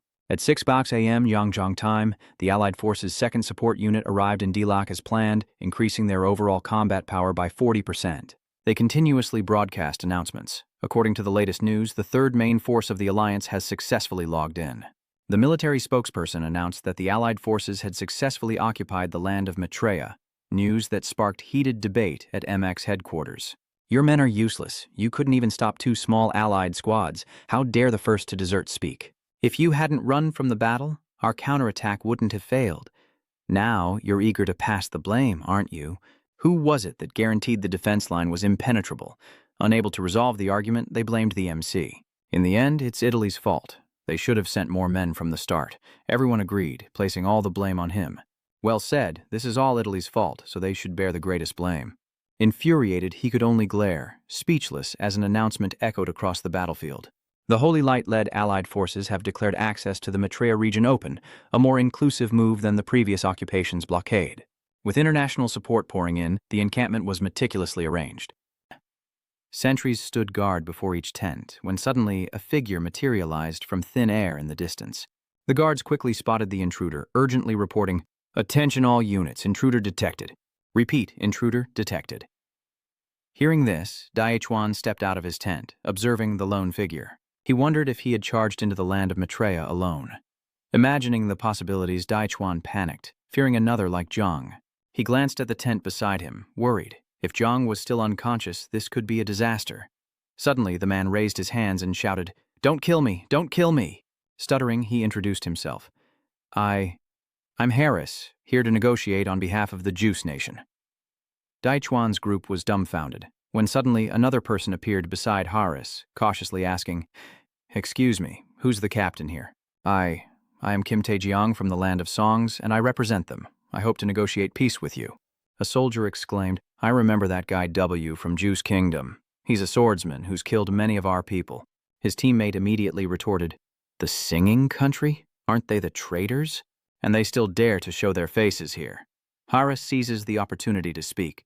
"I came here with sincerity. My team is willing to use our resources to buy a spot in the competition." Seeing his chance slipping away, Shijong quickly explained, "Big brother, we were forced into this situation. We know we were wrong. Juice is willing to double the price for a slot in the competition." Harris scoffed coldly. "Your singing juice must be overflowing with money. You danced for a slot once, and now you're buying another." Shijong retorted, "What right does your juice have to talk? The strongest Kim, huh? Weren't you instantly killed by the saintly radiance's god? If you weren't so useless, we wouldn't have lost the battle." Harris and Zhejiang argued right there and then. "What did you say?" "I said your holy kingdom is useless." "Say that again." No one noticed Daichuan trembling with anger. He roared furiously, It's noisy as hell. Shut your mouths. A command that startled Horace and Taejiang, who were about to fight. Dachuan waved to the guards, sneering, "Peace talks? Sorry, we didn't get the memo. Arrest them." The soldiers quickly surge forward, subduing the two men as they shout. Meanwhile, in a nearby tent, Jiang Kai groggily opens his eyes. Seeing him awake, Hu Yan and Nguyen Ngu were overjoyed, pressing their faces close. "Captain Kai, you're finally awake." Startled, Jiang Kai recoiled, shouting, "What are you two doing? Don't tell me you've been staring at me the whole time I was asleep." Hu Yan explained that they were just worried about him. "We had just successfully broken through Point A's defenses when you collapsed from exhaustion." Nguyen Ngu agreed, adding that he slept for 3 days straight. Suddenly, he clapped his hands as if remembering something he needed to report. "That's right. 2 days ago, Pillar Master Tsu told Captain Kai that his younger brother saw the video of him charging into the Dilak branch hall alone and fainted at school." Jiang Kai asked worriedly, jumping up. "What? My brother fainted?" Hu Yan helplessly reminded him, "Can you please stop stuttering when you talk?" Realizing her mistake, Nguyen Ngu scratched her head and stammered, Don't worry. No one said she's awake. She knows you're safe and that you were the most valuable player in Saint Divine's victory, and she's very proud of her brother." Jiang Kai sighed in relief, sitting down. "Is that so?" "To celebrate our great victory," Hu Yan cheerfully boasted, changing the subject. "I'll let you in on a secret. Do you want to hear it?" she asked, piquing their curiosity. "What is it?" Hu Yan excitedly said. "Captain Kai, remember how you asked why my rain summoning technique suddenly became stronger that day?" Jiang Kai agreed, recalling that Hu Yan had attributed it to a new talent. Could she have leveled up again? Ruan Yu eagerly pressed, "Hu Yan, stop beating around the bush." She recounted seriously, holding nothing back. "Actually, after I left the forest where the howling moon wolf demons lived, I suddenly felt much more agile all over, which was extremely strange. That is, until a few nights ago when the system congratulated me on a comprehensive upgrade to my basic attributes. A purple light surrounds Hunan, displaying a notification. New talent acquired. Control power. Fresh green leaves float in her palm, followed by a powerful purple lightning bolt from her fingertip. She happily showed off, "Look, my new talent allows me to control natural elements like wind, lightning, and water." To prove it, Hu Yan created a ball of water. They marveled around her. "Seriously, Hu Yan, you can actually control the direction of the water flow now." As soon as she said that, Hunan accidentally shot a stream of water at Nguyen Ngu's face and awkwardly apologized. "Sorry, I can only control it at a basic level right now." That storm attack from back then still required the compass to complete. Nguyen Ngu, unbothered, calmly wiped the water from her face and sincerely praised her. "This is incredible. Your stats increased and you gained a new talent without leveling up." Hu Nian, regaining her confidence, laughed heartily. "I didn't expect following you two would give me such a boost. Did I somehow leech off the system?" Only Jiang Kai realized the reason, thinking to himself, "No, it's definitely not a lucky break. My instincts tell me it has something to do with that fox demon. It seems to treat Hu Yan very specially." Suddenly, Jiang Kai's stomach rumbled, and he coughed lightly, trying to hide the awkwardness. It was then that Hu Yan remembered, "We've been so busy talking. Captain Kai hasn't eaten in 3 days. No wonder he's hungry." She quickly rushed out of the tent, saying, "Captain Kai, wait a moment. I'll go find some food." Ruan Yu hurried after her. "I know what Captain Kai likes to eat most." Seeing how much they cared, Jiang Kai's heart warmed and his expression softened. Suddenly Dai Chuan came to visit, saying, "Little Jiang, I heard you've woken up." To which he happily replied, "Brother Lu." Da Chuan nodded, warmly saying, "I've been wanting to properly meet you, but we've been busy organizing defenses and you needed rest, so I didn't want to bother you." Jiang Kai shook his hand, sincerely saying, "Brother Lu, thank you for arriving in time to save Master Nuanuan and me." Da Chuan chuckled. "Without you, our dawn operation wouldn't have succeeded. You're the most deserving hero." He suddenly spoke up, "Also, Jiang, I actually have 2 things I'd like to discuss with you." Initially, the higher-ups wanted to reject them all, but what they offered was just too much. "You might not know, but on the Beast God battlefield, our resources are very scarce." Jiang Kai asked, confused, "But isn't that something the military should decide? Your opinion matters a lot." Dachuan smiled happily, patting his shoulder to announce, "It's still that same saying. Without you, Operation Dawn wouldn't have succeeded. You faced the toughest challenges. If we decide to negotiate, wouldn't that disappoint a hero like you? You guys can decide. This concerns the interests of the nation's higher-ups. I trust the military will strike a good balance between benefit and harm." All right, Junkai continued to ask. Right, what was the second thing? Daichuan then recounted that the second matter was actually Commander Wei's intention. Even though you've just recovered, Wei Ying hopes you can lead the team when the global competition begins. Sunwan Nuan and his Fire God squad will be competing on behalf of Holy Radiance, but he's stunned, asking, Me? Daichuan nodded, excitedly replying, That's right. Chuzi and Nuan were very brave in the competition and were originally in this group of candidates. You led them in battle, have rich experience, and your strength is obvious. You're the only one who can lead the team. Then he seriously said, In addition, Hua Jihui also has this idea, and he promised that if there is an opportunity to win a ranking and receive a reward, it will be divided at a ratio of 46, UA 6, the military B. Junkai hesitated, and Daichuan urged him, You might think the split is small, but only the military is qualified for this level of competition. After all, they bear the responsibility of protection and must be given priority. If anyone could participate, the whole country would be in chaos. Don't you agree, little Jiang? Junkai neither refused nor agreed, saying, Brother Liu, don't get me wrong. Representing Saint Divine in the competition is a kind of challenge for me. I'm willing to participate, but this is a matter of life and death, and I can't decide for everyone. I want to ask for their opinions first. Daichuan agreed, saying, You have a point. Your two teammates aren't military personnel and aren't obligated. Junkai seized the opportunity. That's right, Liu. If our Fire God squad decides to participate as a whole team, could we ask you for a favor in advance? Daichuan was a bit surprised and curiously asked what it was, and 15 minutes later, Hu Yan and Nguyen Ngu entered the tent with food. Captain Kai were back. Hu Yan wondered, Did Brother Liu leave? The 2 plates of food were quickly devoured. Taking advantage of this moment, Jiang Kai recounted the entire conversation to them, then asked for their opinions. The global competition would be more dangerous than any match before. So, I hope you two will think carefully before deciding whether to participate or not. A cry of excitement immediately came from inside the tent. How foolish. Hunian excitedly agreed right away. Captain Kai, I want to go. I can't be left out of this global competition. Nguyen Ngu nominated himself as well, saying, Me too, I want to participate too. Following Captain Kai and everyone else, I fear nothing. Though Jiang Kai foresaw this, he was helpless against their attitude. These two truly fear nothing. 1 month later, at the frozen water ghost star, a figure emerges from the water. Gasping, the man stared ahead, his eyes widening in terror. A gate appears, along with a system notification. Congratulations, you've discovered the ancient battleground of the land of Maitreya. Meanwhile, on a rooftop, a thief preparing to steal also receives the news, as does an explorer. A soldier on horseback is shocked to hear that the system has announced the conditions for the global competition have been met, and it will officially begin in 12 hours. And just like that, the global network lit up as connection lines formed at Point A of the Maitreya battlefield, where the guards also received the news. The system announces that the competition will be broadcast live in HD, with each country sending a maximum of 3 teams of 5 people. Exceeding this limit will result in random, sudden deaths for that country's members. Offline elimination. As Jiang Kai's team seriously read the rules, Nuanuan said, The final teleportation point has been found. The global competition is about to begin, Yuanju asked worriedly. Damn, these rules are so vague. They only tell us that many will die, but not how to fight or what constitutes victory. Nguyen Ngu wondered if it could really be that simple. Hu Yan scoffs, guessing that they're waiting until the start to tell us where to point our guns. Jiang Kai agrees, adding that at least the smart Alex can't quit early this time. He smirked and gave the order. Everyone rest and recuperate. Prepare for battle in 12 hours. No one, and the others respond enthusiastically as night fades beyond the rolling mountains, and the sun emerges, dispelling the darkness. The system announces the global tournament. Stage 1 is about to begin. It disseminates the laws of heaven.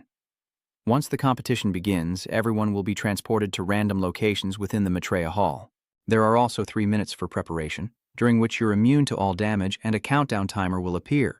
The system explains that after the preparation time, 1 random member of each team will be imprisoned, unable to act on their own, but can be moved, rescued, or killed by others.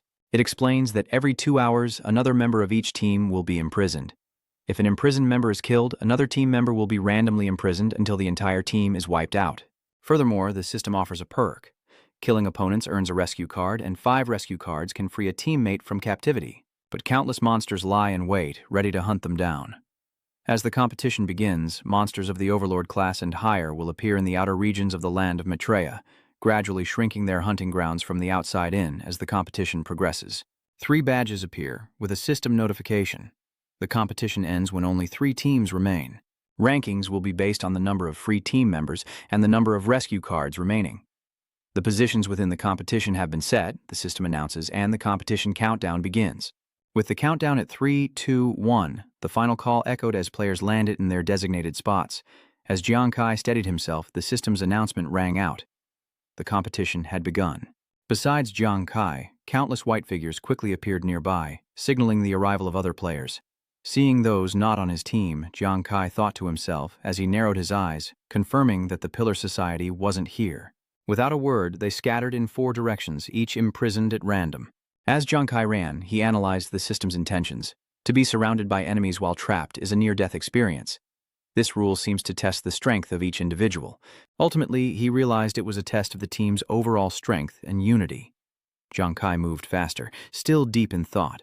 Leaving any member behind to be targeted would be fatal for the entire team.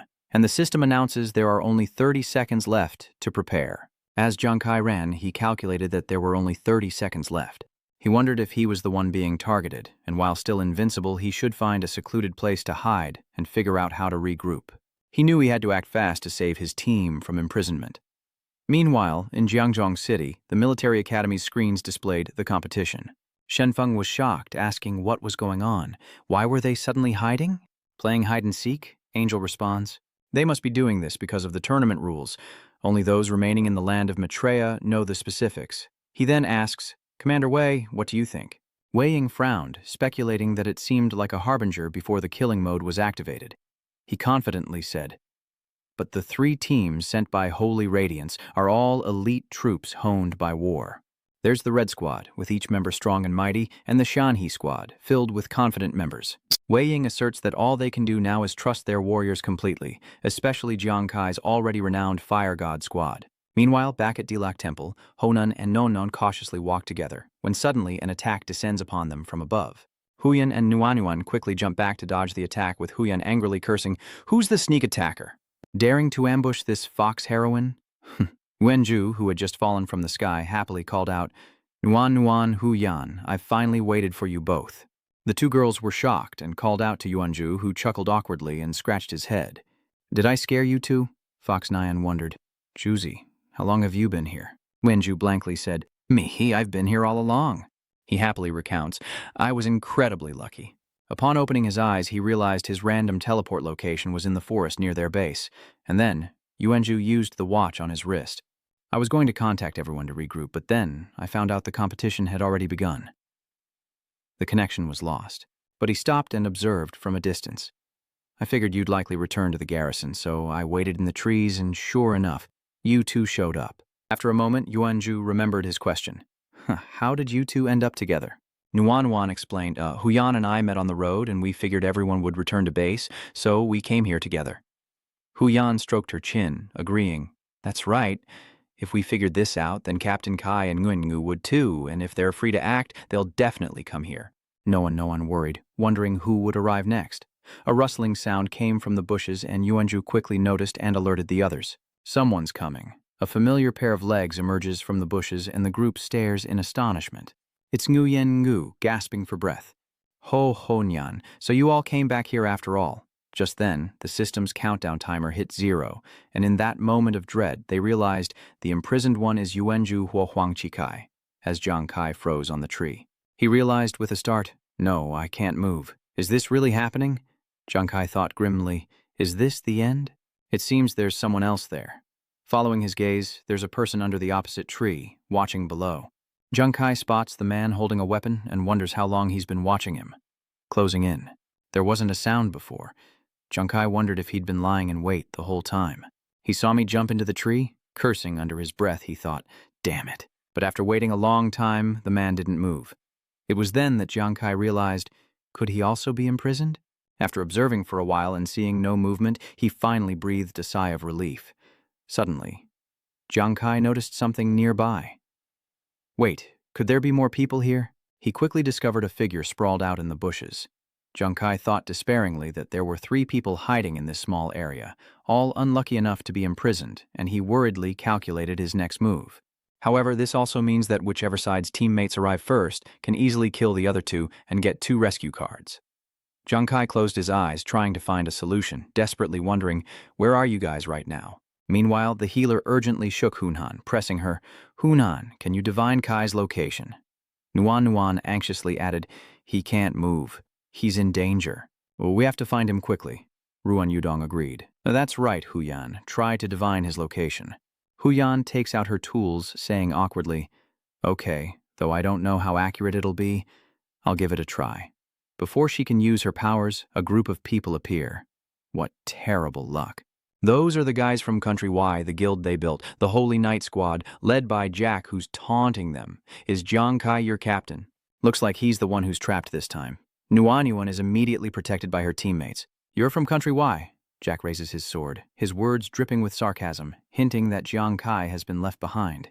So you ran into me? Looks like Lady Luck isn't on your side today, huh? And you're not so bad yourself, Cylinder. I was wondering who it was. So, you're from the same country as Christina, not satisfied with the last beating and compensation, and now you're back to offer your lives? Boris scoffs. If it weren't for that scheming brat Jiang Kai, how could Country Y's defenses have fallen? How could Slot's participation in this competition have led to such a resource deficit? Jessica scoffs, declaring they'll use them as target practice before settling the score with Jiang Kai. Lobo advises the downed Tom to be patient. 4 more kills will earn them 5 rescue tokens, freeing him from captivity soon. The Pillars team tenses up while Jack smirks, knowing without Jiang Kai they're just lambs for the slaughter. He shouts, then charges forward with his teammates, declaring that they'll learn the true meaning of despair. Jack gives the order. Take out the healer first. Nuan is terrified. Yiming realizes he's the primary target, but the Cylinder attacks first, leaping high, preparing to strike, shouting, "Seismic arrow kick!" One blow sends all 4 enemies reeling back. Jack sneered. Not bad, then immediately ordered, Boris, Lobo, take care of those 2. Jessica and I will take down the brute and the healer. The other 3 eagerly agreed. Seeing Yu and Ho Nian protecting Nuan, they sneered, a fat pig and a fortune teller will be done with you in 3 seconds. Yu gripped his shield, shouting, leave this to me. Hunyan is worried. This is bad. Yu hasn't had his drink yet. Boris charged forward, his tone dripping with mockery. So the fat pig wants to be a hero. His sword clashes against Nguyen's shield, but without the alcohol he's much weaker and struggles to defend. Huyan raises her hands to the sky, a swirling ball of water forming in her palms, the ultimate rain summoning technique. A piercing sound echoes as the Lobo light curtain adheres to the metal bagua plate.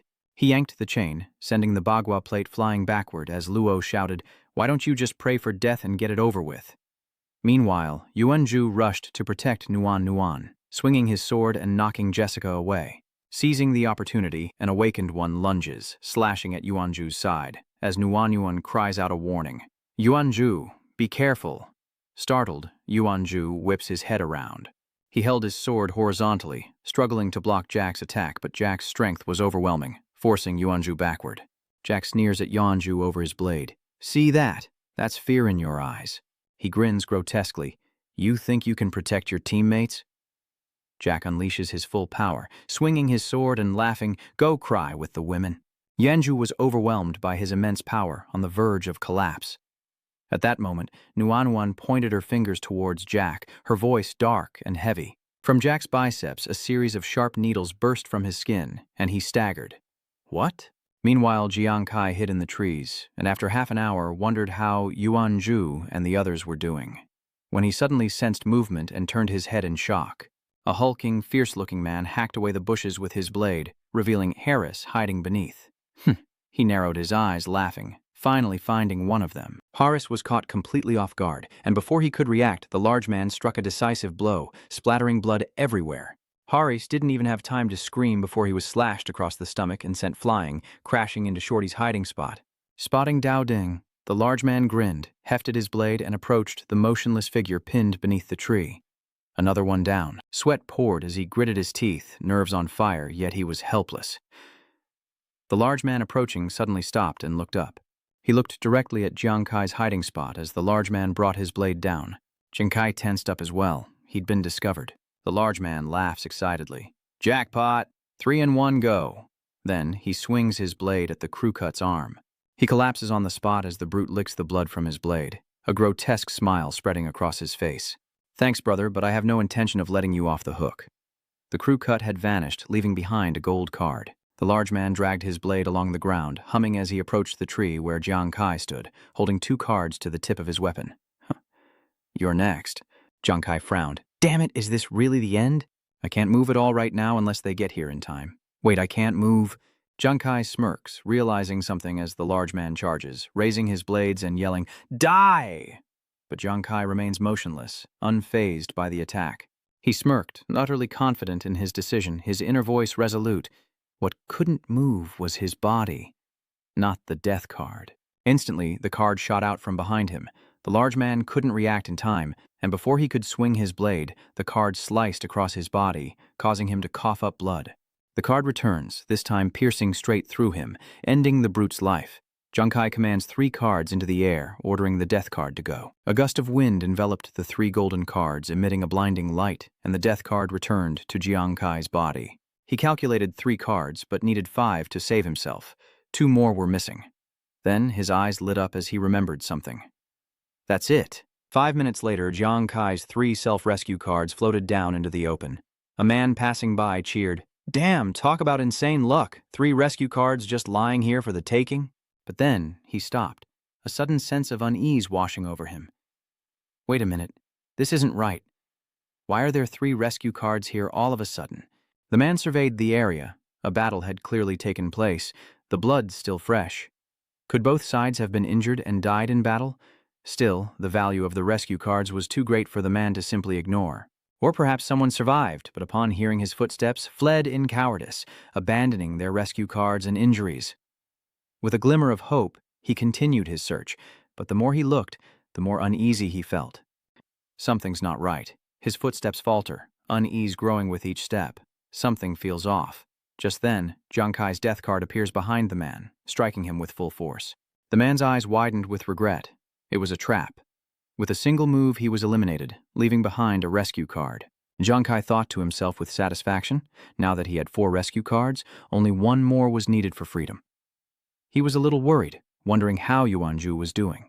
Meanwhile, Vientru relentlessly attacks Jack, who retreats in terror to keep his distance. Jack's comrades rushed to aid their captain, and Nuan frantically warned, Chuzi, watch out behind you. Chuzi gritted his teeth and tried to change direction, but it was too late to dodge the enemy's surprise attack. Nursing his wound, Yuanzhu leaps away, cursing, 4 against 1, have you no shame? Just then, Nguyen Ngu threw something over. Try my new brew, True.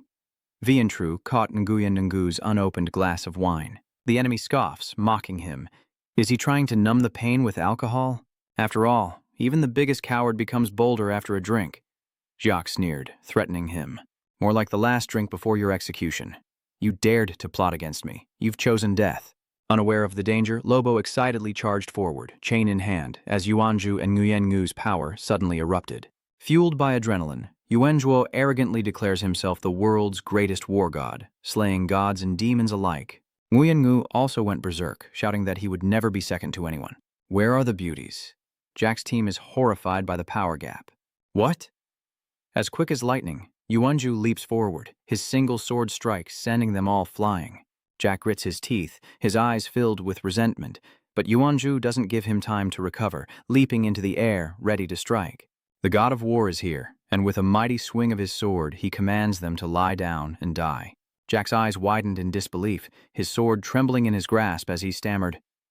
Yuanzhu didn't hesitate, swinging his sword down, cleaving Jack's blade in 2. He was struck with such force that blood splattered everywhere, sending him flying for miles. He went flying, leaving a trail of broken trees in his wake. Boris, terrified by the scene, stammered, I've faced countless swordsmen, but how can a deadbeat like you possess swordsmanship more bizarre and refined than theirs? Before him, Nguyen Ngu advanced slowly. He pointed his sword at Boris, face flushed, and said, Enough talk, take off your clothes. Boris broke out in a cold sweat, eyes wide with confusion. How did it come to this?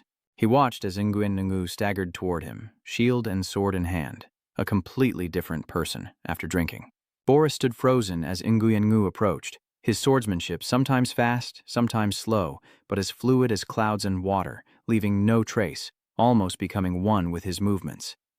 Nguyen was right in front of Boris, his eyes sharp and red, grinning as he swung his sword. A few days prior, inside the team's mortuary shack, Captain Kai, this is Jiang Kai, presented a thick book, saying that while Nguyen wasn't a swordsman, his talent for revelry and alcohol made him extremely suitable for swordsmanship skills. The global tournament is coming up, and this skill book is from Brother Lu for you. Then he turned to Daichuan. You have a lot of military resources. I want you to help Nguyen find a swordsman skill book to improve his strength. He looked at Jiang Kai with confidence, saying that for the glory of the nation he'd risk his life, let alone find a skill book. Nguyen grabs the book. This is the skill book that legendary sword-wielding adventurers dream of. Unconscious recognition. The system then displays information about unconscious recognition. When an explorer enters a state of absolute focus, their moves are no longer restricted by form.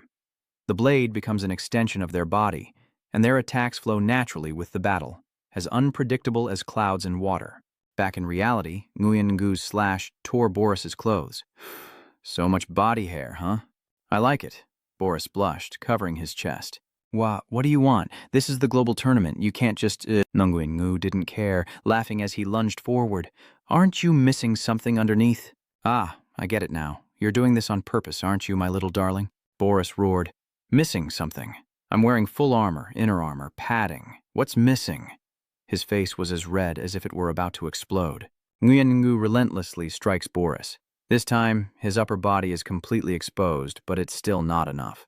He grinned wickedly and then grinned even more. Boris, clutching himself and covered in tears and snot, screamed a single, drawn-out word as lightning suddenly struck, instantly shrouding the arena in dark clouds. Lobo wields his meteor hammer and dashes forward. Assassins excel in unfavorable conditions. Do you think such petty tricks can stop us? Dream on. Jessica will eliminate them swiftly. Nuan doesn't relent, throwing her orbs while shouting. Hu Yan grabs a bagua, swirling the water around her hand. No matter what kind of assassin you are, in the rain, I am a god. Noan's orbs hurtle towards Lobo and Jessica. They were startled as the orbs hit the ground, spraying a pink liquid all over them. What the hell, my face? Taking advantage of their paralysis, Hona raised his hand to shield them from the ultimate cosmic meteor shower. And then, the hailstorm began. The stones pierced Lobo and Jessica as they fell to the ground, cracking the earth. 10 minutes later, in the same forest where they fought so hard, Yuanju and Ruan Yu leaned against a tree, awake. Noan knelt before them, saying, Yuanju, Brother Nguyen, you're awake? These empty bottles next to me contained the hangover cure. Vian Tru awoke with a start, asking, Where did that fierce team go? Who won? The rescue badges, did we get them? Nguyen was just as confused. That's right. Nuan held up 5 shining cards, smiling. Don't worry, we have all 5 redemption cards. Hunuan is calculating Kai's location, and once she's done, we can go rescue him. Meanwhile, Hunuan excitedly shouted, I know where Captain Kai is. The other 3 were instantly invigorated, eager to reunite with Jiang Kai. Meanwhile, Jiang Kai sits in a tree, staring at the 4 cards below. He frowns, thinking, It's been half an hour, and no new explorers have come. The others haven't found me either. A loud crash echoes as the ground trembles violently, and Jiang Kai grips the tree, looking uneasy. This isn't good. The area is shrinking. The rumbling grows louder, the sound of stone footsteps. It's an army of giants. Stone behemoths, eyes full of malice, are coming, carrying tree trunks. The system identifies level 65 Stone Giant Commander-class monsters, led by a level 88 Stone Giant King-class monster. Jiang Kai, immobilized, can only watch them from the tree, taking a deep breath. Even a death card would struggle against 4 level 65 elite monsters, let alone a king level 1. This is bad. The rock giants swung the tree, destroying everything around them, and at that moment, Jiang Kai had a realization. Wait. He carefully observes every detail. These guys seem to be made of stone and vines, and other than their ruby-like eyes, they don't seem to have mouths, ears, or noses. Jiang Kai thought to himself that these earth and wood monsters likely have no sense of smell or hearing, so if he hides well, they might not find him. But as soon as it reached the tree where Jiang Kai was hiding, the stone giant stopped and turned to grab the trunk. Jiang Kai worried. Had he guessed wrong? The stone golem's fingers pierced the rough bark and it yanked the tree up, roots and all. The stone giant casually hoists the massive tree, testing its weight as Jiang Kai grits his teeth, clinging on for dear life. The stone giants didn't notice him, casually hoisting the tree and leaving with their pack. Jiang Kai wondered in astonishment. Am I being treated as a new weapon? So he really doesn't have a sense of smell. He carefully considered his options, having almost activated the Wheel of Destiny to take a gamble. Suddenly, the stone giants charged forward, their king leading them toward a cliff.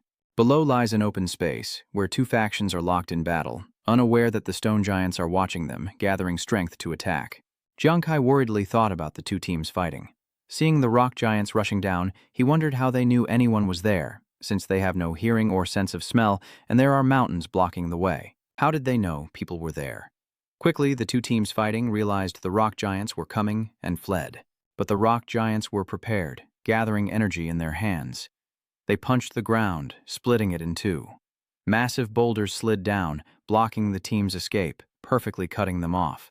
At that moment, other rock giants charged in with tree trunks, swinging them and sending players flying with horrific screams. Jiangkai then realized their attack pattern. So these giants really can track prey by sensing vibrations in the ground, which explains why he wasn't discovered. No wonder they didn't detect me. Besides being covered by leaves, I was always hiding in the trees, never touching the ground. Jiangkai pondered, looks like I can't let the stone giants throw this tree away, or they'll definitely find me once I touch the ground. The group warily eyed the colossal monsters before them. Oliver, the leader, finally decided to take a gamble, ordering, "Charge! Get as far as you can, try to get off the ground, and jump to attack." The stone giant carried the tree on its shoulder as Oliver leaped to attack, shouting, "I'll take you on." Jiangkai watched carefully, knowing that level 60 fighters couldn't damage a king-level boss in a short time. With all his might, Oliver swung down his two swords, and Jiangkai realized his true target was the tree trunk, using the chance to escape. He smirked, thinking it was a golden opportunity. Jiangkai lies in wait, hoping Oliver will fall into his trap. His escape depends on this one move. By the time Oliver realized he was there, it was too late. What? Someone's there. Jiangkai controls the death card, sending it flying. The card pierces Oliver, sending him reeling. He coughs up blood, desperately trying to warn his teammates, but no sound escapes. Someone is using the boss to cheat. Oliver's body loses consciousness and falls at the feet of the rock giant. After being trampled by the monster, his body vanished, and the self-rescue card flew towards Jiangkai, who happily gazed at the 5 cards before him. 5 cards. The system immediately displays, "You have collected 5 rescue cards. End confinement immediately. Do you wish to end it?" Without hesitation, Jiangkai chose yes, and a white light emanated from his body. The system announces the rescue card was used successfully, freeing him from his restraints, and Jiangkai slowly begins to move. With the effect confirmed, he excitedly shouts, finally able to move. Suddenly, Jiangkai loses his balance as the stone giant king raises the tree to strike his opponent. Jiangkai gripped the tree tightly, thinking, he's focused on the fight. Now's my chance to escape. Suddenly, a sense of unease washed over him. A golden vortex appeared in the sky. The system announces that the first stage of the global tournament is over. Stage 2 begins, unlocking the rescue zone on the map, and rescue cards can be exchanged for functional items. It's announced again that another member from each team will be imprisoned. The imprisoned cannot act on their own, but can be moved, rescued, or killed by others. At the same time, the tree trunk was thrown down, but Jiangkai remained still on the branch. Elsewhere, Yuanju and the others were running ahead, trying to regroup with Captain Kai as quickly as possible. Just then, the system announced that the second round of random imprisonments was about to begin, and Yuanju gritted his teeth, suggesting, "It's too late. We have to find a place to hide." Nuan immediately spots a hiding place, a hollow tree. Yuanju quickly gets them inside. "Hurry!" The system displays the countdown. As number 2 echoed, all 4 were inside the hollow tree, and when the system finally called one, they braced themselves. After a while, nothing happened. A silent atmosphere enveloped them all. Then they cheered excitedly. "It wasn't me," Shi Runyu realized and said, "Then the imprisoned person this time." Back to Jiangkai, he thinks to himself. Defeated. I knew it. Above him, a system notification. You have been selected as the imprisoned player for round 2. Jiangkai reluctantly thought, my luck is just too bad. It seems the stone giants have wiped out all the players below, as figures disappear one after another. Jiangkai remained carefully silent, observing from the tree. As expected of a lord and king-level monster, they wiped out the entire elite squad in under a minute. He recalled the system announcement. Rescue zones had opened on the map, where rescue cards could be exchanged for functional items. Jiangkai thought to himself, the rules mentioned function items, which sounded like special props. Although their specific effects were unclear, they must be very important if they were emphasized like that. He solemnly decided that whether it was to break free from imprisonment or to obtain function items, he had to quickly collect rescue cards. Observing the rock giants carrying the tree again, he guessed they were moving out, using the same tactic of staying on the tree and using them to eliminate rivals. When a familiar sound came from above, suddenly Jiang Kai realized the sound. Glancing down, he saw cracks forming on the branch. He worriedly thought, "This is bad, it's breaking." Recalling when he first climbed the tree, could it have been then? What will happen when the two rock giants meet? Jiang Kai grits his teeth, thinking, "Damn it, if I fall now, I'll be walking right into their trap. All my efforts will have been for nothing." He silently prayed, urging himself to hold on and not fall now. Unaware of the drama unfolding above, the stone giants marched on. The branch, now more than half broken, leaves him in a precarious position as the stone giant's heavy footsteps threaten to snap it completely. Meanwhile, Yuanju and the others wonder if Kai was the one imprisoned all along. But wasn't Kai already imprisoned? Hunian suggests that perhaps the other two squads rescued Captain Kai, and he's been active since his release. No wonder I couldn't pinpoint his location when I tried to divine it. Wenju felt relieved upon hearing that. The strength of the British company is immense, and now it seems this is the only possibility. Only Nguyen Ngu lamented appropriately. Captain Kai's luck is strange indeed. He barely escaped imprisonment, only to be locked up again immediately. As soon as she said that, everyone fell silent, and no one tried to salvage the atmosphere. Let's cheer up, everyone. Even though it's a bit unlucky, it also proves that Kai is likely still safe. The most important thing now is to clarify the situation. Then rendezvous with Kai's team and the Piggy team. Hu Yan agreed, and Nuan said, "Right. The first stage of the competition is over, but we don't even know which countries have been eliminated or advanced. Furthermore, the new rules mentioned something about functional items." Suddenly, Nuan noticed something and quickly pointed to the faint purple smoke, saying, "Look, what's that?" Yuanju exclaimed in surprise. "That fog, I'm sure it wasn't there before." Nguyen Ngu worriedly said, "I didn't see it before either. Could it be emitted by some kind of monster?" No one immediately denied it. "Doesn't seem like it. If it were a monster, it wouldn't be so quiet around here. I have a feeling we'll find something important there." "Let's go then. What are we waiting for? Let's go see." They ventured deeper into the purple mist. Arriving at their destination, they were stunned by the sight before them. A pillar of earth, topped with a statue, radiating a dazzling light. Immediately, a system notification appears. "Congratulations, you have successfully discovered a rescue zone." After touching the stele, rescue cards can be used to exchange for corresponding functional items at the stele, causing the team to cheer with excitement. "No way. We actually found a rescue zone." Hunan pulls Noan to a stone tablet, saying, "Let's see what we can exchange here." The stone tablet displays text, "Navigation map card. When used, it can locate all surviving team members, monster locations, and rescue zones." Overjoyed, Hu Nian exclaims, "This is great. With this, we can avoid monsters and find Captain Kai and the others. It's more efficient, and we can search for other rescue zones together after we meet up." Noan agreed, and another line appeared on the stone tablet. "Exchange price. 8 rescue badges." Hu Nuan looks grim. 8 cards is highway robbery. We can't afford that. Let's look for something else. Meanwhile, Yuanju and Ruan Yu stood before 2 different steles, as Hu Nuan and Nuan went hand in hand to find another. They passed by several steles, one with a single teleportation card, allowing for 1 precise teleportation across the map, costing 7 redemption cards. The other had a different function. The target lock card allows a full map search for a specified target, revealing their location within a 10-meter radius and maintaining the lock for 2 hours. Exchange for 6 rescue cards. Another stone tablet details the abnormal status removal card, which can remove a target's abnormal status up to 4 times, costing 6 rescue cards. After searching, the 4 of them stand before the final stone tablet. The pillar spoke gravely. This was the last stele, and this stele held yet another card. The Global Intelligence card provides intel on participating teams and monsters in the arena every 20 minutes and allows you to monitor up to 3 non-allied teams or monsters. Exchange it for 5 redemption cards, Nguyen Ngu said, scratching his head hesitantly. 5 redemption cards is the cheapest it'll get, and once we use them, we'll have none left. But stumbling upon a safe zone like this is already incredibly lucky. We might not be so fortunate next time, and missing this would be a huge loss. Noan agreed. Instead of blindly searching for Kai, they should secure key intel first. After all, in a life-or-death confrontation like this, information disparity is often the key to victory. What do you think, Juzi? Bianju agrees, suggesting they use the global information cards to locate Lu and Chen's teams, reunite with Kai, and rejoin the main group. Noan, let's begin. Noan held out the 5 gold cards and whispered, "Okay, let's give it a try." She reaches out and gently touches the stele, guiding the cards toward it. The 5 cards immediately fly over, as if drawn into the stele.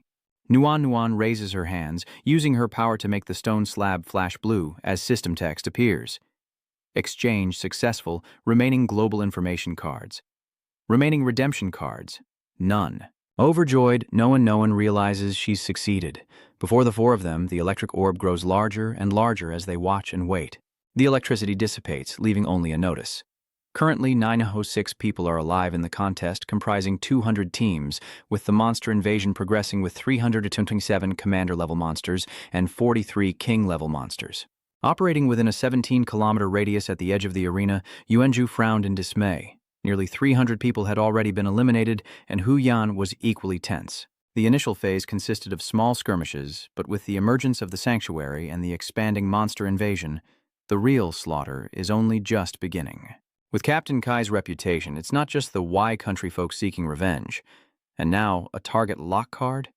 I can't imagine the danger he's in, but thankfully he's not alone. Nuan silently stared at the new information displayed. Do you wish to add the Shanhe and Red teams to the global information card's designated target list? A. Yes. B. No. Without hesitation, she presses forward, wondering how much longer Lu and Chen can hold out. She needs to investigate. The globe appears, displaying the statistics. Shanhe team, 3 survivors. Red team, 2 survivors. Yuanju and Hu Ya shout in unison. What? Nguyen Ngu's voice trembled. Captain Kai Noan's eyes widened in disbelief. Kai wasn't with Big Brother Lu and the others. Elsewhere, Thienthan watched everyone through a screen. Excellent. Teamfire. God seems to have discovered a very important tool. While the Shanhe and Red teams have found their imprisoned teammates, their casualty situation isn't looking good, and Shen Feng is also present. He looked up at the screen, wondering where Jiang Kai was hiding. He hadn't been caught on camera once. Judging by the others, Jiang Kai must have been imprisoned twice. This also proves he freed himself from the first confinement, since we didn't see anyone help him. The angel just sneered. Indeed. I still don't understand how that kid does it, but he always brings surprises. Suddenly, Wei Ying noticed something on the screen. Wait, that's, he said, turning to the technician. Row A, column 3, isolate that and zoom in. Yes, the screen zooms in to reveal a group of people. These are the 5 members of the Sandkill team, and their leader is level 60. Those who follow him are all level 50. The Archangel frowned, ordering an investigation into the Sangiet team and all the achievements they've made since the competition began.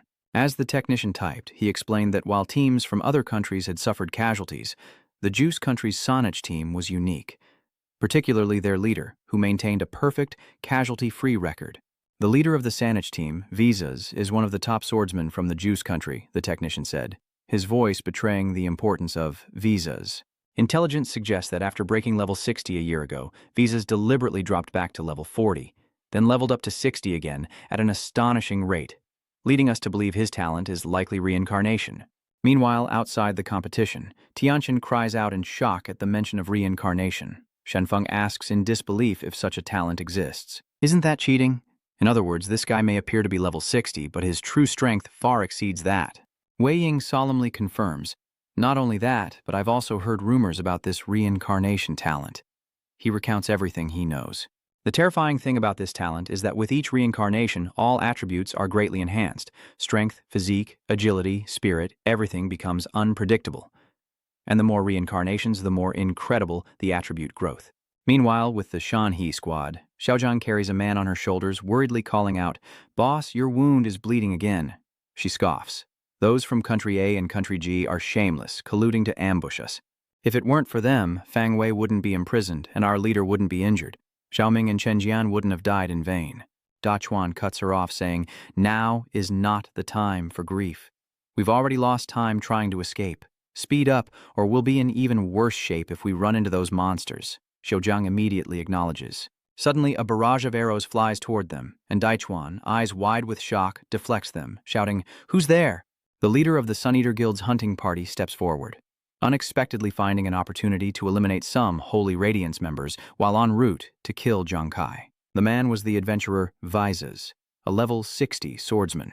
He introduced himself with a sneer.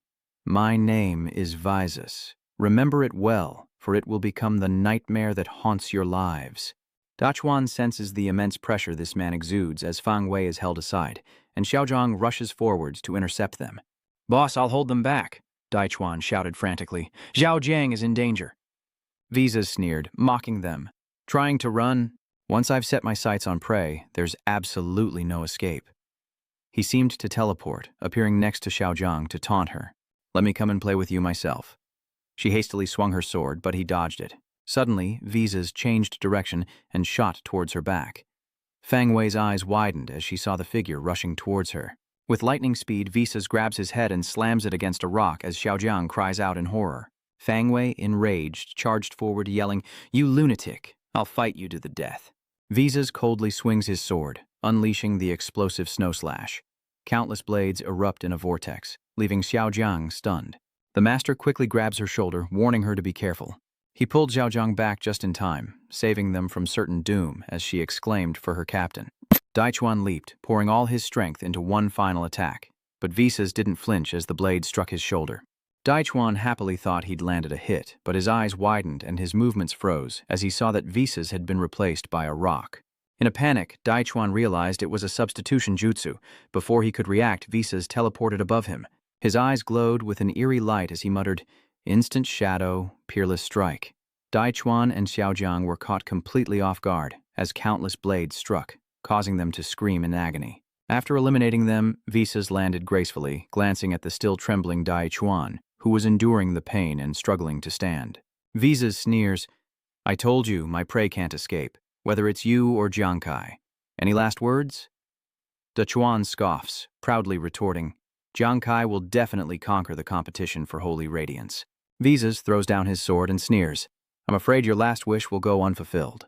The blade turns crimson, revealing his blood magic, and pierces Daichuan's chest, sending blood spraying. His eyes glazed over, losing focus as his body fell. Daichuan was finally eliminated, and the rescue card appeared. Visa happily takes the card, as his teammates mock him. "In my opinion, this trash isn't worthy of the boss's attention. It would only dirty his hands." With the boss and these three, they've gathered all 7 rescue cards. Visa orders them to use the cards to mark the area. He thought to himself, "Jiangkai, I'm eager to meet you." In the meeting room, the 3 angels stared at the screen in astonishment. I remember Lu Dachuan being incredibly strong, recently graded as an S-class, yet this guy killed him so easily. They're worried about facing him. Does Jiangkai even stand a chance? Wei Ying pondered, lost in thought as the scene shifted back to Jiangkai. The area was now littered with tree trunks, and he was still clinging to the same branch in the same position. 20 minutes prior, just as the branch beneath him was about to break, Jiangkai thought he was done for, but the scene before him astonished him. The king-level stone giant carried the tree forward, its face cold, its steps firm. Suddenly, the stone giants crumbled to pieces, and the tree carrying Jiangkai fell to the ground. Just then, the system announced that the stone giants had entered hibernation. With 19 minutes and 59 seconds remaining, stone giants began to fall. Jiangkai considered the situation gravely. 15 minutes had passed, and in 5 more, the monsters would awaken. Suddenly, groups of people emerged from the forest ahead, and he thought to himself, "Someone's coming." A member of the Flying Toon Squad couldn't help but stir things up, wondering how the Hawk Moth clan could have lost. So many of them couldn't kill Jiangkai. Someone scoffed, adding that Jiangkai wouldn't have escaped if Santi Yao hadn't launched a second attack. They were bitter and quickly decided to vent their anger on Santi Yao's people. "Then we'll rely on our strength to compete for the top 3. Someone speaks up. "Jiangkai is nearby. Our team has been using zone cards to track him. He won't escape this time." Zhe Liheng shouts out. Everyone looks over to see Visa's team approaching, his teammates confused, wondering why their target isn't around. The others murmured, weren't they the Iron Hunter squad who refused to ally, saying they'd take down Jiangkai alone? Now, after the other squads have suffered heavy losses, they're still fighting unscathed. Frustrated, Zheng Yu kicks a rock, saying, "It was just luck. Today, I'm taking Jiangkai's head." They split up to search, asking if Jiangkai has been found.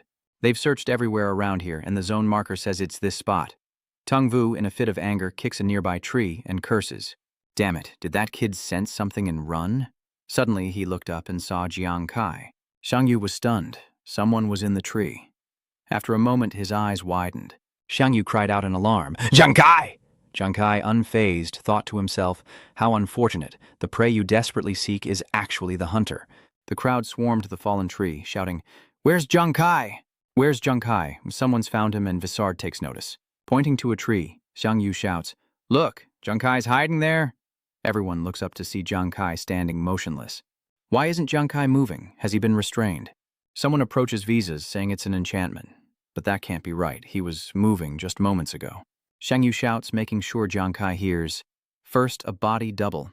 Now, paralyzed. What real skills do you have, besides cheap tricks? Your keycard clearly shows you can move freely, so stop pretending.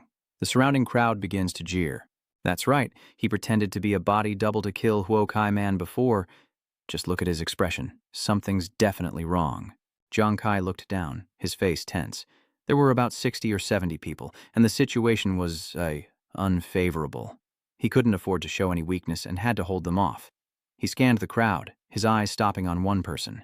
That man is Visas, and he's smiling, surrounded by hidden weapons. Jiang Kai thinks to himself that the killing intent is palpable. Visa S. Li approached the tree where Jiang Kai stood. "There's one called Lu Daichuan from your Holy Radiance Pavilion, right? I've wiped out his entire team." His voice was cold, as his sword scraped ominously against the ground. How pathetic. A group of useless trash, unable to even fight back. I only needed this blade, one strike to the head, and a flurry of blows for the other two. Visas looked up at Jiang Kai, a smirk on his face. "My name is Visas. Jiang Kai, don't you want to avenge your people?" Jiang Kai flinches, a jolt of electricity running down his spine. This man killed their leader. Visas doesn't hesitate, raising his sword to strike. In a split second, he leaps forward with immense force. Visas flies toward Jiang Kai, swinging his sword and shouting, "Let's see if your little tricks can kill me." Jiang Kai grits his teeth. This is it. Visas is still charging towards him. Jiang Kai remains motionless. Then suddenly the ground begins to shake violently, and the people below panic. What the hell? A barrage of rocks falls from the sky, targeting Visas as the countdown begins. Just as the system appeared, with 0 time remaining, hibernation ended. Jiang Kai smirked. Perfect timing. Visas, caught off guard by the falling rocks, landed on the ground as giants emerged, hurling massive boulders down upon the crowd. They cried out in alarm. "Look, the rocks!" Then, more giants rushed in, roaring terrifyingly as they ran. Seeing this, the group fled for their lives. Not good. It's the Crystal Giant Legion, damn it. No wonder the global information card showed monsters nearby, but none were fleeing. Now if they don't run, they'll all die here. Standing in the tree, Jiang Kai said coldly, "Trying to escape? Not while I'm hunting." Death cards away. The cards immediately shot off. Wherever the card flew, stones rained down, crushing the fleeing crowd. The card flew towards the giants wielding large clubs, ready to strike. As the giants slammed their clubs down, the people were launched into the air, only to be impaled by the card. Some were crushed in the giants' hands, others trampled underfoot as the giants hurled massive stones, scattering those who remained. Screams echo everywhere as Visas, once so arrogant, is now utterly bewildered. Jiang Kai is with these monsters. How did he tame them? He's running backwards when a giant rock falls right in front of him, stopping him in his tracks. A giant lunges, clubbing Visas with a tree, sending him flying. But at the same moment, Visas manages to shout, "You wooden bone substitute?" Then he suddenly vanishes midair, replaced by a log broken in two as dozens of cards gather and fly towards Jiang Kai on a stream of power. The giants relentlessly attacked, hurling stones and smashing the ground, creating deep chasms that swallowed people whole. Their desperate screams echoed as they plummeted into the abyss. Jiang Kai remained still on the tree, his body flashing with a blinding golden light as the system announced the redemption card was successfully used, freeing him from his restricted state. Immediately, Jiang Kai leaped joyfully into the air, the branch beneath his feet snapping in two, and he looked down with a triumphant smile. Having succeeded, Jiang Kai landed on a large tree branch from above, met with the chaotic aftermath caused by the king-level bosses. Using the king-level bosses to reap heads is proving faster than expected. Jiang Kai recalled Visas' treacherous face, lamenting that he couldn't avenge the Liu brothers, letting that bastard get away. He excitedly gazed at the golden cards floating in the sky, his eyes shining, thinking to himself that he had suddenly obtained so many rescue cards. This might be too much. Yes. The image of Jiang Kai gradually becomes clear on the big screen. Shen Feng was stunned, unable to believe his eyes. It was Jiang Kai. He was hiding in the tree. No wonder we couldn't find him. Against all odds, Wei Ying understands, while Shen Feng is still puzzled. So that's it. This was your plan? Jiang Kai, Commander Wei, what is going on? He calmly unraveled Shen Feng's confusion. That monster is called a stone giant. Though powerful, it has a weakness. It lacks smell and hearing, relying on ground vibrations to hunt. Wei Yang was just bait. As long as he doesn't touch the ground before it locks on, it won't find him. His mind flashed back to Jiang Kai skillfully hiding from the bosses from the very beginning. When Jiang Kai was imprisoned, he must have been hiding in the tree. That's why the stone giant didn't detect him, and that tree later became the weapon of the king-level giant. He could only follow the action, a cleverness that the insightful Thien Than acknowledged. That's right, even though he couldn't move while imprisoned, you all saw what happened just now. He has a secret weapon, one that I suspect can be controlled by thought. He continued, leaving Shenfeng in awe. Relying on the mighty stone giant and using his secret weapon to kill players and collect rescue tags, he achieved self-rescue twice. In this situation, Jiang Kai is still able to survive. I'm truly impressed. Wei Ying quietly added that breaking free was only the beginning of the battle. The true challenge lies ahead for him and Hua Shen as Jiang Kai continues his journey. Half an hour later, he stopped, looking around as if realizing something. This feeling is about to start again. In the sky, a void opens, unleashing a massive beam of light upon the Earth, signaling the end of the second stage of the global tournament and the beginning of the third. The system issued a warning that more monsters were encroaching on the area. On the map, the monster invasion speed increased by 200%. Twice. It further explains the rule. Each squad will have an additional imprisoned member. The imprisoned cannot act on their own, but can be moved, rescued, or killed by others, as illustrated by a body exploding after 30 minutes. In 30 minutes, all imprisoned individuals who haven't been freed will self-destruct. The system introduces a new item, a functional tool found in rescue zones. Jiang Kai is tense about the harsh changes. The competition is getting tougher. Self-detonation. If he hadn't escaped successfully, he would have been blown to smithereens after 30 minutes. The system screen shows him quickly finding a hiding place as the third round of random imprisonment is about to begin. Me again? I'll just press the button first. A countdown timer? Time ticks away, each second filled with tension. 2, 1, what? Jiang Kai was lucky to escape this time, but a purple light in the distance caught his attention. Huh. It just flew off and blended into the atmosphere. Jiang Kai has found the source of the purple smoke. It's surrounded by massive stones. Congratulations, you've discovered the rescue zone. Upon touching the stele, a rescue card can be used to exchange for corresponding functional items on the stele. He was overjoyed to discover this rescue zone. Jiang Kai approached the stones, spotting map cards, single-person teleportation cards, and target designation cards. There were so many cards here. Status ailment removal cards, global information cards. These cards seem pretty useful, but one inscription on a stone tablet gives him pause. Arena card. Select an enemy target and an ally, including the user, to enter an arena duel where they will fight in an isolated space. This state can only be Jiechu when one side is defeated, and during the duel, immunity to all external damage is granted. The exchange cost 30 rescue cards, suddenly using up more than half of them. Not cheap at all. These thoughts swirled around him, but the price also proved that the system valued its combat power far more than other cards. A golden light appears in Jiang Kai's palm, forcibly designating a target for the arena. It seems to be the only offensive card among his cards. Golden cards float in the air. I prefer to take the initiative. And so, with unwavering resolve, he gambled it all. Time passed, and 3 minutes later, the system screen appeared after the transaction. He had rescue cards, 5 arena cards, 1 location map card, and 1 single-person teleportation card, enough to exchange for 2 more cards. The problems were almost solved. The imprisonment was dealt with, and he exchanged for 3 more item cards. The priority now is to reunite with the Pillar Squad, but Jiang Kai remains lost in thought, wondering which of them has been imprisoned this time. On the other side, Nguyen is frozen in place, and everyone around him is filled with worry. Nguyen is covered in sweat and overcome with helplessness. Yuanju realizes this and speaks up while Hu Yan anxiously searches for a solution. It seems this time, it's An Nguyen who's been imprisoned. The third phase has begun so quickly. We barely survived the ambush and gathered 4 rescue cards, not enough to save Nguyen. With this intensity, finding Kai while trying to get more rescue cards is too difficult. Then, the system's bulletin board displays the latest global news. He lays out the current state of the competition. Only 305 contestants remain on 75 teams, with 542 commander-level monsters and 61 king-level monsters encroaching. The operating range is 38 kilometers from the edge of the arena. Stunned by the news, Hunyan Bang Huang realizes that the second phase has eliminated over 600 people. Now that the beasts have accelerated their invasion, the final showdown may not be far off. A rustling in the bushes draws the group's attention. Then, two treacherous figures, Thuavu and Bakvien, emerged. They had been watching them for a long time. Their four-person team was injured, one was imprisoned, and one was a medic, meaning only two wounded soldiers could fight. The 4 rescue cards were practically delivered to their doorstep. With an opportunity like this, they won't let it pass. The 3 immediately take a defensive stance, daring anyone to try and kill the god of fire. Responding to Noan, Huyan and Yuanju, those bullies immediately charged in with their weapons. You can't even hold a sword properly. Who are you trying to scare?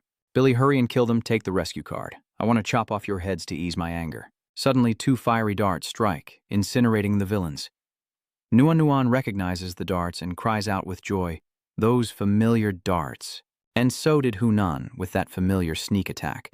Just like his 2 friends, Yuanju excitedly recognized this familiar fighting style. Just as they suspected, Jiang Kai had indeed arrived. Sorry I'm late. I was just taking care of 3 ambush squads. The atmosphere brightens with Jiang Kai's arrival, and Kai Yuanju suspiciously pinches his own cheek. Wait, it hurts. I'm not dreaming. Kai, weren't you imprisoned? Huyan agreed, asking Jiang Kai how he found them since they couldn't find him. He calmly replies that it's a long story. In Phase 3, the Horde's speed increases by 200%. Time is of the essence. I'll save Nguyen Ngu first. We can talk about me later. With a hesitant look, Yuanju told Jiang Kai that their rescue cards were still 1 short, but to his friend's astonishment, Jiang Kai rescued Nguyen Ngu, the card touching his body. Immediately, Nguyen Ngu returned to normal, gratefully exclaiming, I'm free again. Rescue card successful. You have removed the imprisoned state. The team looked at him with surprise and excitement amidst the scattered can on the ground. What? You mean you've been following the rock giant's orders this whole time? Hearing Jiang Kai's story, everyone felt proud of his courage. Only Captain Kai would dare to exploit a king-level boss. A king-level boss who doesn't even bother to look at who he's dealing with? How arrogant. Once again, visas left him regretting his weakness. If only he were strong enough to avenge their leader. Seeing Jiang Kai's difficulties, they all wanted to help him. Qiuvu avenging their team leader wasn't just his responsibility, but theirs as well. Nuan hands Jiang Kai 4 cards, saying, Right, Xiao Yu, here are the 4 draw tickets we just received. Okay, plus the 5 special draw tickets the system just issued, that's 23 in total. She looked at Nuan and added, We don't know what the rewards are for those 4 special tickets yet, so let's hold on to them for now. Just in case, Jiang Kai said, laying out his plans for the team, finding the remaining members of the red team, and forming a new battle plan. Streaks of red blood marked the path as Chen and Zia supported each other, dragging themselves forward. The red team was startled by the sudden sound of footsteps scraping against the ground. It was Jiang Kai's team. They were overjoyed to find the 2 of them, Tran and Ha. The 2 were caught off guard, and Tran Bang Huang exclaimed, Xiao Jiang, how did you know our location? Wait, did you guys get a global information card? Jiang Kai happily admits, That's right. Xia couldn't help but sigh as he looked at the youngsters. Realizing something, Chen asks, Wait, what about the mountain squad? Without concealing his regret, Jiang Kai lowered his head and replied, Brother Lu's team has been completely wiped out. A shocking revelation that left them speechless. With unwavering determination, Jiang Kai observed them both and laid out his plan. Mr. Tran, Mr. Ha, I have a plan to accelerate our path straight to the finals, but it's a risky one. Consider whether you'll join us. Chen and Zia exchanged a look, then plunged their swords into the ground with resolve. What was there to consider? The fierce battle took 3 of their brothers, and now every breath is a hard-won struggle. Courage and resolve return to these 2 men. For holy radiance, and for our fallen brothers, I will flatten any mountain of knives or sea of flames. Inspired by his unwavering resolve, Jiang Kai's group was invigorated. Suddenly, a wave of pain washes over him, and he collapses, coughing up blood, sending his comrades into a panic. They rushed to his side, as Tran felt ashamed. His body numb and trembling, he gritted his teeth, struggling to speak. This broken body would only slow you down. Luckily, no one was there to heal them. Nuan, Brother Chen, Brother Jia, don't worry. Leave your injuries to me. A cool breeze swept through the sky. Half an hour later, Jiang Kai's team, fully recovered and revitalized, stood beneath a large tree, gazing up at it with questions in their eyes. Little Jiang, what's so special about this tree? Yeah, you brought us here after healing us, but you haven't said what the plan is. As Jiang Kai recounted the story, he imagined the king-level boss. I encountered a monster squad earlier, a group of stone golem giants, one of which was king level. I used a target lock card to pinpoint its location. It's bringing its horde this way. If we follow them, we can avoid a drawn-out battle. Mr. Tran was incredulous, shocked, and anxious. What? Follow a king-level monster? Are you sure we're following it, not just throwing our lives away?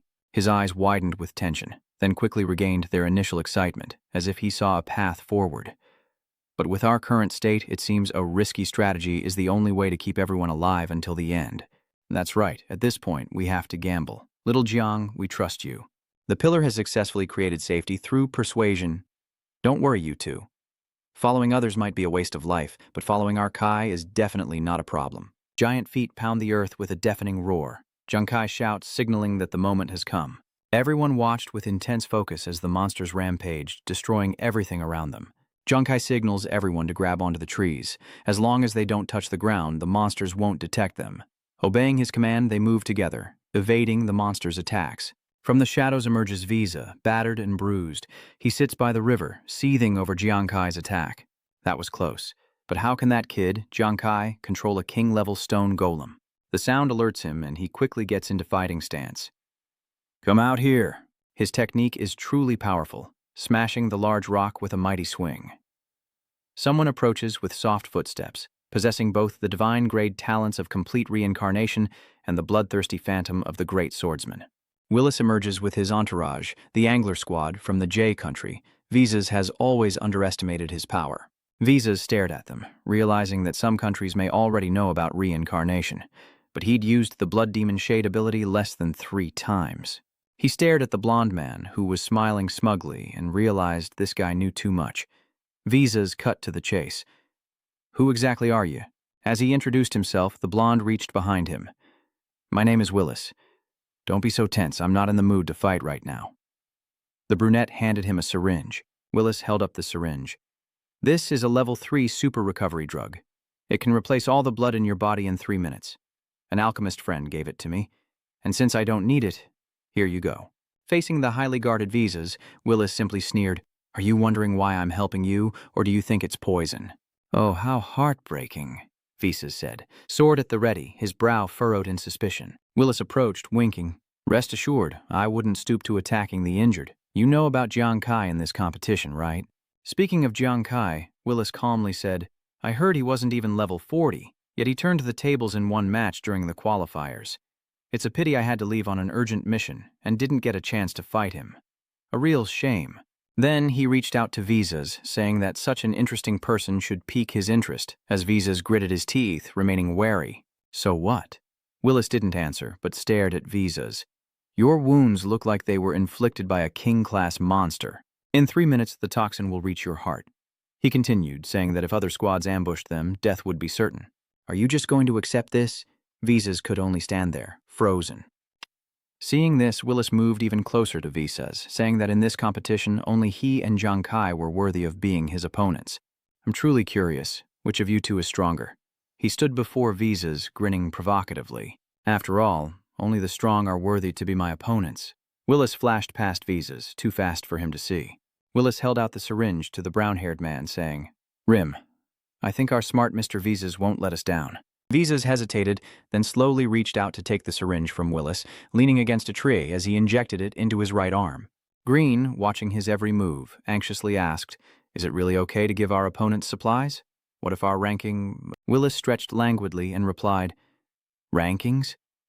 What's so great about them? If I didn't know there was a worthy opponent here, and if it weren't for those old geezers in the military pestering me, I wouldn't have bothered coming. He stares intently at Visu with a sly grin. After all, it's been a long time since I've met a worthy opponent in the land of the fallen. After all, I only promised those old geezers I'd make the top 3. The exact ranking is up to me. Green watched Willis leave, his face betraying his dissatisfaction, as Willis glanced back with a smirk, saying, Come on, I know you're upset, but you can't beat me. If you question my decision as captain again, I'll have you eliminated. Green watched Willis walk away, thinking, Arrogant madman, before returning to Jiang Kai as the giants continued to carry trees. The entire forest trembles. Standing in the trees, Zia marvels, This is too incredible.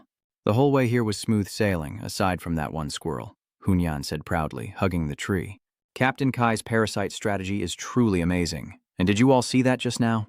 When the Sun team of the Water Country realized we were hiding in the trees before they died, the look on their faces was priceless. Mouths agape like they could swallow an egg. It was hilarious. I saw it, Yuanju added. They were planning to ambush our Holy Radiance team, but we wiped them out instead. It's so satisfying. With a glint in his eye and a hint of regret, Brother Tran said, "If I'd thought of this sooner, maybe the red team wouldn't have suffered any losses." Suddenly, the giants slowed their movements, taking gentle steps instead of stomping around. Nuanuan was a little surprised. Their speed seemed to have decreased. Were they tired?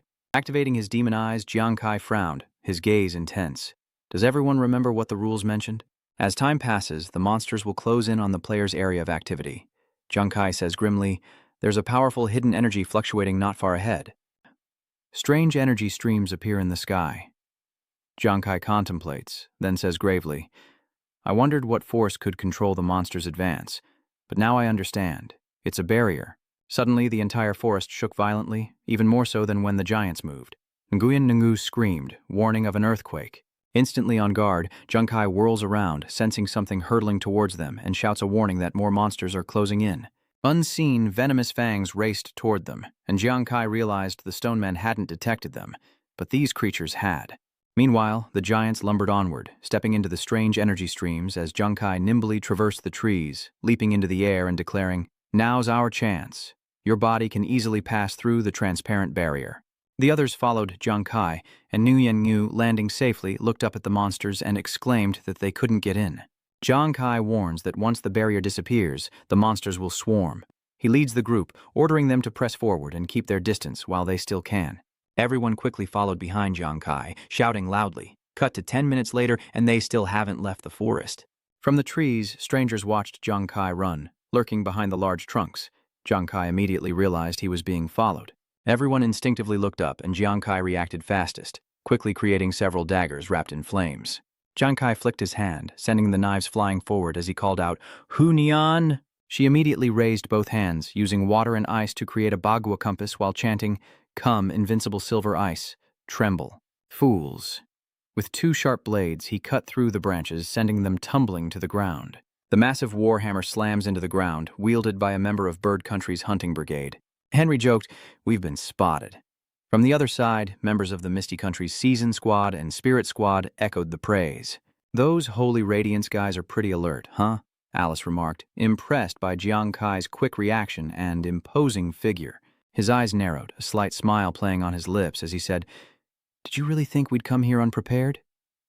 Jiang Kai recalled 3 minutes prior when Nuan, while running, opened the system panel, revealing the latest global information update. Currently, there are 25 survivors left in the competition, 11 teams, 1,400 invading monsters, 100 commander-level monsters, and king-level monsters. The activity range is 298 kilometers from the edge of the arena. The cylinder couldn't help but exclaim, "Only 11 teams left?" No one calmly replied. After all, under the pressure of the monsters, the teams are all closing in on the central area, increasing the likelihood of encounters and fierce battles. "It seems this tournament is coming to a swift end," Jiang Kai said grimly.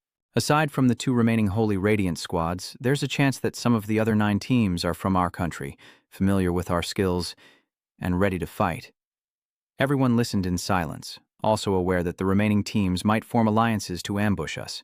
Jiang Kai, eyeing the dense forest ahead, said, "This forest is a natural hiding place. The enemy is likely lurking within. Everyone, stay alert and be ready to fight at the first sign of movement." Back in reality, the people from Nation N, the Flying Bird Squad, the Messenger Squad, and the Holy Knight Squad arrived and mocked them. "Hey, Alice, now's not the time to be crushing on guys. Let's deal with these Holy Radiance guys first. Our 3 nations still need to determine who's superior."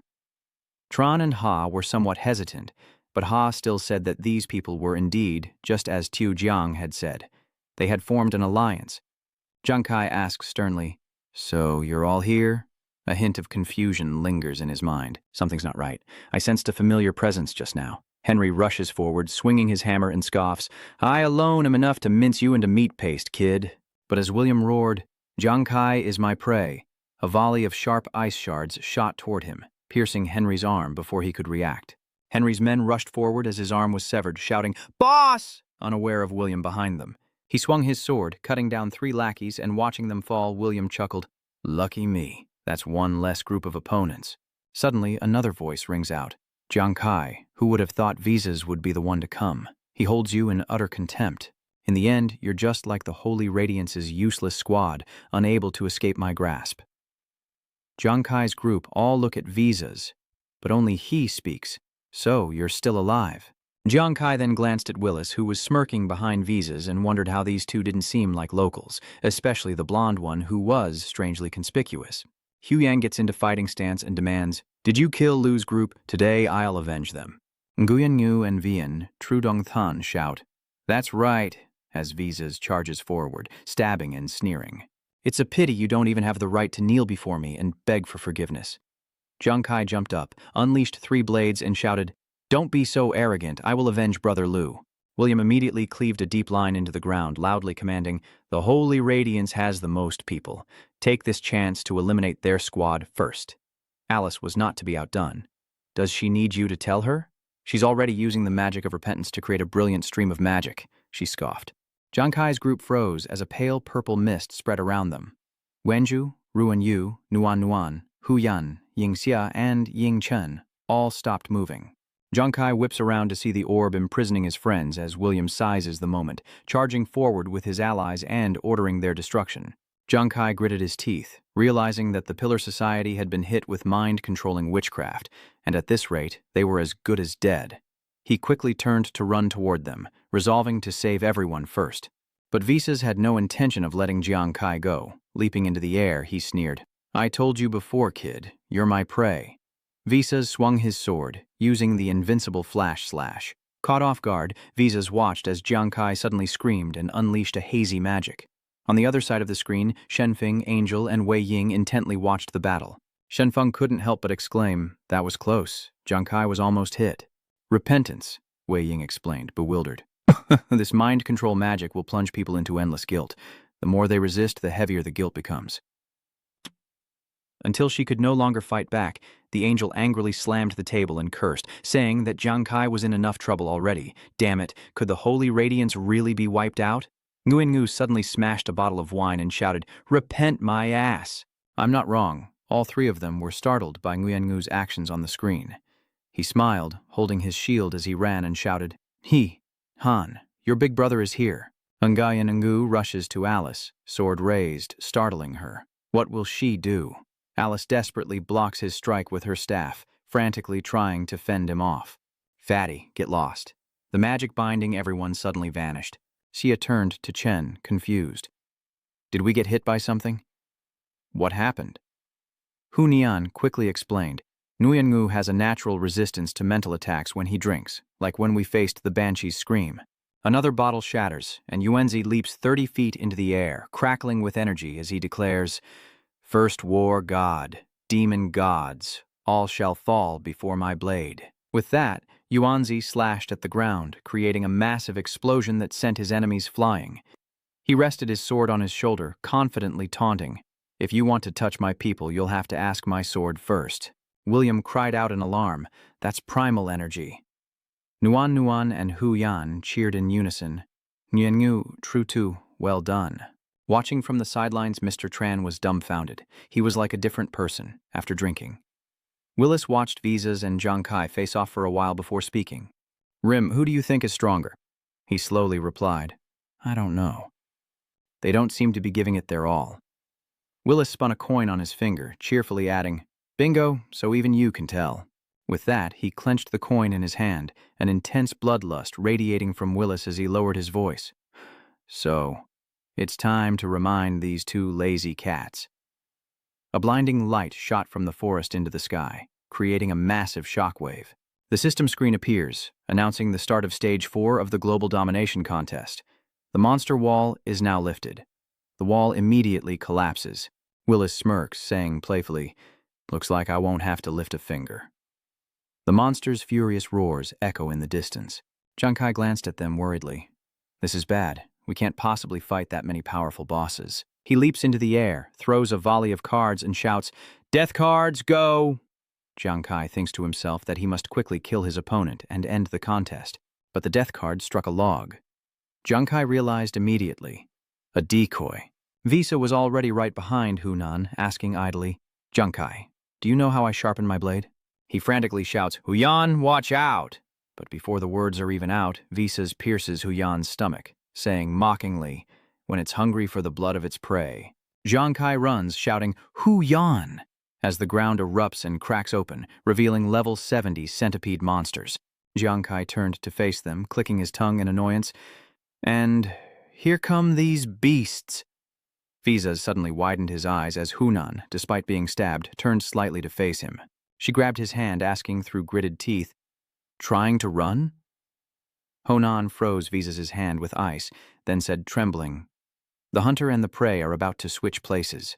Visas paled and muttered to himself, surprised by her resolve, as Hunuan roared, Nuan, Nuan, now! Obeying the order, she rushes forward, throwing poison orbs at Visas, saying, I've waited too long for this. He immediately uses blood escape to create blood-red wings on his back, then scornfully sneers. Ultimately, you're not combat professionals. You're too weak. The vials of poison shattered as they hit the ground. Visa easily shattered the ice barrier Hunuan created, catching her completely off guard, and the blade's violent removal caused Hunuan to cry out in pain.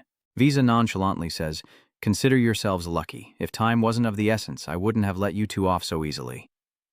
Nuan Nuan sees her fall to the ground and rushes to Huyan's side.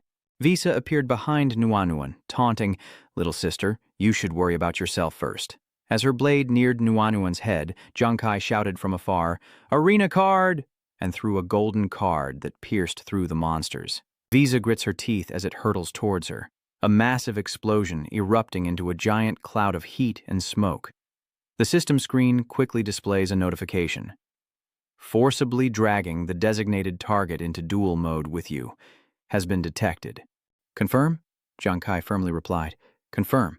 This guy is too dangerous. I have to deal with him myself. Visas was stunned when his body suddenly stopped moving. The space around Junkai seemed to freeze, while Nuan Nuan focused solely on healing Huyan. She tearfully pleads, Huyan, don't move, let me heal you. Her face is pale from blood loss and her voice trembles. Nuan Nuan, conserve your strength. Your healing powers may be our last trump card. Nuan Nuan, teary-eyed, immediately refused. No. Huyan trembled, raising her hand to touch hers in a plea. Don't cry. At least we forced that bastard to use his life-saving skill, right? Remember to help Kai, the guild leader. We have to win.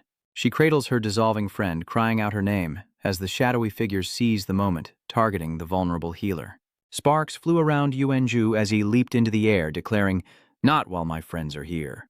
Filth like you doesn't get to touch them.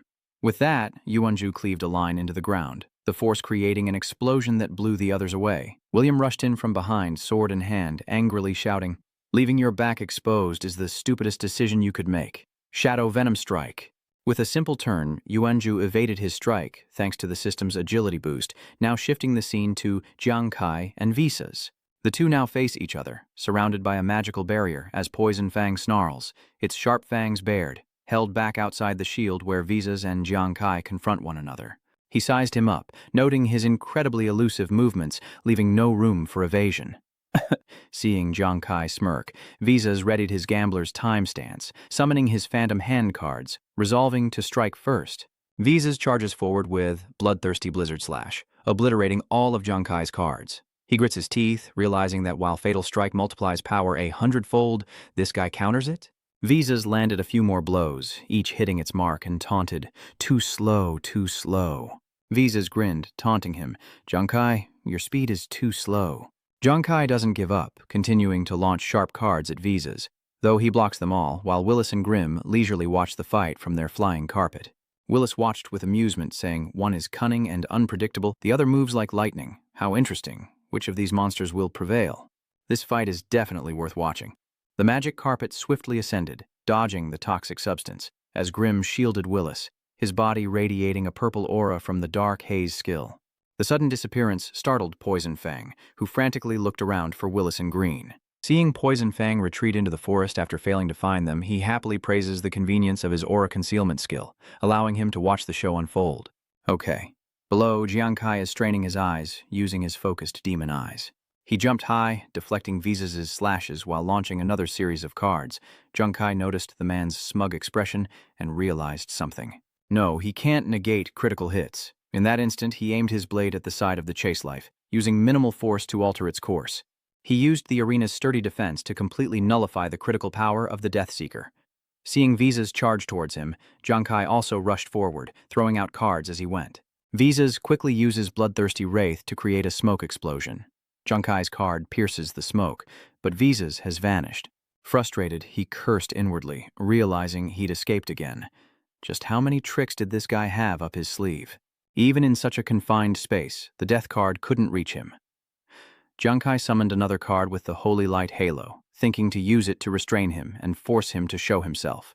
But before he could react, his eyes widened in horror as Visas appeared behind him, a crazed look on his face as his blade pierced through him. Visas exclaims with glee, a true golden guest, like a phantom. His blade sprouts a series of sharp thorns as Visas cries out for blood. He plunged the blade deeper, causing Junkai to cry out in pain, but he suddenly grabbed Visas' wrist. Junkai glared at him, a brilliant light emanating from his hand as Visas sneered, unimpressed. Your resistance is nothing more than the death throes of the weak, beneath my notice. Visas tensed, a thick, dark energy pouring from his biceps as Junkai frowned, uttering in disbelief. What? Visas sneers, a look of triumph on his face. You thought this blade's only special effect was drawing blood? To trade your life for mine is just pathetic. He lunged forward, using the blood-offering technique to stab Junkai straight through and through the chest, leaving him no time to dodge. Junkai screams out in agony, and Yuanju can't hide his worry at the sight. Kai Nguyen, Ngu was also extremely worried, and Xia was shocked to see him injured. Her pupils contracted in horror as, from afar, Nuanuan saw Jiang ensnared by countless red tentacles. She cried out in alarm, as if pinpointing Nuanuan's location through her scream. The giant monster suddenly burst from the ground, lunging to attack her. Just as it's about to strike Noan, the Tran brothers rush in, working together to take it down. Watch out! Yuanju, consumed by rage, charged forward to retaliate. You damned bastard, unforgivable. William and his cronies saw Yuanju's opening and attacked. Seeing an opportunity, Nguyen tries to help, but alas, it's to no avail. Before Nguyen could act, his sword was kicked away. Did this coward really think he could save anyone? Alice and her gang quickly joined the fray, a smug grin plastered on her face, unaware that overconfidence can be fatal. Meanwhile, things weren't looking much better for our hero. Visas uses blood sacrifice to lift him up and slam him down. This one move cost Junkai half his life. He sheathed his sword, a triumphant smirk on his face. As the dust settled, Kai was revealed, covered in blood. Jiang lay motionless on the ground, as Nuanuan watched from outside, filled with worry. Frantically, she tries to enter the barrier, but Kai remains motionless, his vision blurring, his thoughts fading. Nuanuan watches Junkai lying there, gravely injured. Is he even alive? Noan was frantic, on the verge of tears. She uses her healing ability to save him, calmly beginning the treatment. But as she tries to break through the barrier, a notification appears. Her target is currently unhealable, the message read, leaving her stunned. What? Rim and Willis, who had been observing from above, finally speak up. That light barrier seems to cut them off from the outside world. Willis, standing beside him, agreed, squinting as he assessed the situation. Left to die. It seems Visas is the stronger one after all. Willis recalls his previous meeting with Junkai, remembering his arrogant expression. If you encounter a divine being in the future, remember to kneel and go around. Willis mused, watching intently. That guy's interesting, and his mood seems pretty volatile. Willis was defeated, but for some reason, Greem seemed a little disappointed. In the military classroom, Angel and two others observed the battle, with Wei Ying speaking first. Even so, Jiang is not even level 30. And he just fought a top-tier combat expert whose strength is far beyond level 60. He really did his best. The angel next to him nodded in agreement. Indeed, Tiancheng said with a frown, a wary look in his eyes as he warned everyone. Also, everyone, remember this name, Visas. One day, he will become the greatest threat to the Holy Radiance. Seeing him unable to fight, Visas doesn't let up, landing several more blows, causing Jiang to cry out in pain. He paused to observe, finding it strange that Jiang was truly unable to fight. The man isn't resisting at all. Has he accepted his fate? He trembled, gritting his teeth and groaning softly. This should be enough, right? Jiang smiled as a glowing gold card appeared in his hand. Jiang Kai clutches the gold card, his eyes full of anticipation. Finally, the card opens a golden space, and his body is reconstructed within the center of a giant golden clock. The electronic display flickers, showing you're near death, the hidden effect of the Wheel of Destiny card. Activating the Wheel of Destiny. Will you move? He takes on a cloud-like form as Jiang Kai speaks with unwavering resolve. Move for me. The clock hands slowly begin to turn. Following the flock, it moves faster and faster. The minute and second hands spin like the wind. The clock stops. Both the minute and second hands still. The Wheel of Fate has turned completely, and a stat screen flickers into view. He receives the Primal Force Attack talent, lasting 60 seconds. Activate Double Talent, Double Primal Force, lasting 60 seconds. The penalty. Choose one talent that will be ineffective for 10 minutes. Activate Double Talent. Choose 2 talents that will be ineffective for 10 minutes. Another interface appears, displaying Super Multiplier, Super Critical, Enhanced Agility, and Sky Passage. Choose which to nullify. Jiang Kai doesn't hesitate, quickly choosing Super Multiplier and Enhanced Agility. Jiang Kai analyzed carefully.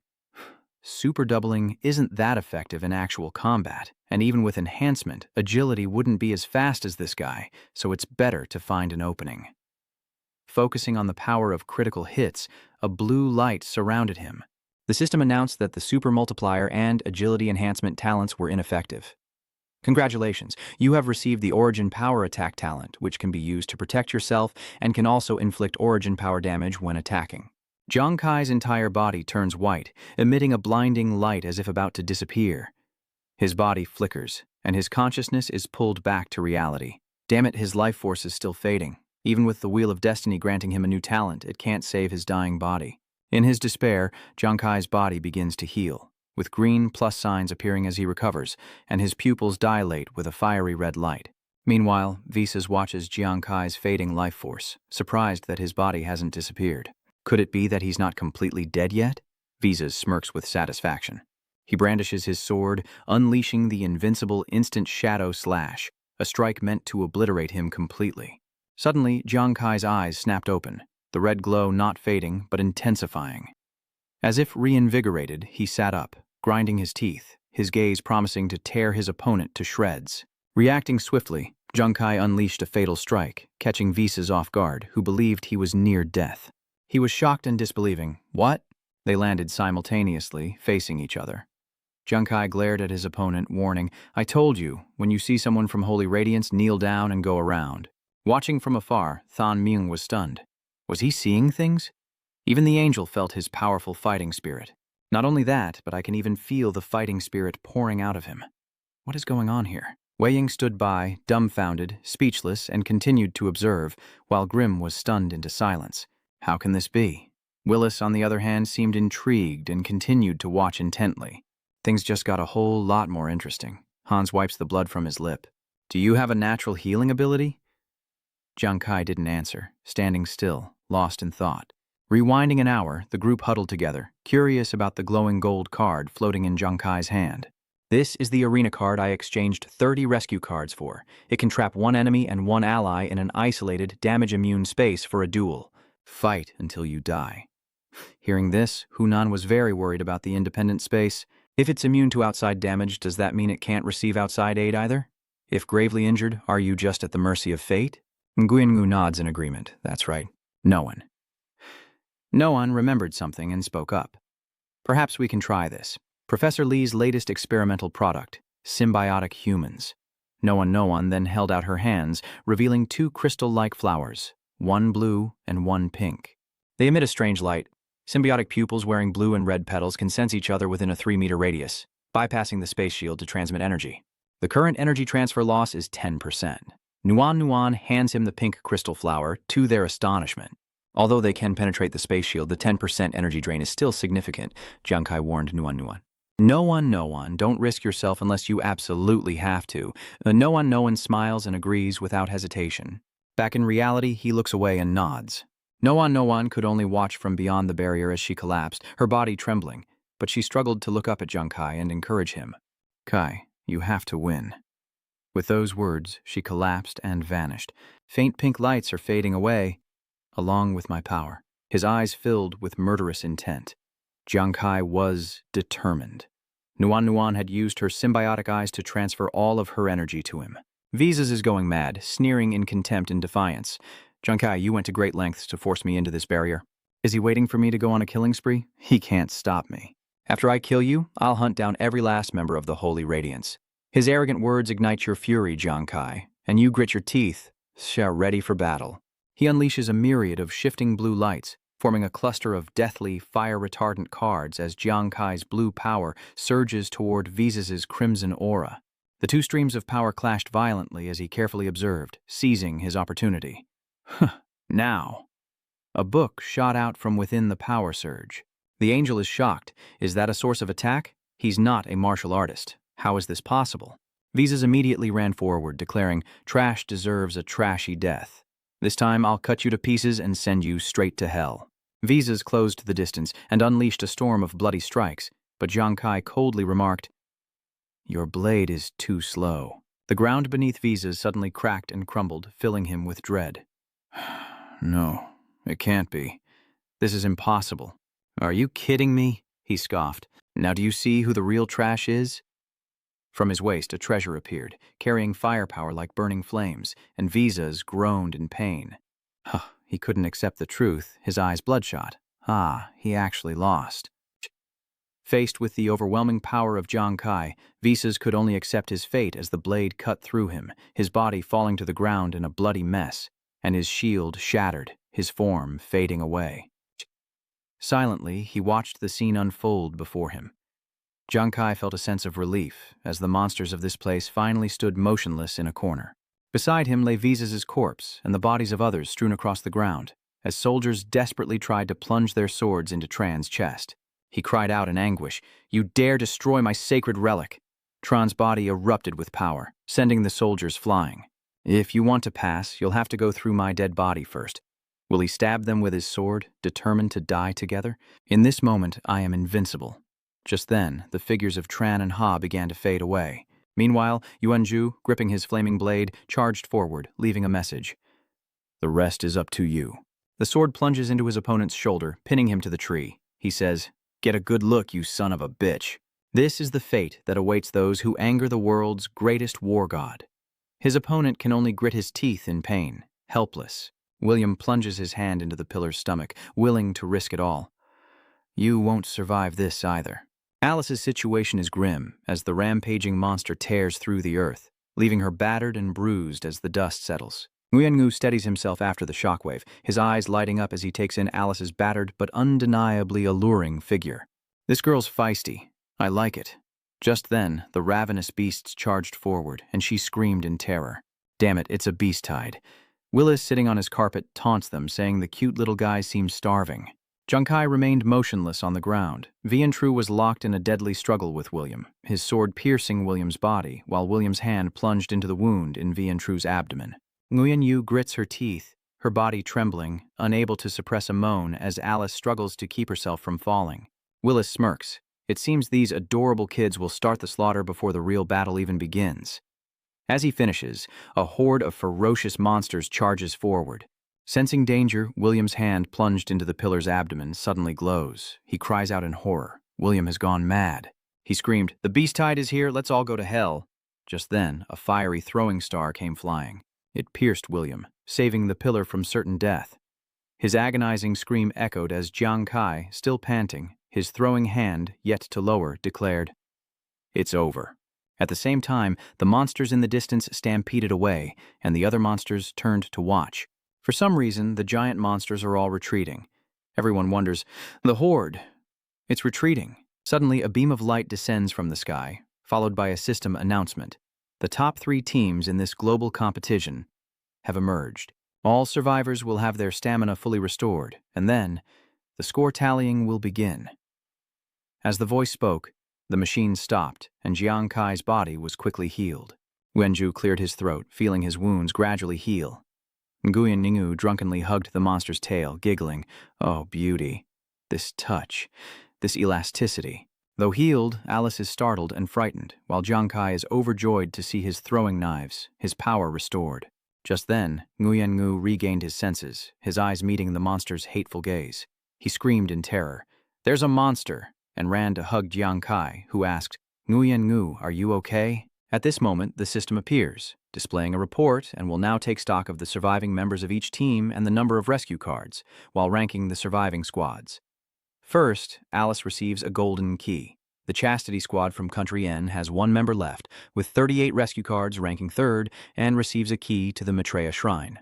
Next, Willis receives his reward. Team Angler from Country J, with 2 members and 98 rescue cards, ranks second and receives 2 keys to the Maitreya Sanctuary. Willis expresses his disappointment at only getting second place. He holds up the key and says to Greem with a pained tone, "I worked so hard, but I still lost. It hurts so much," but receives no comfort. And finally, Jiang Kai's team. With 108 rescue tags and all 3 members, the Sacred Radiance Fire God Squad takes the top spot, earning 3 keys to the Maitreya Sanctuary. Wenju was still stunned as Jiang Kai accepted the keys and joked happily. "Why are you still standing there?" He smiled, confirming, "Holy Radiance has won." At that moment, Vian Tru and Nguyen Ngu snapped out of it, ecstatically embracing Jiang Kai and cheering. "We won. I knew it." The screen captured the joyous atmosphere in the meeting room. Shenfeng, still in disbelief, stammered, "Am I dreaming?" Our wine god. The wine god won first place globally. Everyone in the hall jumped for joy, and Wei Ying looked at the screen, praising without reservation. "Fire god, well done." Tianxian turned solemnly, ready to make an announcement. "Everyone, listen to me." With a fist clenched to his chest, Tianxian declared that Saint Laurent's victory was owed to every hero who risked their lives on the battlefield. This was the spirit of Saint Laurent's army. The archangel placed his hand over his heart, his voice now even more solemn with pride. "From this day forward, the name of Holy Radiance will resound throughout the world." General Eagle, Divine Wind Commander, and the others, all overcome with emotion, proudly placed their hands on their chests in unison. Yes, the system reveals that the rewards for this mission are very generous. Massive rewards begin to appear, one after another, as the global tournament arena will temporarily close in 10 minutes.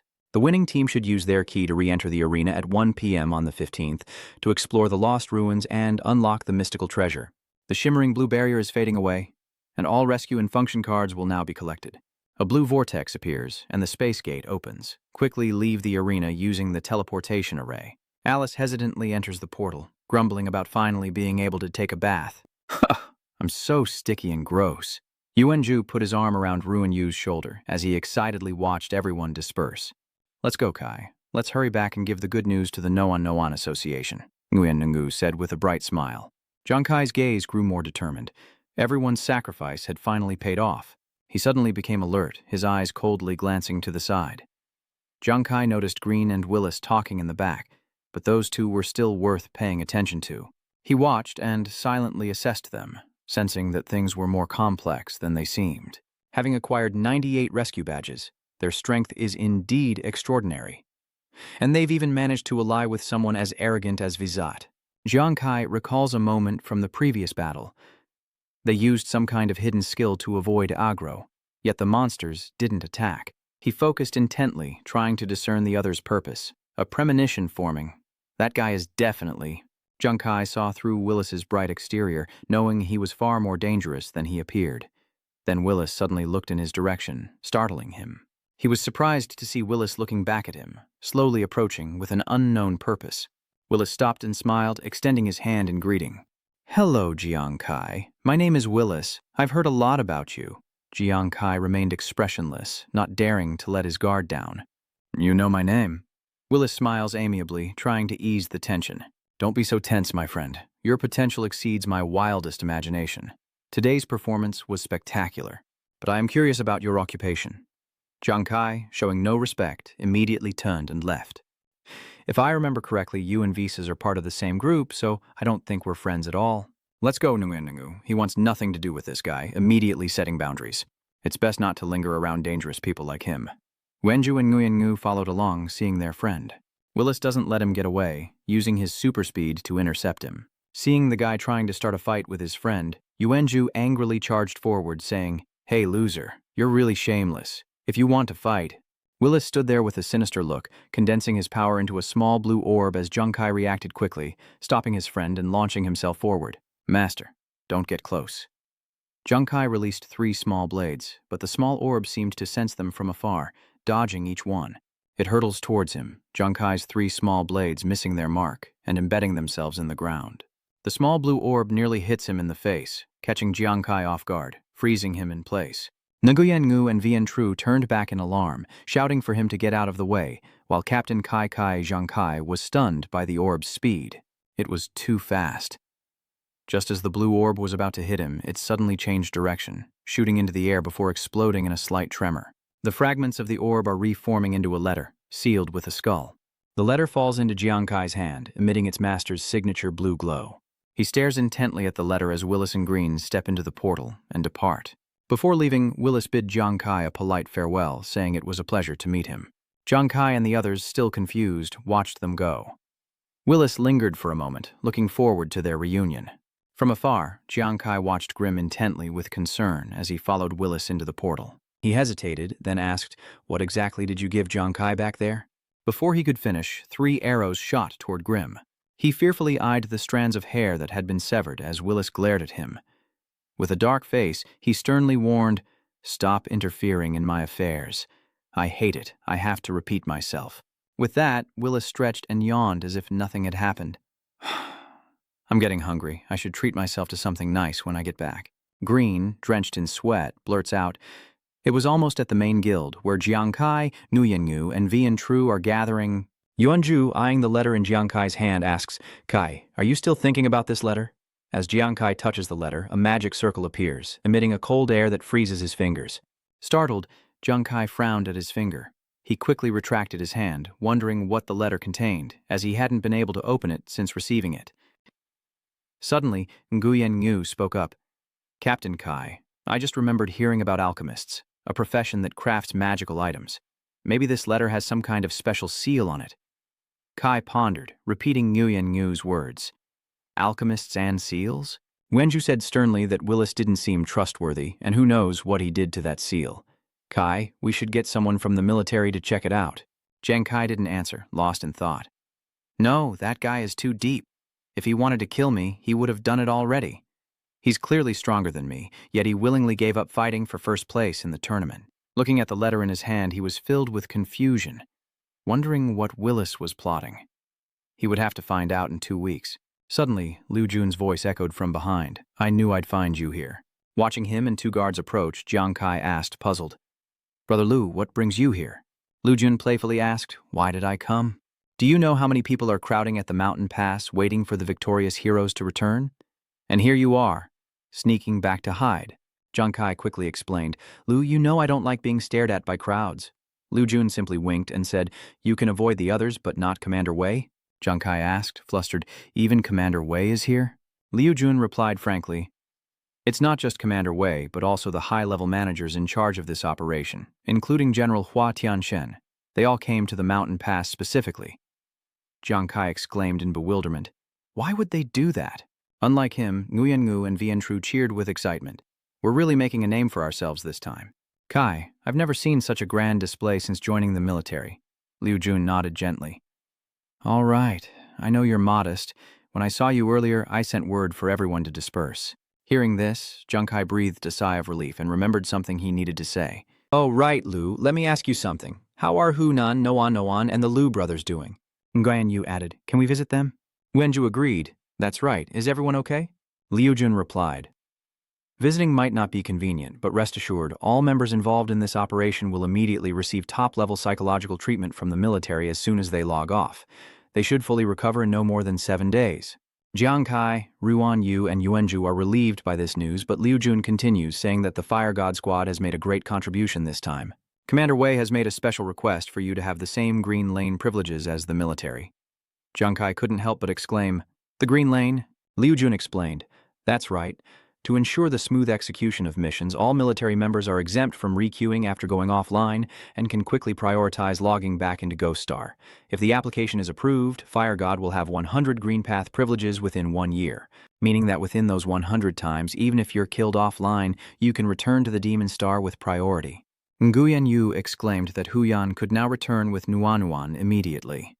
Yuanju put his arm around Jiang Kai's shoulder and said, "Kai, our Fire God Squad will soon be reunited." Liu Jun spoke up again. "Oh right, Jiang Kai, there's one more thing I thought I should tell you." Liu Jun looked at Jiang Kai with a firm gaze as he spoke about the Xuanwu Association, his expression tightening as he asked sternly, "What? Have those royal bastards been harassing my brother and brother Z again lately?" Liu Jun quickly explained, "Don't worry. Since you dethroned the royals in the guild challenge, they've backed off a lot." He recalled Huang Wei huddled up and muttering about killing everyone. "I heard that after you killed Huang Wei last time, he's been insane ever since." Then Liu Tuan recalled Huang Da cowering and screaming, "No, don't come here. I don't want to log in," adding that Huang Da was still trapped in the nightmare of being abused and killed by him and would break down madly at the mention of his name. Then Liu Jun mentioned that when Huang Tong heard that he had won the championship, he immediately flew into a rage, coughed up blood, and fainted on the spot. Seeing him like that, the soldiers cried out. Chairman Liu Jun continued, saying that in order not to affect the operation of the entire guild, the Xuanwu Guild has appointed new personnel, and Huang Tong's position as chairman will be taken over by a new person. He introduced each person in turn, each person in. Her name is Ha Thi Thi, a formidable woman, young but decisive, with powerful methods and 4 capable generals known as the Four Seasons Flowers backing her up, untouchable by admirers. Liu Tuan then earnestly advised, "Be careful of this Ha Thi Thi." Hearing this, Jiang Bai was confused. Was Liu Jun warning him? He stepped forward, patting him encouragingly, saying that Ha Thi Thi was a distant relative of royalty and might be biased against him, but he hoped his worries were unfounded. Wenju smiles confidently, saying that no matter if she's a Hoang or a Ha, she'll have to get through him first to get to Nat Kai. Nguyen adds, "Me too." Jiang Bai turned to them, resolute, "Hey, you two, I'm still the captain of Fire God. The ones having nightmares are the ones causing trouble." The scene shifts to 3 days after the meeting with Liu Jun, where Jiang Bai's group is fighting monsters. Elite level 45 vampire water buffalo and general level 65 vampire water buffalo. A horde of water oxen bursts from the ground, ferociously charging forward as Nguyen Ngu, shield in hand, runs to meet them, spouting nonsense. "Oh, babies, your skin is so soft. Let me, Nguyen Ngu Vuong, bathe with you in a pool of love." A bolt of lightning flashed, swiftly cutting through the massive water buffalo. The one who unleashed that lightning is none other than Jiang Kai, his body crackling with electricity, and as the water bowls fall, the system screen appears.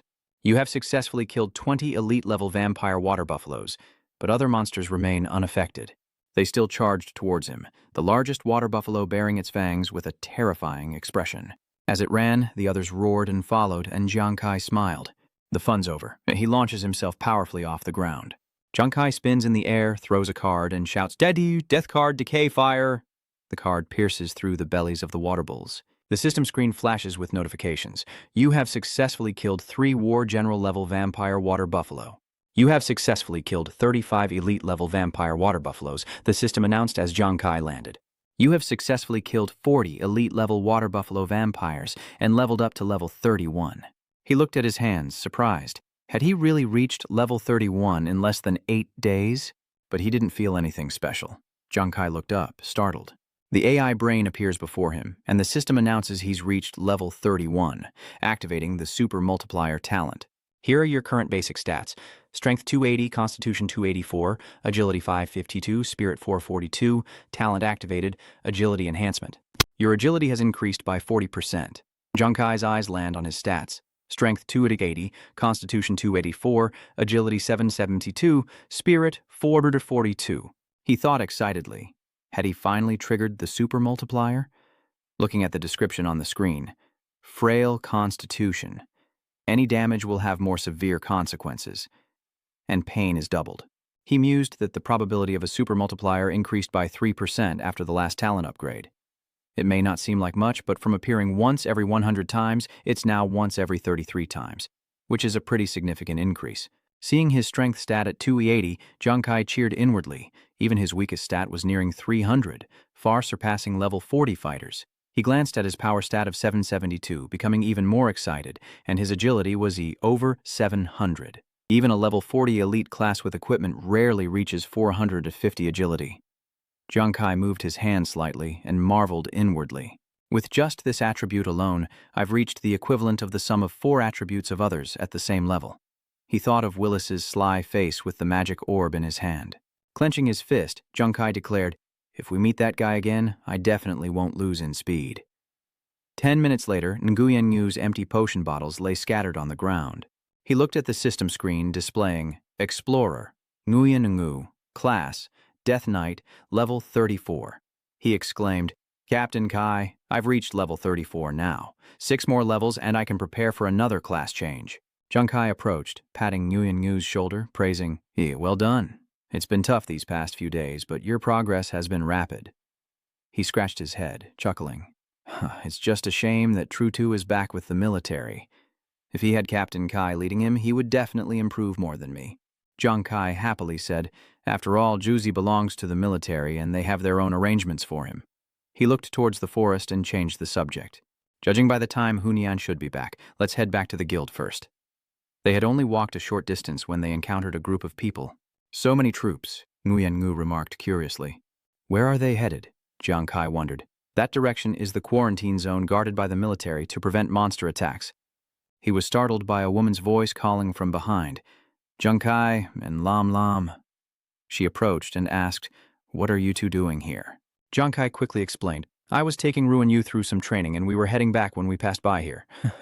He looked at the armed group and asked, Why has the military suddenly deployed so many people to the quarantine zone? Has something important happened? Lam Lam explained that in 2 months the military and major guilds would hunt a map boss near Zulu Ridge. Jung Kai and Nguyen Ngu exclaimed in unison, Hunt map bosses? Lam Lam solemnly explained, Map bosses don't just crush king-level bosses in terms of rank. The most terrifying thing is that each time they launch an attack, they trigger a monster tide, attracting countless monsters to violently attack the quarantine zone. Jung Kai hesitantly repeats, Countless monsters? A sense of dread washes over him. The Yongdong Island merman boss was only king level, yet it nearly annihilated an army of 200,000. Lam Lam glanced at her watch and added, That's right, and the stronger the boss, the larger the beast tide. According to government data, the scale of the recent monster wave has reached millions. Jung Kai and Ruan Yu exclaimed once again, Wouldn't that be extremely dangerous? Lam Nam explained sternly, To open new territories and secure resources, the quarantine zone cannot fall. Therefore, we plan to mobilize at least 5 million troops to fight this beast tide. Even if it's dangerous, they have to fight. Jung Kai could only remain silent. Cut to the psychological treatment center, where Huyan spots Jung Kai and Ruan Yu, exclaiming that they've finally returned. She rushes over to embrace them, still cheering. I missed you both terribly. Jung Kai held Huyan's shoulders, asking with concern. It's so stifling in this psychological treatment center, she complained. Of course. Actually, Nuan and I have been fine for a while, but the military said we need to be observed for a few more days. If it weren't for rewatching the global tournament videos to pass the time, we would have died of boredom. Hunian suddenly said sternly, Speaking of which, Captain Kai, you were so cool when you took down Visa, you helped me vent some anger. But Jung Kai humbly replied, My victory over Visa was thanks to you and Nuan. I'm glad you're both safe now. Suddenly, Iang Kai's inbox shows 36 unread messages. He opens them to find their guild applications. As Jung Kai read through the letters, Ruan Yu exclaimed with delight, surprised that so many people wanted to join their guild. Jung Kai frowned as he read, but still replied, Ever since winning the guild challenge, there's been a steady stream of applicants, but none seemed quite right. Until now. Jung Kai hesitated. This person, looking at the information before him. Explorer of Aesthetics, Class, Level 32 Ascetic. Jiang Kai hesitated. He's an ascetic. I remember the pharmacy owner who sold the Verdant Water Ghost formula mentioned that the one who discovered it was an ascetic.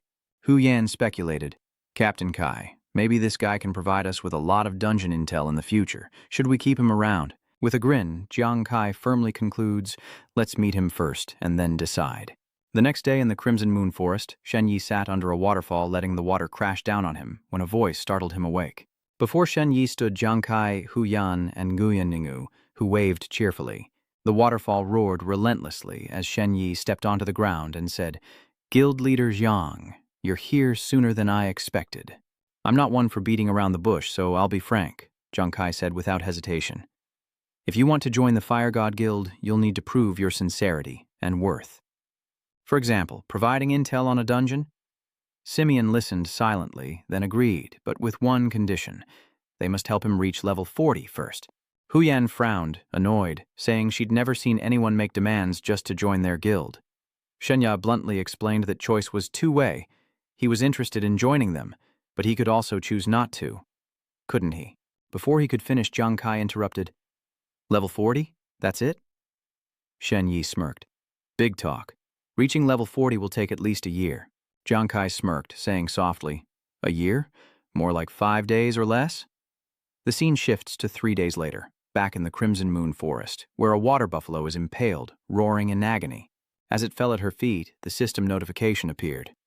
Congratulations, you have reached level 40. Barely containing his excitement, he shouts, Level 40! I've reached level 40!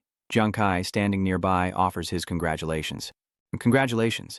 Once you find the job change materials, you can change jobs again. Shen Yi excitedly replies, Oh my god, it's unbelievable. You've leveled up 8 times in just 3 days. The experience I gained in these 3 days is more than a year of hard training. Hunian ran over, feigning reproach. Now you know how powerful he is, right? Let's see if you dare underestimate Captain Kai again. Nguyen Ngu added, I'm not exaggerating. Our Captain Kai is amazing. Shen Yi said to Jiang Kai with utmost sincerity. Guild leader, I am truly impressed. I agree to hand over the intelligence I have to the guild. Jiang Kai raised his eyebrows, surprised. Shen Yao slowly recounted. Do you remember when you found me? I was training in front of a waterfall, wasn't I? Actually, behind that waterfall is a cave, and every 6 days, a mysterious orb appears. Hearing this, Jiang Kai exclaimed in surprise. A mystical orb. Hu Nian and Ruan Yu were also speechless with surprise. Shen Yi continued, That's right, but the orb is extremely fast, appearing for only about 10 seconds before disappearing. I tried to grab it once, but was blasted away. Intrigued, Jiang Kai asked when the mysterious orb had last appeared, and Shen Yi rubbed her chin, calculating. 5 days ago. So it should appear again tomorrow. Hui Yan turned to Jiang Kai. Captain Kai, it doesn't sound like anything we know. Arms crossed, he pondered. I have a feeling this might be a clue to some kind of serendipity. Finally, Jiang Kai decided to take a look himself, now that they'd found it. The others agreed, and they headed toward the waterfall where the stream continued to flow. The 4 entered the cave, and Shen Yi explained, I used to live here, so nothing's been touched. I guess no one's been here yet. This cave is much bigger than I imagined, Hu Nian said, looking up at Chen Heng in admiration. How did you find this place in the first place? Shen Yi rubbed his head, recounting embarrassedly, I just came up here to see if it was suitable for cultivation, but I ran into that light orb and the shattered rocks almost knocked me unconscious. After waking up, I began cultivating and healing in the waterfall, and I never dared provoke the light orb again. Luckily, it wasn't interested in me, so I was safe and sound. As he spoke, Jiang Kai approached the stone wall. He touched the crack, calculating in his mind. The rock here was extremely hard, but to be smashed like this by that light orb, its danger was clear. Jiang Kai suddenly glanced to the side, seeing the blinding light orb near the cave entrance, and shouted, It's coming! Jiang Kai quickly throws 3 fire-covered knives, shouting, Catch it! The light orb flies erratically around the cave. Jiang Kai watches it, exclaiming how fast it is, even true men can't touch its tail. The light orb hurtles toward Hon Han. Seeing this, he shouted a warning as she raised her Bagua compass and commanded the invincible ice barrier technique, but the orb passed right by her, startling her. What? That light orb actually crashed into the cave, causing rocks to fall. Jiang Kai throws a knife and yells at Hunan to duck, and she immediately complies. The knife strikes the boulder, shattering it as Jiang Kai gives chase, ordering them to intercept the light orb. Shenya and Ruan Yu acknowledged the order, but the glowing orb shot backward before they could react. It ricocheted, striking Nguyen Ngu in the back and throwing him off balance, causing a panicked Shen Yi to slam on the brakes. Throw out 3 knives after I say, it's gambling time. One of the 3 knives pierces the heart of the orb and everyone cheers. It hit! The knife sinks deeper and deeper into the sphere. Jiang Kai cried out in alarm. It devoured my fatal blow. The orb changed course, slamming into the cave ceiling, causing rocks and debris to rain down. A large boulder hurtling towards a bewildered Jiang Kai. But luckily, Nguyen Ngu blocked it with his shield, shattering the rock, while Shen Yi used her spear to destroy the larger stones. Hu Yan created ice to shatter the surrounding rocks, and the 3 stood together to protect Jiang Kai, while Tongqing told them to help block it. The light sphere hurtles forward once more as Jiang Kai throws a card, declaring, Death card, time, stop. He thought to himself, let's see if you can swallow this. The card hit the light orb, but it was absorbed inside. Jiang Kai cried out in frustration. What? It devoured even the death card? Seeing it fly out of the cave, he yelled, This is bad, it's trying to escape. Jiang Kai quickly gave chase, shouting, Death card, get back here! His teammates called out to him in concern as he gritted his teeth, thinking, "What the hell is this thing?" The orb suddenly stops, emitting a burst of green energy, and as it expands, Jiang Kai realizes he can sense the death card's presence. Catching a glimpse of the card, he knew it was still within reach. Seizing the moment, Jiang Kai lunged forward, hand outstretched to grab it. Just as his fingers were about to touch the orb, it erupted with light, and a system notification appeared. The divine realm had been accidentally blocked, transforming it into a hidden secret realm. A hidden dungeon, blocked by a master swindler, changed the exclusive divine weapon reward to a gambler's exclusive divine weapon, and Jiang Kai fell to a place called the Light God Realm. His eyes flutter open, and he awakens. Gazing at the misty landscape, Jiang Kai wonders, "Where am I? A divine realm? What is this?" The hidden realm the voice mentioned seems different from any he's encountered before. His eyes widened in surprise. Wait a minute. He recognized the death card on the ground, and in the distance, Hunyan, Nguyen Ngu, and Shen Yi were running towards him. They were all here. The system screen appears once more. Congratulations, you have entered the hidden realm, the Light God domain. In 3 minutes, the demon army will attack the Light Dominion. You and your teammates must protect the Light Decree for 300 seconds. Upon completion, the team will receive a secret realm treasure and an additional weapon based on each member's contribution. Within this realm, items of S-rank quality or higher that exceed your current profession cannot be used. Jiang Kai turned his head in surprise, a hint of bewilderment on his face, as Nguyen Ngu and the group slowly approached. He wondered if the light sphere contained a secret realm, but Jiang Kai paid no mind. He tries to recall the card, but the death card cannot be recalled. It seems divine weapons can't be used in this secret realm. Suddenly, Hunian looked up, hesitating. What's that? A radiant angelic insignia appears before them. Jiang Kai wonders if this is the Light God's order. Bai Tianggui examines the card, recalling something about the gambler's exclusive weapon. Could this be it? The second God card. The Light God card. Jiang Kai couldn't help but grin with satisfaction. Suddenly, Hu Yan cried out in alarm, "Captain Kai, the ground is shaking." Without a word, Jiang Kai activated his mystic eyes, scanning the area for any anomalies. Jiang Kai spotted a demonic legion and warned everyone of the approaching horde. Shen Yi, tense, asked, "Guild leader, should we try to stop them?"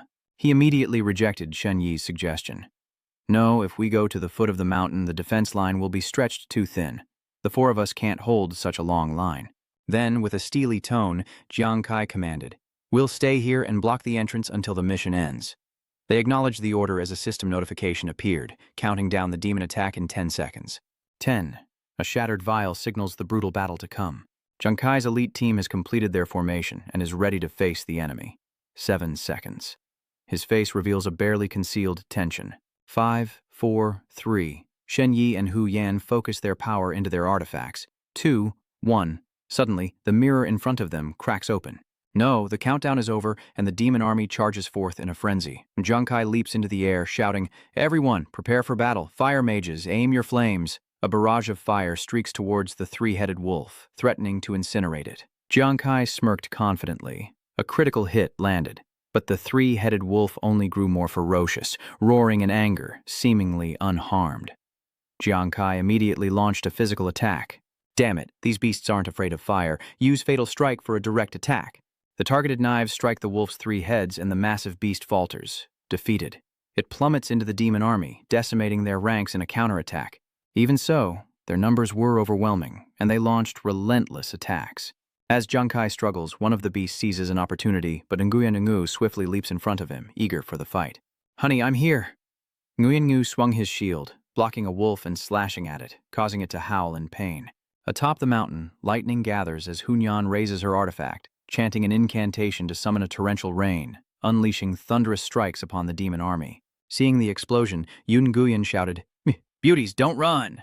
Jiang Kai, sensing danger, yelled, "Stop him!" Shen Yi rushes forward to grab his wrist, reminding him, "Brother Nguyen, calm down."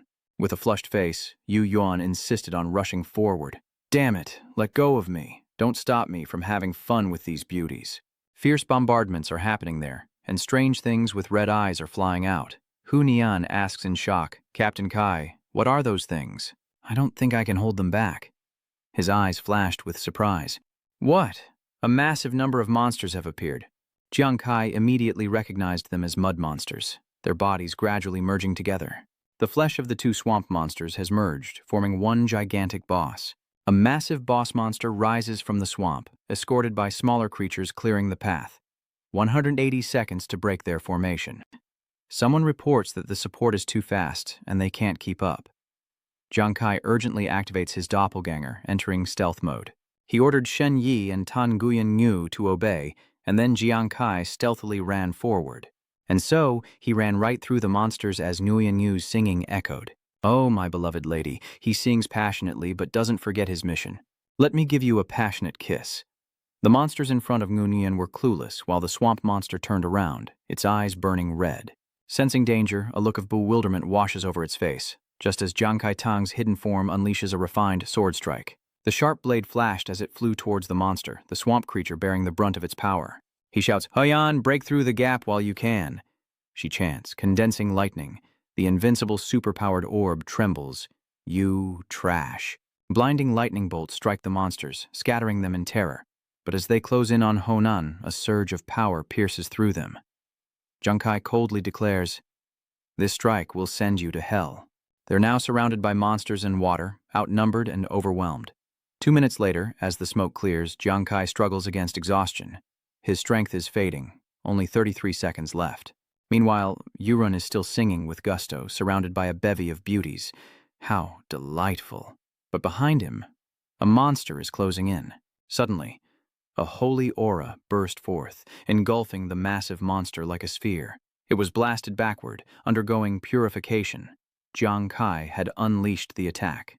The monster exploded in the radiant power, and a notification appeared. 10-second countdown. 10. He waited for each second to pass. 9, 8, Nguyen collapsed to the ground. At 7 seconds, Huyan remained vigilant. At 6 seconds, the monsters stampeded forward toward the three of them. Counting down to the 5th second, Jiang Kai was tense, almost cursing. Damn it, just a little more. Suddenly, the situation shifts, leaving him stunned as Jiang Kai, fully charged, raises his blade, unbreakable. Demonic weapons clashed, sending sparks and debris flying amidst the spreading tremors. Shen Yi's technique landed, shattering the earth.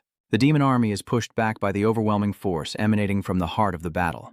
And Jiang Kai, realizing his intent, calls out in worry. Shen Yi was terrified as she quickly realized the technique was a talent, the indestructible diamond body of an ascetic. Once activated, it could strengthen the body for defense, immune to all physical and mental damage, but at the same time, the user could not act. The immunity only lasts for 3 seconds. This isn't good. Shen Yi can't hold on any longer. Shen Yi struggles to endure the backlash from the technique, and Jiang Kai knows this is his chance to strike the final blow. The light tore through the demon ranks, blasting away hordes of monsters in a blinding flash. Just then, the countdown timer turned red and hit 0, and a token materialized in midair, radiating a light that seemed to engulf all of space. Jiang Kai's eyes lit up, his excitement palpable. It was the light god's command. Its light touched the peak of the mountain, unleashing a halo that spread throughout the space.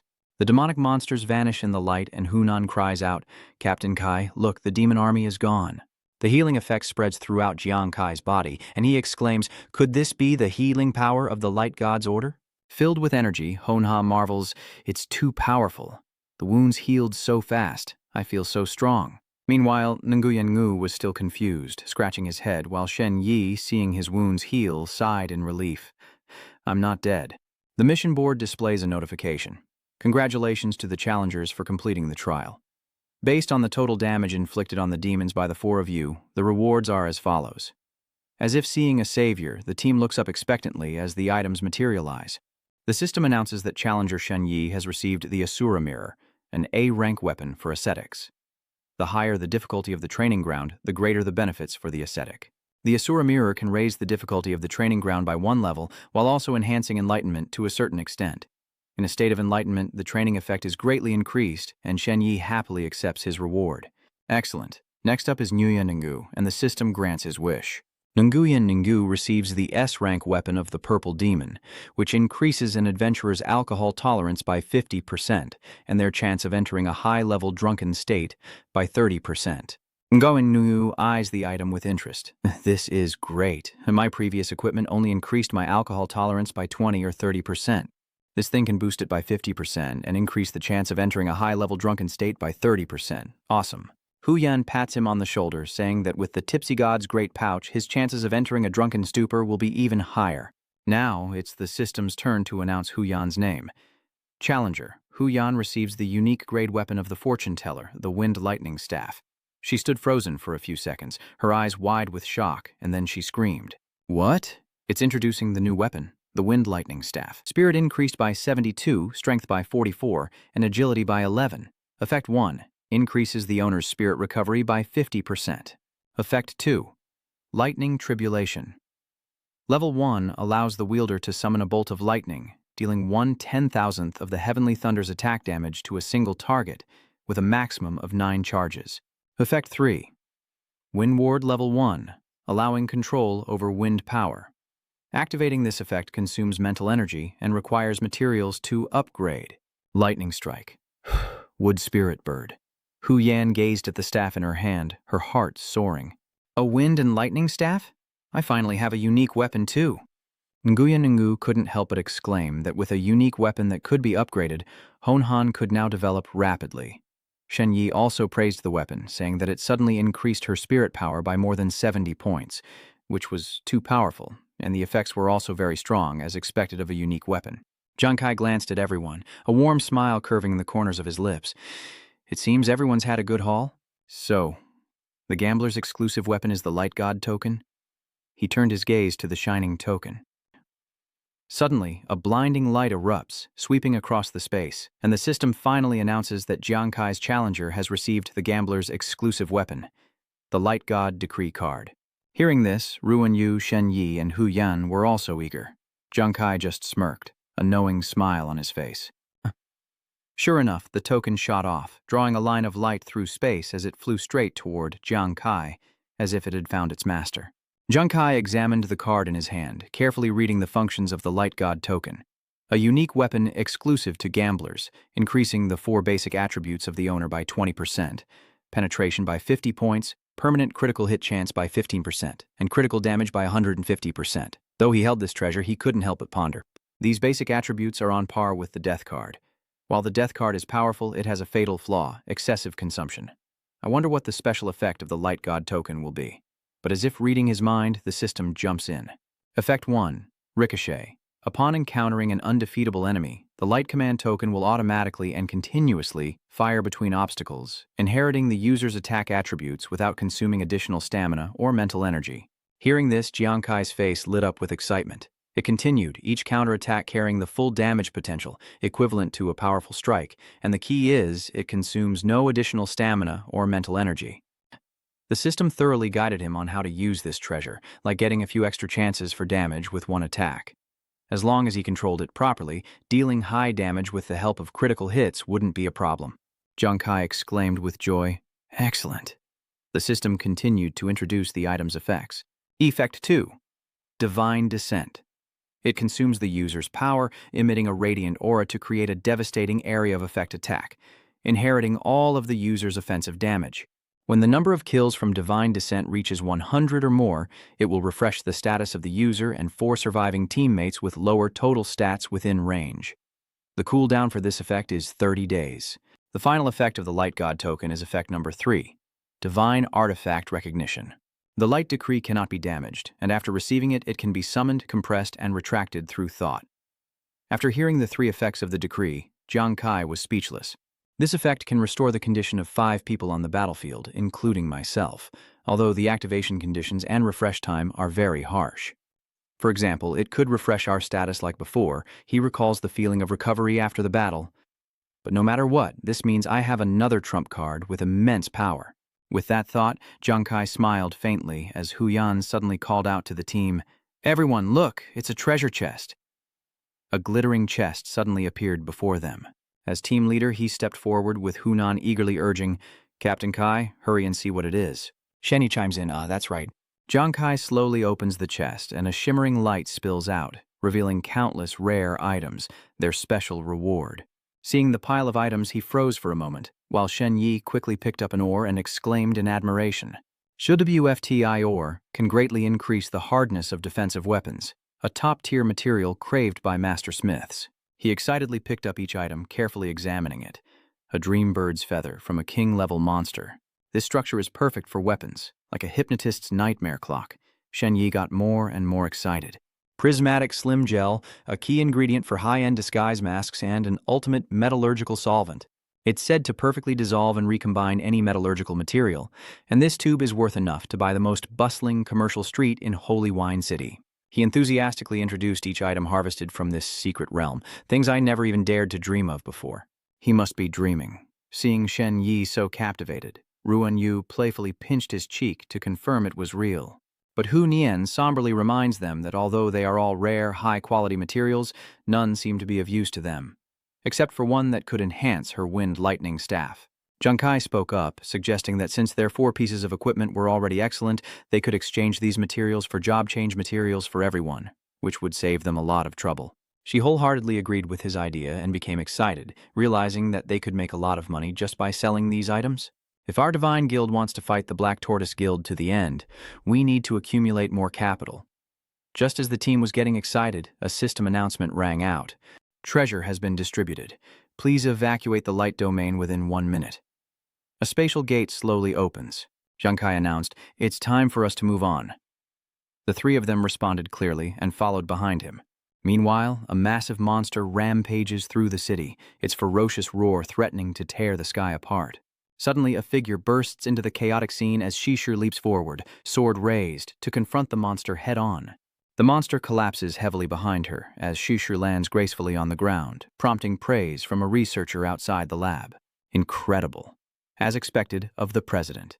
Her speed broke her previous record, and her strike was like a head-on collision with a 250 km/h train. The sound of heels approached, and a sweet voice spoke. President Shishu remained silent, glancing back to see who it was. As Chunsheng entered, Shishu asked, "How did things go?" She replied with dissatisfied contemplation. "According to plan, Jiang Fang should have been transferred to City L, where mythical beasts are active, but our request was rejected." "Is it Wei Ying?" Chunsheng nodded slightly in confirmation. "That's right. After all, Jiang Fang has a fixed team at the War God Temple in Jiangzhong City. Since Wei Ying doesn't agree, we can't touch him for now." Thishu smirked, crossing her arms confidently as she said, "Just as I predicted, Jiang Fang is with the Black Tortoise Guild. If he dares protect Zhang Kai's family, he must have someone backing him." She paused, then asked hesitantly, "President, should we proceed?" Zi Dingxiang's eyes lit up mysteriously, and she replied softly, "Not so fast. If we want to deal with Zhang Kai, there's a better opportunity now." 2 days later, Zhang Kai's team returned to the villa after the battle, and a weary Hunyan stretched, sighing. "I'm so tired these past few days, I've really missed my bed." Nguyen Nungu only thought of food, saying she was so hungry she could eat a cow. Before letting them rest, Zhang Kai relayed a message. "I know you're both tired, but in 2 days we'll return to the land of Maitreya to search for treasure, so rest well." They cheered with joy. "Awesome, Captain Kai, forever." Suddenly, the system flashed a message. Hunan stopped, curious.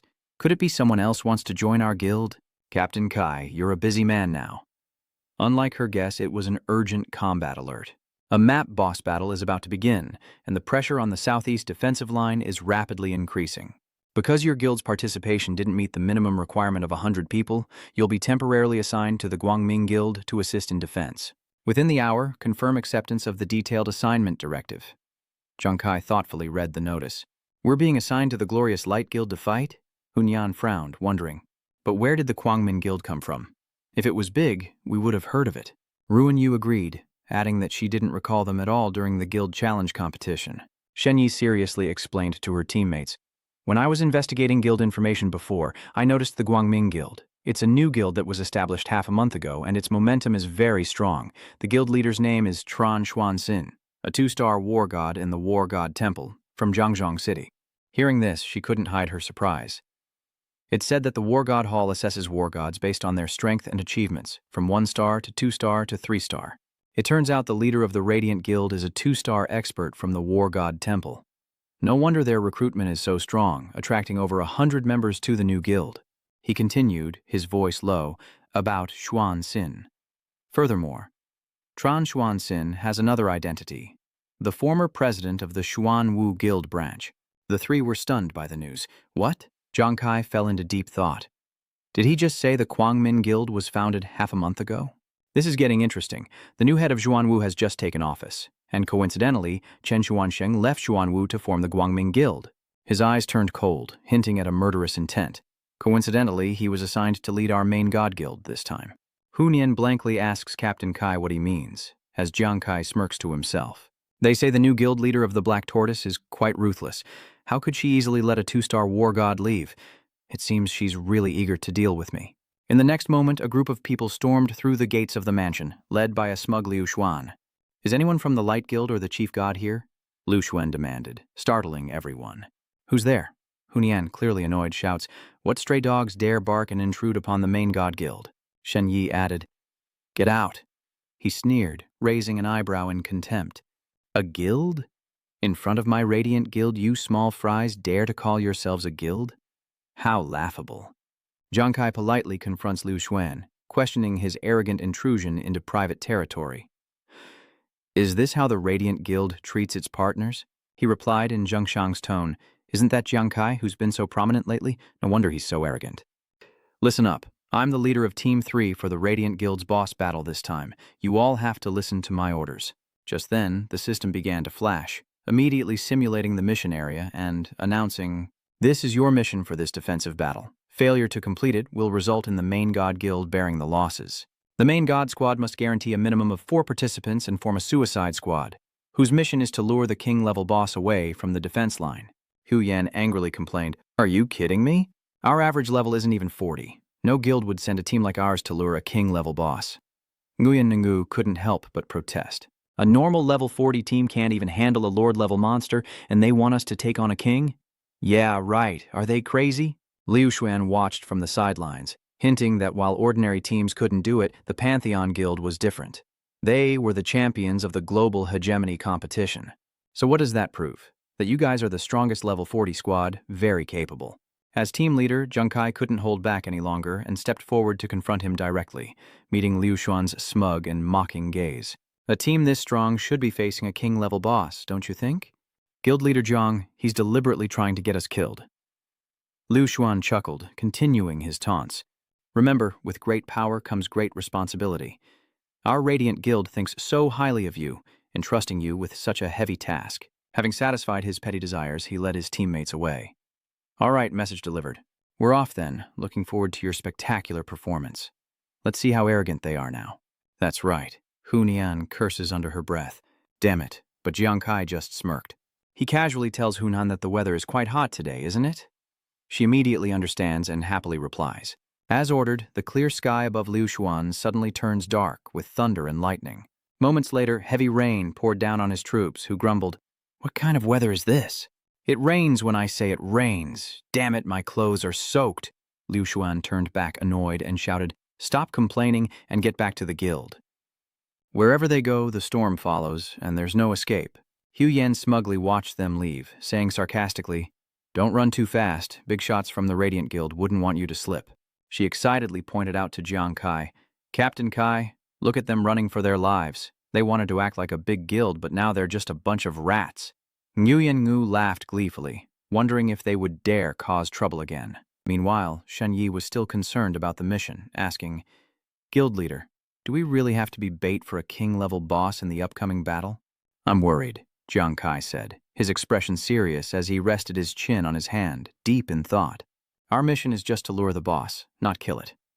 There has to be a way to break this stalemate. After careful consideration, he ordered, Hu Yan, Ruan Yu, rest well for the next 2 days, and come with me to the Maitreya Hall the day after tomorrow. Shen Yi, I'm leaving the guild to you while we're gone. He acknowledges Jiang Kai's orders with a clear response.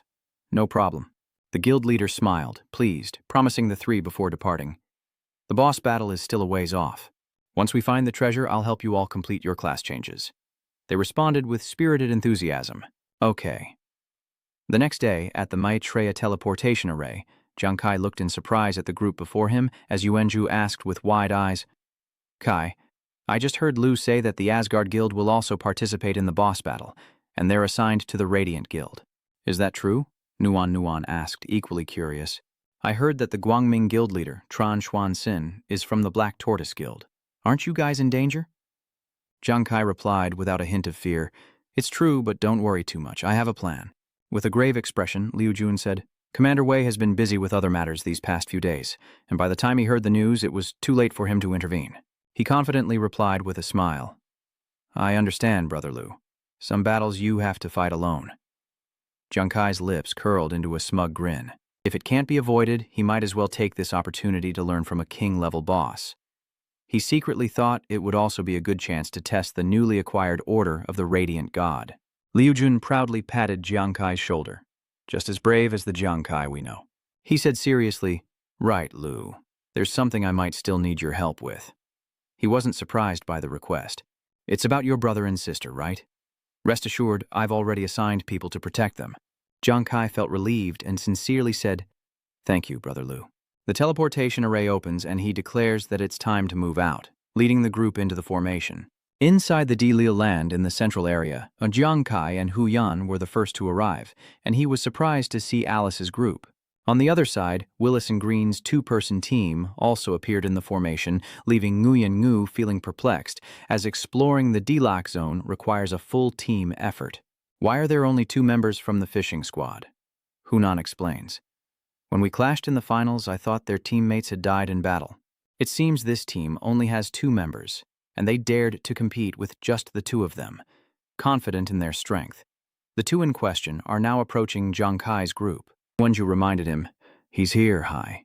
He narrowed his eyes, sizing up the opponent as Willis spoke first. Hello, Jiang Kai. We meet again. Jiang Kai's voice turns grim. What exactly was written in the letter you gave me last time? He smirked. That letter wasn't from me. I'm just a messenger, or responsible for delivering letters. You wonder, if it wasn't your letter, then who sent it? Willis gives a cold, sneering smile. You don't need to know the sender's identity. In fact, he may not even be human, but congratulations on defeating Visa and winning this slot.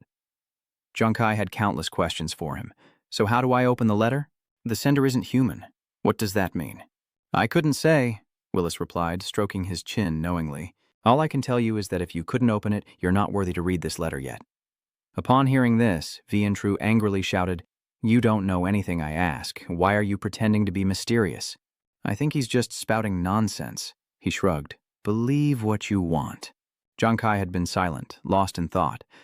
No, his gut told him the man wasn't lying, but unfortunately it seemed they couldn't get any valuable information from Willis. In the tense atmosphere, a system screen suddenly appears, welcoming them back to the tournament arena, which contains a total of 500 lost relics. Using a key allows entry to an exploration site, and each relic contains 100 treasure chests. Each treasure chest contains only 1 item, and their ranks are divided into 4 levels. Treasure chests are ranked from low to high as bronze, silver, gold, and hidden, with a small chance of a glowing chest appearing. There are no wild beasts in the ruins, but deadly traps may appear, and death means immediate offline elimination. Once the ruins open, they enter a closed state until the team completes their exploration, which lasts 1 hour per team. When time runs out, all members are forcibly teleported back, and while this exploration wasn't live-streamed, the rewards for the top 3 teams will be revealed. From the sky, light began to converge, creating teleportation portals. Alice, key in hand, stepped into the portal, not forgetting to cast a mocking glance. Everyone only had an hour to explore. Oh, looks like even if you guys took first place, that's all you got. And with that, I and my teammates vanished into the teleportation array, followed by Willis and Green. What surprises await? The anticipation is building. Then good luck to you, my dearest friend. Nuanwan said seriously, Kai, since we won first place, we have to figure out how to maximize our benefits. He agreed with her. Yes, I think so too. Jiang Kai lays out his plan. There are no wild animals in the Lost Ruins, so it's relatively safe. We'll split into 3 teams to explore simultaneously. You and Nuanwan are 1 team. And he produces another key. Huyan, Ru and you two form a team. He cautioned, watch out for traps, and even if you find the sun treasure, don't let your guard down. She gazed at the magic stone and said, Captain Kai, I've done a quick divination, and there may be a surprise discovery in the northeast. Jiang Kai nodded and ordered, All right, we can't delay this. They begin their mission, each acknowledging the order. In the Lost Ruins, beneath an ancient tree in the exiled forest, a teleportation array appears. He stepped out, glancing around at his surroundings. The system announced his entry into the exile forest ruins, and the exploration timer began. Jiang Kai surveyed his surroundings, thinking to himself, The exile forest doesn't sound like a pleasant place. I wonder if Huyan's divination was accurate. His green eyes lit up as he noticed something peculiar. A lone bronze treasure chest beneath an ancient tree. Zhang Kai warily prepared an attack, then struck. Too easy. Was this a trap? A deadly explosive attack centered on the bronze chest with a wide area of effect? The explosion subsides, the white smoke clears, and the bronze chest bursts open, displaying system information. 15 kilograms of top-grade celestial star ore, capable of refining celestial star jade and directly upgrading A-rank equipment. He rushes over in astonishment, realizing it's an enhancement material that can directly upgrade A-rank equipment. Zhang Kai grins, imagining his starsuit after being refined with the celestial star ore. The reason most people's high-level equipment can't be upgraded is due to a lack of corresponding enhancement materials, making them even rarer than the equipment itself. Both the coffer and the celestial star ore are stored away. Zhang Kai eyes his inventory with glee. Even a low-level bronze treasure chest contained top-grade celestial star ore. Excellent. Let the exploration continue. Suddenly, something shakes the earth and he immediately scans his surroundings on high alert. Could this tremor mean there are monsters? That's not right. The rules clearly stated that no monsters would appear in the lost ruins. Zhang Kai stared in disbelief as scorching red magma erupted from below, shattering the ground. Lava erupts and he's suspicious. Could opening the treasure cause the whole forest to sink into the lava below? Damn it. Henry calls this the escape forest, a forest to run away to. Zhang Kai ran for his life, inwardly lamenting, Hu Yan, you've ruined me. Elsewhere, at the lost ruin, the desert of origin, Hu Nian suddenly sneezes, looking puzzled at the orb in the center of the bagua. How strange. Why did I suddenly sneeze? Nguyen Ngu happily shouts. Hu Yan, look. It really is a silver treasure deposit. Hu Yan rushes over, exclaiming that this is the 8th silver deposit they've found. Nguyen Ngu, open it quickly. He nods. Okay. Nguyen Ngu's sword tip touches the surface of the treasure chest. The yang opens, and the system displays information.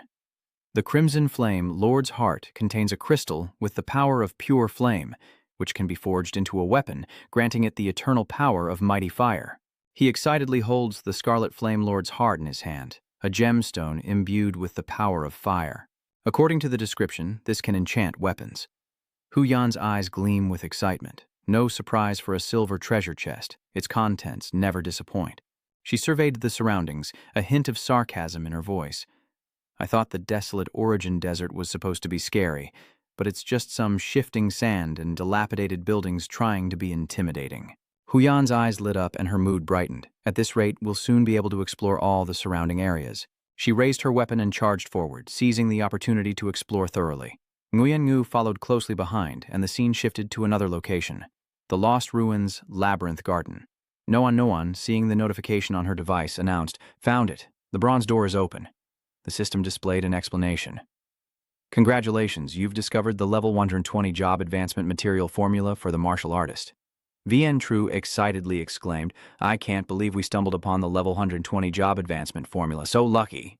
Unbeknownst to them, Vines stealthily moved as they focused on the treasure, waiting for the opportune moment.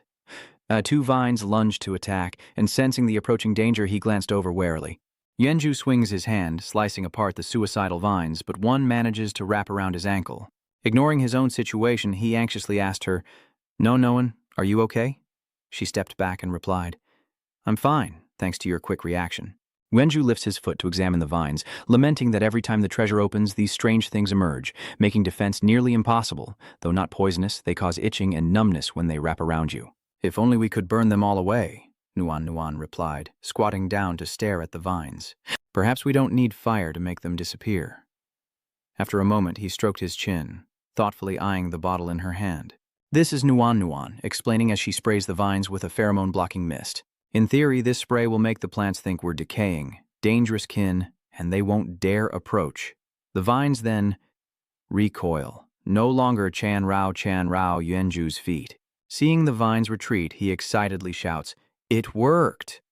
Wanju's eyes are full of confidence as he looks at Nuan. At this rate, they should have more than enough time to explore the area, and she smiles in agreement. 40 minutes later, the giant screen displays the exploration time and combat stats of the fire squad as they explore the gold treasure zone. Juzi and Nuan, times 5, Huyan and Ruan Yu, times 3 for a total of 8 silver treasure zone. Juza and Nuan, 7. Huyan and Ruan Yu, 3, totaling 8 Silver Treasure Trove. Jiangkai, 2. Zhuze and Nuan Nuan, 17. Huyen and Ruan Yu, 20, totaling 41. Looking at the stats, Shenfeng was stunned. What was Jiangkai doing? 40 minutes have passed, and they've only opened 2 bronze treasure chests?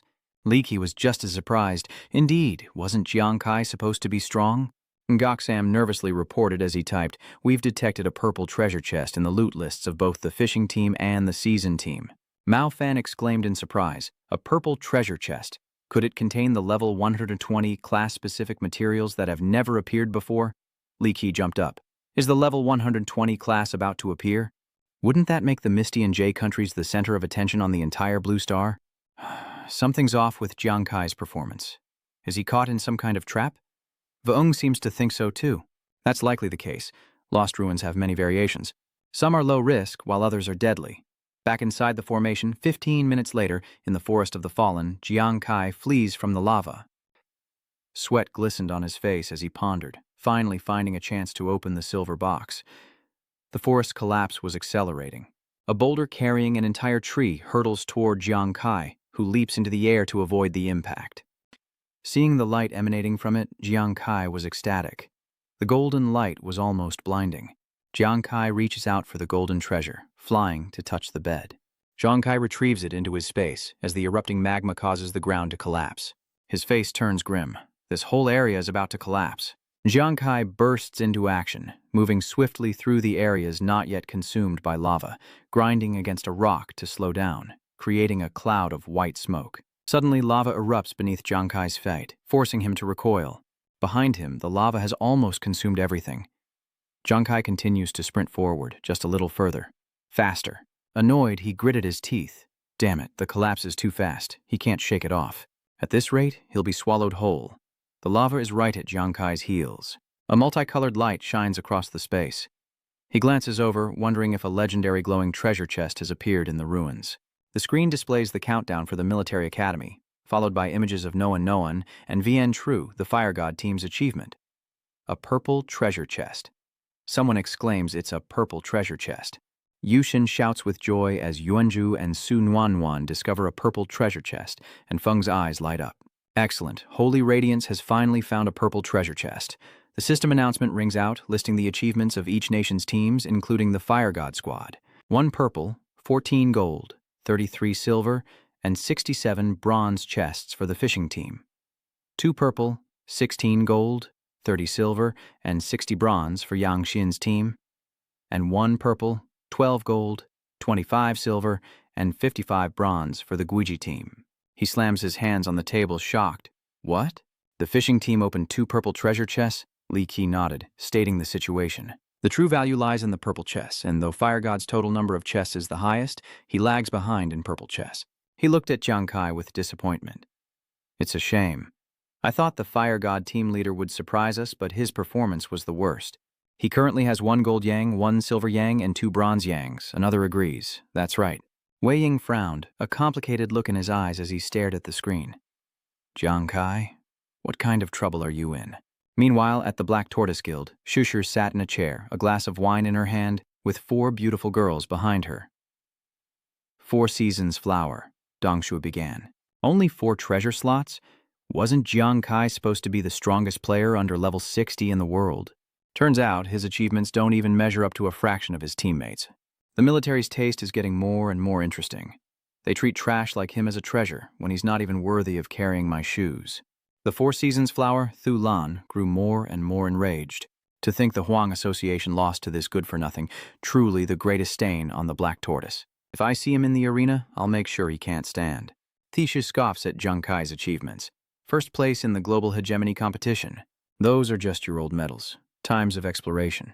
1 gold, 1 silver, and 2 bronze medals. Look at you now, failing to explore relics one after another. It's more than just embarrassing.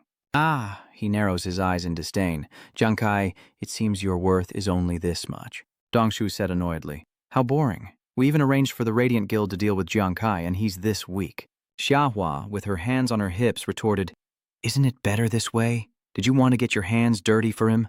Looking grimly at her phone, Chun Sheng's eyes widened in shock as she exclaimed, What?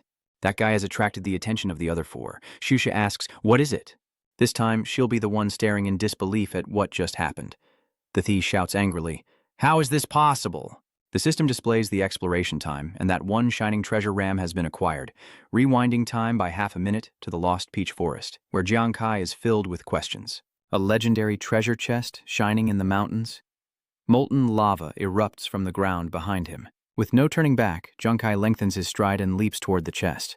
So, betting it all, Jiang Kai moves at high speed toward the giant circle of light. He reaches out for the glowing ram, hope swelling within him. Perfect, now's my chance. Clutching the yang, he shouts with glee, "I got it!" Jiang Kai opens the yang, releasing a blinding light, and stares in disbelief as the ground crumbles beneath him, sending him and the glowing yang plummeting toward the boiling lava. He struggles to kick off the rock surface to survive, as lava continues to spew from below. Helpless, Jiang Kai plummeted with the radiant yang. Damn it, I've reached my limit. A smirk crept across his face as he thought, Lake God. So this is the paradise you chose.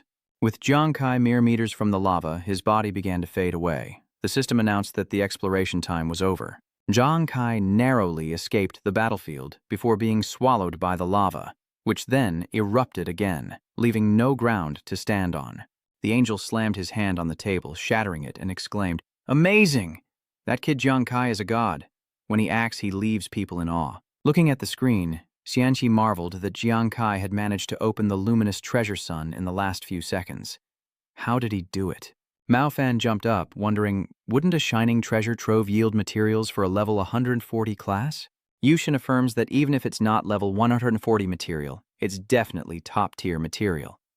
Wei Ying sighs in relief, almost fooled by Jiang Kai. His gains in the land of Maitreya may soon change Holy Radiance's standing on the world stage. Elsewhere, something crashes to the ground with a thunderous boom. Writhing in pain, Jiang Kai opened his eyes to the blue sky, wondering if he was still alive as Hunyan and Nguyen Ngu rushed to his side, followed closely by Captain Kai, Noan Noan, and Vien Tru. Kai, what are you doing? That was quite an entrance. You're surprised everyone's here? Jiang Kai assesses the situation.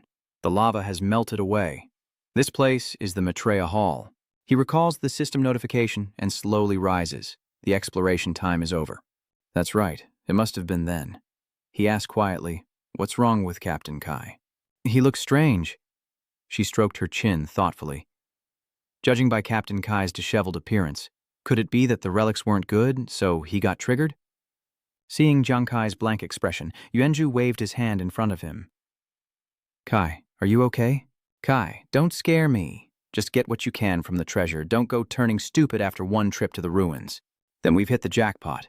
Jiang Kai held out his glowing hand, a confident smile on his face. As the radiant treasure appeared, Hunian was stunned into silence. Or rather, she stammered, "Heavens, the treasure yang is radiating a brilliant light. Could this be the legendary item?" Jiang Kai triumphantly declares that they've obtained the radiant treasure. The other four gape at the radiant treasure in his hand as he rushes toward Jiang Kai. This kid isn't just exploring, he's making miracles. A familiar voice from behind caught Jiang Kai's attention. "Is that really a radiant treasure chest?" Alice and her battered teammates emerged from the battlefield. "You opened the radiant treasure chest? How is that even possible?" Yuanju steps forward, shielding the group, and retorts, "What's impossible about it? Stop looking down on others. Don't forget who defeated you in the arena." Huyan playfully winks, adding, "Now you know the difference between first and third place, even with the same hour to explore." Alice is furious but helpless. Her teeth grinding, Alice's teammate shouts in fury, "What did you say?" Alice frowned and snapped at him. "Are you not embarrassed enough? Fall back and help them retreat." Alice gives the order, and Yuanju laughs. "Kai, look how annoyed they are." "That was cathartic," Jiang Kai smirked, knowing strength is the best way to dispel doubt. Nuan nodded in agreement as the five of them walked into the forest together. The two of them watched everything unfold from behind a tree. Rim said, "Aren't you going to greet an old friend?" Willis narrowed his eyes, a knowing smile playing on his lips. "No need. I think we'll be seeing each other again soon enough." Watching him laugh with his teammates, he thought, "Jiang Kai, hello, I'm Jin Yu, head of the military commission." 3 minutes later, his group emerged from the teleportation formation. The chairman of the military commission, Jin Yu, spoke. "Members of the Fire God Squad, congratulations on your outstanding achievements in this relic exploration." He looked at him suspiciously. I am Qin Yu. He extended his hand politely and introduced himself. Junkai, hello, I am Qin Yu, the person in charge of the military commission. I wanted to meet the legendary Fire God Squad last time, but unfortunately, you left. This time, I finally made it in time. He politely replied, Hello, Commander Qin. Hu Nuan whispered to her, Nuan, what's the committee? Managing affairs, she explained. She understands it as a unified management organization for military affairs nationwide, one that even Commander Qin must obey. Junkai's face turns serious as he says, Commander Qin, you're here about the spoils of war, correct? I've already discussed a rough split with Lu. He shrugged, calmly replying, There's no rush. Judging by the announced results of this competition, we've gained the most. You've all worked hard today. How about we discuss the details of the distribution within the army tomorrow? Nuan stroked her chin, saying incredulously, I didn't expect Commander Qin to be so friendly. Jiang Kai readily agreed with Qin Yu. Okay. Havu hurried over to call him. Commander Qin. Qin Yu responds, What is it? She whispered in his ear that Jiang Fang was being transferred to City L. He could still hear every word clearly and exclaimed in surprise, What? Jiang is being transferred to City L. The four were stunned by this news, and Yuanju broke out in a cold sweat. Isn't L City a dangerous area with a high concentration of divine beasts? Qin Yu nodded. Yes, why? Do you know Jiang Fang? With a grave expression, he replied, I thought you were a friend of mine, Qin Jihui. What's this transfer all about? He explained to Jiang Kai without holding anything back. Xiangfang belongs to the Zhuanwu Guild, but recently they've suddenly wanted to transfer him. However, he's also part of Zhangzhong's War God Hall, and Commander Wei won't release him, so the matter is at a standstill. Hu Yan scoffed, angered by the Zhuanwu Guild's underhanded tactics. Yuanju agreed, seeing it as retaliation for Xiang helping Captain Kai. That's right. This is clearly a case of using public office for private revenge. Nguyen was also furious, saying it was too much.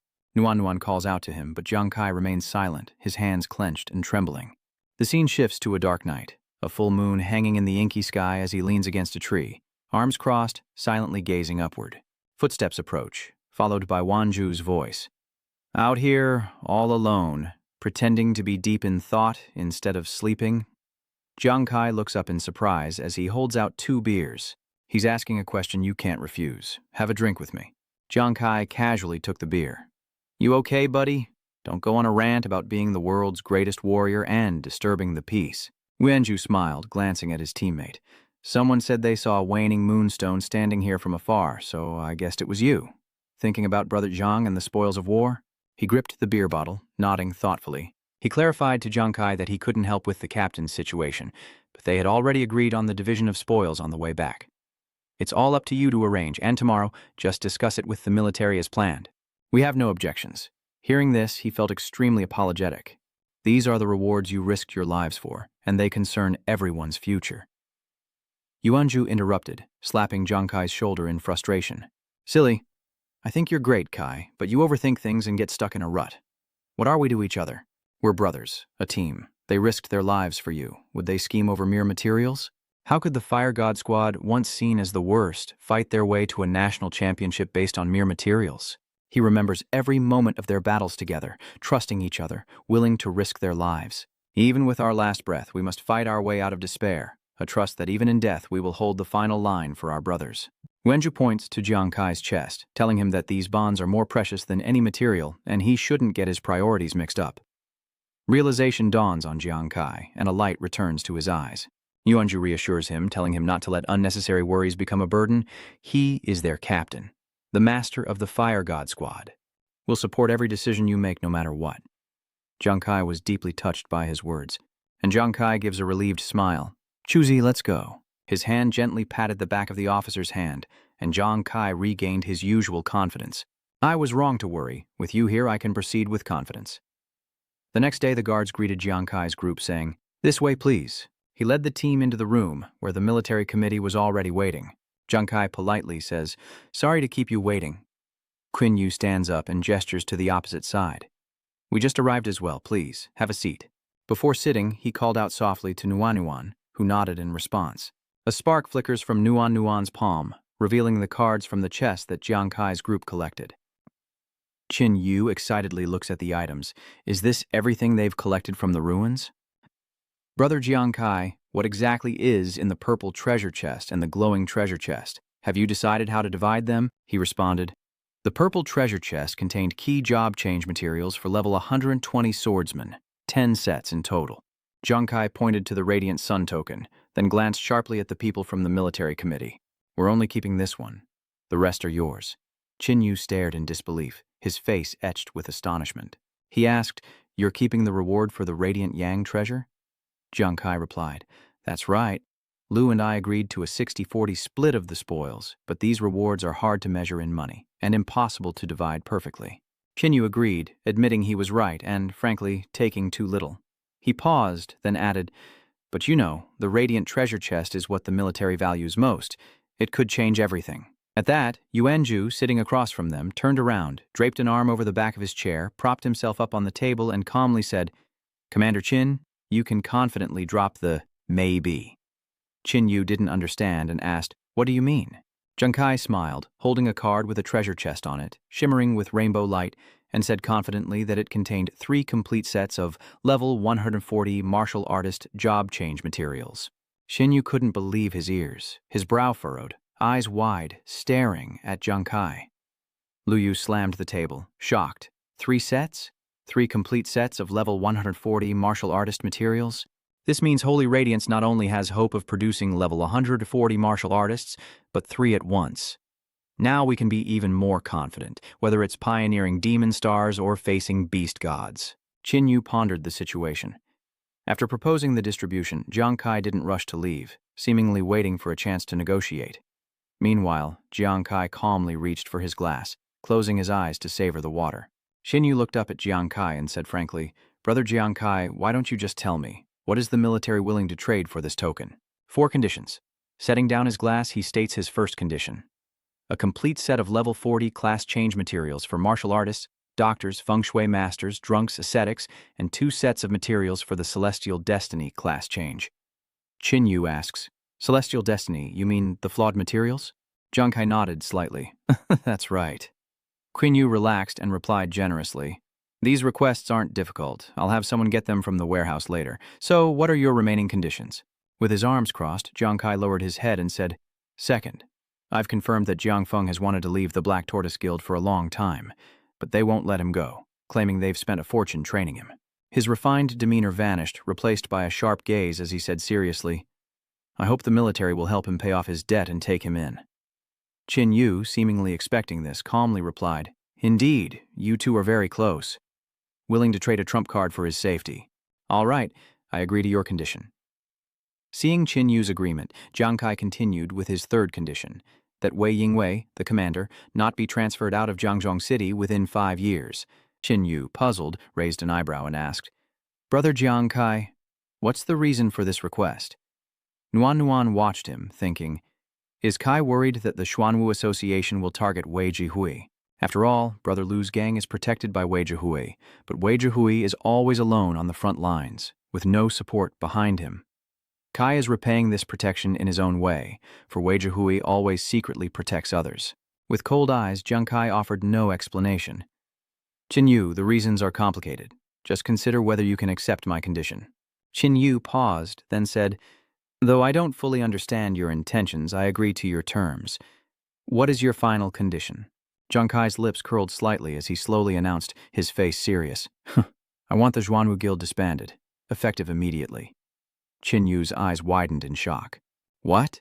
Beside Qin Yu, a man with a buzz cut stood up, slamming the table. Jiang Kai, what kind of joke is this? The Xuanwu Guild is one of the 10 largest guilds in Holy Radiance, a core force for pioneering on the front lines. Without them, our pioneering speed would be greatly reduced. Yu also spoke up, explaining that behind the Xuanwu Guild was Xuanwu Military Industries, which was crucial to St. Dominic's overall strength, both online and off. Demanding the dissolution of the Black Tortoise Guild, I'm afraid you overestimate our ability to interfere. Upon hearing this, Jiang Kai stood up and said without further ado, In that case, consider that I never mentioned it. Farewell. Another of Qin Yu's men stood up and said loudly, Jiang Kai, what good is level 140 martial arts material to you? You're not a martial artist, so in the end, you'll just sell it for money. How much do you want? Name your price. We'll buy it. Jiang Kai turned, glancing back as he asked, An item powerful enough to change a nation's standing? How much money would be reasonable in your opinion, but sadly, no matter the price, I won't sell. He rested his chin on his hand, pondering.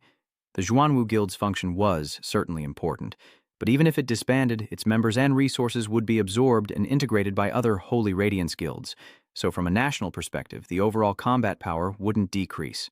Let's go, Jiang Kai said, leading his group away. Guyan Yu hummed softly in agreement. Following close behind, Qin Yu stood up and shouted, "Wait, you guys! Brother Jiang Kai, please stop." Jiang Kai slowed his pace, but didn't turn around. Qin Yu approached the group and said, "To be honest, Tiger Scar, I don't know what kind of conflict you have with the Black Tortoise Guild that has escalated to this point, but frankly, disbanding the Black Tortoise Guild is too difficult. However, I have an adjustment proposal that you might consider." Hearing this, Jiang Kai's lips curled ever so slightly, his eyes revealing his satisfaction. He turned his head slightly and calmly replied, "Please, Commander Qin, speak." Hearing this, Qin Yu continued, "Trying to dissolve a large branch of the Zhuanwu Guild is the biggest concession we can make." Meanwhile, in a grand hall, Shushu held her phone, her face filled with shock as she listened to the voice on the other end. She asked again in disbelief, "What? Disband the Black Tortoise Guild branch in S City? How dare Jiang Kai make such a demand?" Chunsheng and Xiahua were shocked to hear Shushu's words. On the other end of the line was Ha Vu, who continued, "President, the committee is in a meeting and the official announcement is just a matter of time." Hearing this, Shushu, her face covered in sweat, anxiously asked, "What? Is the value of Zhuanwu not even comparable to job change materials? Of all the class change materials Holy Radiance has, how much have we contributed? And this is how we're repaid?" Xiaoyu explained, "Guildmaster He, don't get worked up. The crux of the matter is that Jiang Kai has level 140 martial warrior class change materials.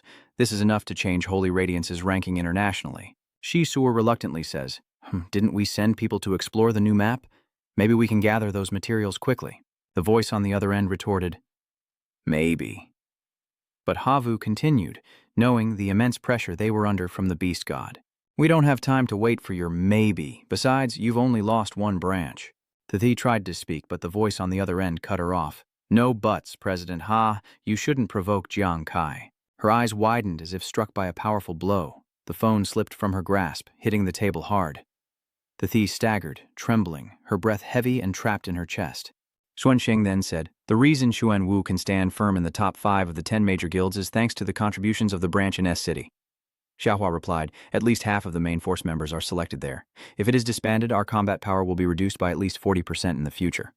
So much preparation, all for him to turn the tables at the last minute? She seethed. Damn it. If it weren't for him getting his hands on that luminous treasure, he'd be dead soon. How dare he step all over me? She barely finished speaking when her phone lit up. A voice echoes, "The decision is made. President Ha, disband the S City branch before 3 p.m. tomorrow." She stands frozen, her mind reeling, unable to speak. Her face was expressionless as she flung her phone away. Xuanxin and Ha Hua, standing nearby, anxiously called out, "Guild leader, Tithi has gone mad." She trembled, thinking, "Jiang Kai, I will kill you." The next day, at the Zhuanwu Society's S City branch, a military base with modern touches comes into view, its gate marked as Military Region A, awaiting the murmurs of the crowd. What's going on? Why are they disbanding? Is there some kind of mistake? That's right. Black Tortoise is one of the 10 largest guilds in Holy Radiance. You can't just disband a branch without an explanation. Another person quickly stepped forward to explain, "Everyone, please calm down. This was a decision made by headquarters." But the crowd wouldn't listen and rushed forward to demand answers. "Samsi, where's Thithi? What gives her the right to disband our branch right after being promoted?" "That's right. Tell Hishishi to come explain herself. We demand an explanation." Meanwhile, outside, Jiang Kai and the others watched the chaotic scene unfold on the screen. Huyan complimented, a smug look on her face, praising the army's unparalleled efficiency. They handled what they promised us in just one day. How infuriating for her. Yuanzhu laughed heartily. I can't help but laugh when I imagine Hishishi's twisted, angry face. Jiang Kai walked through the gate, greeting them. "Is everyone here?" Ruan Yu smiled, saying, "Captain Kai is here." "Kai, what took you so long to get back?" Yuanzhu said, putting his arm around him. "Come on, don't miss the show," Hunyan added. "That's right. The Zhuanwu branch is in complete chaos right now." Jiang Kai quietly said, "Brother Lu just told me that the Zhuanwu branch in S City has been ordered to completely disband by 3 p.m. today." He looked at everyone and continued, Furthermore, this matter has caused quite a stir within Zhuanwu. Zhuanwu will withdraw from this map boss battle, and the Demon Slayer Guild will take its place to ensure the boss battle's firepower isn't affected. Hearing that, Hunyan asked, "What about the Radiant Guild?" Jiang Kai explained, "Although the Radiant Guild is backed by the Black Tortoise, it's still independent. Not only will it be unaffected, but it's even recruiting former Black Tortoise members, increasing its strength." Hearing that, Hunan pouted, crossed her arms, and said, "So we still have to listen to that annoying Lu Hien's orders." Jiang Kai calmly replies, "As it happens, I want to see what tricks they have up their sleeves." Elsewhere, a towering building comes into view, and a white-haired man gasps for air. In the distance, Ozzy happily holds a stopwatch, saying, "Great, 3 minutes and 20 seconds, 5 seconds faster than last time." Ozzy rushes over, concerned. "Big brother, wipe your sweat or you'll catch a cold." Big brother takes the towel, capable of doing it himself, no longer as weak as before. Wiping his sweat, he says that at this rate, he'll soon be able to help Kai again, but Yingzi cautions him not to overdo it like his brother. The two were chatting happily when Jiang Kai suddenly appeared, carrying 2 bags, and cheerfully said, "No wonder I've been hiccuping lately. So someone's been talking about me behind my back." The boss and Antu were overjoyed to see him, calling out, "Kai, big brother." Inside, the eldest brother sets a plate of fruit on the table, saying, "Jiang Kai, I saw your performance in the tournament. I didn't realize you'd become so strong." Antu chimes in, "That's right, second brother, you were so cool." She chided, "But still, you should have given us a heads up about something so important." "I was so scared I fainted, but thankfully the army brought news of your safety." Jiang Kai pats Zi's head, coaxing him, saying the situation was urgent and he was too rushed. "I'm sorry for worrying you all, brother too." She finally calmed down enough to say, "Good that you know. Don't scare me and big brother like that again." He then produced 2 test tubes filled with liquid. "Big brother, brother two, my matters can wait. Today, besides personally reassuring everyone, I'm also here to give you both these job change materials." Both of them stared at it in astonishment. Jiang Kai solemnly introduced, "These are 2 pieces of heavenly mandate material. My specialty is transferring data from heavenly documents. I've analyzed that this special type of document can be used to change careers based on the user's characteristics." "This is truly miraculous," he said to her, handing her a vial. "Z, you're still young. I hope you finish your studies before deciding on your path, so I'll hold on to your share for now." Jiang Kai gave the remaining bottle to his older brother. He could go to the Demon Star at any time, but that path would be more arduous than he imagined.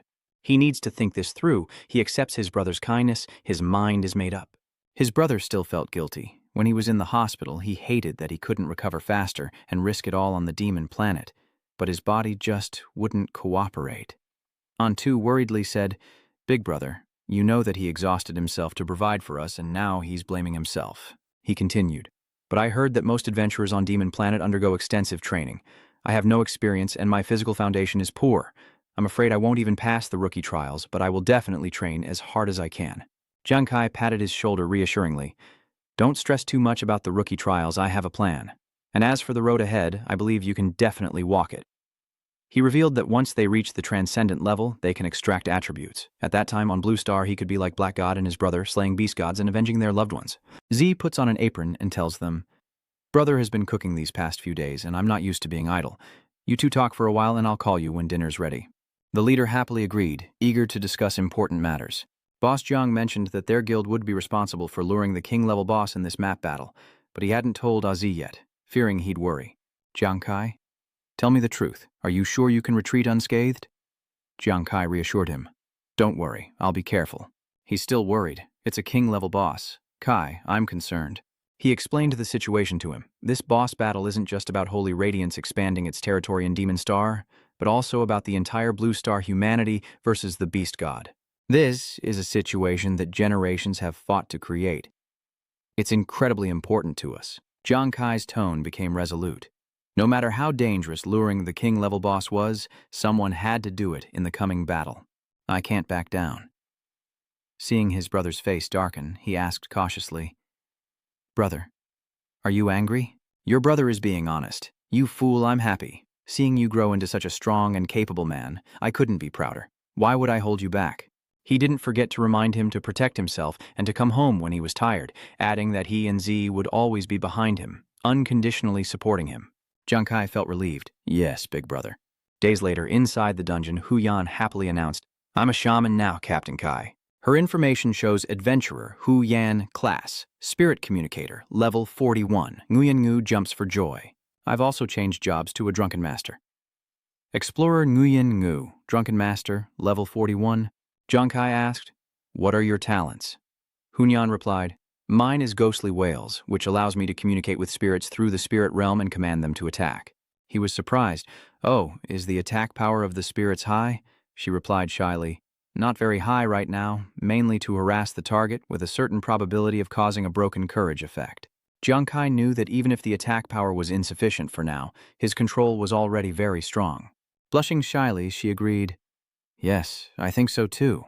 Nguyen Ngu excitedly reported, Captain Kai, as a drunken madman, my new talent is Drunken Madman's Song." Jiang Kai compared, thinking Drunken Madman's Song sounded stronger than his previous mediocre talent. Hu Yan urged, "Nguyen Ngu, tell me, how crazy is this drunken song?" He revealed that this talent could further stimulate my nature and instincts, and has a certain probability of activating my true self. This news comes as a shock to them both. A true self-state? Ruan Yu, brandishing his sword, says, "That's right, though I don't fully understand it, this talent is very special. Different true self-states will unleash different effects based on the circumstances and emotions at the time." Hu Yan agrees, saying it's impressive, just unheard of. Jiang Kai strokes his chin, saying, "You were able to change from a death spirit to the extremely rare death fanatic. Plus, with individual talents, there are endless possibilities. It's normal to have never heard of it. I think the rarer it is, the more potential it has." Nguyen Ngu blushed with pride, happy to be recognized. Just then, the watch on Jiang Kai's wrist vibrated, as if he'd received a notification. A holographic screen appears, and Jiang Kai happily says, "It's Juzi." He says he and Nuan have successfully changed classes too. Hu Nuan replies excitedly, "Great! Now we'll be even stronger fighting together." Jiang Kai continued, "Plus Shen Yi's successful class change 2 days ago, you all now have new classes, increasing your base stats by 100%. I've also reached level 40 and only need to find the class change materials to advance further." Hearing this, Hu Nian asked, "Captain Kai, are we going to continue grinding levels with the Ricks today?" Jiang Kai's eyes narrowed. Glancing outside, standing before the doorway, he calmly replied, "The map boss battle is the day after tomorrow. Call Shen Yi. We're heading to the quarantine zone to prepare for battle immediately." Hu Yan and Ruan Yu, their faces full of determination, replied in unison. The next day, at Deer Ridge Axis, a majestic scene unfolds with mountain ranges like giant forests piercing the sky. And below, an area seemingly established by the military, complete with tanks, tents, and observation posts. Figures moved about the area, seemingly patrolling and investigating, as one pointed behind Jiang Kai and his group, asking, "The 4 of you heard everything clearly, right?" Pointing towards the forest, he says, "The Pantheon Guild's mission is to lure the king-level boss in that direction. Don't get it wrong." With a confident look, Jiang Kai replies, "Don't worry, we won't mess it up." Chan Hot strokes his chin, smirking. "Just remember that, do a good job, and don't die at the hands of the boss." With that, he left without looking back, leaving Jiang Kai and the others behind. Nguyen Ngu, irritated, said, "Damn it, look at that guy's face. He's clearly eager for us to throw our lives away." Hu Nian agreed with Nguyen Ngu, equally annoyed. Jiang Kai, unfazed, instructed, "Just listen to my commands and we'll counter whatever they throw at us." The three, Jiang Kai and Shen Yi, discussed their strategy in the forest, preparing for the upcoming battle, while elsewhere, Chen Xuansheng, the leader of the Light Guild, told the person before him, "You must ensure that Jiang Kai's group obediently passes through that area. Also, have you chosen the ambushers? They can't be from our guild. Internal conflict is forbidden during the Beast Tide." Liu Shen gave a fake smile, saying, "Yes, President. Rest assured, I've spent a lot of money to hire secret experts. Completing the mission is within reach and won't expose us." He continued with a sinister look, "I will also personally lie in ambush around there to ensure nothing goes wrong." Chen Shen thought to himself, "Jiang Kai, the once great Xuanwu has failed at your hands time and time again. This time, I'll make sure you have nowhere to be buried." The sun had now set, replaced by a sky full of stars and planets, leaving behind an ethereal scene. Below, all is silent, as if everyone has fallen asleep. Light begins to appear behind the mountain, whether from the sun or something else entirely. Suddenly, the ground trembles, the earth restless, shattering into fragments as hundreds, no thousands of monsters of all shapes and sizes charge forward, kicking up a thick cloud of dust. High above, a horned man with bulging veins waves his hand forward. The army receives the order, and each soldier moves into position to attack the monsters. Hundreds of cannons and guns fire relentlessly, targeting the monsters as fervent shouts echo through the fiery blasts. For the sacred mission, Shilang roars, holding on until the 5 great guilds slay the boss. 7th Squad, left flank, connect now. The ground explodes, sending debris flying as 3 monsters erupt from below, their crocodile-like bodies covered in spikes, ready to attack. A soldier shouts, "Squad 3, surround the gold-horned gator dragon. Don't let it break the line. Squad 4, fire support. Move it." The gunfire pelting the monster's head was like a tickle, leaving no mark. Like a bullet, it charged, sending people flying, their cries of pain echoing. Badly wounded, Si Young collapses, crying out, "We need backup. These crocs are too strong for us." But before he can finish, one is already behind him.